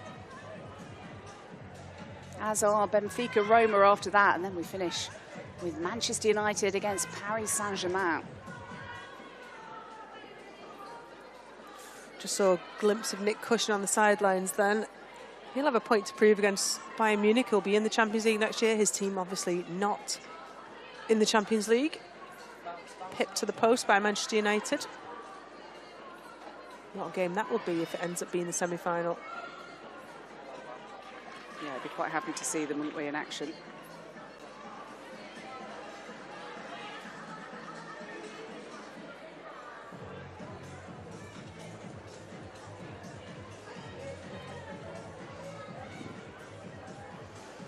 Reminder, no European football for City next season. They finished 4th in the WSL, 17 points behind the winners Chelsea. 6 years in a row they've won the title. City finishing 5 points behind Arsenal and 1 behind their big rivals, Man United. Really disappointing season, having only missed out on the title last season on goal difference after that late capitulation at home to Arsenal, which cost them so dear. So many injuries for City this season. A lot of players we're not seeing here today because of that. Lauren Hemp coming back from long-term injury, Alex Greenwood, Bunny Shaw, just to name a few key players that they've been without for a lot of the chunk of the season. Vivian Miedema as well. Yeah, that's only fair to mention that because they're huge players. You take them out of any team and they still have other talented players, but they are key. Alex Greenwood, I think every time we talk about her, we say how underrated she is. So therefore, by definition, she can't be underrated, can she, if we keep saying it? I think because she was obviously started the World Cup because of the absence of Leah Williamson, but had to bide her time sitting on the bench, didn't she, during the European Championships, the majority of it, because of Leah Williamson and Millie Bright being such a competent duo for England. But only last minute, it was only changed very last minute when Leah Williamson less comfortable in midfield, it seemed, and it worked to good effect. Sometimes it works to just be honest with your coach.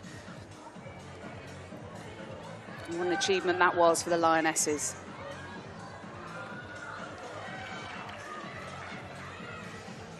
Who do we beat in the final? Might just have been Germany. Oh, okay.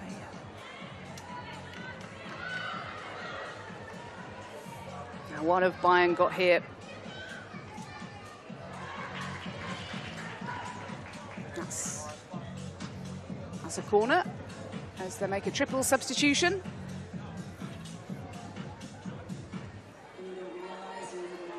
It was interesting to see earlier the tactical substitutions when attacking, so the defenders don't get a chance to pick anyone up because they don't even know they're on the field yet. Well, I was wondering if that was the substitution for the corner, because it wasn't any obvious time gap.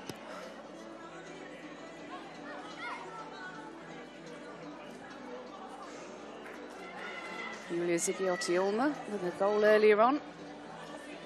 The 4th of 4 against Rosengård. Good ball from Chiara Keaton, Manchester City goalkeeper, putting it out to Benfica Brown. Now Ravine Reuter. And towards Murphy. It's away for Simon. And Damjanovic. What have Bayern got here? Ambitious effort from Savistova. It's a solid effort that. Had Chiara Keaton scrambling, ensuring that she covered that post, just dragged wide. Those sort of openings with this calibre of opponent, Manchester City have to just tighten up a little.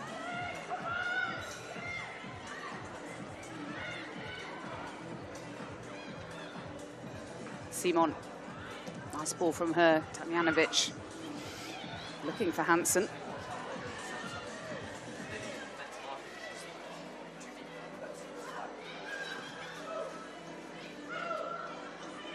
Benfica Brown.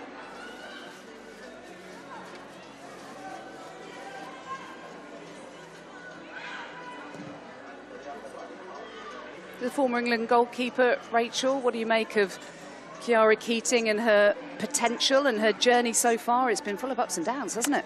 Well, she was thrown in at the deep end in some ways at a young age with injuries to Ellie Roebuck at Manchester City a couple of years ago, and she barely made a senior team debut at start, and she's grown through that. Yes, ups and downs, absolutely. You know, none of them injuries, but mistakes. There's something you have to get used to as a goalkeeper. It's how you pick yourself up. Got herself into the senior England squad. Simon with a strike against Oyama's legs. But certainly, depth of goalkeeping at England at the moment, excellent with Hannah Hampton and Mary Earps. Looking like they're going to vie it out for the starting position for this summer's European Championships in Switzerland. Do you think Hampton's just about ahead at the moment? I'd say so, with the lineups that Serena Wiegmann has put in. Oh, that's a good tactic. No offside, remember. Lazelle away. As far as Fujino, good defending by the youngster. couple of substitutions now for Manchester City with Cody Thomas, the 18-year-old, coming on. So to Maisie Davis, the Welsh 18-year-old. 5 caps to her name already, formerly of Flint Town and Llandudno. Well, with both sides already through, it is an opportunity to give some more minutes to those youngsters who we would hope we get to see some action in the WSL next season. Lazel. Yeah, because the intensity and the speed of thought that's required in this tight, congested pitch is something that these girls, young girls particularly, need to experience. Not had a lot of WSL time. And it's the same for the Bayern Munich players, for those who potentially on the fringes, to be able to come up against and with world-class teammates. It's a great experience. Zadrazil, the Austrian, vastly experienced player. Damjanovic looking for options.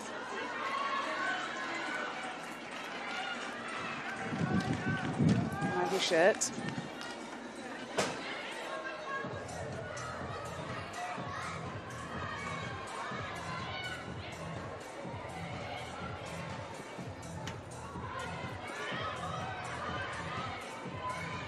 So we're into the final minute of the first half.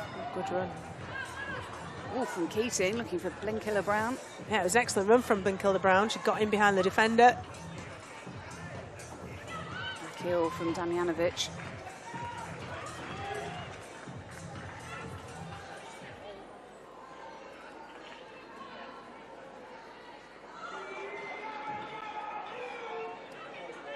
Damjanovic looking for options. Tanikawa, saved by Keating. Ooh, just dribbled wide, didn't it? It was really good build-up play. Initially, she got a touch, but she didn't, did she? No, it just bobbled wide, didn't it?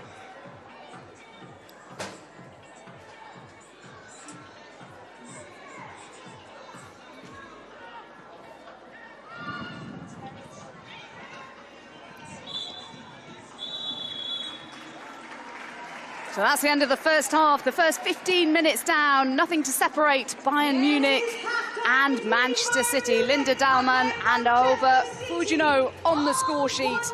And there'll be full analysis of that first half with Seema and the gang when we come back in just a moment.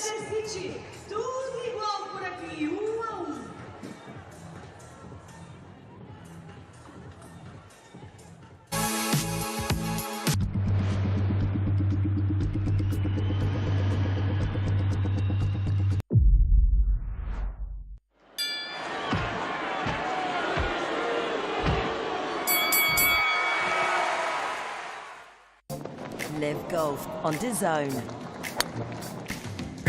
Who will be victorious on the banks of Lake Manassas? Glorious shot there. From the 6th to the 8th of June, live on DAZN.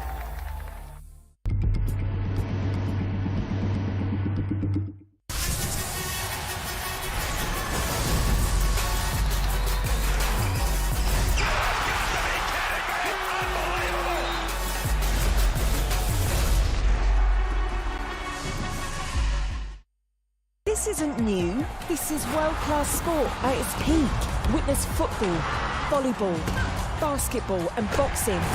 The biggest names. The biggest stages.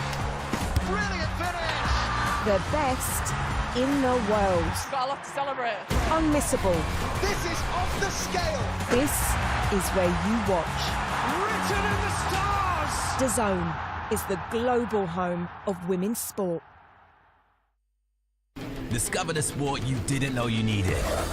Not just the bright lights and big leagues. This is back roads and bases. Grit and guts. Full throttle action. We're talking touchdowns and track and field. Powerboats with A-listers. Gravity-defying skaters. High-flying volleyball. Home run hitters. And pillow fighting. Because why not?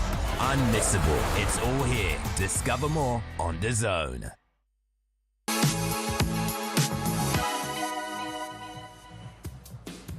Welcome back to Estoril, where, as things stand, there is nothing separating these two sides. They had a bit of fun before the match kicked off, but then when the action started, it was slightly cagey at times, but it's one apiece between Manchester City and Bayern Munich, and we're in for a real treat in this second half. There has to be a winner at the end of this. The question is, who will it be? Before we even get to that part, Anita, you called it. You think it's going all the way to the golden goal, and it might well do if it carries on like this. What did I say? That's why we have you here. A tight game, and it's exactly what it was. And it was a great start, obviously, from Bayern when they got the early goal with Dalman.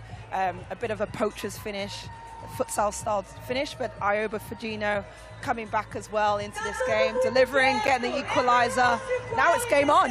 It is game on. Let's have a look at the goals then. And as you said, it was Dalman that opened the scoring, Laura.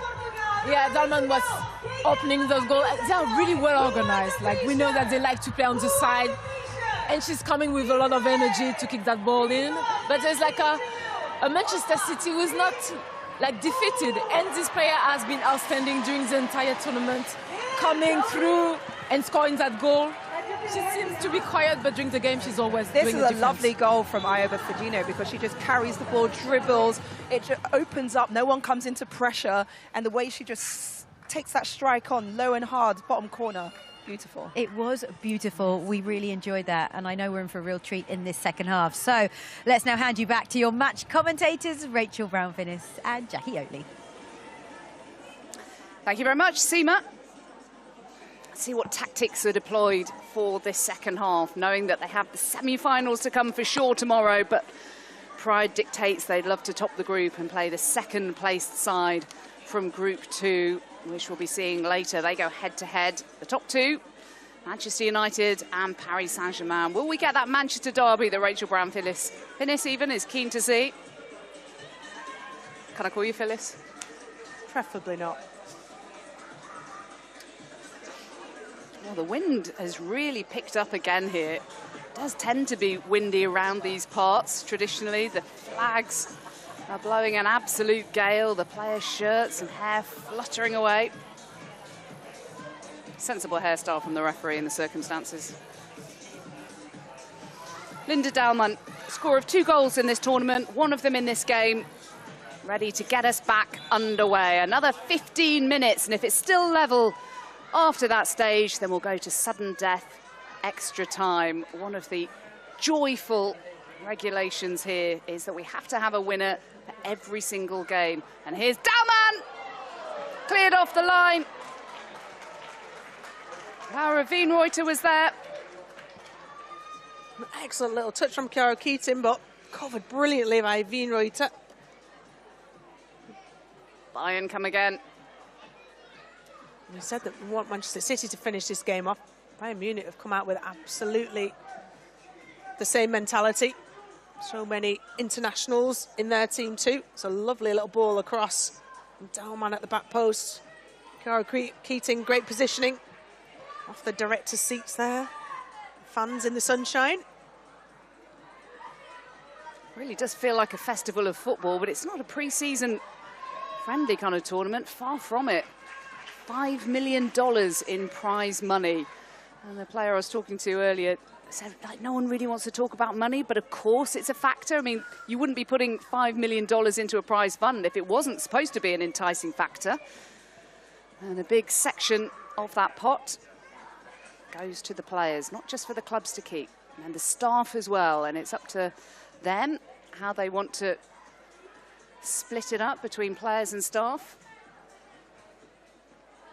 I guess it's none of our business, frankly. Dalman. It's just one of those differential factors that really sets this tournament apart from everything else.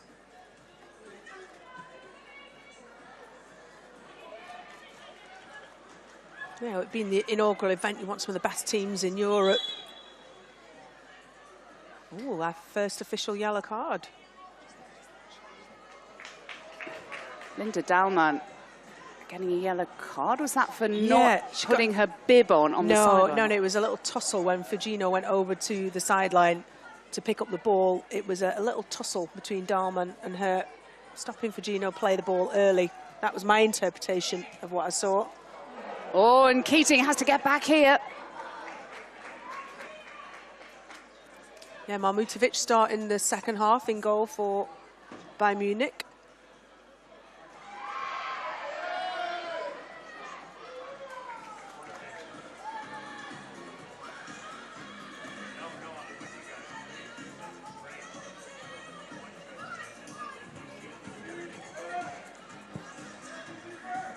Bayern Munich have certainly looked the more likely to score in this opening few minutes of the second half. The intent is there. It's a good curling ball in. Albrecht got ahead to it. Zigiotti Olma.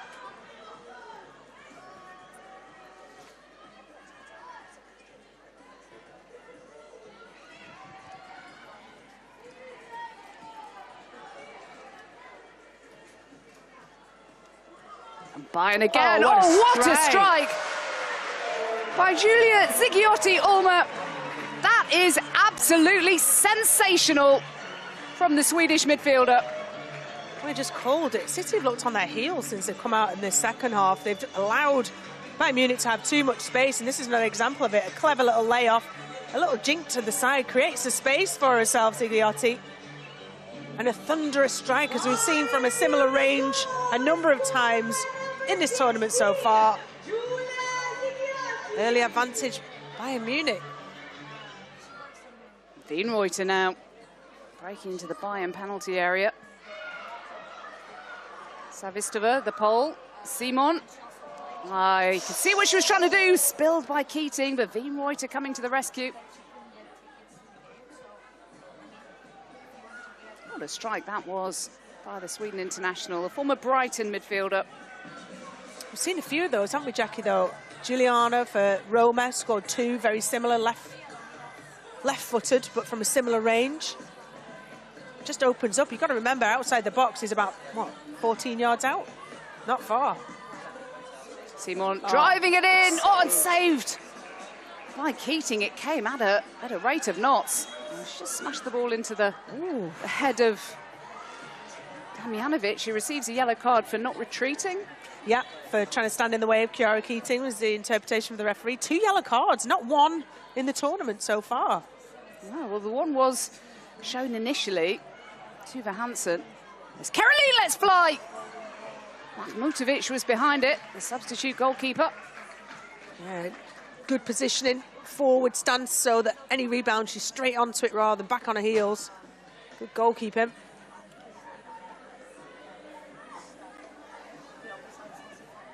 Never a dull moment in these matches, that is for sure. We've had very few down moments where we can talk about the weather or if there's anything good on the telly later. Or... Ooh, a bit of a clash on the far side there. It's a painful one as well. But as we tend to see in this tournament in women's football, just straight back up and on with it.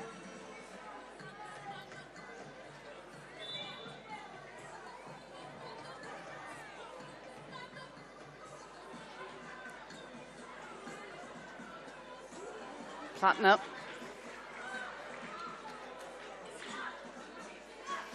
Plattner, the Austrian, will take the corner.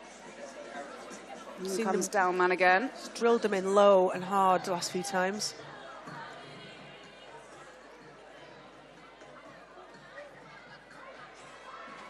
Now Caroline. Oh, this is what she's best at. Caroline slightly overrunning it, allowing Mahmutovic to come out. Good play by the goalkeeper. Excellent play by her. Really high starting position. Recognises that Caroline's going to beat her player for pace. Good technical goalkeeping down with a K-stop. Mahmutovic with 1 cap for Germany last year.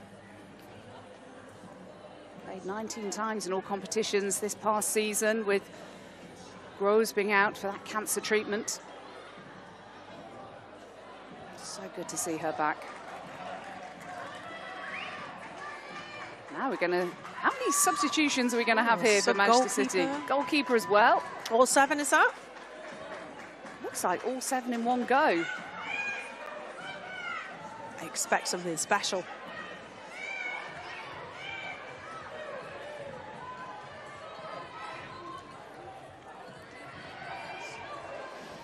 Eve Annetz has come on. The 19-year-old England under-19 international. No senior appearances for Manchester City as yet. In regular football, we should say. This is her chance now in this crazy, fast, frenetic kind of game. She might get tested here and does really well. Again, that same technique that Mahmutovic just employed to save at close range. Excellent goalkeeping from Ivanets there. See how she gets down, spreads the arms.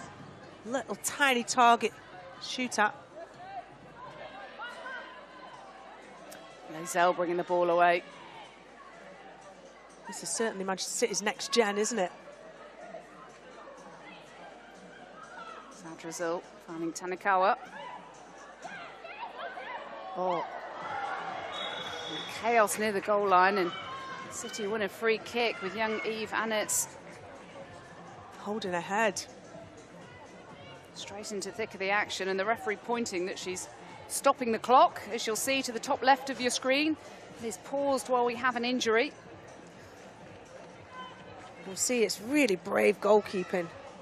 Oh, and it's crunching in. I think the boot was not the contact point with the head, but the knee that followed through afterwards, I think, was the contact, which is probably more of a concussion concern. Eve Annetz has literally been on the pitch for a matter of seconds, straight into the thick of the action, making a save immediately. Clearly a super brave young goalkeeper, already receiving praise from Rachel Brown-Finnis. You've got to be brave. I've lost my 2 front teeth. I can run through as many injuries as you'd like. You were nuts, you were. Mind you, you're all nuts, you goalkeepers. You've got to put your head in places where you don't expect to, but this is the lovely little toe pump finish to open the scoring, and this is the response just within a minute, wasn't it? Fujino just skips through, opens up, finds that edge of the space, defends back off, and she slots it through beautifully into the bottom left-hand corner. Man, Bayern Munich gets the second. It's a lovely little layoff for Zighiotti, and what a strike that is from a similar distance for Fujino. No, it's such a shame that Eve Annetz has to come straight off. It really is. She's seeing the funny side, but my goodness, I mean, literally on in seconds, makes a save. I think if we get a close-up on her, you can see she's got... Oh, my goodness, look at the egg. It's the knee on her head that's clearly she's not going to be able to continue with that. Wow. That is an impressive war wound, that. Well, what did you get when you went to Portugal, Eve? I got an egg on my head. Brought back an egg. It's not even Easter. My goodness. I hope she's all right. Indeed.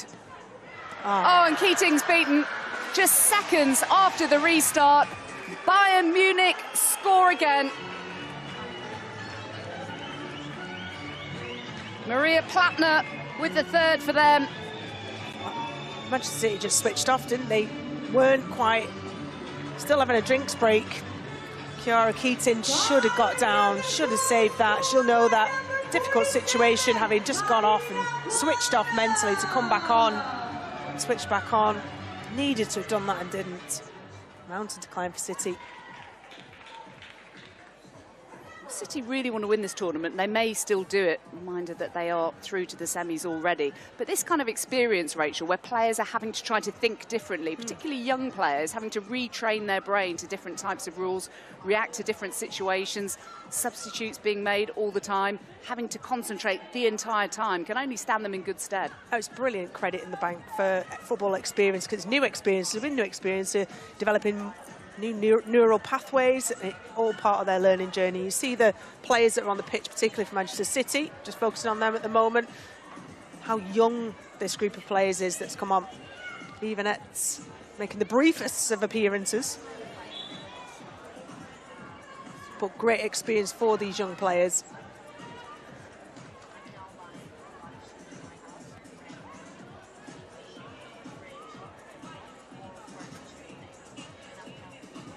Eriksson and Sembrant at the back for Bayern Munich, very, very experienced Swedish duo as well. So much experience in this whole squad of Bayern Munich. Certainly one of the favourites to win this. Slightly stating the obvious, bearing in mind they're already in the last four, but hedging your bets there, Jackie. Oh, yeah.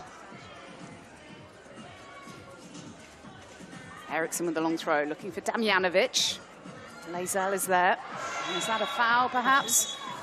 Oh, it is from Maisie Davis. And the referee showing another yellow card.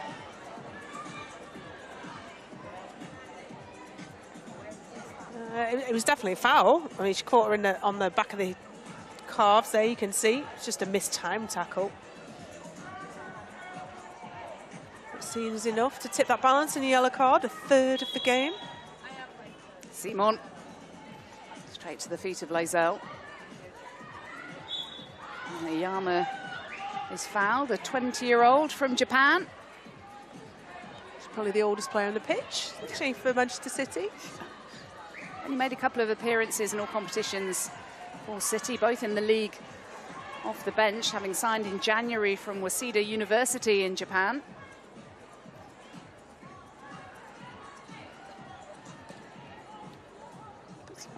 Ooh, oh, a clash there with Fujino and Marmutovic. It's a great punch from Marmutovic. Simon thinking ahead. Gracie Pryor.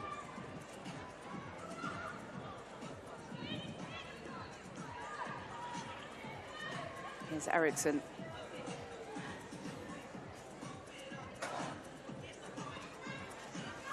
This is where Kiara Keaton's got to organise players in front of her. A lot of youth in the Manchester City team. She's got to be that vocal player, organise them.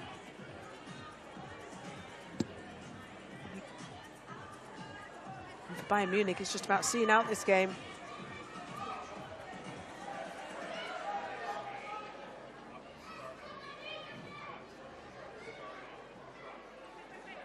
Fujino, not far away.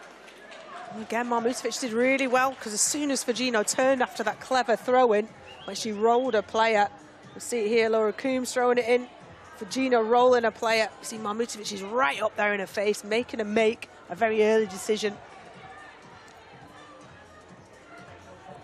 The players are used to not being offside from a throw-in, but they're not used to not being offside at all from open play. Caroline. And a lot quieter in this game than in previous games. Yeah, heavily strapped leg. I hope that's nothing lingering. It's going to keep her out of tomorrow's games. I think they wouldn't risk her if that were the case.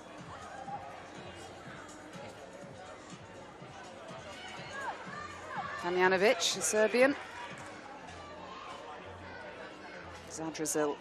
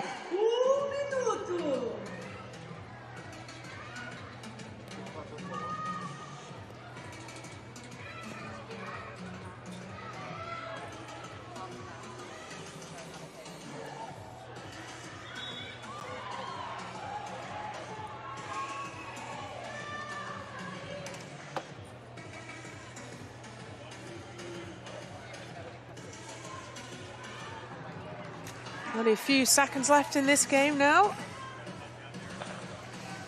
25 seconds remain. It looks as though Manchester City are going to suffer their first defeat of this tournament, having won ultimately their opening two games against Rosengård 4-0 and coming through in a penalty shootout after a 2-2 draw against Ajax. Bayern Munich just seconds away from topping Group 1.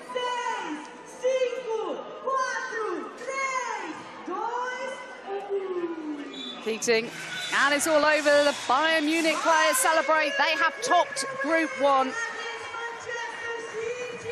with a 100% record. Ajax, Rosengård, and now Manchester City. And we'll see both of these sides back in the semi-finals tomorrow against Manchester United and Paris Saint-Germain. But who plays who has yet to be decided as those two sides from Group 2 will face off later this evening. Well, Bayern Munich have brought the joy here. They've meant business, but they are thoroughly enjoying themselves with the players in the VIP section. They came on with quite an entrance. It didn't take their focus off the game at all. And now they're celebrating winning Group 1. Well, I've loved everything about Bayern Munich so far. They've brought the enjoyment of the tournament. I love these scenes afterwards. I think every team needs to think about their match-winning song, what they're going to have on. Well, let's have a look at the table. It is complete now. Group 1, Bayern Munich, top of the pile with 3 points from a possible 3, followed by Manchester City, who'd already qualified before this game. Roseng&aring and Ajax are up next, having already been eliminated. And then we'll find out who will finish 3rd and who will finish 4th. And Bayern still very much celebrating. Looks to be a real squad effort here. No George Stanway, remember, for Bayern Munich. I've seen her around and about. She is with the team, but no play minutes for her. No, recovering from that knee injury, which has kept her out for quite some time. The England international, the European Championship winner, Georgia Stanway, but she'll be joining in the celebrations. I think a lot of players will be watching this around the world and thinking, I quite fancy a piece of that. Can my team play next time? Maybe in November, maybe in the United States, perhaps. All that yet to be decided and yet to be confirmed. But as things stand, it is Bayern Munich who are top of this group. Well, the moment of the match presented by Invisalign is that second goal for Bayern Munich by the Swedish midfielder, Julia Zigiotti-Ulmer, and what a strike it was. It was beautiful, wasn't it? Seen a few of those from that distance. Is the strike better or is the celebration better? It seems that Bayern Munich are doing both the best so far. Reeling in the big fish, but they did right at the beginning. I do like that one, and they post for that instead of the standard team lineup. Top of my list so far, Bayern Munich. The Germans are bringing the vibes. Oh, we can see Seema down pitch side with Anita Asante and Laura Georges. They're bringing the vibes as well. Having a little boogie yourself, Seema. Absolutely are. We're loving it over here. I must say, both of these girls know how to move. I think we should have a dance-off soon. So cool. But you know what? We're back. I didn't even realise we were coming back, and that's brilliant. Look, it's been a fantastic match. Hello. Congratulations. Congratulations. So first of all, tell me, how did it feel? I mean, you guys have been absolutely brilliant so far, but that was a really convincing win. Yeah, I think we have a good mix of joy and good football, and that's our threat. My English is not so good. Your English is bad. No. But I think we have a good day today, and tomorrow we keep going. Tomorrow you keep going for sure, and it looks like you have everything in your locker, and the celebrations have been so much fun. Tell us what it means to you to have played so well in this tournament and what it would mean to actually win it as well. We don't discuss the tactics before the games, we just discuss what we are doing when we walk in and what show we are doing, and then we play good. I think that's the best way to play a tournament. And actually, you know, tactically, everybody's noticed that you guys have really put in the thought and the work, obviously, and the tactics are so important to you. How different has it been preparing for a tournament like this? I think you just need a good mix of players, some physical ones, some tactical ones, and I think we have a really good mix of everything. That's our, yeah. And how does it feel to see back the goal? Yeah, as a team, huh? Yeah, it was a bit lag, but it was okay.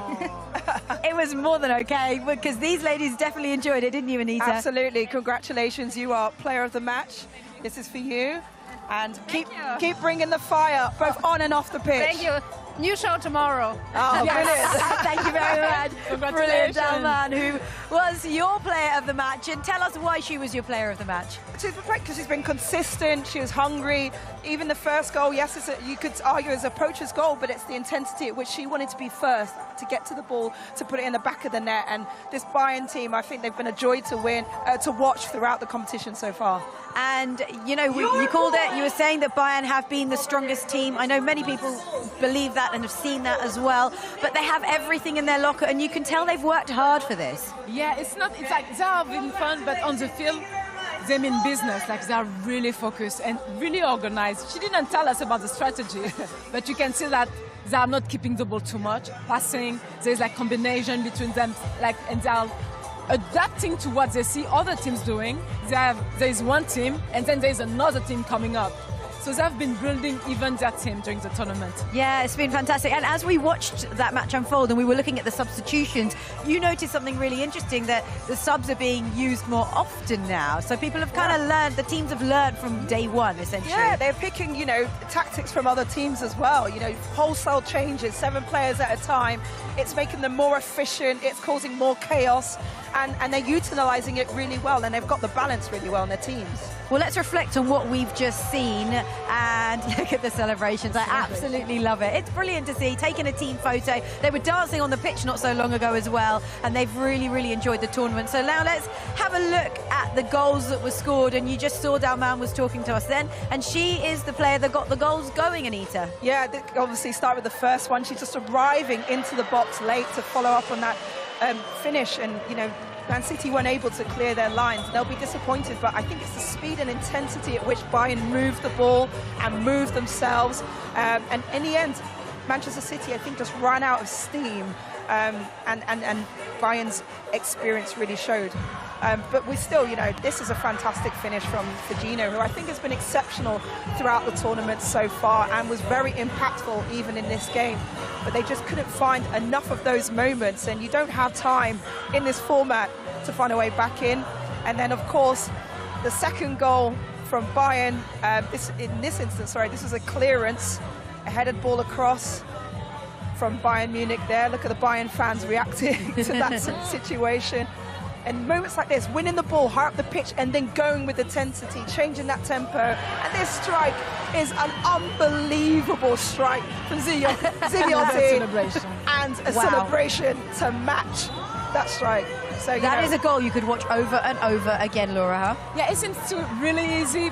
And you see, like, Manchester City tried to come back, but this team of Bayern Munich is I mean, the goalkeeper is still well into the game. Sorry. This is brilliant. That's why we started laughing. That bringing the fun. That is what you call having fun and enjoying and soaking up this tournament. It's one of a kind. It's never been done before, and they have absolutely nailed it so far. They've played some wonderful football, and they're doing the conga as they go off. Anita, you couldn't get much better than that. I'm going to tag on to the end of that, I think. Okay, well, whilst they conga inside and prepare for tomorrow, we are going to go to a break, after which we'll bring you our next match, of course, where Roseng&aring take on Ajax. We're back straight after this.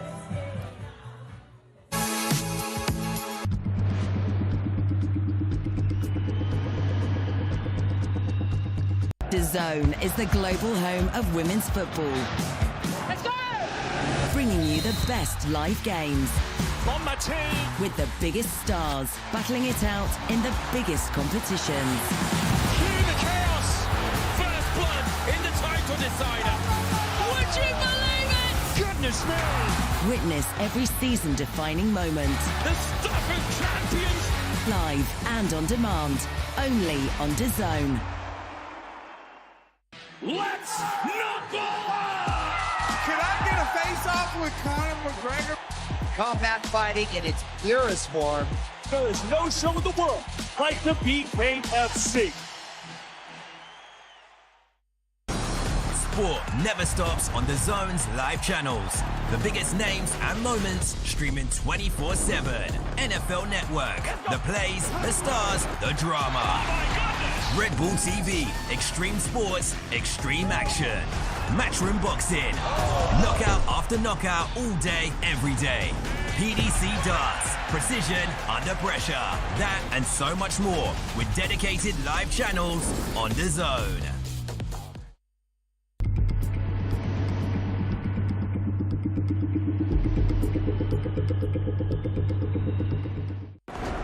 yourselves in, everyone. Let's go! National League has a new home. We've got lots to look forward to here on DAZN. All of the matches. The early shot is a really good one. All in one place. It's a great ball. It's a super goal. Live or on demand. Fabulous. Available on any device. As a goal, and scores majestically.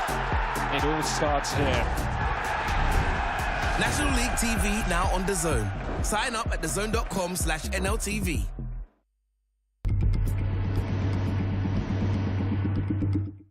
Greatness comes to DAZN this summer.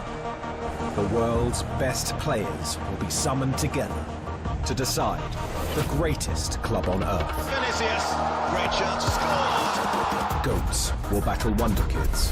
Fire will meet ice.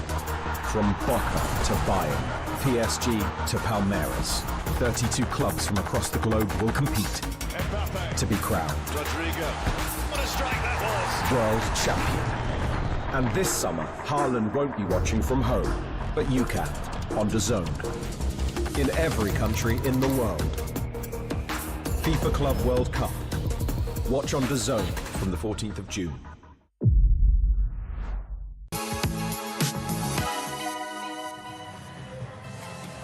Hello and welcome back to Estoril, where there is so much fun that's being had here. And as you can see, the DJ actually is enjoying it, I think, the most. But Bayern Munich have been strong from start to finish. We've seen them just beat Manchester City 3-1. It was a fantastic match. We saw some cracking goals. And that means they do top their group as they head into tomorrow's semi-final. And there you go. They've soaked up the atmosphere. They've enjoyed every moment. They conquered out. Now they are focusing on tomorrow, and we are focusing on the next match in the company of Rachel Brown-Finnis and Caroline Seeger. So we've got rolling subs everywhere you look, and it's great to have both of you here. Okay, so we've just seen Manchester City against Bayern Munich. Next up, it's Roseng&aring against Ajax. Look, neither team has picked up any points, but Rachel, no one wants to go out bottom of the group. No, and I was thinking about this. You know, they're not going to be here tomorrow, certainly not competing, but they're going to want to showcase. They can really just do anything now. They can come out here, try all the flicks, all of the rainbow flicks, all of the tricks, all the things that we associate really with like street football. You know, there's nothing left to lose. Playing with freedom. Yeah, I agree with you. I hope they get out there and just enjoy and have fun, because it's the last game for them. So yeah, if I was in goal, I'd be trying to score today. Yeah, in this last game, why not? Yeah, that would be great. Nice. Look, it's the inaugural tournament. It's been so good to be part of, and there's only 8 teams involved. So for them to even be part of this, it's such an experience, right? Yeah, and of course, you know, there's different teams at different stages of the season in this tournament, you know, from all different leagues, and that's what we want to showcase here, is like the best of Europe. And we've certainly seen that. I think the 4 teams who have gone through to the semi-finals are arguably, I would say, are the best teams in the tournament. But it's great, you know, to be able to see and be up against those teams as well. Especially see teams like Ajax, we're going to see now, have got a lot of young players. They're going to learn from being up against and in and around top European players. Roseng&aring, they're in a really unique position where they're actually in the middle of their domestic season, aren't they? Yeah, they will play a game against Häcken on Saturday, so they're flying home, I think, tomorrow after they're going to have a training, but obviously it's maybe not the best, but it's also good for them to be here and experience everything, and it's hard to say no and turn down such a big event for a team. Yeah. Absolutely, and I think it's the right thing to have done, because it's great for all of the players to be involved for many different reasons. Is it going to be strange for them to go from playing 7-a-side back to 11-a-side? No, but I think it's like a lot of training sessions are like this, and I think any player would love to come and play in a little tournament like this than 2 more days of training. Yeah, for sure. It's fun, it's frenetic, you'll get all of your sports science outcomes from doing this. You know, ultimately that's what training's about. They'll go in for the final training session, like you just mentioned, and they'll look at the opposition, and the kind of tactical stuff is what they'll complete it when they get back. They play on Saturday, don't they, at 2 o'clock. But for anyone that's just joining us, or anyone that's not really watched Roseng&aring before, who are we looking out for? What players are you keeping your eye on today? Well, I really like the goalkeeper. Eartha, she saved them a lot. They could have had more goals against them, but I really like her as a player. And then there's young ones as Joanne Kronqvist. She's also a young player, but very technical. I thought she was so much better in the second game, like the rest of the players. And then you have another youngster, Sprung. I don't know if I should say it in English or in Swedish. In Swedish. In Swedish. Bea Sprung. Also a good technical player, but I think she's out for this last game, unfortunately. But she's the type of player that you want to see, skillful and enjoys playing at a small pitch. And do you know, when you think about it, they've had a tough draw, haven't they? Manchester City and Bayern Munich in the only 2 games that they've played. It's not been easy for them. No, they probably would have liked this game to have been first, you Yes. know, to kind of ease them into the tournament a little bit, because, as you said, Manchester City, Champions League, not winners, but, you know, always generally in the Champions League, and Bayern Munich absolutely in the later rounds. So, and the depth of international experience that both teams have in their teams as well, of course, it's very, very tough. But for the young players that you just mentioned there, what a brilliant learning experience to be able to come here and compete and see about the pace of decision-making, the intensity of play.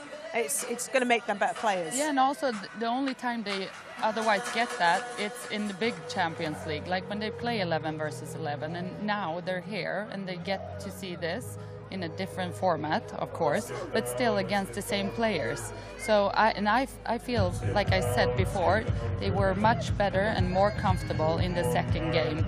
And yeah, of course, when teams decide that they want to just switch a gear and put up more energy in the game, they accelerate, and then you see the difference between Rosengård and City. Yeah. Well, the players are actually walking out. They're just lining up just on the other side of our cameras. I know the fans are all packed into the stadium. In one of the stands, there's quite a few fans that are all set and ready to watch this match unfold. So it's Ajax against Rosengård. Neither team wants to finish bottom. Who will take that precious point today? Well, let's find out in the company of Emilia Pereira and Jackie Oli.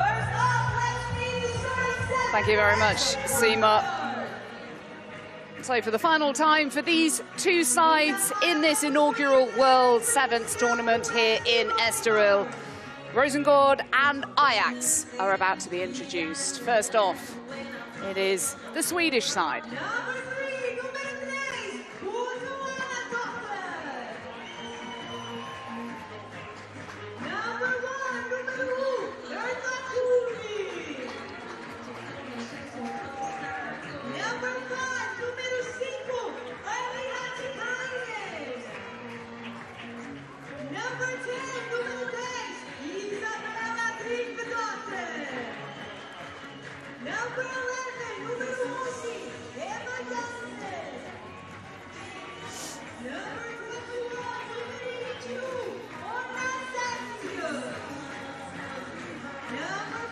Well, Emilia, it has been a very tough tournament for Rosengård, who are 8 games into their season, sitting 6th at the moment.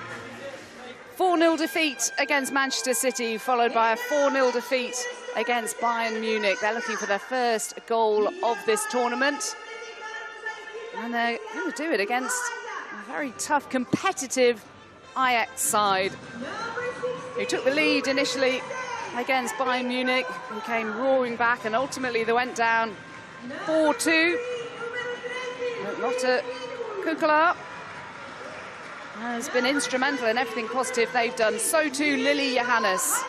Here she is, the USA international, who has scored in each game. Earlier on today, a penalty against Manchester City,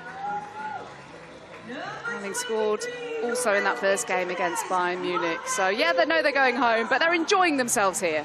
Absolutely. Good afternoon again. One more game here. Yes, the Rosengård will be looking to score their first goal, obviously getting the best result that they possibly can before they go back to Sweden in their league, the Dama Allsvenskan. But it seems like we won't have the Bea Sprung on this last game. One of the most technical players for the Rosengård team. But let's see, the young players, the academy players with a lot of quality from Ajax, they were so close on that first game today to get possibly a win. It was a tough game and exciting for us, very exciting for us on this, seeing from the outside. So let's see what the Ajax can bring to this game. Well, here's the Rosengård lineup. Cronquist, who was picked out by the legendary Caroline Sager earlier on, but so too the goalkeeper, Eartha Cummings, from Scotland, formerly of Charlton, on the books of Liverpool as well. She certainly performed admirably in this tournament, despite having conceded 4 goals in each game. But Ajax certainly brought plenty to this competition, and they scored 4 goals. Roseng&aring looking for their first in their last match of this tournament. The sun's going down, but the wind is still whipping up a treat, and this is what we have to look forward to. A treat again with Lily Johannes, as you mentioned, having scored in each of their 2 games so far. Danique Nordman scoring that late equaliser against Manchester City, an unconventional one after the punt from the goalkeeper, but a different goalkeeper this time, Lois Nienhuis, after Van Eyck had done so well. And other players getting minutes in this final match for the Dutch side. DJ Cristal continuing to do her thing, keeping up the tempo, keeping up the energy. Yeah, loving it. And that has been a real theme of this tournament, Amelia. Loving it. No, loving it. She's such a vibe. She looks like she's paying for parking there, doesn't she, on her phone, just thinking, do I need to extend it a bit? Or maybe she was picking out an next record. I'm not sure. One of the two, I'm not sure One which. of the two. Yeah. Now, it's a great environment today here at the stadium. And she's definitely playing a great role in it. Bringing entertainment. Amelia Pereira, former Portugal international, having played for Durham as well in England.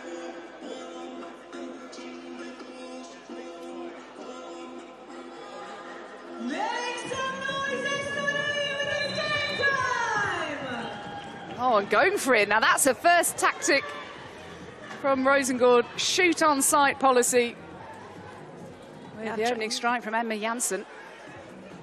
Trying to catch by surprise the opponent. Nienhuis wasn't falling for that one. Here she is, the goalkeeper. And brought in for Regina Van Eyck.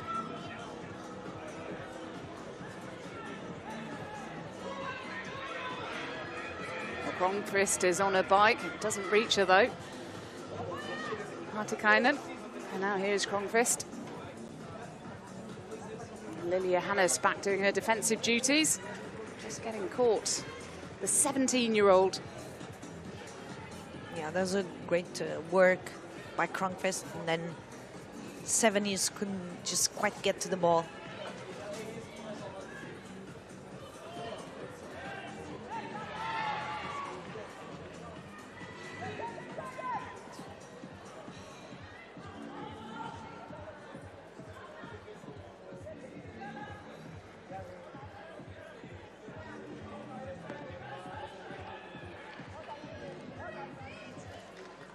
You just wonder how much it perhaps took out of these Ajax players, that epic match earlier on, Lily Johannes. That had to be one of the most exciting, if not the most exciting, that we had today. It's great when the team gets to that level of extra time and penalty shootout with several penalties to get to the winner. Well, it was what everybody was calling for yesterday. They were saying this tournament has had everything so far apart from sudden death extra time, which, if level after the 30 minutes here of 7-a-side football, we will go to sudden death extra time, 5 minutes of 5-a-side football. No more substitutions will be allowed.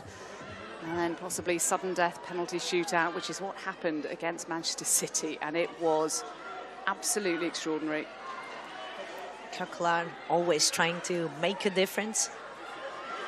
It's Cronquist using her power, but just nudged off the ball by Cardinal. She felt unfairly. The referee felt fairly. Yeah, strong Cardinal on the shoulder to shoulder.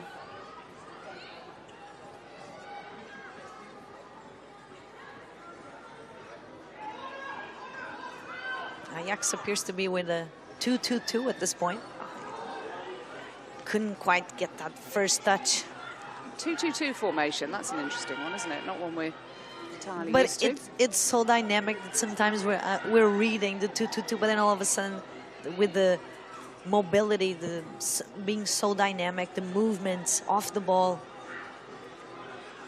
ends up being now the 2-3-1 from Roseng&aring attacking with the wingers. Ronqvist.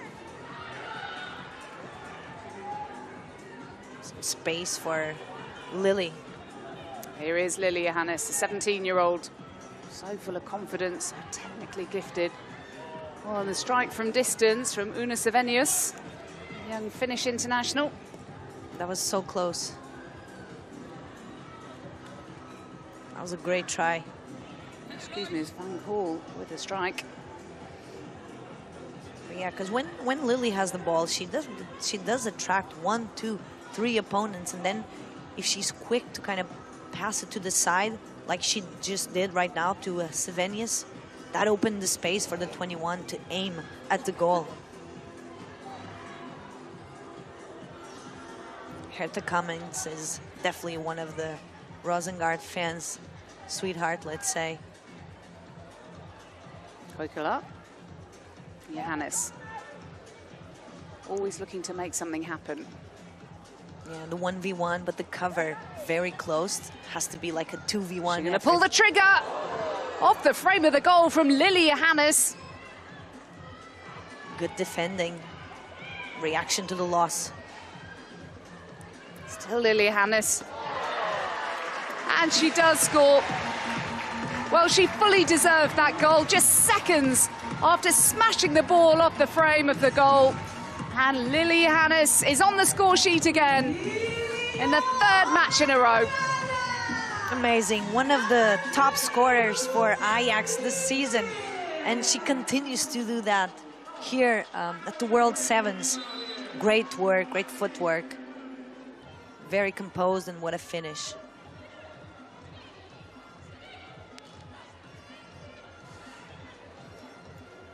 Well, you can see why Emma Hayes was so keen for her to sign up as a fully fledged USA international. Just 17, but so comfortable on the ball. And defensively, look at her, there she is as well. It's Roseng&aring. Oh, there's a handball in there. And Lily Johannes joining Caroline of Manchester City at the top of the goal scorers charts. She's rolled off. Yeah, definitely this last game to keep her fresh for longer. It's the usual rotation, 5 minutes. Yeah, subs can be made at any stage in the 30 minutes, just not in extra time. That 5 minutes of 5v5 football.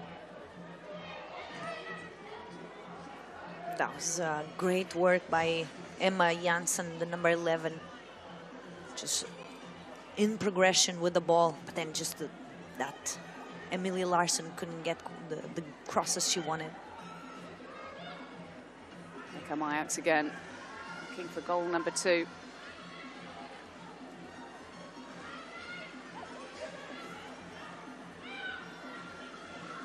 Good ball. Oh, a lovely reverse pass. Good defending by Cardinal. Read the danger beautifully. Definitely a very important slide tackle to get to that ball. Great defending. But the vision to put the ball in the last woman, that she would be one-on-one with the keeper.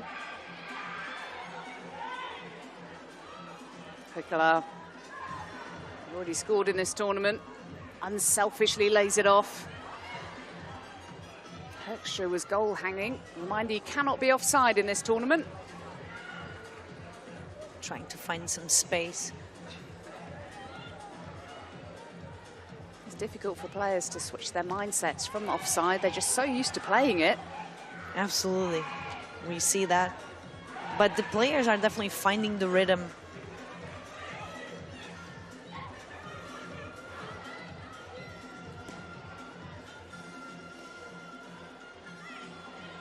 Good overlap. Hoekstra. Back to Cardinal for Ajax. One of their key players in this side. From Turk to Cardinal.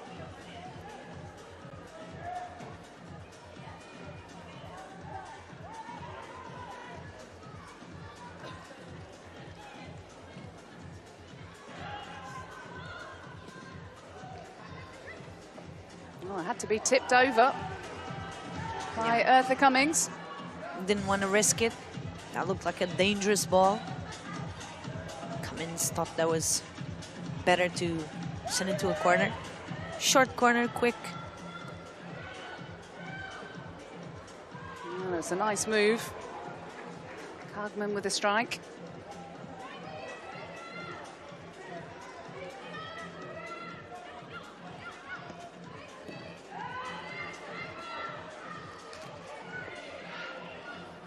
Pensetter, the Swede.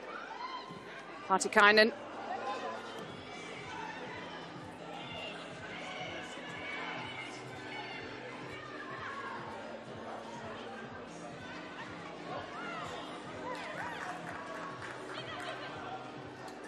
Well, the sun's going down here in Estoril, but it's still lovely and warm. We're being sheltered from the strong winds that's been a feature of this tournament here on the second day of 3. This is definitely a lovely place. Weather is usually nice, but also windy. That was dangerous, probably a corner from what we saw. But the Roseng&aring team is really trying to push for the tie, for that equalizer. We've seen some, as we say in Portuguese, some like good sketches, like offensively. That's a waste of a corner. They won't be happy, Amelia, if they leave here without scoring in any of their 3 games. Exactly. I believe that the team is at least trying to push for that honor, the goal. For everyone to celebrate at least and go back to Sweden to their Damallsvenskan 9th game of the season. They will be playing very soon.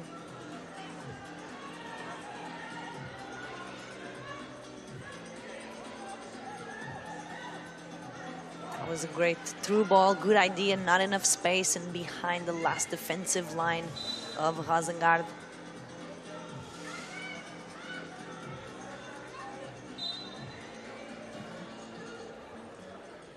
Eartha Cummings, the goalkeeper, 1 Scotland cap to her name. Has certainly been one of the best performers here for Rosengård.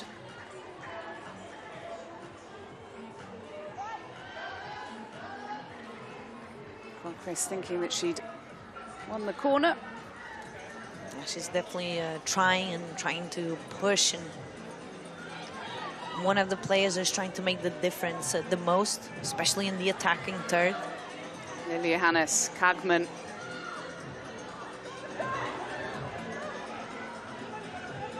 Kukala.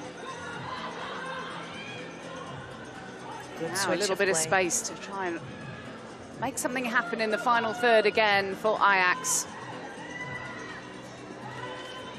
It's a shame we won't see Lilja Hannes on finals day. She has been a star performer with 3 goals in 3 games so far. Still has time for another one. And to go top of the goal scoring charts outright from Caroline. And what a talent she is, and what a bright future she has ahead of her. Cummings with a long pass, cutting out the midfield altogether. Can they find their first goal of the tournament in their third match? Not this time. Was trying to find the gap, but there's so many opponents, so many players surrounding her. Ajax is really defending really well. Cummings goes long again. Bit of goal hanging this time. There's nothing wrong with that. Off the foot of the post. So unlucky. So close. Decent effort from Emma Janssen. And that was almost an assist from Eartha Cummings. Here is possible to see the goalkeepers having more assists than usual. And to score in penalty shootouts. We saw both goalkeepers taking them, bearing in mind it's only 5-a-side. It was a brilliant, brilliant game. More goal hanging. Is it to good effect this time? Great really defending. Important interception from Maja Johansson, denying a certain goal for Ajax.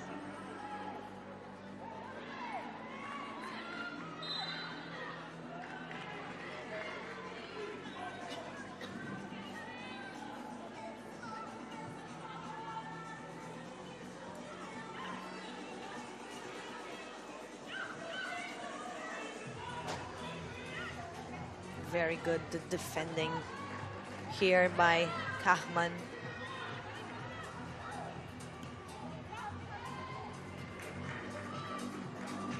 Let's see if they can get most out of this corner. Emily Voldvik, joint top scorer this season for Rosengård with 2 goals. The defender, one of them a spectacular strike from distance. And she's won another corner. It's a little better than the last one they had. The Norwegian Voldvik again. That was a call for handball. Now is a chance perhaps to get a shot in on goal. But there's always a body, there's always someone. Ajax is really the covers, helping each other. Not the cross that Molly Johansson had in mind. A waste of an opportunity. Just hasn't come together for them in the final third, Rosengård. No, exactly, but there's always someone on the way to the goal.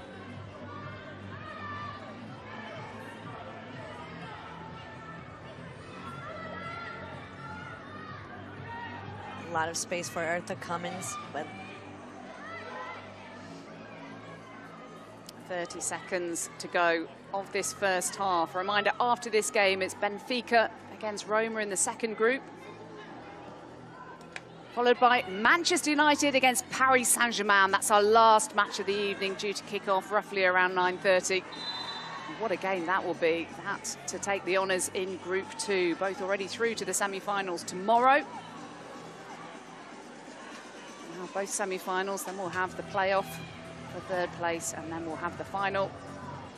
As that comes to nothing for Ajax, and that's surely the last act of the first half. Lilia Hannes with the only goal of the first half, scoring her 3rd goal in as many games here. Ajax know they're going out, as do Rosengård, but Ajax showing their quality, in particular Lilia Hannes. First half analysis to come when we come back.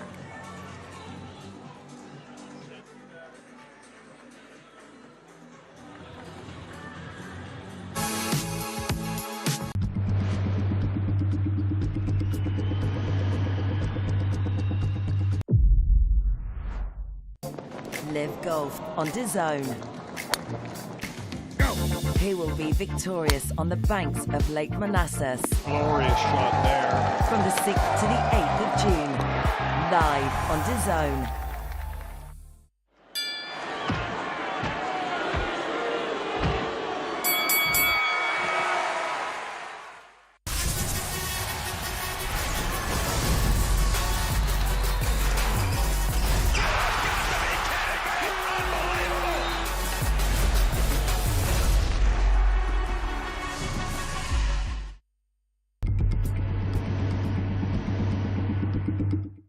Discover the sport you didn't know you needed.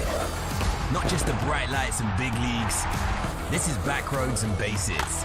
Grit and guts. Full throttle action.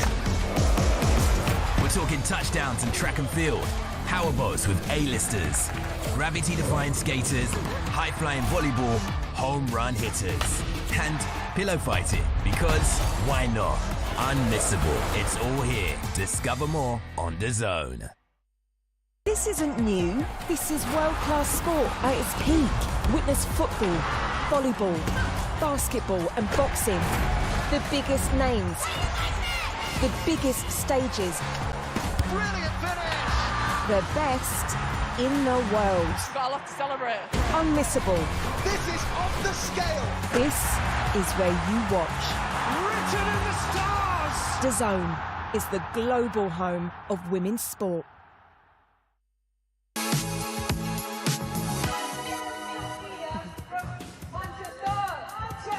Hello and welcome back to Estoril, where the World Sevens tournament is well underway. We've just watched the first half between Rosengård and Ajax, and actually as I'm speaking now, the DJ has ramped up the music as they're all enjoying some halftime entertainment. But here you can see on your screens exactly some highlights from the first half, and it was Lilia Hannes that scored the solitary goal that separates these two sides. But in the second half, I'm sure we'll be expecting some more goals, because we know that both of these teams have finished bottom of the table. So They won't be playing in the semi-finals tomorrow, and they'll definitely want to impress those fans that are watching on from the stands. And I have Rachel Brown-Finnis and Caroline Seeger here with me. So, Lily Hannes with the solitary goal. What did you make of it? Well, she's been a standout player for the team this whole tournament across the couple of days. Showed the skill, the poise, and at the time the composure to just finish it low and hard. Made it look so simple. So she's been excellent. I expect more from her.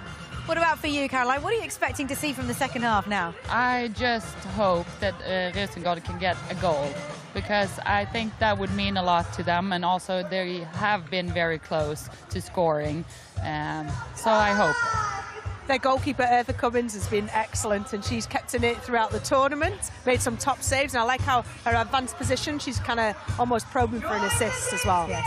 Don't you just love this DJ, by the way? Isn't she excellent? Like, she's just brought so much fun and a real atmosphere to this tournament. I mean, it's very rare to be in this situation, right? To have a DJ playing while you're playing football. Yeah, but I think the players really likes it, and also, obviously, we like it. Yeah. And that's the most important thing for us. It makes our job more fun, isn't it? When it you can have a little, it does. Yeah. Like, I'm catching everyone having a few moves every now and then. Yeah, there's the DJ that you can see right there on your screen. So, expecting a little bit more from this second half now. We know that both of these teams just have 15 minutes left of this competition, unless it, of course, goes to extra time and penalties. But for now, let's hand you back to your commentators, Amelia and Jackie.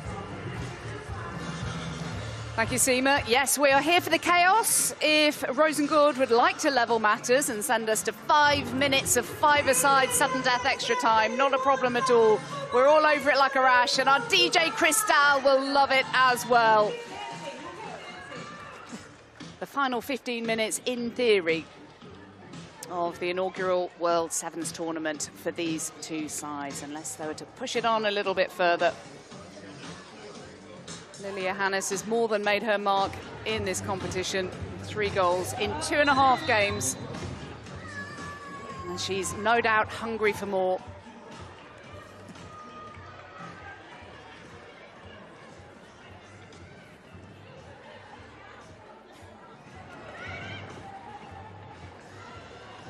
Right, this is positive from Ajax.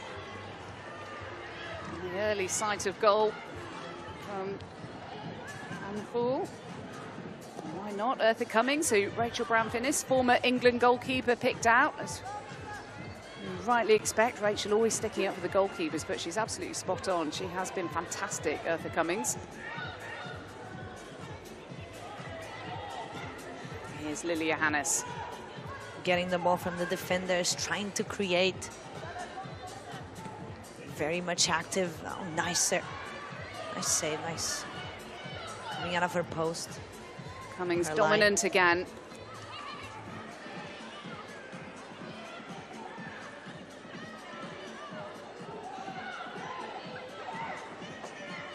Trygvadottir.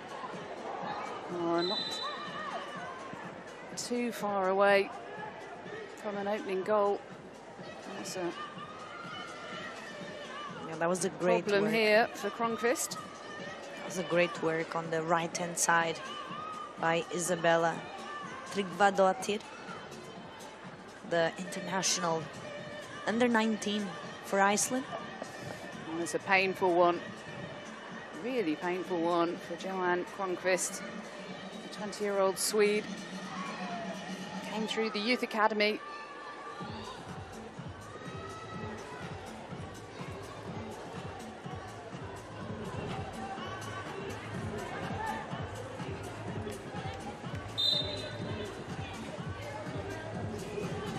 Not a bad vantage point, is it?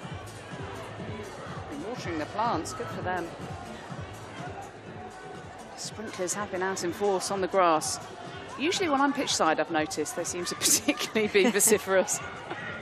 Got it in for me. Nice touch. 7 years. This is positive, and that's a clear pullback by Arnardottir. That was a great touch for the Finnish international. Lilia Hannes. Back to the 17-year-old. Oh, is she going for goal? Was it a cross? Was it a shot? She's so full of confidence that she probably does fancy herself to score from there. Yeah, tight angle. She gave it a go. And cool. In there.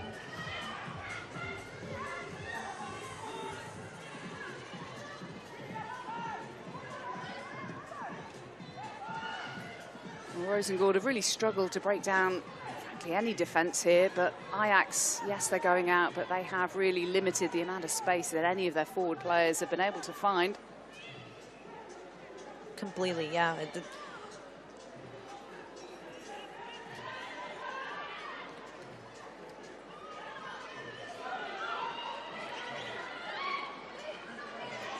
Oh, and the strike so close to their first goal. Molly Johansson with the effort.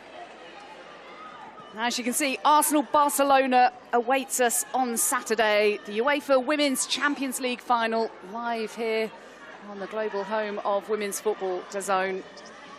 And what a game it will be. Both these teams have found each other 4 times. Oh, that was close. But between Arsenal and Barcelona, 4 times. 2 wins to each side, and Arsenal, what a way to be in the final. After losing 2-1 in the first leg with the Olympique Lyon, that was in the final and is the winner of all 8 titles in the Champions League so far. The most honored team in terms of titles, and it's amazing what Arsenal was able to do. Second leg, 4-1. It was a fabulous comeback. It just looked so unlikely in that. Absolutely, and against Lyon. First leg defeat. Lyon, that is used to being in this type of finals. Barcelona looking to make it 3 victories in a row. And 4 in the last 5. They've been so dominant. Can Arsenal break that run to become European champions for the first time since 2007, when it was called the UEFA Cup? It was very different, over 2 legs in the final. Very, very different vibe. But here in Lyon, here in Lisbon, the stadium will be absolutely bouncing. Just about half an hour up the road from here. Yeah, that's the Sporting Stadium. Yeah, the big green stadium we went past earlier on today. And just down the road is the big red stadium, which belongs to Benfica. Yeah. Benfica women, having been in this tournament, they're also going home, not making it to finals day. Sorry for you, Amelia. Yeah, it's tough. But, you know, they know as well that this is great, even to prepare next season for Champions League. Oh, an opportunity, and what a strike that was from such a key player, Lotte Koikelaar, Dutch forward. Yeah, she's of Herenveen. She's been fantastic. Fantastic. She's been very active. Usually the dangerous plays is either her or Lily. 7 use as well. But definitely one of the most active and danger to the opponents that Ajax face. Now a bit more of a higher pressure from Roseng&aring. Roseng&aring trying to win the ball, and they did. Still only 1 goal behind. Still looking for their first goal in this tournament. Hint of a foul throw there, potentially. Great run.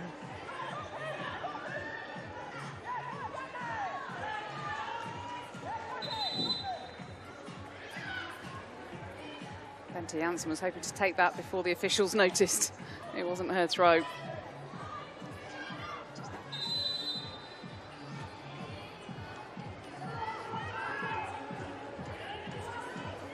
There's a lot of space now, and individual markers behind. On a dot here. She had some space. She aimed at the goal too high for the Iceland international.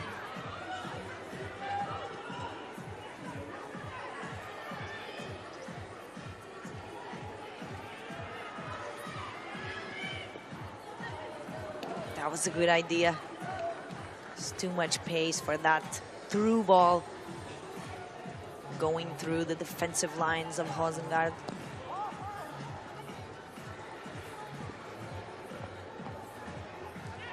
Just over 8 minutes for Roseng&aring to try to find their first goal of the tournament. Lily Johannes has other ideas. Stopped in her tracks that time by Emma Janssen.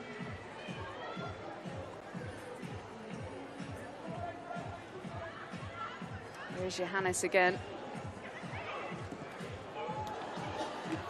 for a second as though it might just sneak in that near post from Rosa van Gaal.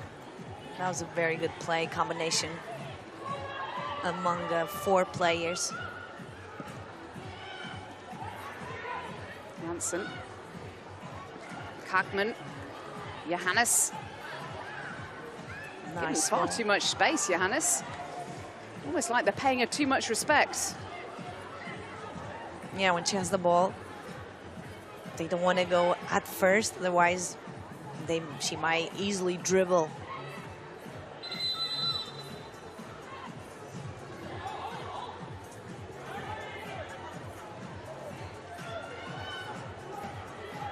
Eartha Cummings, oh, she almost got caught out then by Van Gaal. Here's Kagman, is she going to go for goal? Cummings recovered. Did not want to be embarrassed then. Scottish keeper.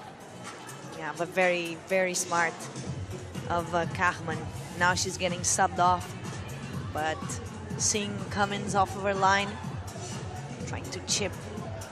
Van Hensbergen straight off the bench. And a chance.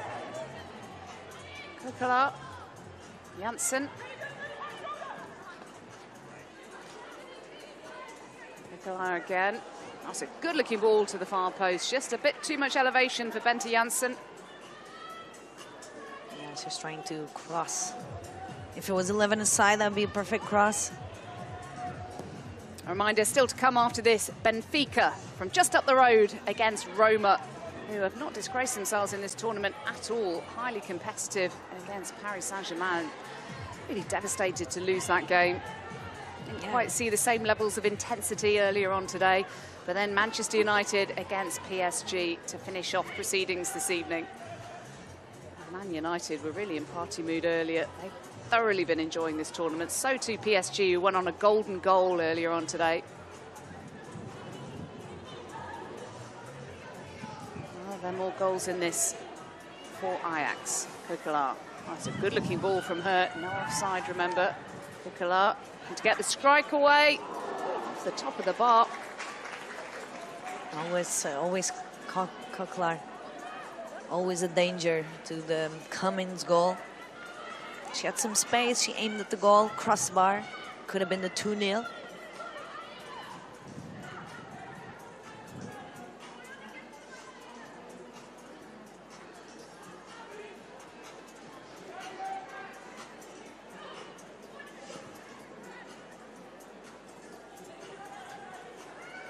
Bit of a more higher press from Roseng&aring. Well done getting the ball back.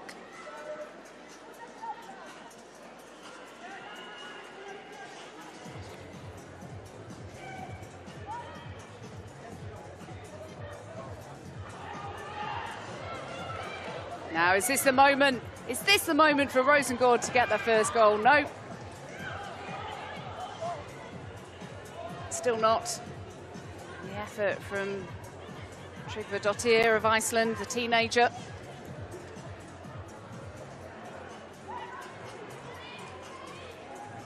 Kukala. Nice combination, through ball between the defenders. Trying to find some space to shoot. Going for the shot herself. Oh, and it's deflected in. Eartha Cummings is beaten by that touch right in front of her. No offside in 7 aside. And Ajax are 2 goals to the good. That was a great shot. Kukala, one of the best players, as we've been mentioning, really making a difference. She creates advantages easily for her team. Definitely one of the players that certainly giving the most headaches to the Roseng&aring defense. And she so deserved this goal for what she's been doing the whole tournament and this game in particular. Bente Janssen, it came off last. And she'll certainly be claiming it. The 21-year-old Dutch midfielder, formerly at Zwolle. But yes, you're right, it was absolutely to Kukala again. A reminder that Ajax are looking for a new head coach. Hesterine de Royce having left by mutual consent a week or so ago after just a year in charge, and Dolph Rox is the interim. Just love that name. Dolph Rocks. Rock and roll name. Never mind an interim head coach. It does have a good ring to it. He should be in the DJ booth with Cristal. Bring in the vibes. Ron Christ wins a corner. Let's see if this chance could be the one for the first goal of Roseng&aring in this tournament. Oh, and it's driven into the centre, and the timing almost perfect. Just a few inches away from Hartikainen. Ajax are less than 3 minutes away from their first win in this tournament, having lost 4-2 to Bayern Munich, but certainly not ashamed, and drawn 2-2 with Manchester City, losing only on sudden death penalties. And that's a foul.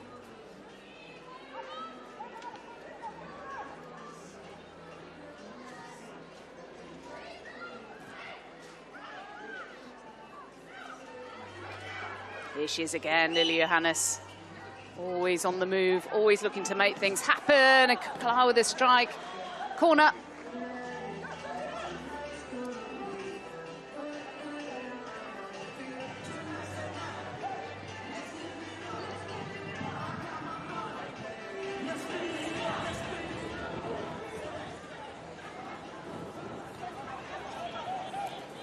Well, they tried to find the danger woman. She was involved again, Kukla. That was a really great movement, great play in the attack. Cummins here. We've seen some inventiveness, haven't we, from those corners, with it being a pitch half the side of a regular field. And the strike again.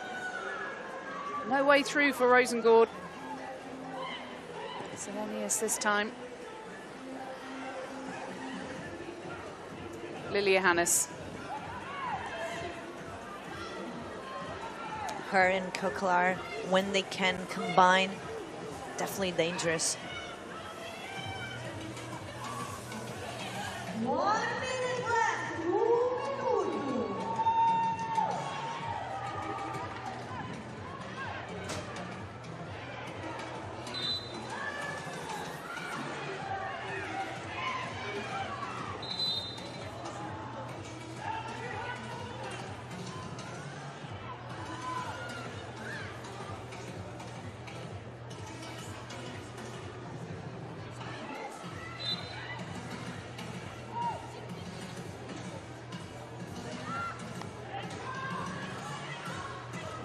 30 seconds away from Ajax and their first victory of the tournament. And their only one, both these sides going home, but they've certainly showcased their talents, particularly Ajax, it has to be said, particularly Lily Johannes, exactly as expected. Yes, she has a vision.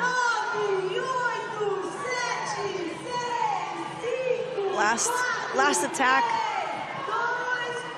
Oh, and they really wanted a goal. Molly Johansson with surely the last effort of the game, and it is all over. A 2-0 victory for Ajax, their first in 3 games, having drawn against Man City, but lost on penalties, and having lost to Bayern Munich, who could well go on and win this whole tournament. Roseng&aring bow out without having scored a goal. They're back into league play at the weekend for their 9th match of their season on a different calendar to everyone else, but a really disappointing feeling for them. Ajax, though, have made their mark on this tournament, and we'll see plenty more of this player, Lily Johannes, for years and years to come. What a talent she is. What a talent indeed. She's the one.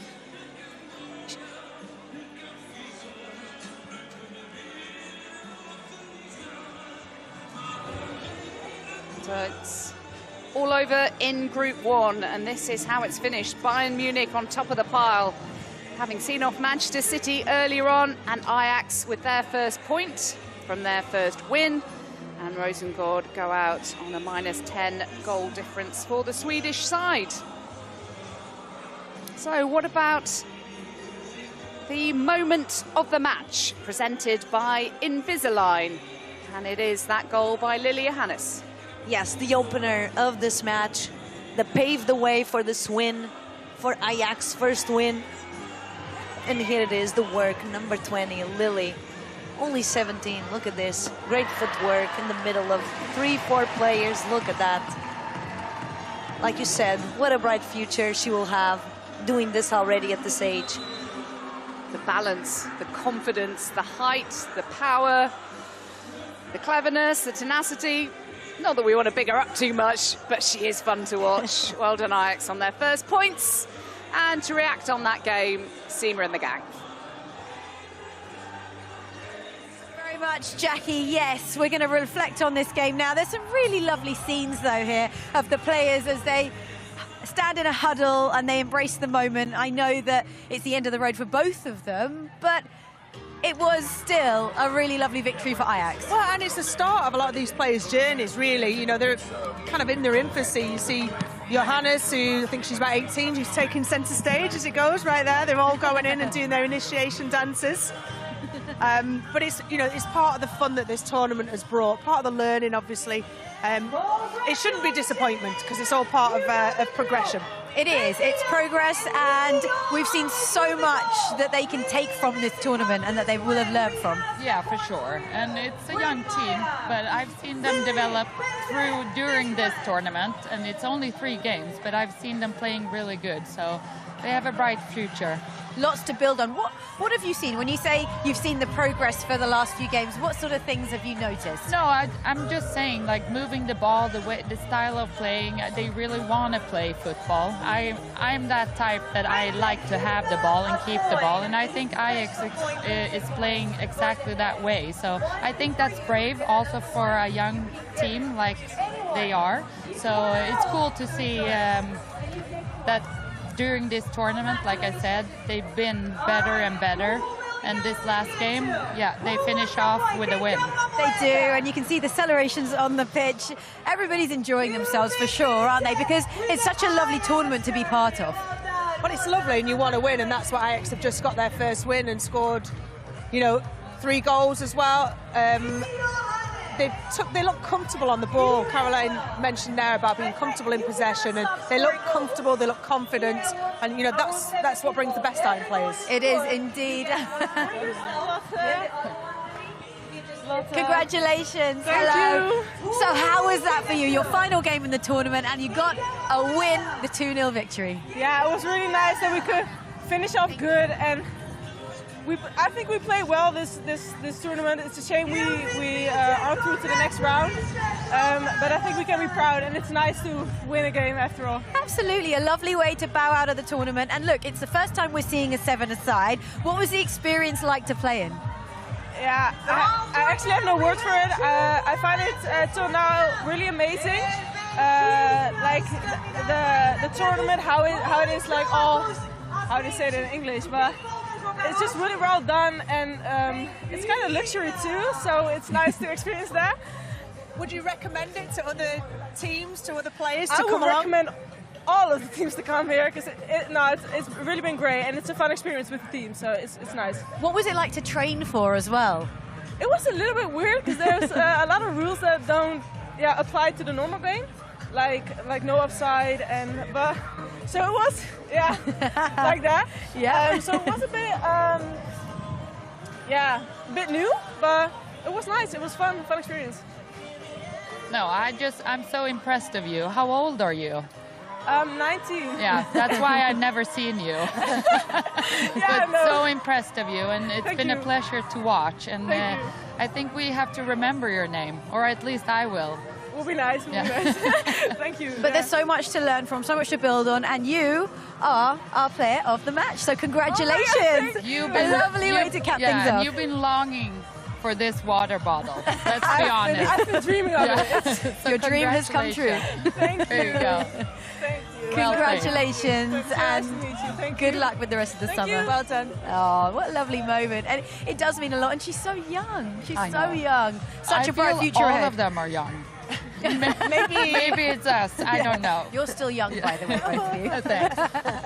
But But look, overall, Ajax can walk away having won their first match. They kept the clean sheet and they can build on that. What about for Rosengard? How will they reflect on the tournament? Well, I think experience way, they learned a lot. They had some trouble with the final third. Obviously, they haven't scored in this tournament, so I think they will be disappointed with that. But also the experience from being here, playing against some of the best teams and players, I think that gives them more than just not scoring a goal. So I think overall they will keep that in mind and go home and continue the league. And do you know what? We talk about the fact that they've had a really tough draw. Actually, as players, don't you dream to play against the best in the world, the biggest teams? That's what you that's what you sort of build up your career to do, isn't it? Well, you don't play teams like this every week, and that's whatever league you're in. You don't come up against teams that are regularly in Champions League and latter stages of Champions League, against top international players with over 100 caps in some cases. So yeah, it is not once in a lifetime, but certainly for some of these younger girls, it is their first ever time coming up against senior internationals who've got World Cup experience, Olympic experience, European Championships experience, and so for them it's all part of how they're going to learn. Oh, look at that.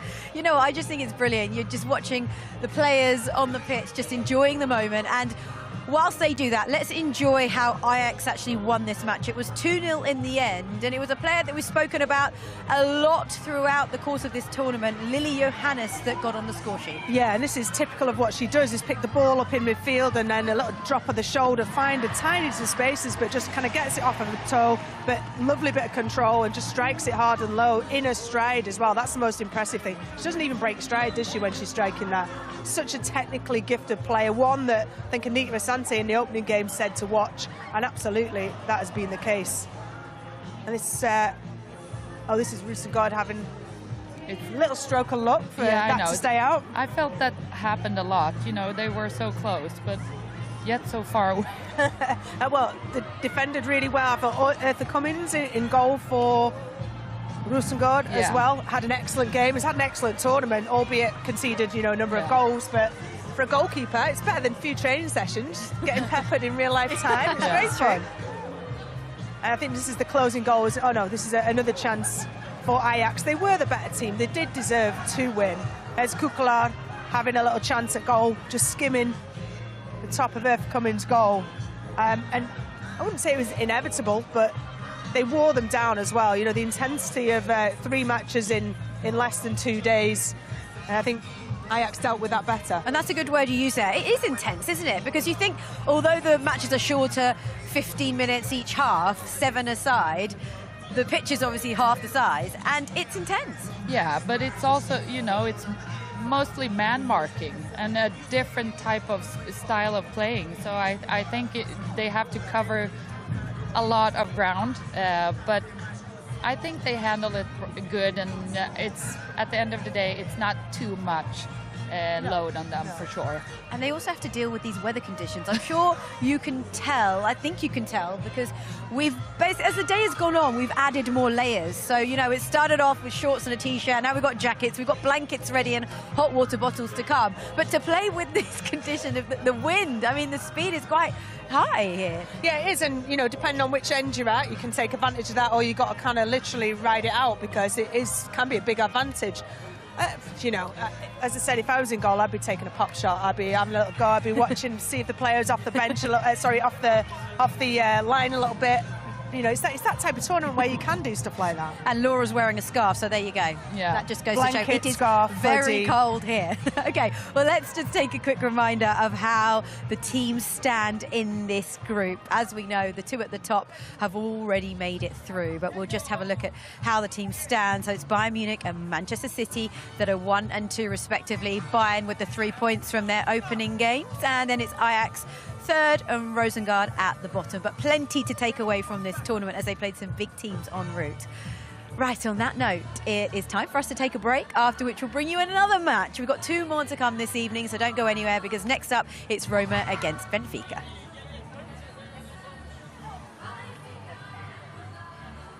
You made it. Good job.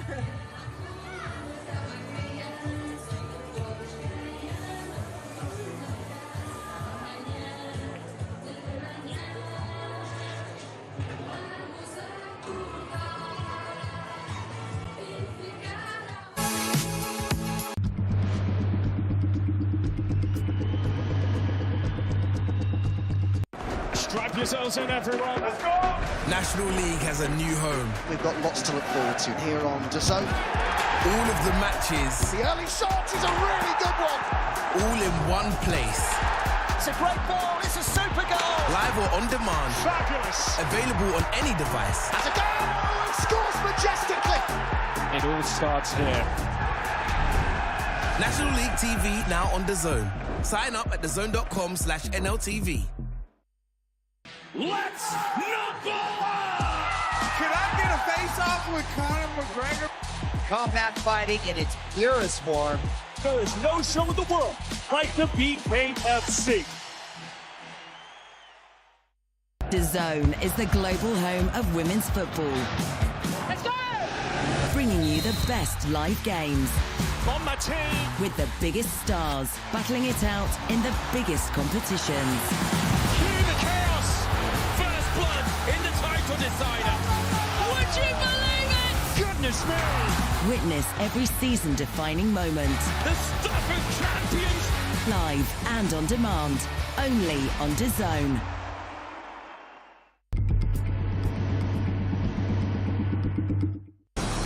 Sport never stops on DAZN's live channels. The biggest names and moments streaming 24/7. NFL Network, the plays, the stars, the drama. Red Bull TV, extreme sports, extreme action. Matchroom boxing. Knockout after knockout all day, every day. PDC darts, precision under pressure. That and so much more with dedicated live channels on DAZN.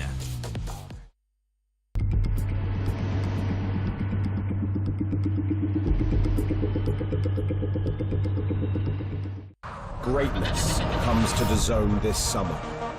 The world's best players will be summoned together to decide the greatest club on earth. Vinicius, great chance to score. Goats will battle Wonder Kids.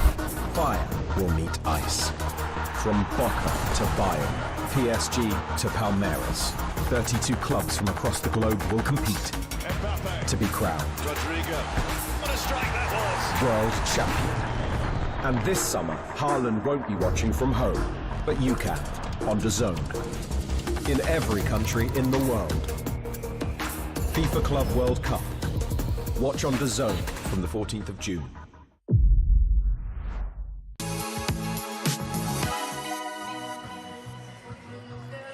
Hello, welcome back to a very breezy Estoril where the action has been well underway all day. We've had a fabulous time and I hope you have as well, wherever you're watching from around the world. I now have Rachel Brown-Finnis with me. You've been very busy in commentary, studio, well, kind of studio, pitch side if you want to call this a studio. I've certainly got my steps in today, Seema. You have. We're working you hard. Have you enjoyed it so far? Do you know, the whole tournament's been like a real carnival atmosphere with singing and dancing and celebrations. You know, even teams when they've lost have been showing everybody how enjoyable it's been. It has been very enjoyable, and now we get to watch two more teams that are not in the competition anymore, but they will still want to play for pride. They want to pick up the points to not finish bottom of the group, and that's Benfica against Roma. How much are you looking forward to it, and what are you expecting from it? Well, Roma have scored some outstanding goals, particularly Giuliani, their captain, number 10, has scored a couple of sensational goals and had a couple kind of rifle off the post. So she's one to watch from a danger, from a goal threat point of view. And Benfica obviously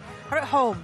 They want to please the crowd. They got a couple of goals in each of the games, lost against PSG in the first game, lost against Manchester United earlier on today. But scored a couple of goals. They've had some exciting moments and really put Manchester United under the cosh for a little bit in that game today. So they want to go out and beat Roma today. Absolutely, and we've talked a lot about this being such a unique experience because it's the first time we've seen a tournament like this. How much would you have loved to have played in a tournament like this in your playing days? Well, singing, dancing, making a fool of yourself was pretty much what I did as a career, so I would have loved it, you know. So, when you go away as a team, you want to be in a nice hotel, you want nice food, and you know that's what all the teams have been provided with, lovely settings and great fun football. So, you know, it's a unique situation. and everything's laid on a plate for them, and they've been able to come out here and showcase, you know, their skills, which has been absolutely wonderful for the spectator. It's been wonderful, hasn't it, for all of us and indeed the fans. And we can now head pitchside to Alex Aljo, who's speaking to the Roma head coach Alessandro Spugna. Hey Alessandro, che messaggio vorresti dare alle giocatrici per questa ultima partita? What message do you want to give your players ahead of this final game? Che si divertino, devono divertirsi, devono provare a fare più gol possibili, fare tante giocate, dribbling, che si divertino. È l'ultima partita della stagione per noi, quindi devono divertirsi. It's the last game for us. I want them to have fun. I want them to score lots of goals. I want to see lots of dribbling. But the main thing is I want the girls to have fun. Nonostante il risultato, quanto sei orgoglioso della squadra? Despite the result, just how proud can you be of your players? Sì, ma siamo tutti tanto orgogliosi perché è stata una bellissima manifestazione, un bellissimo torneo. E di questo siamo venuti qua per questo, per divertirci, per fare il meglio possibile. Avevamo qualche giocatrice infortunata che non è venuta e quindi non era facile contro queste squadre. Yeah, well, it hasn't been easy against these top teams, but we've done really well in this amazing tournament, and I'm so proud of all my players and the job they've done. E cosa avete imparato di questo torneo? What have you learned from this tournament? Ma quando giochi contro squadre così forti c'è sempre da imparare qualcosa. Sicuramente abbiamo messo dentro un po' di bagaglio che ci può essere utile per il futuro. Okay, well, when you're playing against these top teams, there's always something that you can learn that will be useful for the future. So that's what I'm taking away from this. In bocca al lupo per quest'ultima partita. Good luck. Viva il lupo. Viva il lupo. Grazie mille. Grazie a te. Thank you for that, Alex and Alessandro Spugna. Now I have to give a special shout out to our lovely camera, because whilst we were watching that interview, he came and he listened, because I now have an extra layer. I said I was going to add layers to my outfit throughout the course of this chat, and I now have a lovely blanket. Thank you so much. And next up, we've got a hot water bottle. That was very thoughtful. Thank you very much. I'll get you one as well, don't you worry. So, Alessandro Spugna is saying he wants his team to go out and enjoy it, and that's what they have to do now. Well, that's what we said ahead of these two games where all four teams are out of the tournament, to go out and show us your flicks and your tricks, your skill sets, some freestyle football, enjoyment. So I want to see loads of stuff today that hasn't been seen today. Okay, well, let's see how it all unfolds. It's over to Amelia Pereira and Flo Pollock.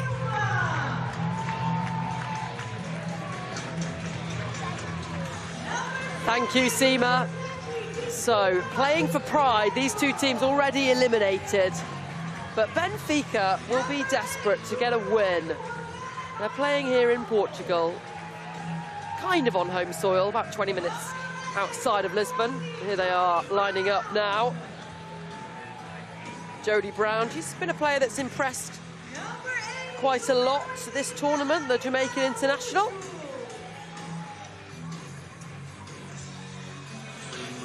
Araujo as well coming on, not seen too much of her, so get a glimpse of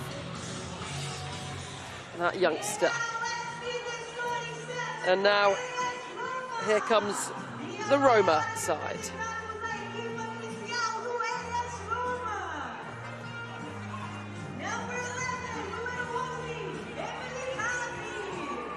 Captaining the team is Emeline Javi. The Roma team taking turns to captain the side. Young goalkeeper Liliana Merola, just a teenager.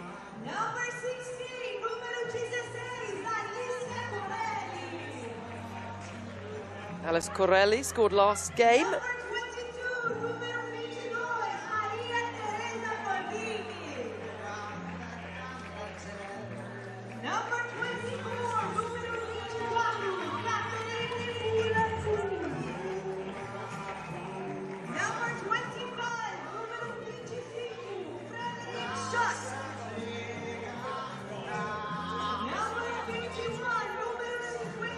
So there's the Roma side then. Two teams facing off against each other. Both on 0 points so far. Must be a winner though. There are no draws in World 7, so one of these teams will be going home with a win.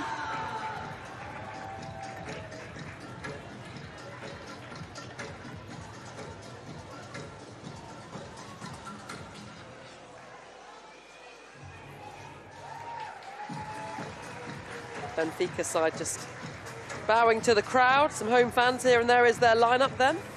Powell's in goal, made some really fantastic saves earlier. Silva, Araujo, Andrea Norton, Faria the captain, Gutierrez and Jody Brown. But if you've just joined in, one, where have you been? And two, well, there's unlimited roll-in, roll-on subs, so that might not be the starting 7 for that long.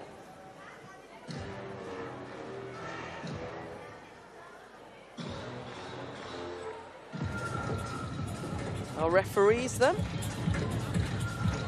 Seen a couple of yellow cards dished out on this day, match day 2, for bad challenges.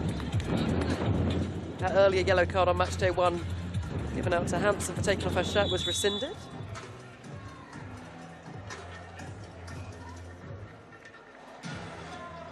And the starting 7 then for Roma. Merola in goal, Thorgerson, Pandini, Catherine Kuhl, Sane Trollsgaard, Captain Harvey and Alice Corelli.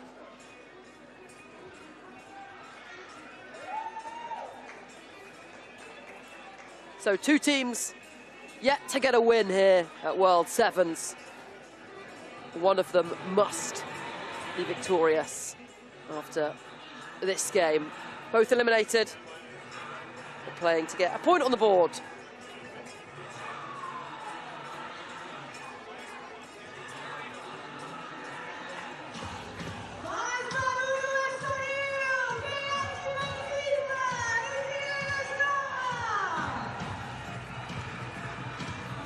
DJ building things up nicely for us.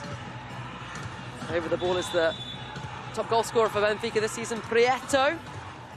And a little bit of breaking news actually ahead of this game is that Benfica manager Philippa Pateo looks like she's going to be leaving Benfica and going off to Boston Legacy, a new NWSL franchise side that's been set up alongside me for this game. Amelia Pereira, and your thoughts on that? Well, that's a great opportunity for Philippa Patão.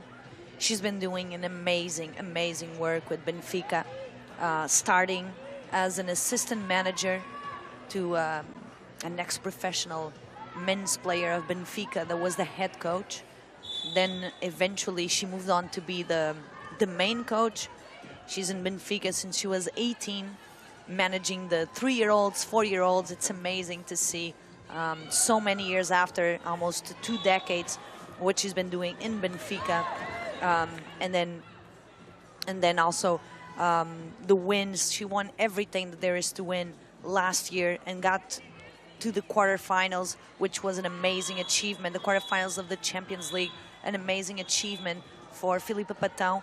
And that caught the eye of teams like in the US.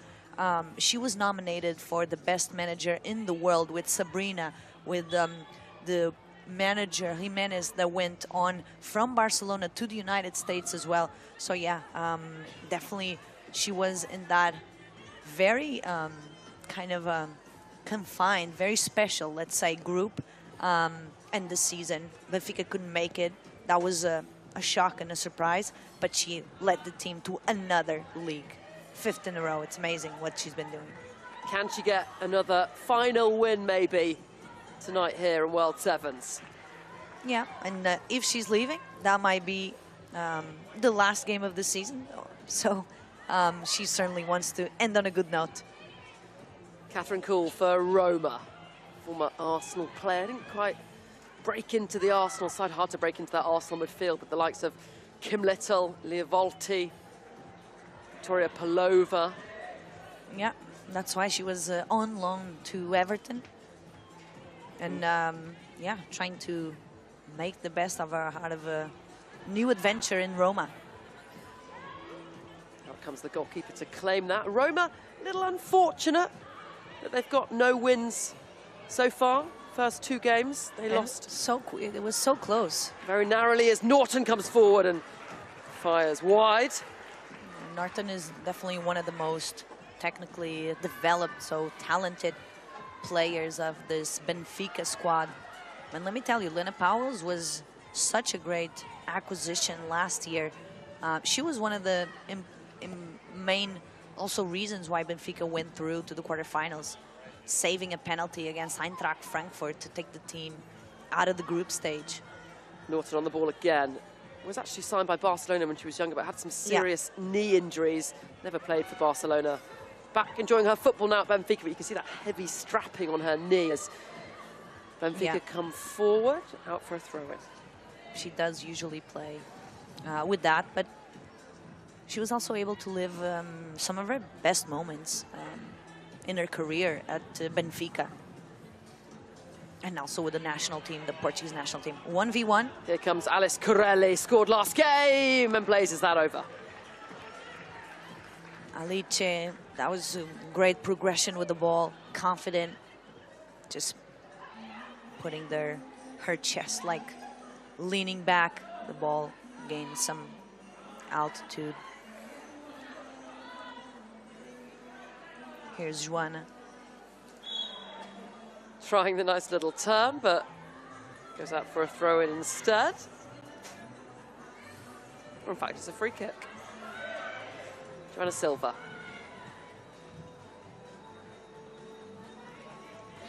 So many good Portuguese players with the name Silva, aren't there? Diana Silva, Jessica Silva, of course. Yes. She's a former Benfica player, I believe. Yes, Jessica, now in the United States. She also went through Lyon, got a Champions League while she was there. Bernardo Silva. Bernardo Silva? I think a lot of Silvas. I think Silva's perhaps the Portuguese version of Smith. I think it is. I think it actually is the most common name in Portuguese, like surname. Approaching the 5-minute mark. Neither side has broken the deadlock yet, and that's unusual. In this World Sevens tournament, we see a lot of goals. And remember, there can be no draws. There are only winners here, so if it is level after 30 minutes, then it goes to 5 minutes of additional time where it's 5-a-side with no subs, and then sudden death penalties, should they be required. Faria puts it out to that far side. Shouts of handball. Referee content. Pietro can't find the space to get her shot through. Top goal scorer for Benfica. Made a bit of a mistake yesterday, though, that led to a goal for the opposition. Not in the best of Pietro. Yeah, she's definitely been a great acquisition to the Benfica squad at the beginning of last summer. Let's see what's coming out of here. Andrea Norton just delayed, and then the angle got too tight. Yeah, not enough space then to get that cross with her left foot. Good hold up from Corelli there. Slight tackle by Joanna. Faria, over 100 appearances for Benfica. And Harvey comes forward. Shot takes a deflection corner. We're going to have a raft of changes. And look who we've spotted in the crowd, getting themselves nice and warm. Rocha Brown-Phillips with the blanket on. Don't expect that when you come away to Portugal, do you? It's true. It's very true. But here it's because we are so close to the ocean, and it's known for being very windy. Again, playing in Estoril and learning that from day or for afternoon until night, the temperature just drops when the sun goes down massively. Good ball then out behind. Yes, in classic British tourist fashion, I came only in shorts, T-shirts and flip-flops, and I'm currently a T-shirt draped over my legs to keep me warm. We're in Southern Europe. I thought it was going to be hot. And I'm the Portuguese that comes here with a scarf at this time. So another corner for Roma. As I said, they're a bit unlucky, Roma. They lost 2-1 to PSG, 3-2 to United, so just narrow losses. And against PSG, they lost in extra time to golden goal, so... Yeah, they could have easily been on the semi-finals. What a breakthrough, 3-for-1, 3v1. 3v1 here. And it's a really good last-ditch block from Pilgrim. Amazing defensive work by Pilgrim. She's a forward, and look at her. That commitment to help the team.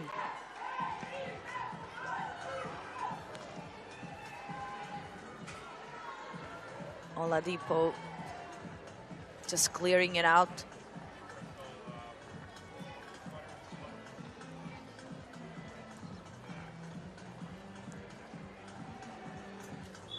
Time for a corner. I think we're still on only one-headed goal in this tournament, so the corner's taken short. That's probably wise.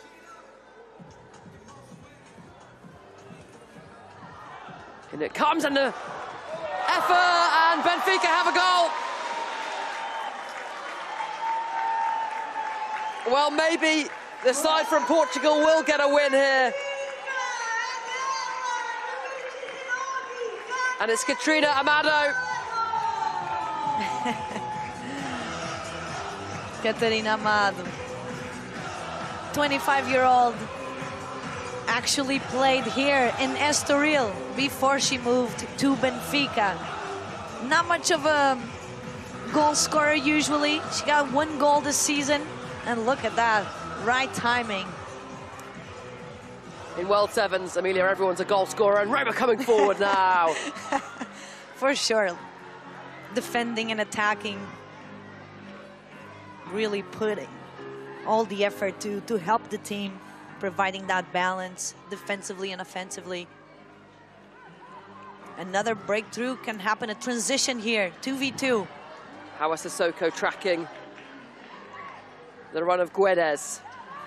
Oh, and it's good from Hawa Sissoko. And that's going to be a free kick, and I think that ought to be a yellow card, actually, for Guedes. She lashed out to Sissoko after she lost the ball fair and square, but referee is not forthcoming. Yeah, 18-year-old Neidget. She played mostly on the 2nd division for the Benfica B team, but here having that opportunity. Benfica coming forward again. Hawa Sissoko's lost the ball. Guedes.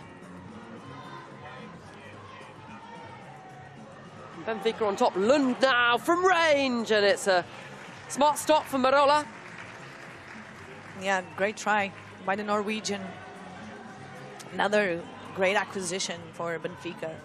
Oh, nutmeg. Not enough to pick it up on the other side, but good try by Evelyn Wiens. And Sissoko will collect that and go back to Marola in goal.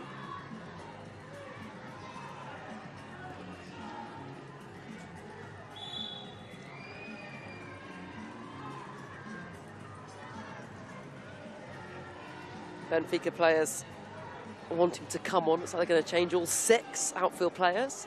That's what we've seen a lot this tournament. Evelyn Wiens trying to create space for the shot. Can't, just go back to Oladapo. Ioni now. Dinked ball was a little ambitious.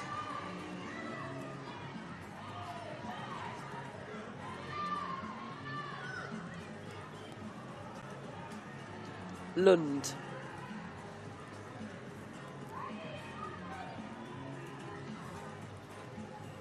Back to her goalkeeper, Powells. Almeida. This is nice from the Portuguese side. Yeah, keeping possession. Now we... Curse of the commentator. This is, yes, we call it the syndrome of the commentator. Oh, syndrome. The syndrome of the commentator. Yeah, because the team was very composed, very calm, just trying to attract the Roma team to go higher and press higher. So the Benfica team could then, through combinations, quick passes, or even a more direct ball, to attack the last defensive line. But very well, Benfica trying to keep possession, being organized. Silva into Faria. Great turn from Andrea Faria. Still going. Just a little bit too far, but Prieto caught that really well. Vicious strike, but over the bar. Yeah, Andrea definitely is Andrea Faria, very important. She's the captain, very important player for Benfica. Can Roma find a way back into this? They have scored in both their previous games. Hit 2 against United and 1 against PSG. We don't see Manuela on the pitch. We haven't seen her. She's definitely making a difference, and we saw like both games she played. She was a crucial element for the team, and I don't know if it's she has a touch, you know, like playing consecutive games and consecutive days as well. Not sure if she's like 100%. Yeah, that is a good point. We're missing probably her best Manuela player. Guglielmo, and also Valentina Giacinti as well, a key player. Two key players, yes. 2 key attacking players. So for this them. is where we see that probably the production, the attacking production for the Roma team hasn't been the same. Maybe because it's lacking those important players in that offensive. Forward from Silva and met by Brown. I'm not sure. I think she was in between two minds about whether to cross that or take that herself. Yeah, I think she's trying to assist Laish, but yeah, it was like in the middle.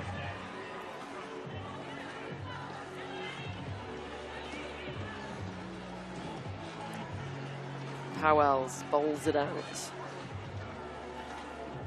Benfica heading towards a point. You only get 1 point for a win. It's not 3 points for a win.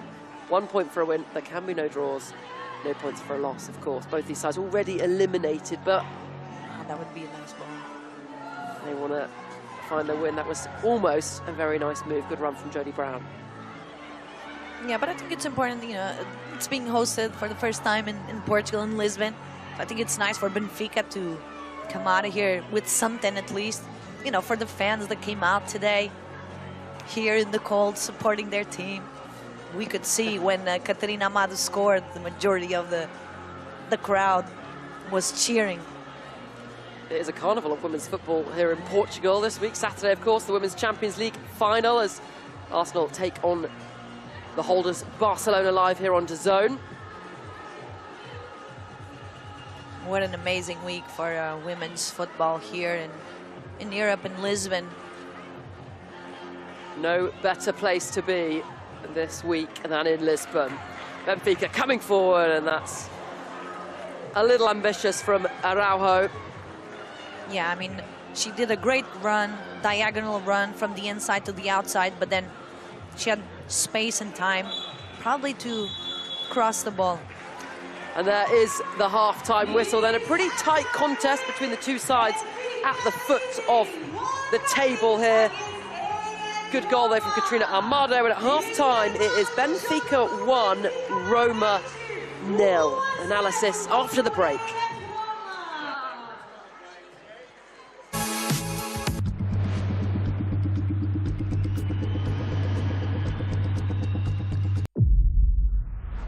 This isn't new. This is world-class sport at its peak. Witness football, volleyball, basketball and boxing. The biggest names, the biggest stages. Brilliant finish! The best in the world. Got a lot to celebrate. Unmissable.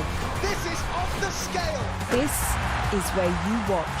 Written in the stars! DAZN is the global home of women's sport.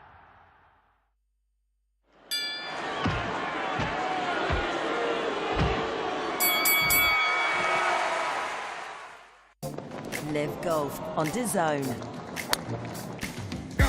Who will be victorious on the banks of Lake Manassas? Glorious shot there. From the 6th to the 8th of June, live on DAZN.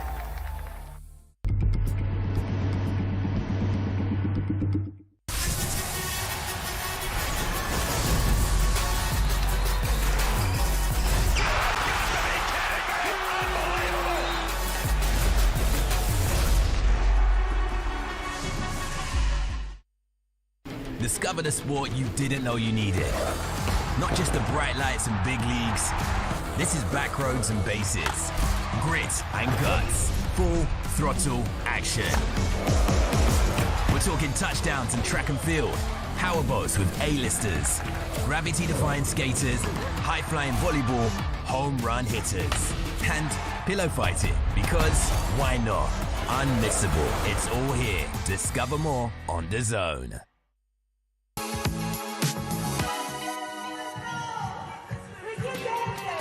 And welcome back to Estoril, where it's half-time between Roma and Benfica. And it might be very breezy and very cold here. There you go.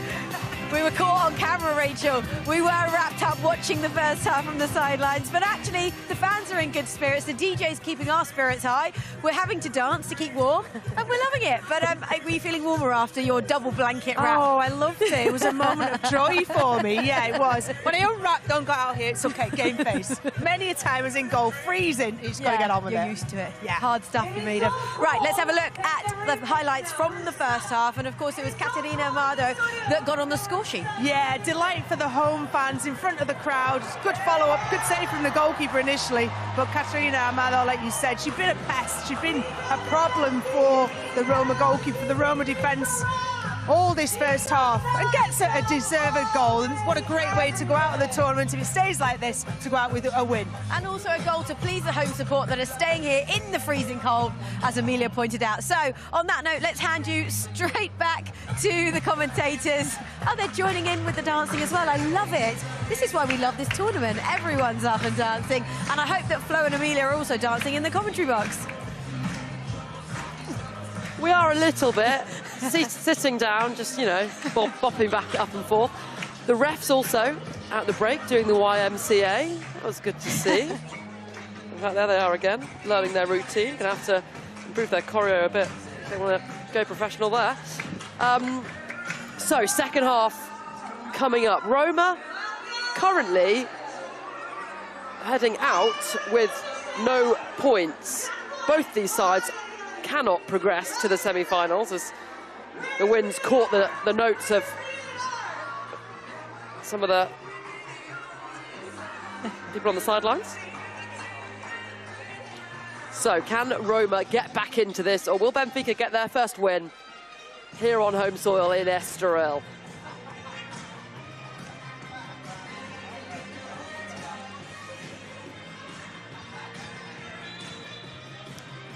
Back underway then. Odelapo for Roma.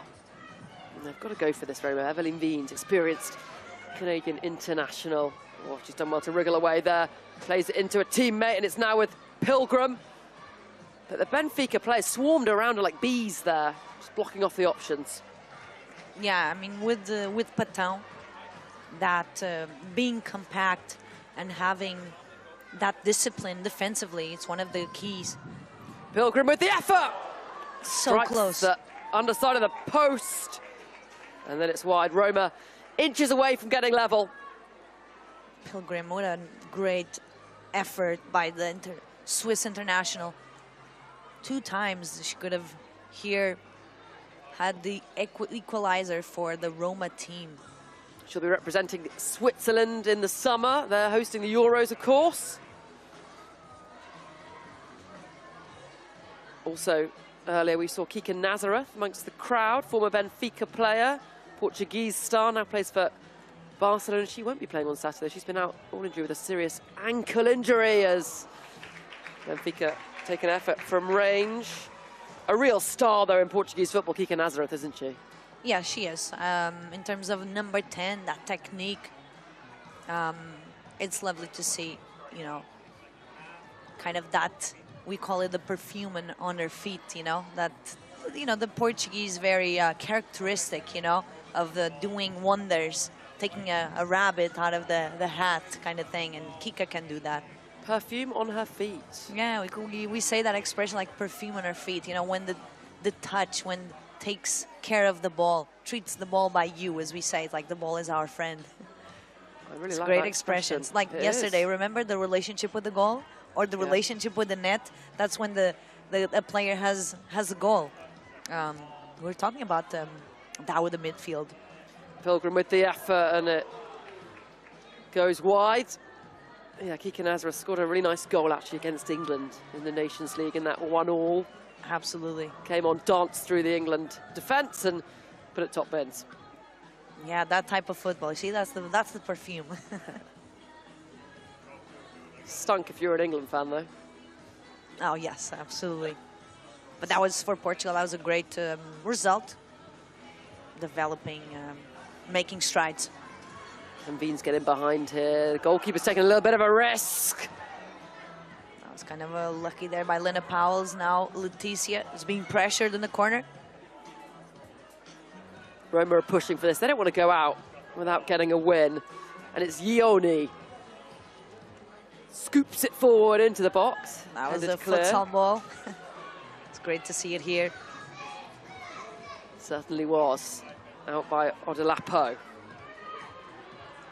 Pilgrim again. She's looked probably the most threatening for Roma. Runs straight into a Benfica defender. Now Benfica will try and break.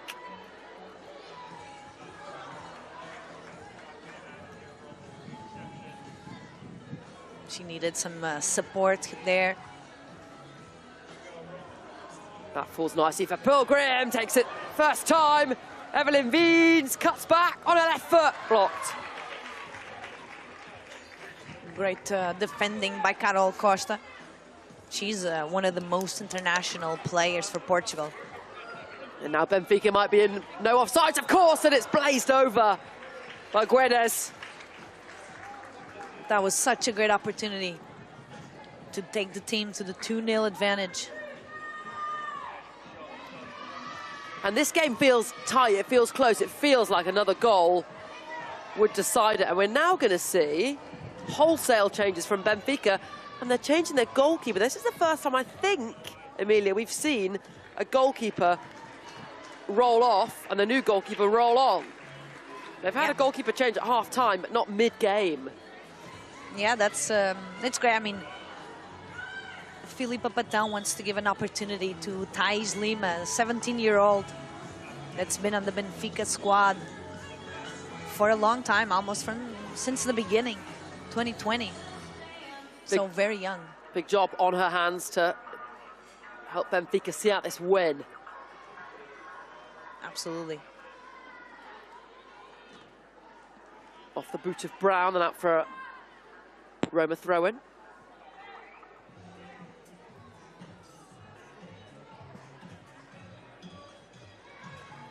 Roma readying their 6 subs to bring on. They make that change now.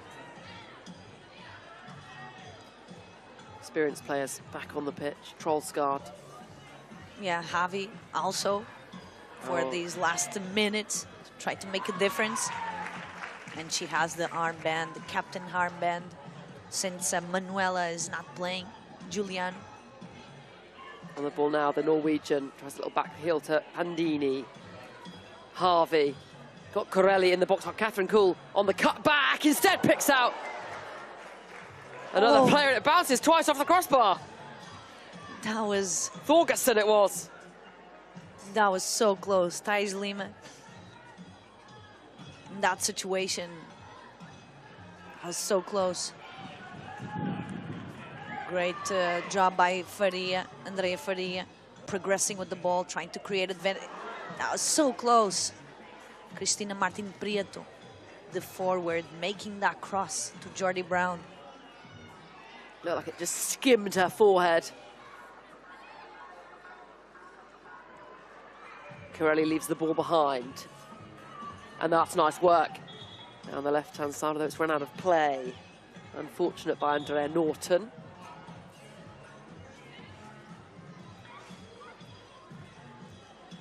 Can Roma find a way back into this?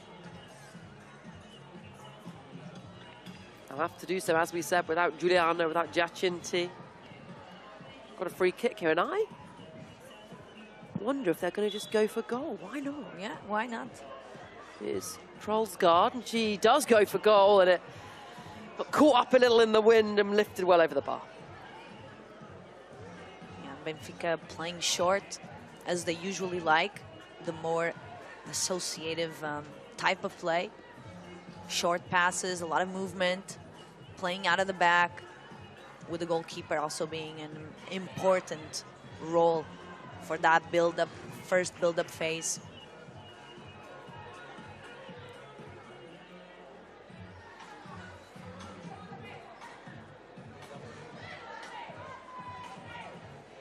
Silva back to the teenage goalkeeper. That's actually a really good ball up to Prieto. Prieto is very good at this, like holding the ball, playing with the back to the opposition goal, and then waiting for the support to come to do like 1-2 touch. what an acquisition she was for Benfica this year. 37 games, 30 goals and 5 assists. And she got called up to the Spanish national team with 31 years old for the first time. And what a debut. She scored in the debut as well for Spain. And we know that Spain is one of the best, if not the best right now. They are the reigning world champions, it is true. Although they're not the reigning European champions. Amelia, who is that? I knew this was going to come. It's England, everybody. Defending that title this summer, of course, in I'll be excited. Switzerland. Roma on the attack then. Good defending from Benfica. Yeah, Lai is very composed, trying to give it the outside to the player. And then in the right moment, at perfect timing. Alice Corelli blocked by Silva. Yeah, good job by Joanna. The contention, not letting space for the cross, not allowing.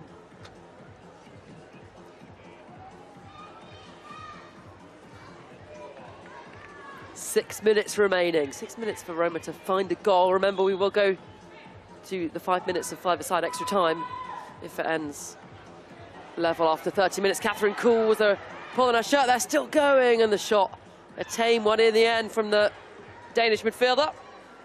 And it's a corner, but good try by Catherine Kuhl. She did get a goal this season for Roma in her first season. She did. She scored in a 3-3 amazing game against Milan.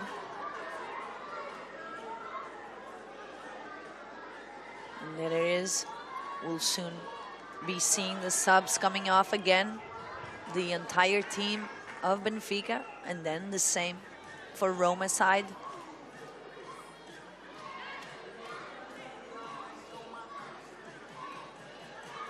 Entering the final 5 minutes. Benfica actually with 9 shots to Roma's 6. Worthy of their narrow lead. And they win the free kick.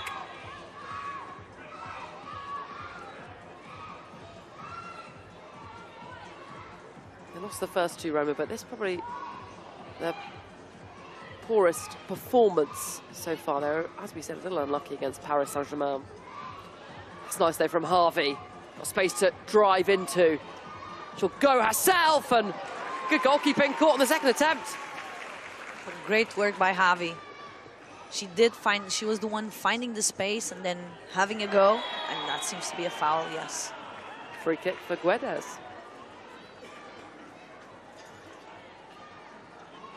Yeah, that was a free kick. Push in the back.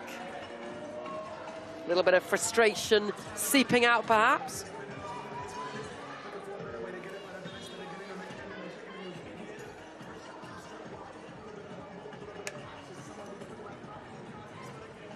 Player that won the foul will take the free kick, Guedes. The ball in, but those balls haven't really worked in this format, the dinking it in like that. You can't generate enough power for from the that chipping. kind of... Exactly. Here, that's why we don't see that many like header goals in these types of tournaments. I think it's more clever from the players sometimes to just like shoot with the laces, you know, with as much power as you can. When it's so crowded, it might hit the defender and go in. It might hit the goalkeeper. It might hit someone and just go in.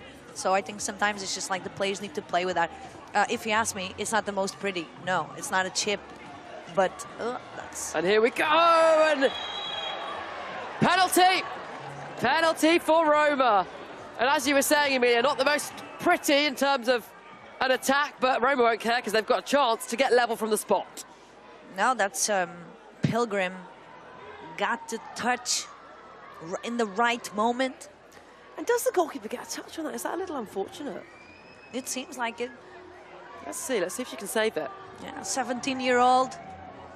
Up against Roma's number 17, Pilgrim. Tigers.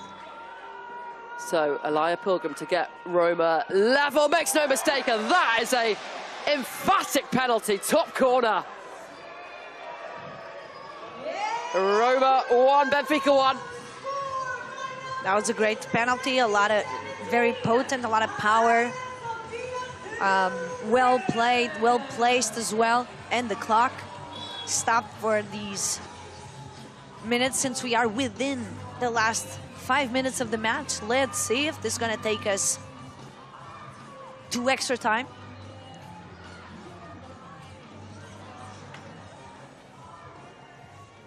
Yes, 2.5 minutes remaining. We must have a winner. Remember, there are no draws here at World Sevens football, so one of these sides will win, even if we have to go to extra time and sudden death penalties, as Pilgrim nearly through again in on the goalkeeper.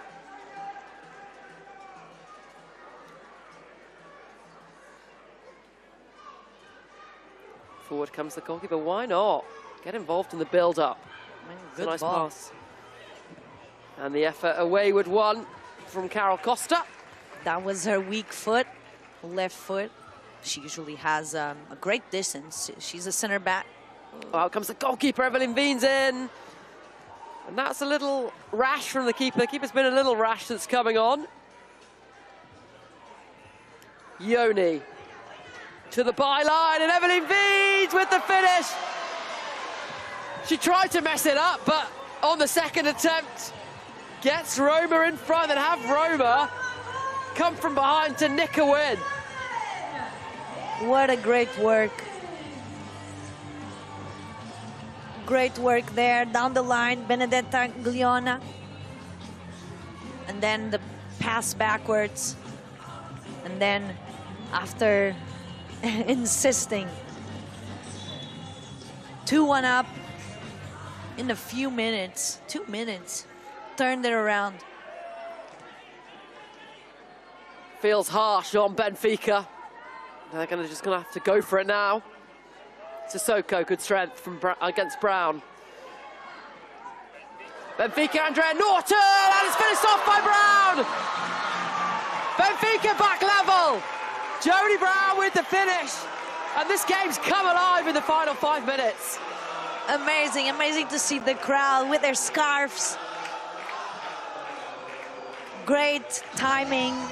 Shot and Jodie Brown in the right place, the right time. Finding the back of the net. And the clock has stopped like 3 times at least. Let's see if they can get one more goal and avoid extra time. Love to see it from these teams. Both of them already eliminated, but they want this final win. Free kick Benfica into the final minute. Andrea Norton. Up to Prieto. Couldn't hold it up, and now come forward the Roma players. And can they win it here with Harvey? Fantastic last-ditch defending and goalkeeping from Benfica. Now they'll try and break with Prieto, but Oladipo was very well positioned. She tracked back, she recovered her position and didn't allow Martin Prieto to get that and be able to be in front of the goal. Final 10 seconds though. Odelapo up to Harvey, dispossessed. Can Benfica win it now? Right at the end, Silva slides it into the path of Andrea Faria, who skies it. That was the moment. And that is the 30 minutes played. So we are going to extra time, which is in World Sevens. If you've just joined us, it is 5 minutes of 5-a-side, no substitutions. And if we do not get a winner, and it is golden goal, so as soon as there is a goal, the game is done, then we will go to sudden death penalties. And although this game was a dead rubber in terms of both these teams already being eliminated, Amelia, it's been pretty exciting. Pretty exciting. I think sometimes when players don't have anything to play for, they will be going out and just playing for fun and maybe, you know, being more inspired, doing more tricks and kind of presenting us with great football, because the pressure is not there anymore to get to the next level. So they're really just playing for the honor of it. Benfica playing at home, definitely want to win. for the number of fans, a lot of fans that came out here today. As you know, Benfica has a huge fan base. It's no different for the women. People going all over Portugal to get to see Benfica, and Roma playing also for the honor of the 2 great games that they did just before this. There's the goals that have taken us to this stage then. So 5v5 for 5 minutes, golden goal.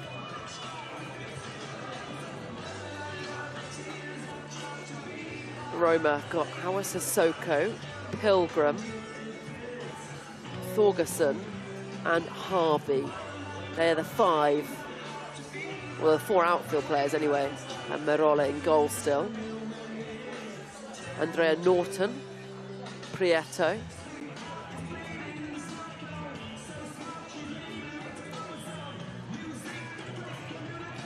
As well for Benfica.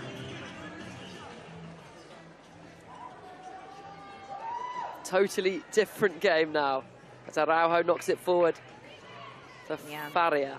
Especially on the 3rd game in 2 days.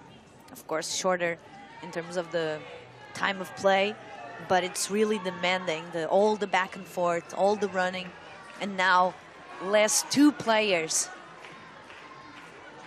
Ball up for Pilgrim.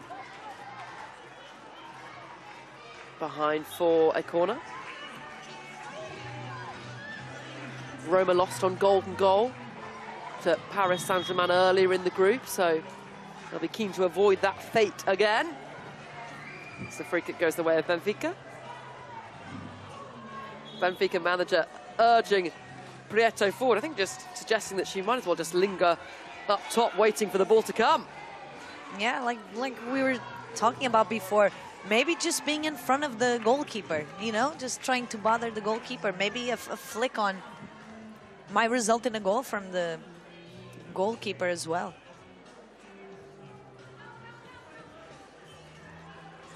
Goalkeeper will edge forward.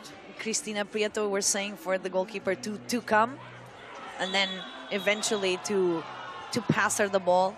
That's a duel. Remember the duel we were talking about? Great duel between these 2. A real duel, and in fact, I think a little bit too aggressive a duel. Both players catching each other in the face. Yeah, playing with the arms. We know that we use the arms in football, but of course. Clock stopped for that moment, and it will restart when the ball is struck by Araujo. Faria. That was Pilgrim. a tricky ball. Trying to set Harvey away.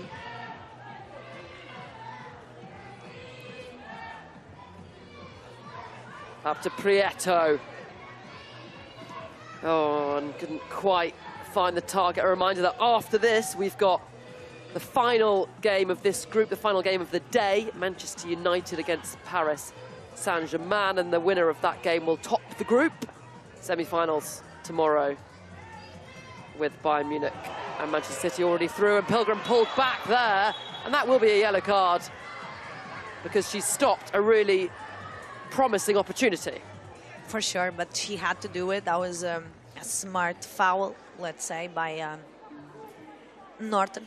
Professional foul, as we call it. Yeah, absolutely. But Pilgrim's definitely being one of the most, or one of the key players for Roma tonight. Harvey's going to strike this. Up she steps, straight into the wall. Will she get another bite at the cherry? No, she won't.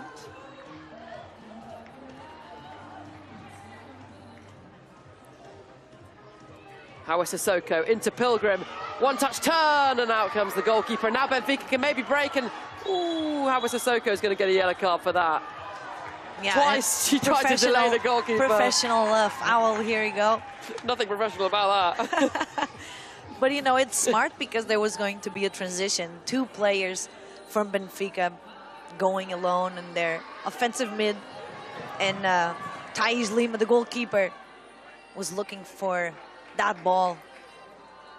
Could be dangerous. Andrea Norton. Can't lose that.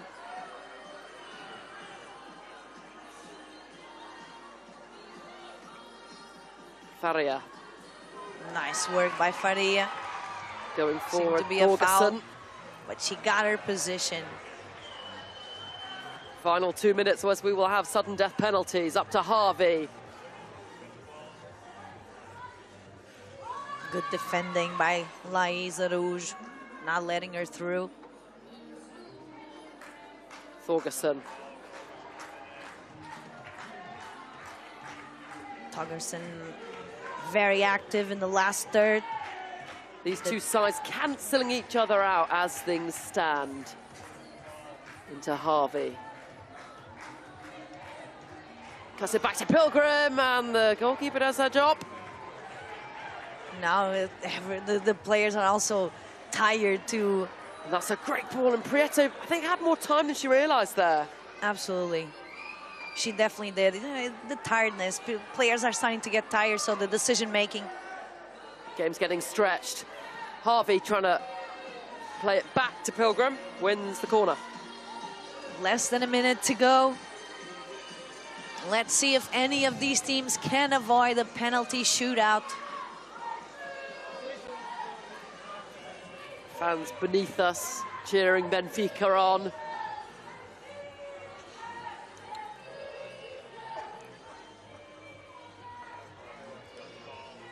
Final 30 seconds, Pilgrim goes for goal. Routine for the goalkeeper. And Benfica's strategy now just to try and set Prieto away. That's classic, very good defending from Hawa Sissoko. Yeah, great defending. Sissoko right on time. It's Cristina's weaker foot, but she could still get a shot with her left.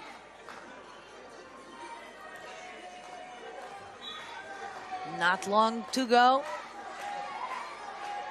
Last push by the fans as well, since Benfica is attacking in these last few seconds of the match.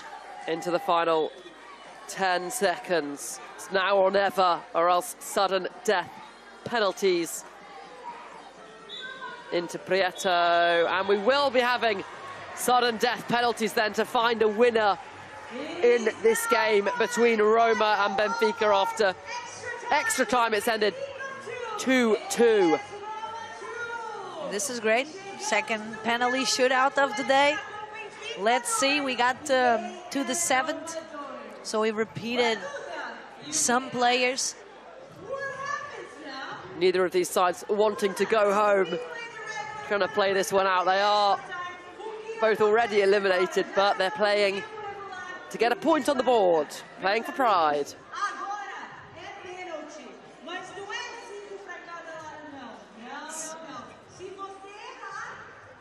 It's amazing how the substitute goalkeeper, so Camelia Caesar, and everyone is like cheering and supporting Liliana Merla.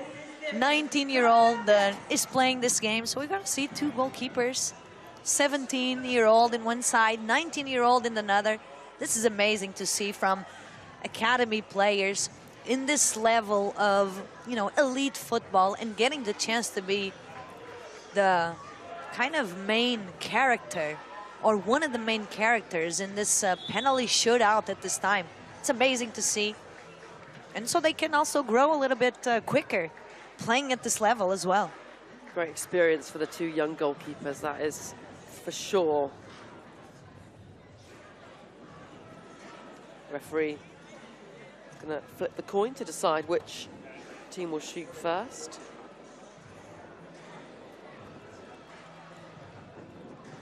And remember, it's sudden death, so you cannot slip up.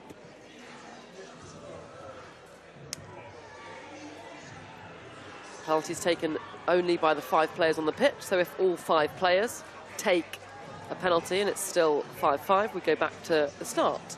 No substitutes allowed. Lima then, the goalkeeper for Benfica. Merola, the goalkeeper for Roma. And up, first of all, for Benfica is Andrea Faria, wearing the captain's armband. She had an amazing chance to give the 3-2 just before extra time to Benfica. Here she is. Up steps Faria, and that's a fantastic save from the young goalkeeper. Strong hand, palmed it out. Amazing. She only got the chance to play 10 minutes in the cup from the Academy of Napoli. In 2021, she joined Roma. As we know, geographically, it's close by in Italy. And what a great save for the 19-year-old. Up steps Emily Harvey then, Norwegian forward. If she scores this, Roma win. Can Lima, the young goalkeeper, prevent the loss? And it's a great finish from Harvey. And Roma are the winners. Came from behind, took it to penalties, and they've got a point on the board. What a great ending to this game. I mean, Liliana Merla, what a great debut on this, and the teammates throwing it in the air. Look at that. What a lovely debut for the goalkeeper. Fantastic moment for her. There's the goal that sealed it then. And Amelia, let's have your moment of the match.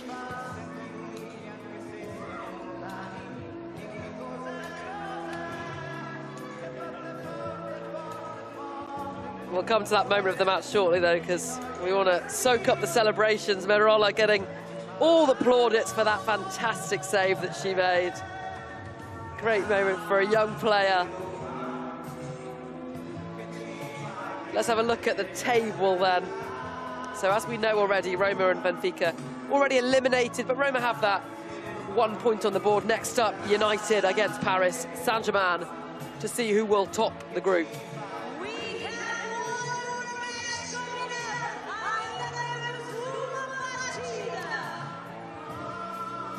And let's take a look at the moment of the match then, the winning penalty presented by Invisalign.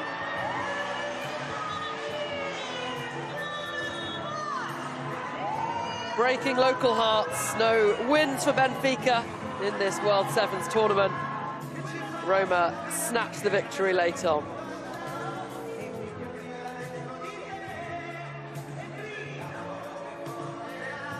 Honorary mention for moment of the match for the referees as well for their YMCA rendition. What a nice moment. So Roma with the victory. That's the end of their tournament though, and now it's Manchester United up against Paris Saint-Germain.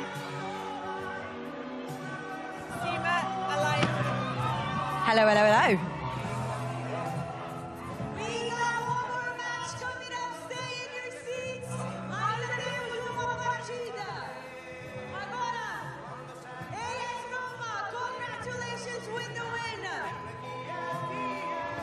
Viva Roma!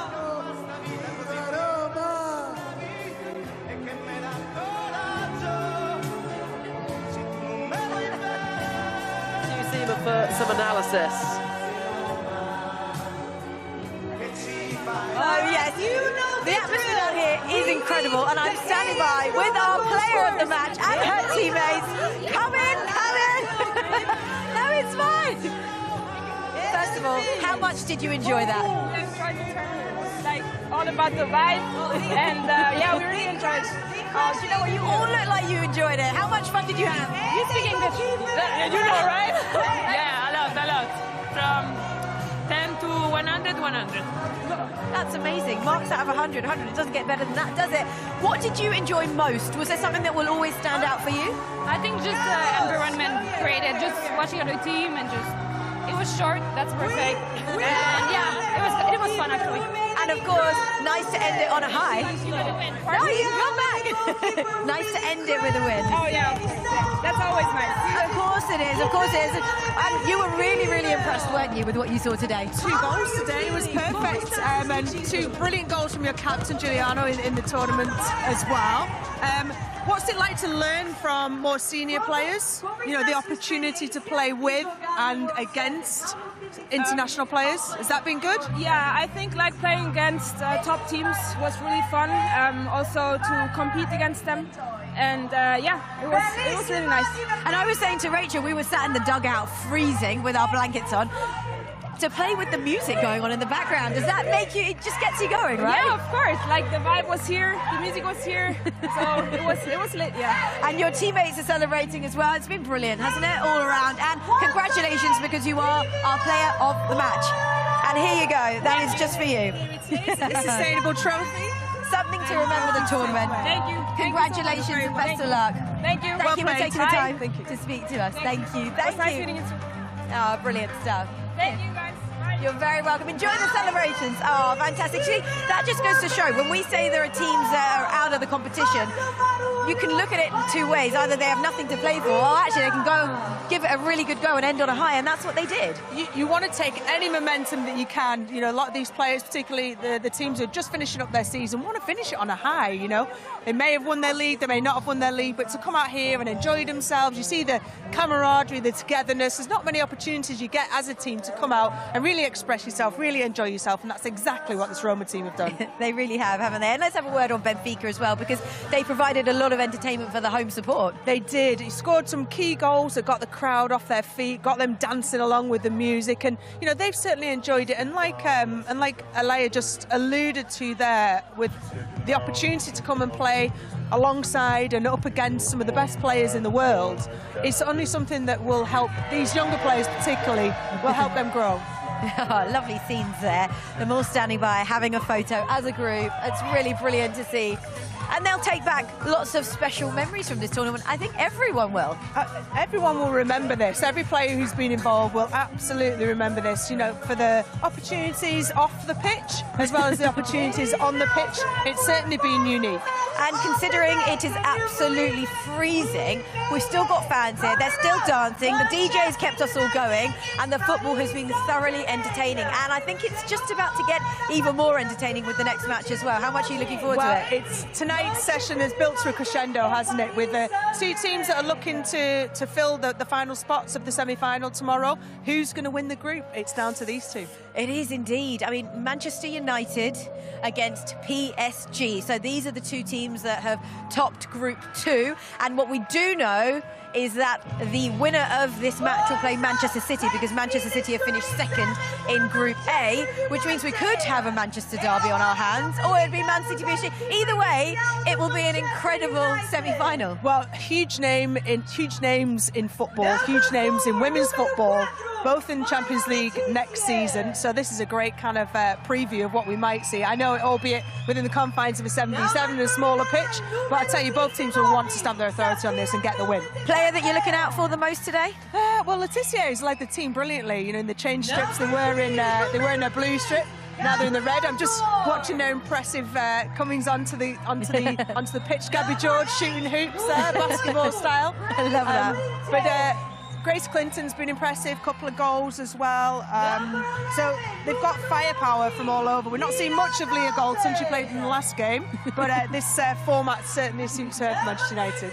There seems to be a bit of a theme here. I love the way that their entrance onto the pitch. Oh, brilliant. I like that. Okay, on that note, let's hand you over to Amelia and Flo. Thank you, Seema.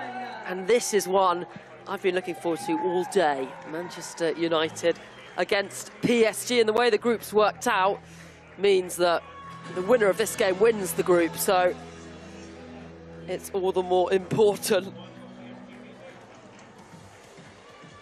The juxtaposition of me saying it's important as the Manchester United players pose on the pitch. So there's the starting 7 for Manchester United, and now here comes the starting 7 for Paris Saint-Germain.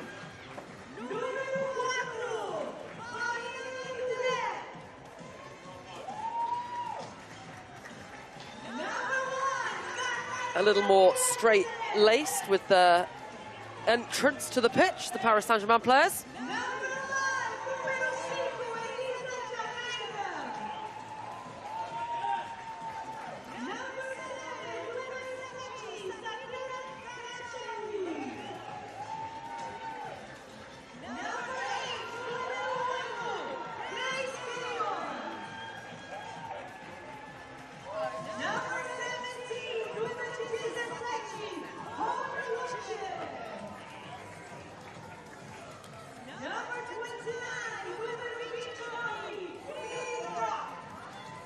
Okay, and there, then the 7 of Paris Saint-Germain. And the two teams will face off ahead of this final game in Group 2 and the final game on day 2. The winner of this wins the group.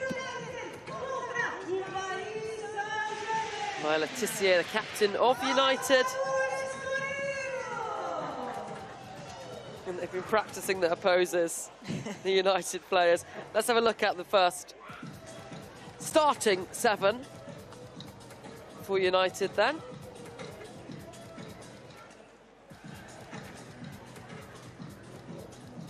So a change in goal. No Tullis Joyce, we've got Middleton Patel instead. Gabby George, Laetitia, Clinton, Owujo got 2 goals last game. Leah Galton and Elizabeth Turland up front, although positions very much interchangeable in this kind of format. Our 4 referees. I wonder what dance they'll be doing at half-time. And the starting 11 for PSG. Kridzenek, Polish goalkeeper Dudek, Di Almeida, Mbok, Kachawi, Gayoro, and Romilukta. So, for a place at the top of the group, both these teams will be in the semi-finals tomorrow. They will face either Bayern, Munich, or Manchester City, depending on where they place. Bayern Munich were first in Group 1, City second, so the winner here will face City, the loser will face Bayern Munich. Kachawi combines well with Gayoro, and PSG coming forward straight away. Lukta with the ball across, and wow, look at that! 13 seconds on the clock. Sakine Kachawi puts Paris Saint-Germain in front. Amazing goal, wow. The Man United team hasn't even got the chance to touch the ball. What an amazing collective team play. What a start for Paris Saint-Germain. Incredible start from the French. Kachawi with the goal. Can United react immediately? They've got Simi Owujo on, scored 2 last time out. Those actually were the first goals she's ever scored for Manchester United. Never scored in the WSL or any of the domestic competitions, so exciting for her to get 2 goals here. Yeah, it'll be good. We'll give her confidence for next season.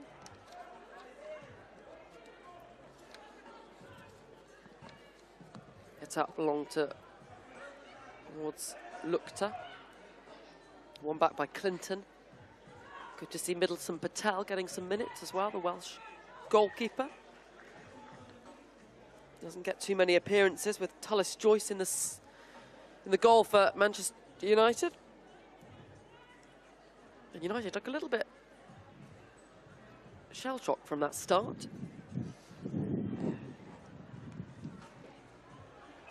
Lukta flicks it on to Kachawi. Oh, so close. For a moment, that looked like that was going in. Kachawi's been excellent. Absolutely.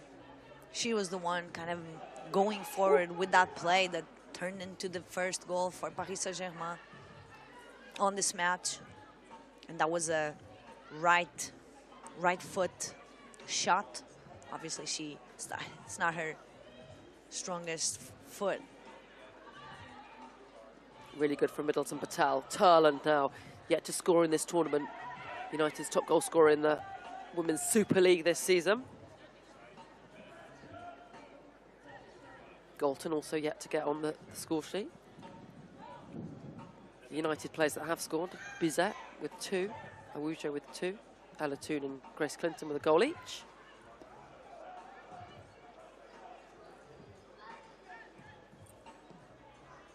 Ball up to De Almeida, and it's inaccurate. Galton back to Gabby George. Captain Letitia.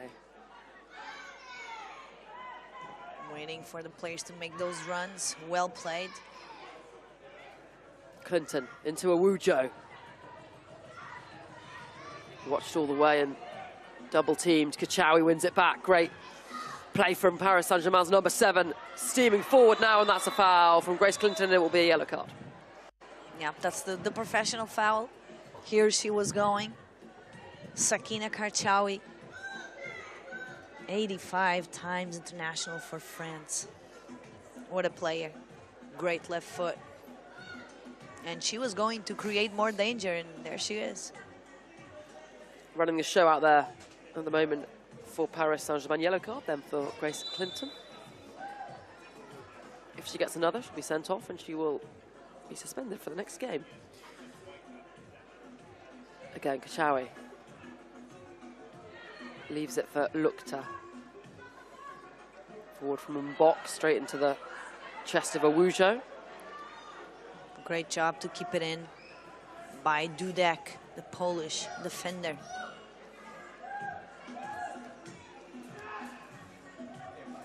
Lisa Northland lays it off to Awujo.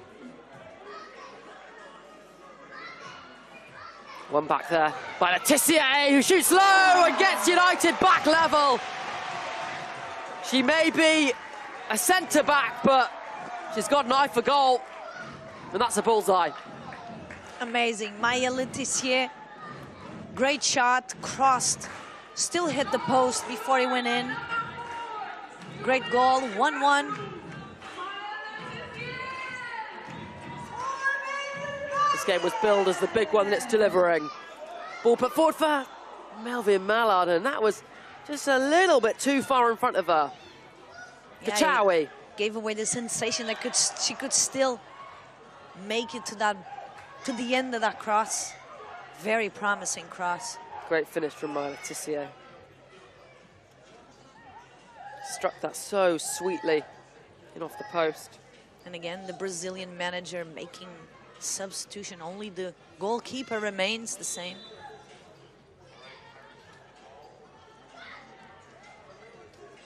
Céline Bizet pokes it through the legs of the PSG player.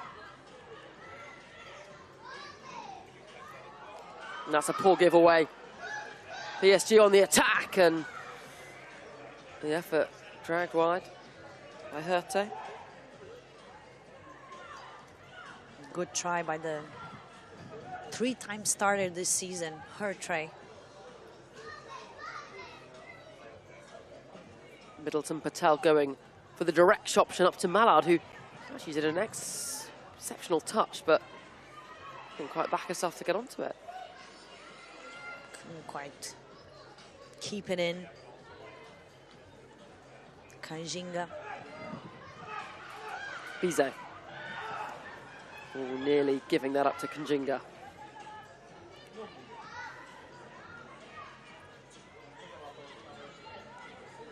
Some space, well done. Quick play. Yeah, United fizzing the ball around the turf. Yeah, and when they do it quickly, they do find spaces and a teammate alone. United have got some young players on there as well now. Emma Watson, young Scottish player. So learning the championship recently. On the pitch now, showing for the ball. Ball looking for Clinton. Oh, she could have gone for a dive-in header there, surely. Yet to see a dive-in header. Goal. Sorry, that's right. And it's grass. They could definitely do it.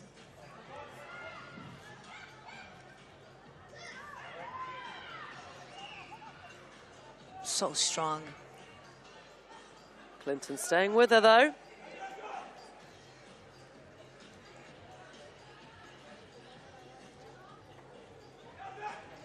Up to Mallard. Player that's won the Champions League with Lyon. Great ball by the Nigerian. Oh, and it's well parried by Middleton Patel. Great run by Urtre. Through ball, waiting for the run, and then first touch finish.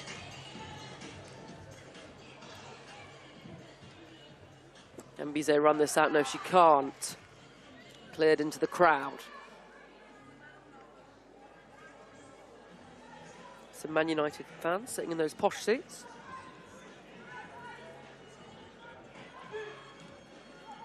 Clinton trying to find Mallard. Cut out by Gaetino.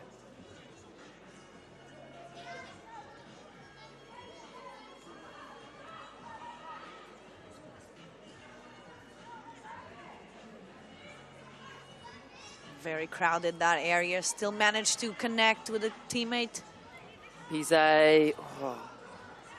Perhaps the shot was on. Yeah, I was waiting for one of the midfields to be in that area. Roseng Herté now in behind. Tried to dink it forward for Kanjinga. United can break.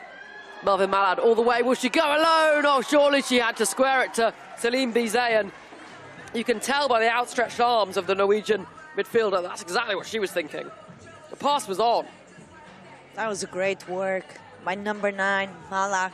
And then Legili closing the space. Emma Watson back to Clinton.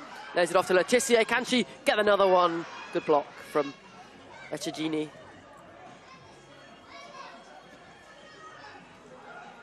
Forward again by Clinton. High press by Man U, getting the effect that they wanted. The team winning the ball in there, close to the opponent's half or area.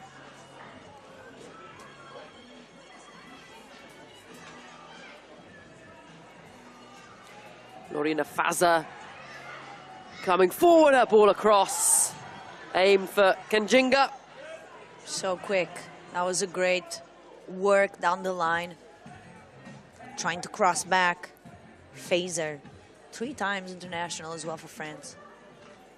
Now the corner swinging in and no player able to get the required touch. And the DJ Cristal is really bringing the tunes.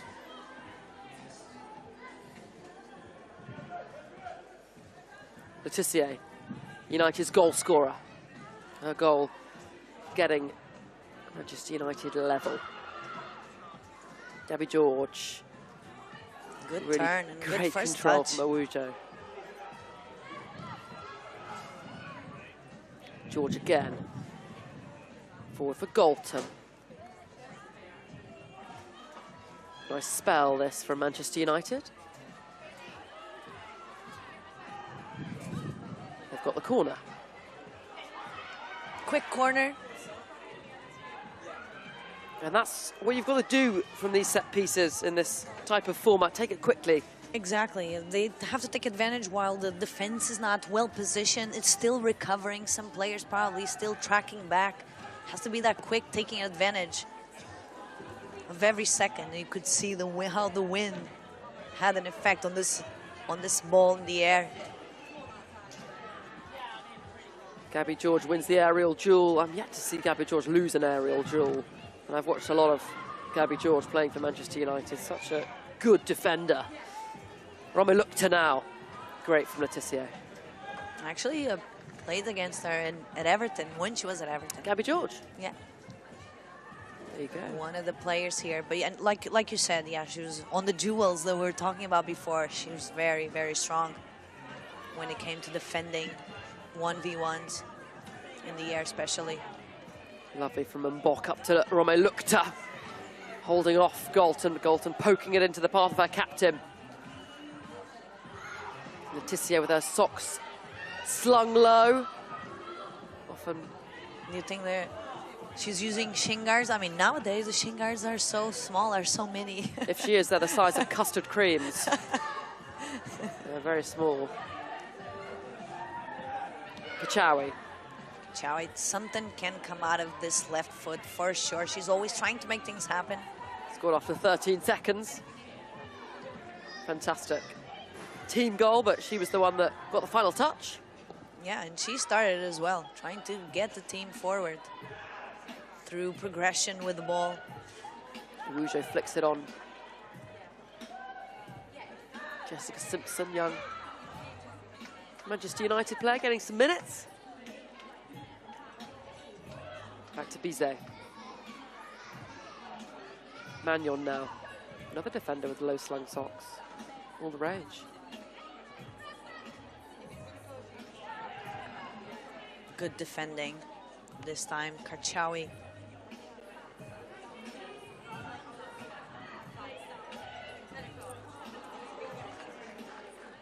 Too high. Far too high. This effort by Ify. This game, remember, playing for the top spot in the group and to avoid top of Group 1, Bayern Munich in the semi-finals. Simpson wins it cleanly in the eyes of the referee. Silem Bizet now. Again, it's with Simpson. Up to Turlen, and that was a really smart move from the Norwegian. Wins the corner.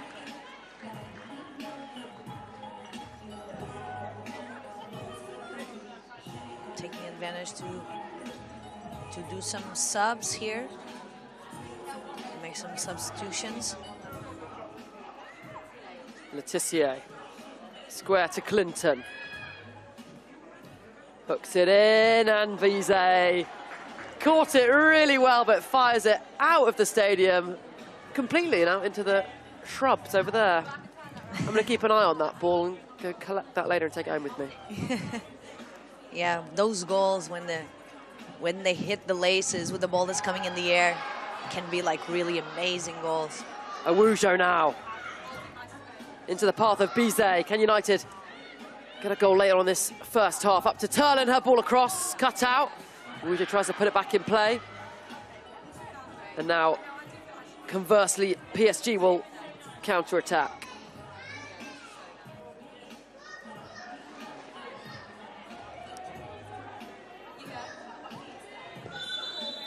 And there is the half-time whistle. Really tightly contested first half between the two teams at the top of the group. PSG scored after 13 seconds. Sakine Karchaoui, Maya Letitia getting things level. Half-time, Manchester United 1, Paris Saint-Germain 1. And our pundits will break down the analysis for you after the break.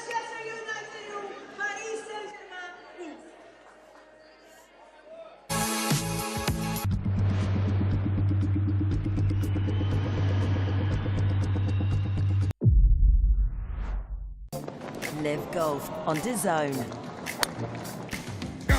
Who will be victorious on the banks of Lake Manassas? Glorious shot there. From the 6th to the 8th of June, live on DAZN.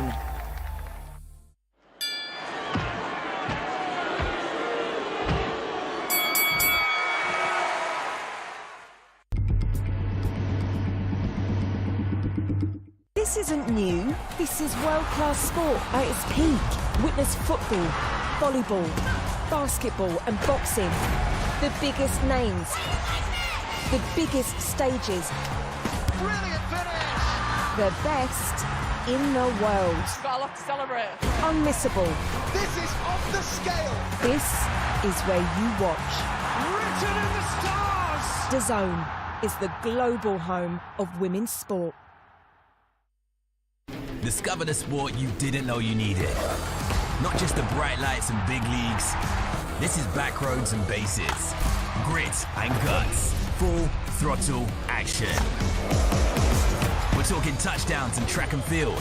Powerboats with A-listers. Gravity-defying skaters. High-flying volleyball. Home run hitters. And pillow fighting. Because why not? Unmissable. It's all here. Discover more on DAZN.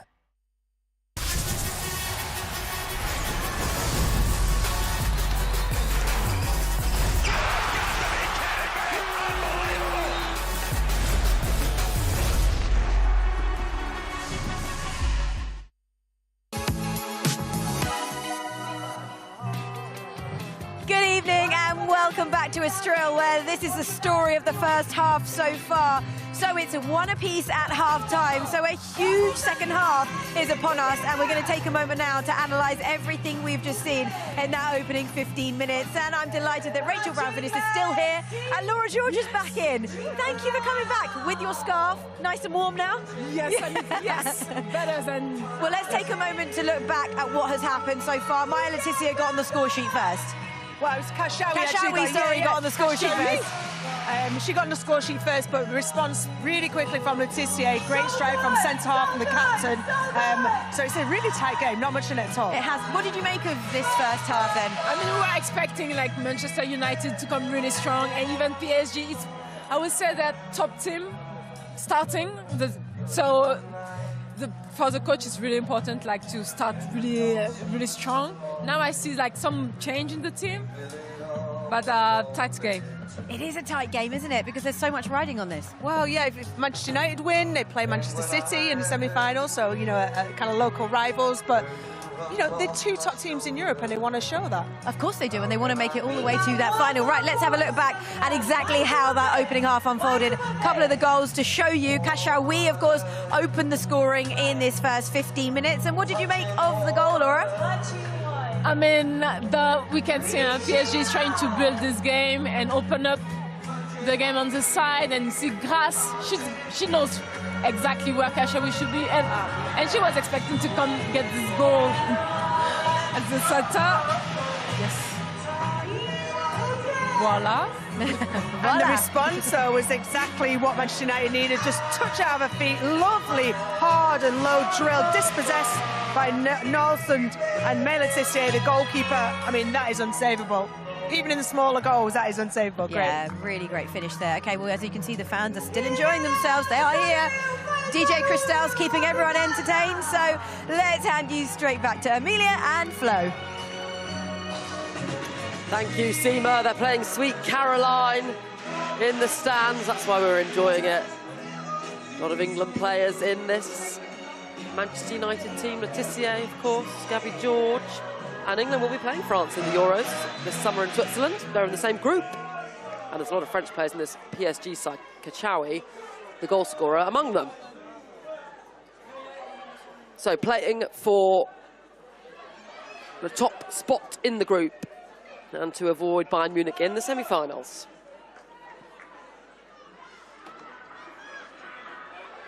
Paris Saint-Germain coming forward straight away. Brought down well and on the volley, and once again they start fast. Not as fast as last time, but within 30 seconds, the side from Paris are back in front. Amazing goal. Again, the beginning of the half.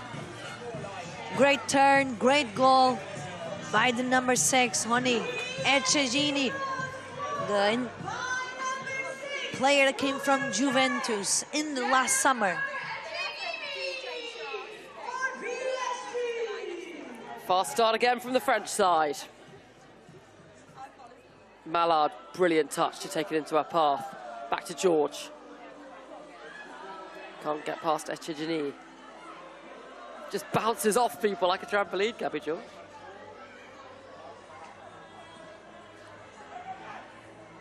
Once again, such a quick play from the French side to get started. Mallard then into Bizet. Back to Letizia, she levelled things up in the first half. Finds George though this time. Bizet shows a little bit too much of it and then fouls Kanjinga.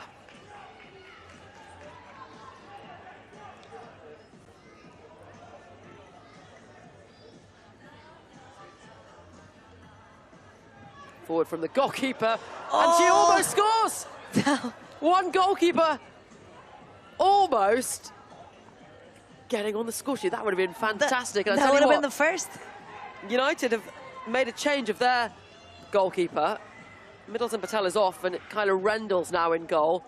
And that would have been a very poor first moment for her to pick the ball out of her own net.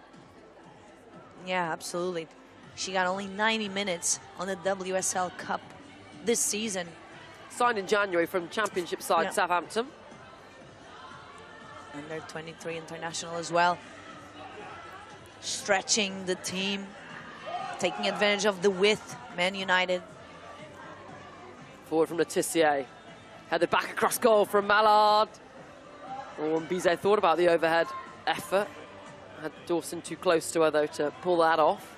Yeah, Grace here trying to find some space and to connect. Breakthrough. Faza steaming forward. Letitia with a robust challenge. Amazing, Letitia. Putting the foot there, the right foot and the right timing as well.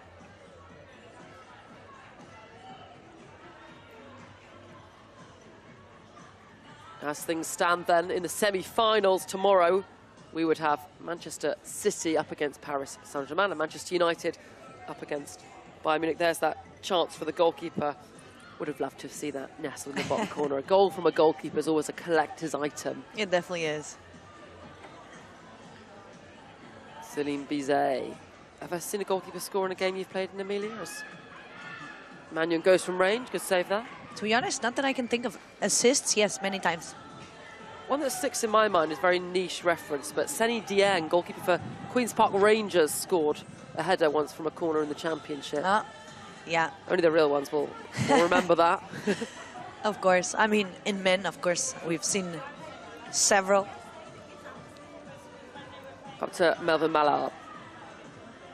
Waits for the overlapping run of Bizet, slides it into the Very Norwegian, good. and the ball across. Too close to the defender. Le Gouly. Corner for United. Was trying to find Lisa there on the second post. Making the run, Lisa now to do the 1-2s. Well done.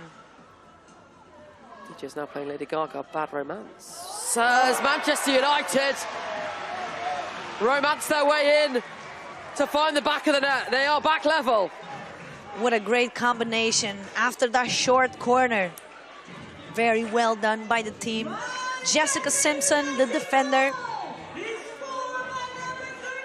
Never scored for Manchester United. Young player in and around the first team. Lovely moment for her. Absolutely. Scoring against the PSG is not every day. But who knows? Maybe we'll have these teams facing each other next year. In the Champions League with a new format as well for the women's. Exciting coming up. As you say, into a league phase like the men's next season. Final this season's Champions League, of course, is on Saturday. Arsenal, Barcelona. Live on DAZN. Kachawi's free kick glazed over. I think she's been fouled 3 or 4 times this game, Sakin Kachawi. Roma Lukta now. Back to Di Almeida. Got her head up, thought about the shot. Yeah, she has a great long distance range. Back heel, back heel. And Kachawi finds the space! Parried by Rendell. Very good, team effort there. Nice 1-2s in the short space, tight spaces.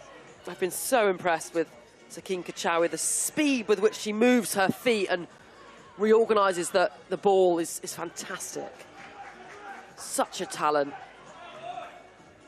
Yeah, definitely. Ball kind of glued to her left foot, very close, like small touches. She doesn't lose sight. Hooked away by Grige and Bock.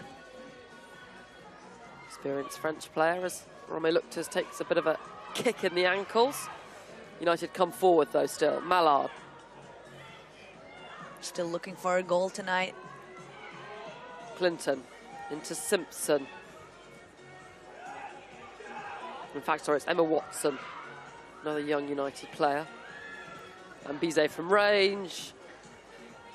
Not a great effort. Players interchanging so quickly, it's hard to keep an eye on. That was actually Grace Clinton, my mistake. We have unlimited roll-on, roll-off subs. And remember, we will be going to 5 minutes of five-a-side extra time if it's level after the 30 minutes. And Letitia is back on again. Up to Turland, won by Mbok. Mbok very strong. Really enjoyable name to say as well, Mbok, isn't it? Oh, and can Clinton latch onto this, De Almeida, though, with the crucial intervention?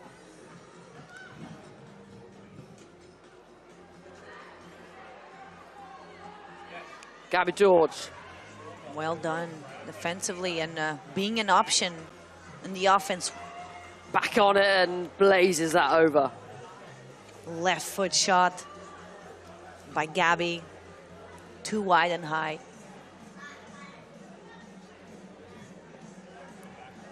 Three, you can see it.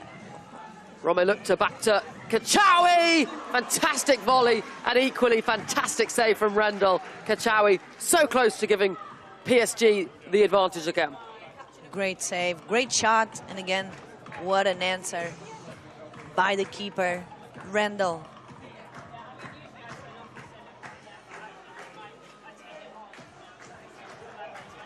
Kachawi getting that all wrong. That's the first error that I've seen her make. We'll forgive her. Throwing up to Turland, who's wrestling away with Mbok. Really nice pass up to Clinton.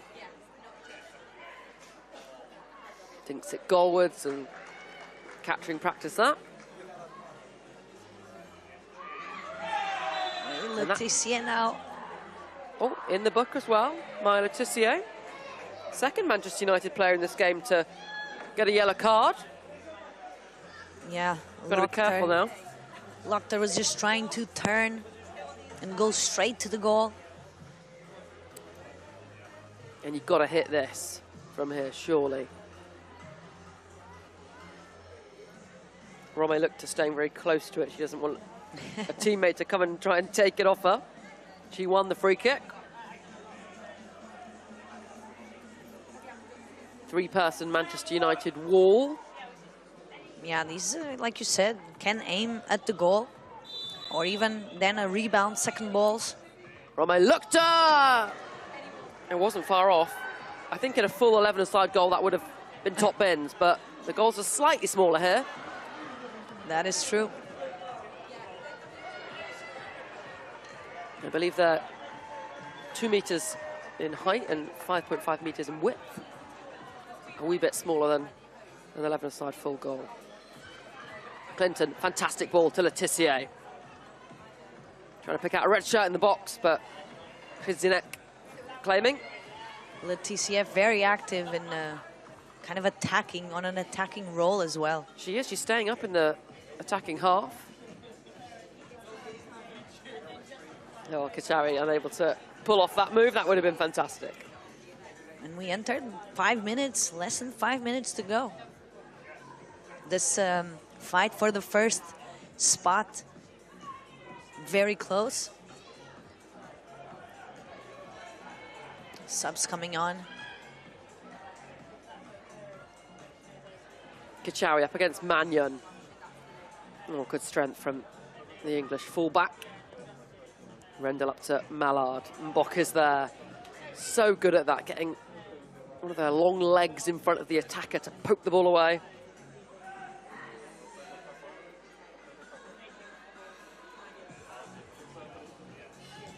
Final moments of this game. That's a poor forward pass from the goalkeeper. These two sides playing for top spot in the group, remember. And if United win, they will top the group and they will play second-placed side from the other group, which is Manchester City, so we'd have a Manchester derby. That would be interesting as well. Manchester derby is always interesting, Amelia. We've had some really fantastic ones this season. Absolutely. A 2-2. Ella Toon scoring a hat-trick as well in the game earlier in the WSL. I mean, I'm saying this in the semifinals. I mean, as an English person, you'd probably wanted to see a final, like a full final. So that wouldn't be the best scenario for the next semifinals. Let's see how the pairing up works. Mallard very confident here. Not a good ball. Gives it away to Huerte. She was like two alone.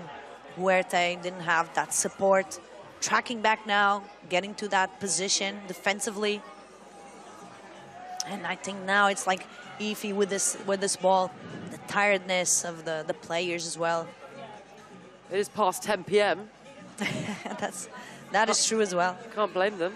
Beyond my bedtime, Amelia. Hooked away by Simpson. That's nice from Mallard.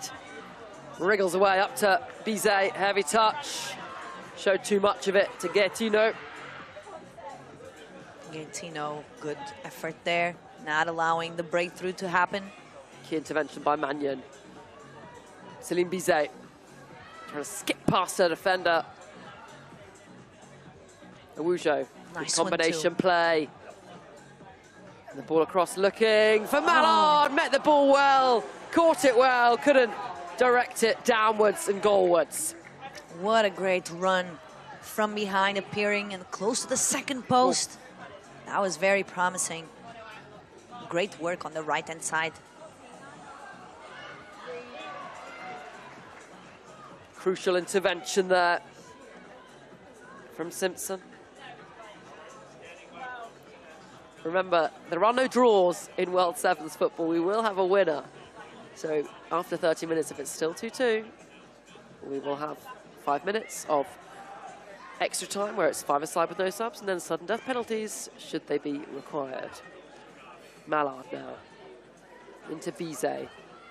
Maya Letitia has just jogged back onto the pitch for United.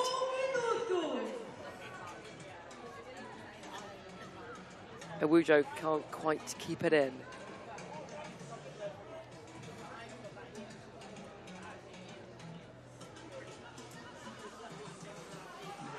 Letitia will play it back to Rendell. Rendell fires forward. Nice first touch by Hutre. Oh, that's nice by Kanjinga. Lays it off to Achengani, who shoots, and Rendell. Fantastic. Great way to keep Man United still into the game. They're on the ropes here though, United. Still going, Kanjinga can't quite squeeze it through. Rendell does really well. That's incredible, twice.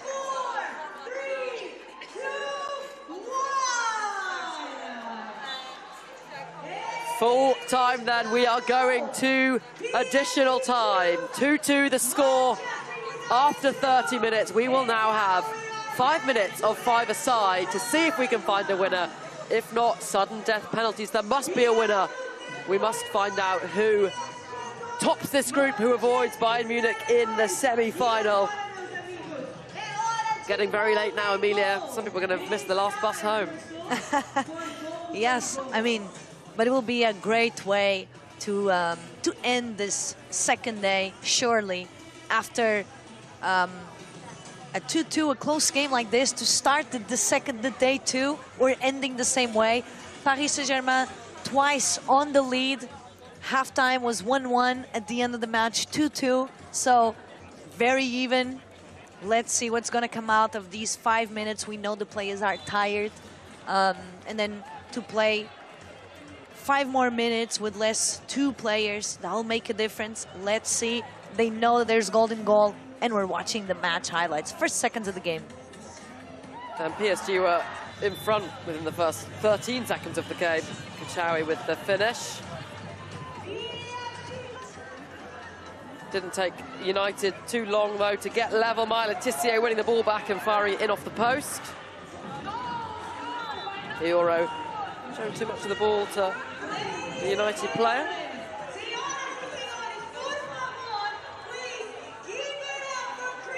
Echegini restoring Paris Saint-Germain's lead. Fantastic touch. 2 touches and shot.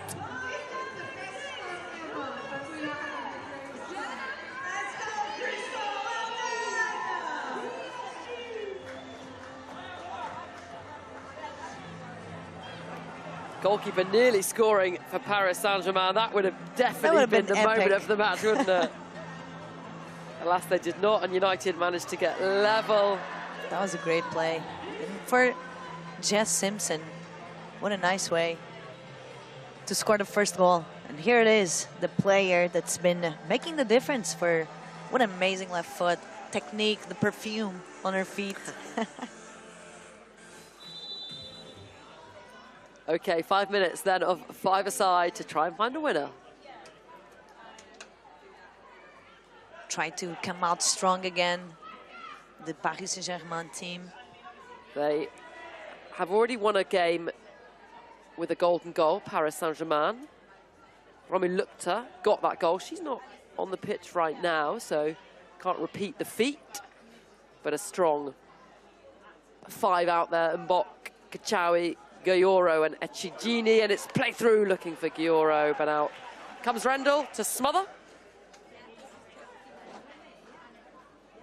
Now this is the 2-2 formation. It's very hard, sometimes the 1-2-1, but there has to be a lot of movement from the players.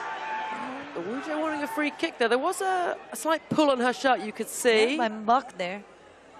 Jennifer Echingini coming forward, can't quite keep it in. When I used to play five-a-side in Munich, we used to call it either a square or a diamond formation. Yeah. Struggling to find the geometric shape on the pitch between the players right now. I think PSG look like they're in a diamond.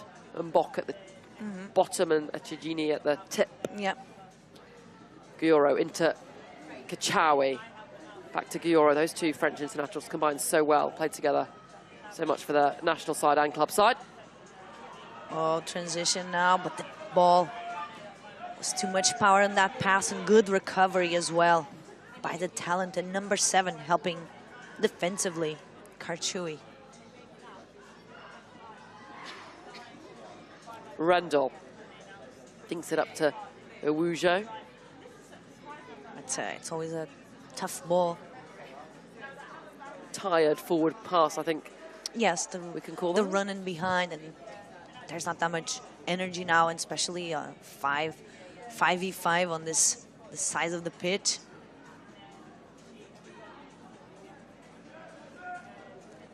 He's waiting for the movement of the attackers. One of these sides must win it, and the winner will top Group 2. Semi-finals tomorrow. First one underway at 3 p.m. kickoff. As Mallard tries to wriggle away from Mbok, out by Kachawi. Midway through this 5-minute extra time period.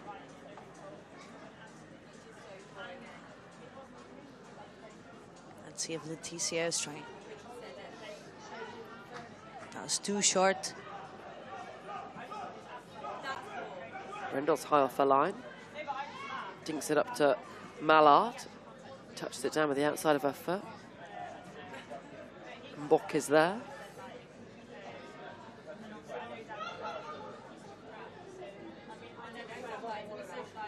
Clears out for a United throw-in.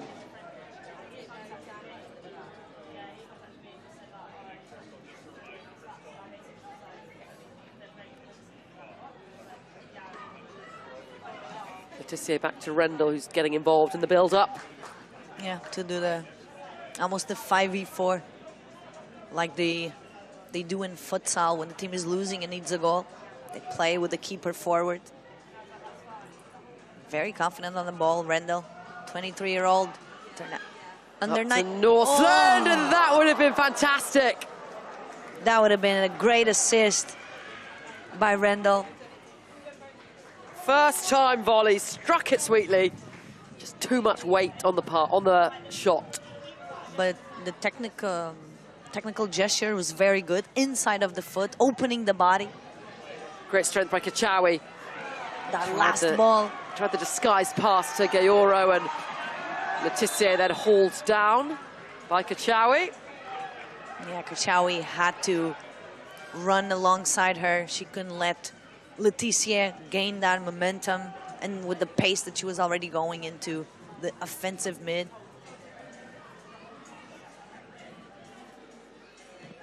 Leticia goes for goal, and a bit of a wasted effort, but we are into the final 30 seconds, so running out of time.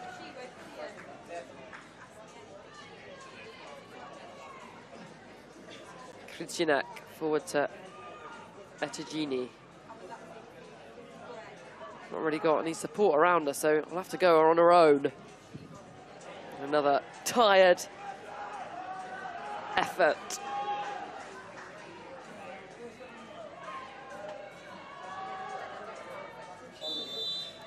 And there we have it then. We are going to sudden death penalties to find out who will win this group.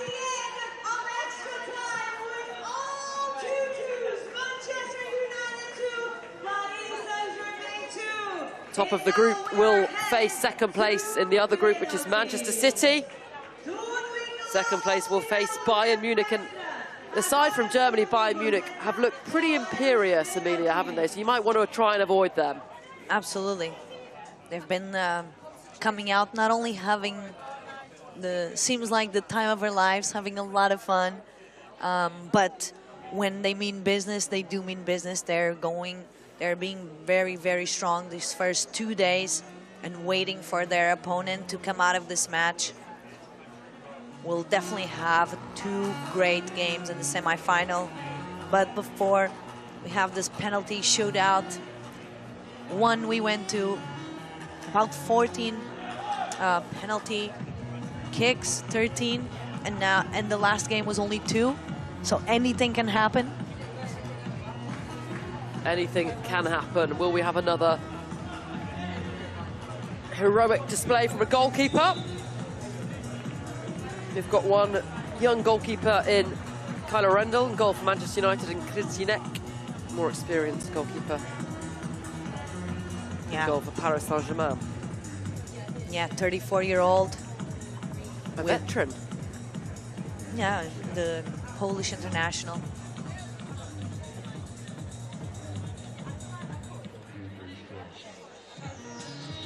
Kachawi and Letitia deciding who to shoot first. Would you want your side to shoot first or second? I think second.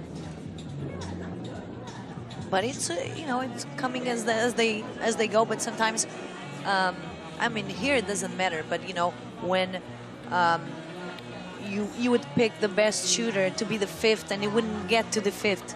So in recent times they started changing that, so they don't leave one of the best players. Of course, when it's like a regular penalty shootout, to be the 5th, just in case, might not able to score. And we're gonna have Letitia, the opener. Big pressure. Opener and the one that opened the score for Man U on this game. My Letitia then. Up against Krzynek. And Letitia finishes brilliantly. Bottom corner. No mistake from the Manchester United captain. Bullseye. Very good. Keeper to one side. She was composed enough to open the body and sending it across. The celebration with the dart. I know that's very common in the So in recent times they started changing that, so they don't leave one of the best players. Of course, when it's like a regular penalty shootout, to be the 5th, just in case, might not able to score. And we're gonna have Letitia, the opener. Big pressure. Opener and the one that opened the score for Man U on this game. My Letitia then. Up against Krzynek. And Letitia finishes brilliantly. Bottom corner. No mistake from the Manchester United captain. Bullseye. Very good. Keeper to one side. She was composed enough to open the body and sending it across. The celebration with the dart. I know that's very common in the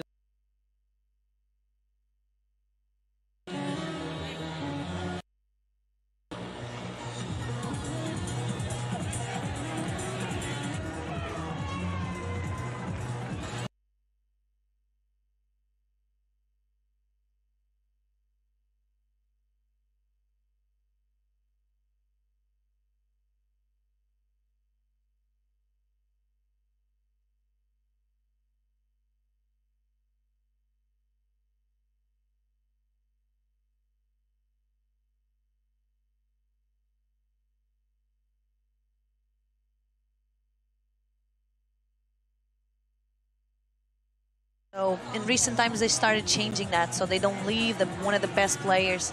Of course, when it's like a regular shootout, like penalty shootout, to be the fifth, just in case, might not able to score. And we're gonna have Laetitia, the opener.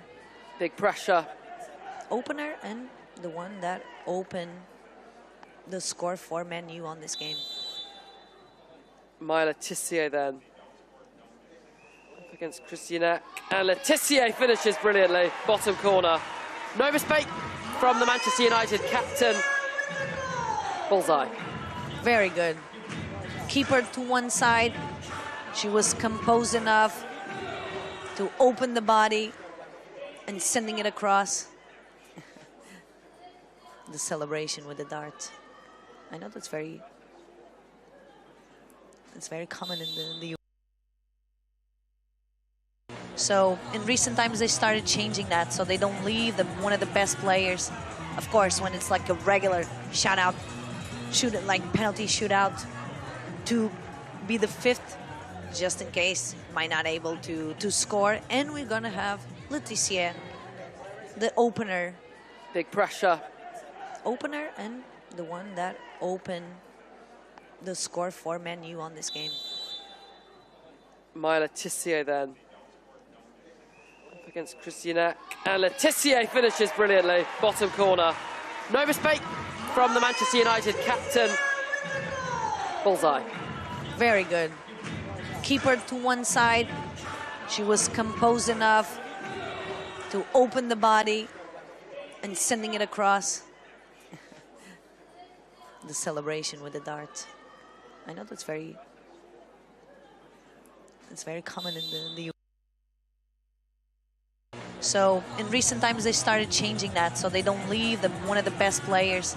Of course, when it's like a regular shootout, like penalty shootout, to be the fifth, just in case, might not able to score. And we're gonna have Laetitia, the opener.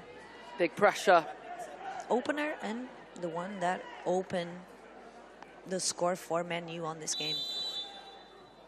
My Laetitia then. Up against Christiana. And Laetitia finishes brilliantly. Bottom corner. No mistake from the Manchester United captain. Bullseye. Very good. Keeper to one side. She was composed enough to open the body and sending it across. The celebration with the dart. I know that's very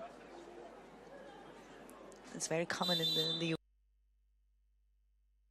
So in recent times, they started changing that so they don't leave one of the best players. Of course, when it's like a regular shootout, like penalty shootout, to be the fifth, just in case, might not able to score. And we're gonna have Laetitia, the opener. Big pressure. Opener and the one that opened the score for Man U on this game. My Laetitia then. Up against Christiana. And Laetitia finishes brilliantly. Bottom corner. No mistake from the Manchester United captain. Bullseye. Very good. Keeper to one side. She was composed enough to open the body and sending it across.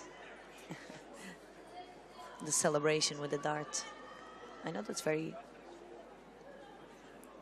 common in the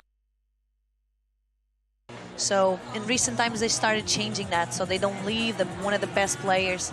Of course, when it's like a regular shootout, like penalty shootout, to be the fifth, just in case, might not able to score. And we're gonna have Laetitia, the opener. Big pressure. Opener and the one that opened the score for Man U on this game. My Laetitia then. Up against Christiana. And Laetitia finishes brilliantly. Bottom corner. No mistake from the Manchester United captain. Bullseye. Very good. Keeper to one side. She was composed enough to open the body and sending it across. The celebration with the dart. I know that's very common in the So in recent times they started changing that so they don't leave one of the best players. Of course, when it's like a regular shootout, penalty shootout, to be the fifth, just in case, might not able to score. And we're gonna have Laetitia, the opener. Big pressure. Opener and the one that opened the score for Man U on this game. My Laetitia then. Up against Christianek. And Laetitia finishes brilliantly. Bottom corner. No mistake from the Manchester United captain. Bullseye. Very good. Keeper to one side. She was composed enough to open the body and sending it across. The celebration with the dart. I know that's very common in the So in recent times they started changing that so they don't leave one of the best players.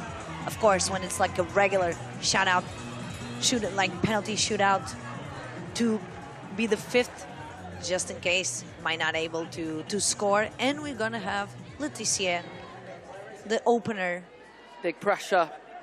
Opener and the one that opened the score for Man U on this game. My Laetitia then. Up against Christianek. And Laetitia finishes brilliantly. Bottom corner. No mistake from the Manchester United captain. Bullseye. Very good. Keeper to one side. She was composed enough to open the body and sending it across. The celebration with the dart. I know that's very common in the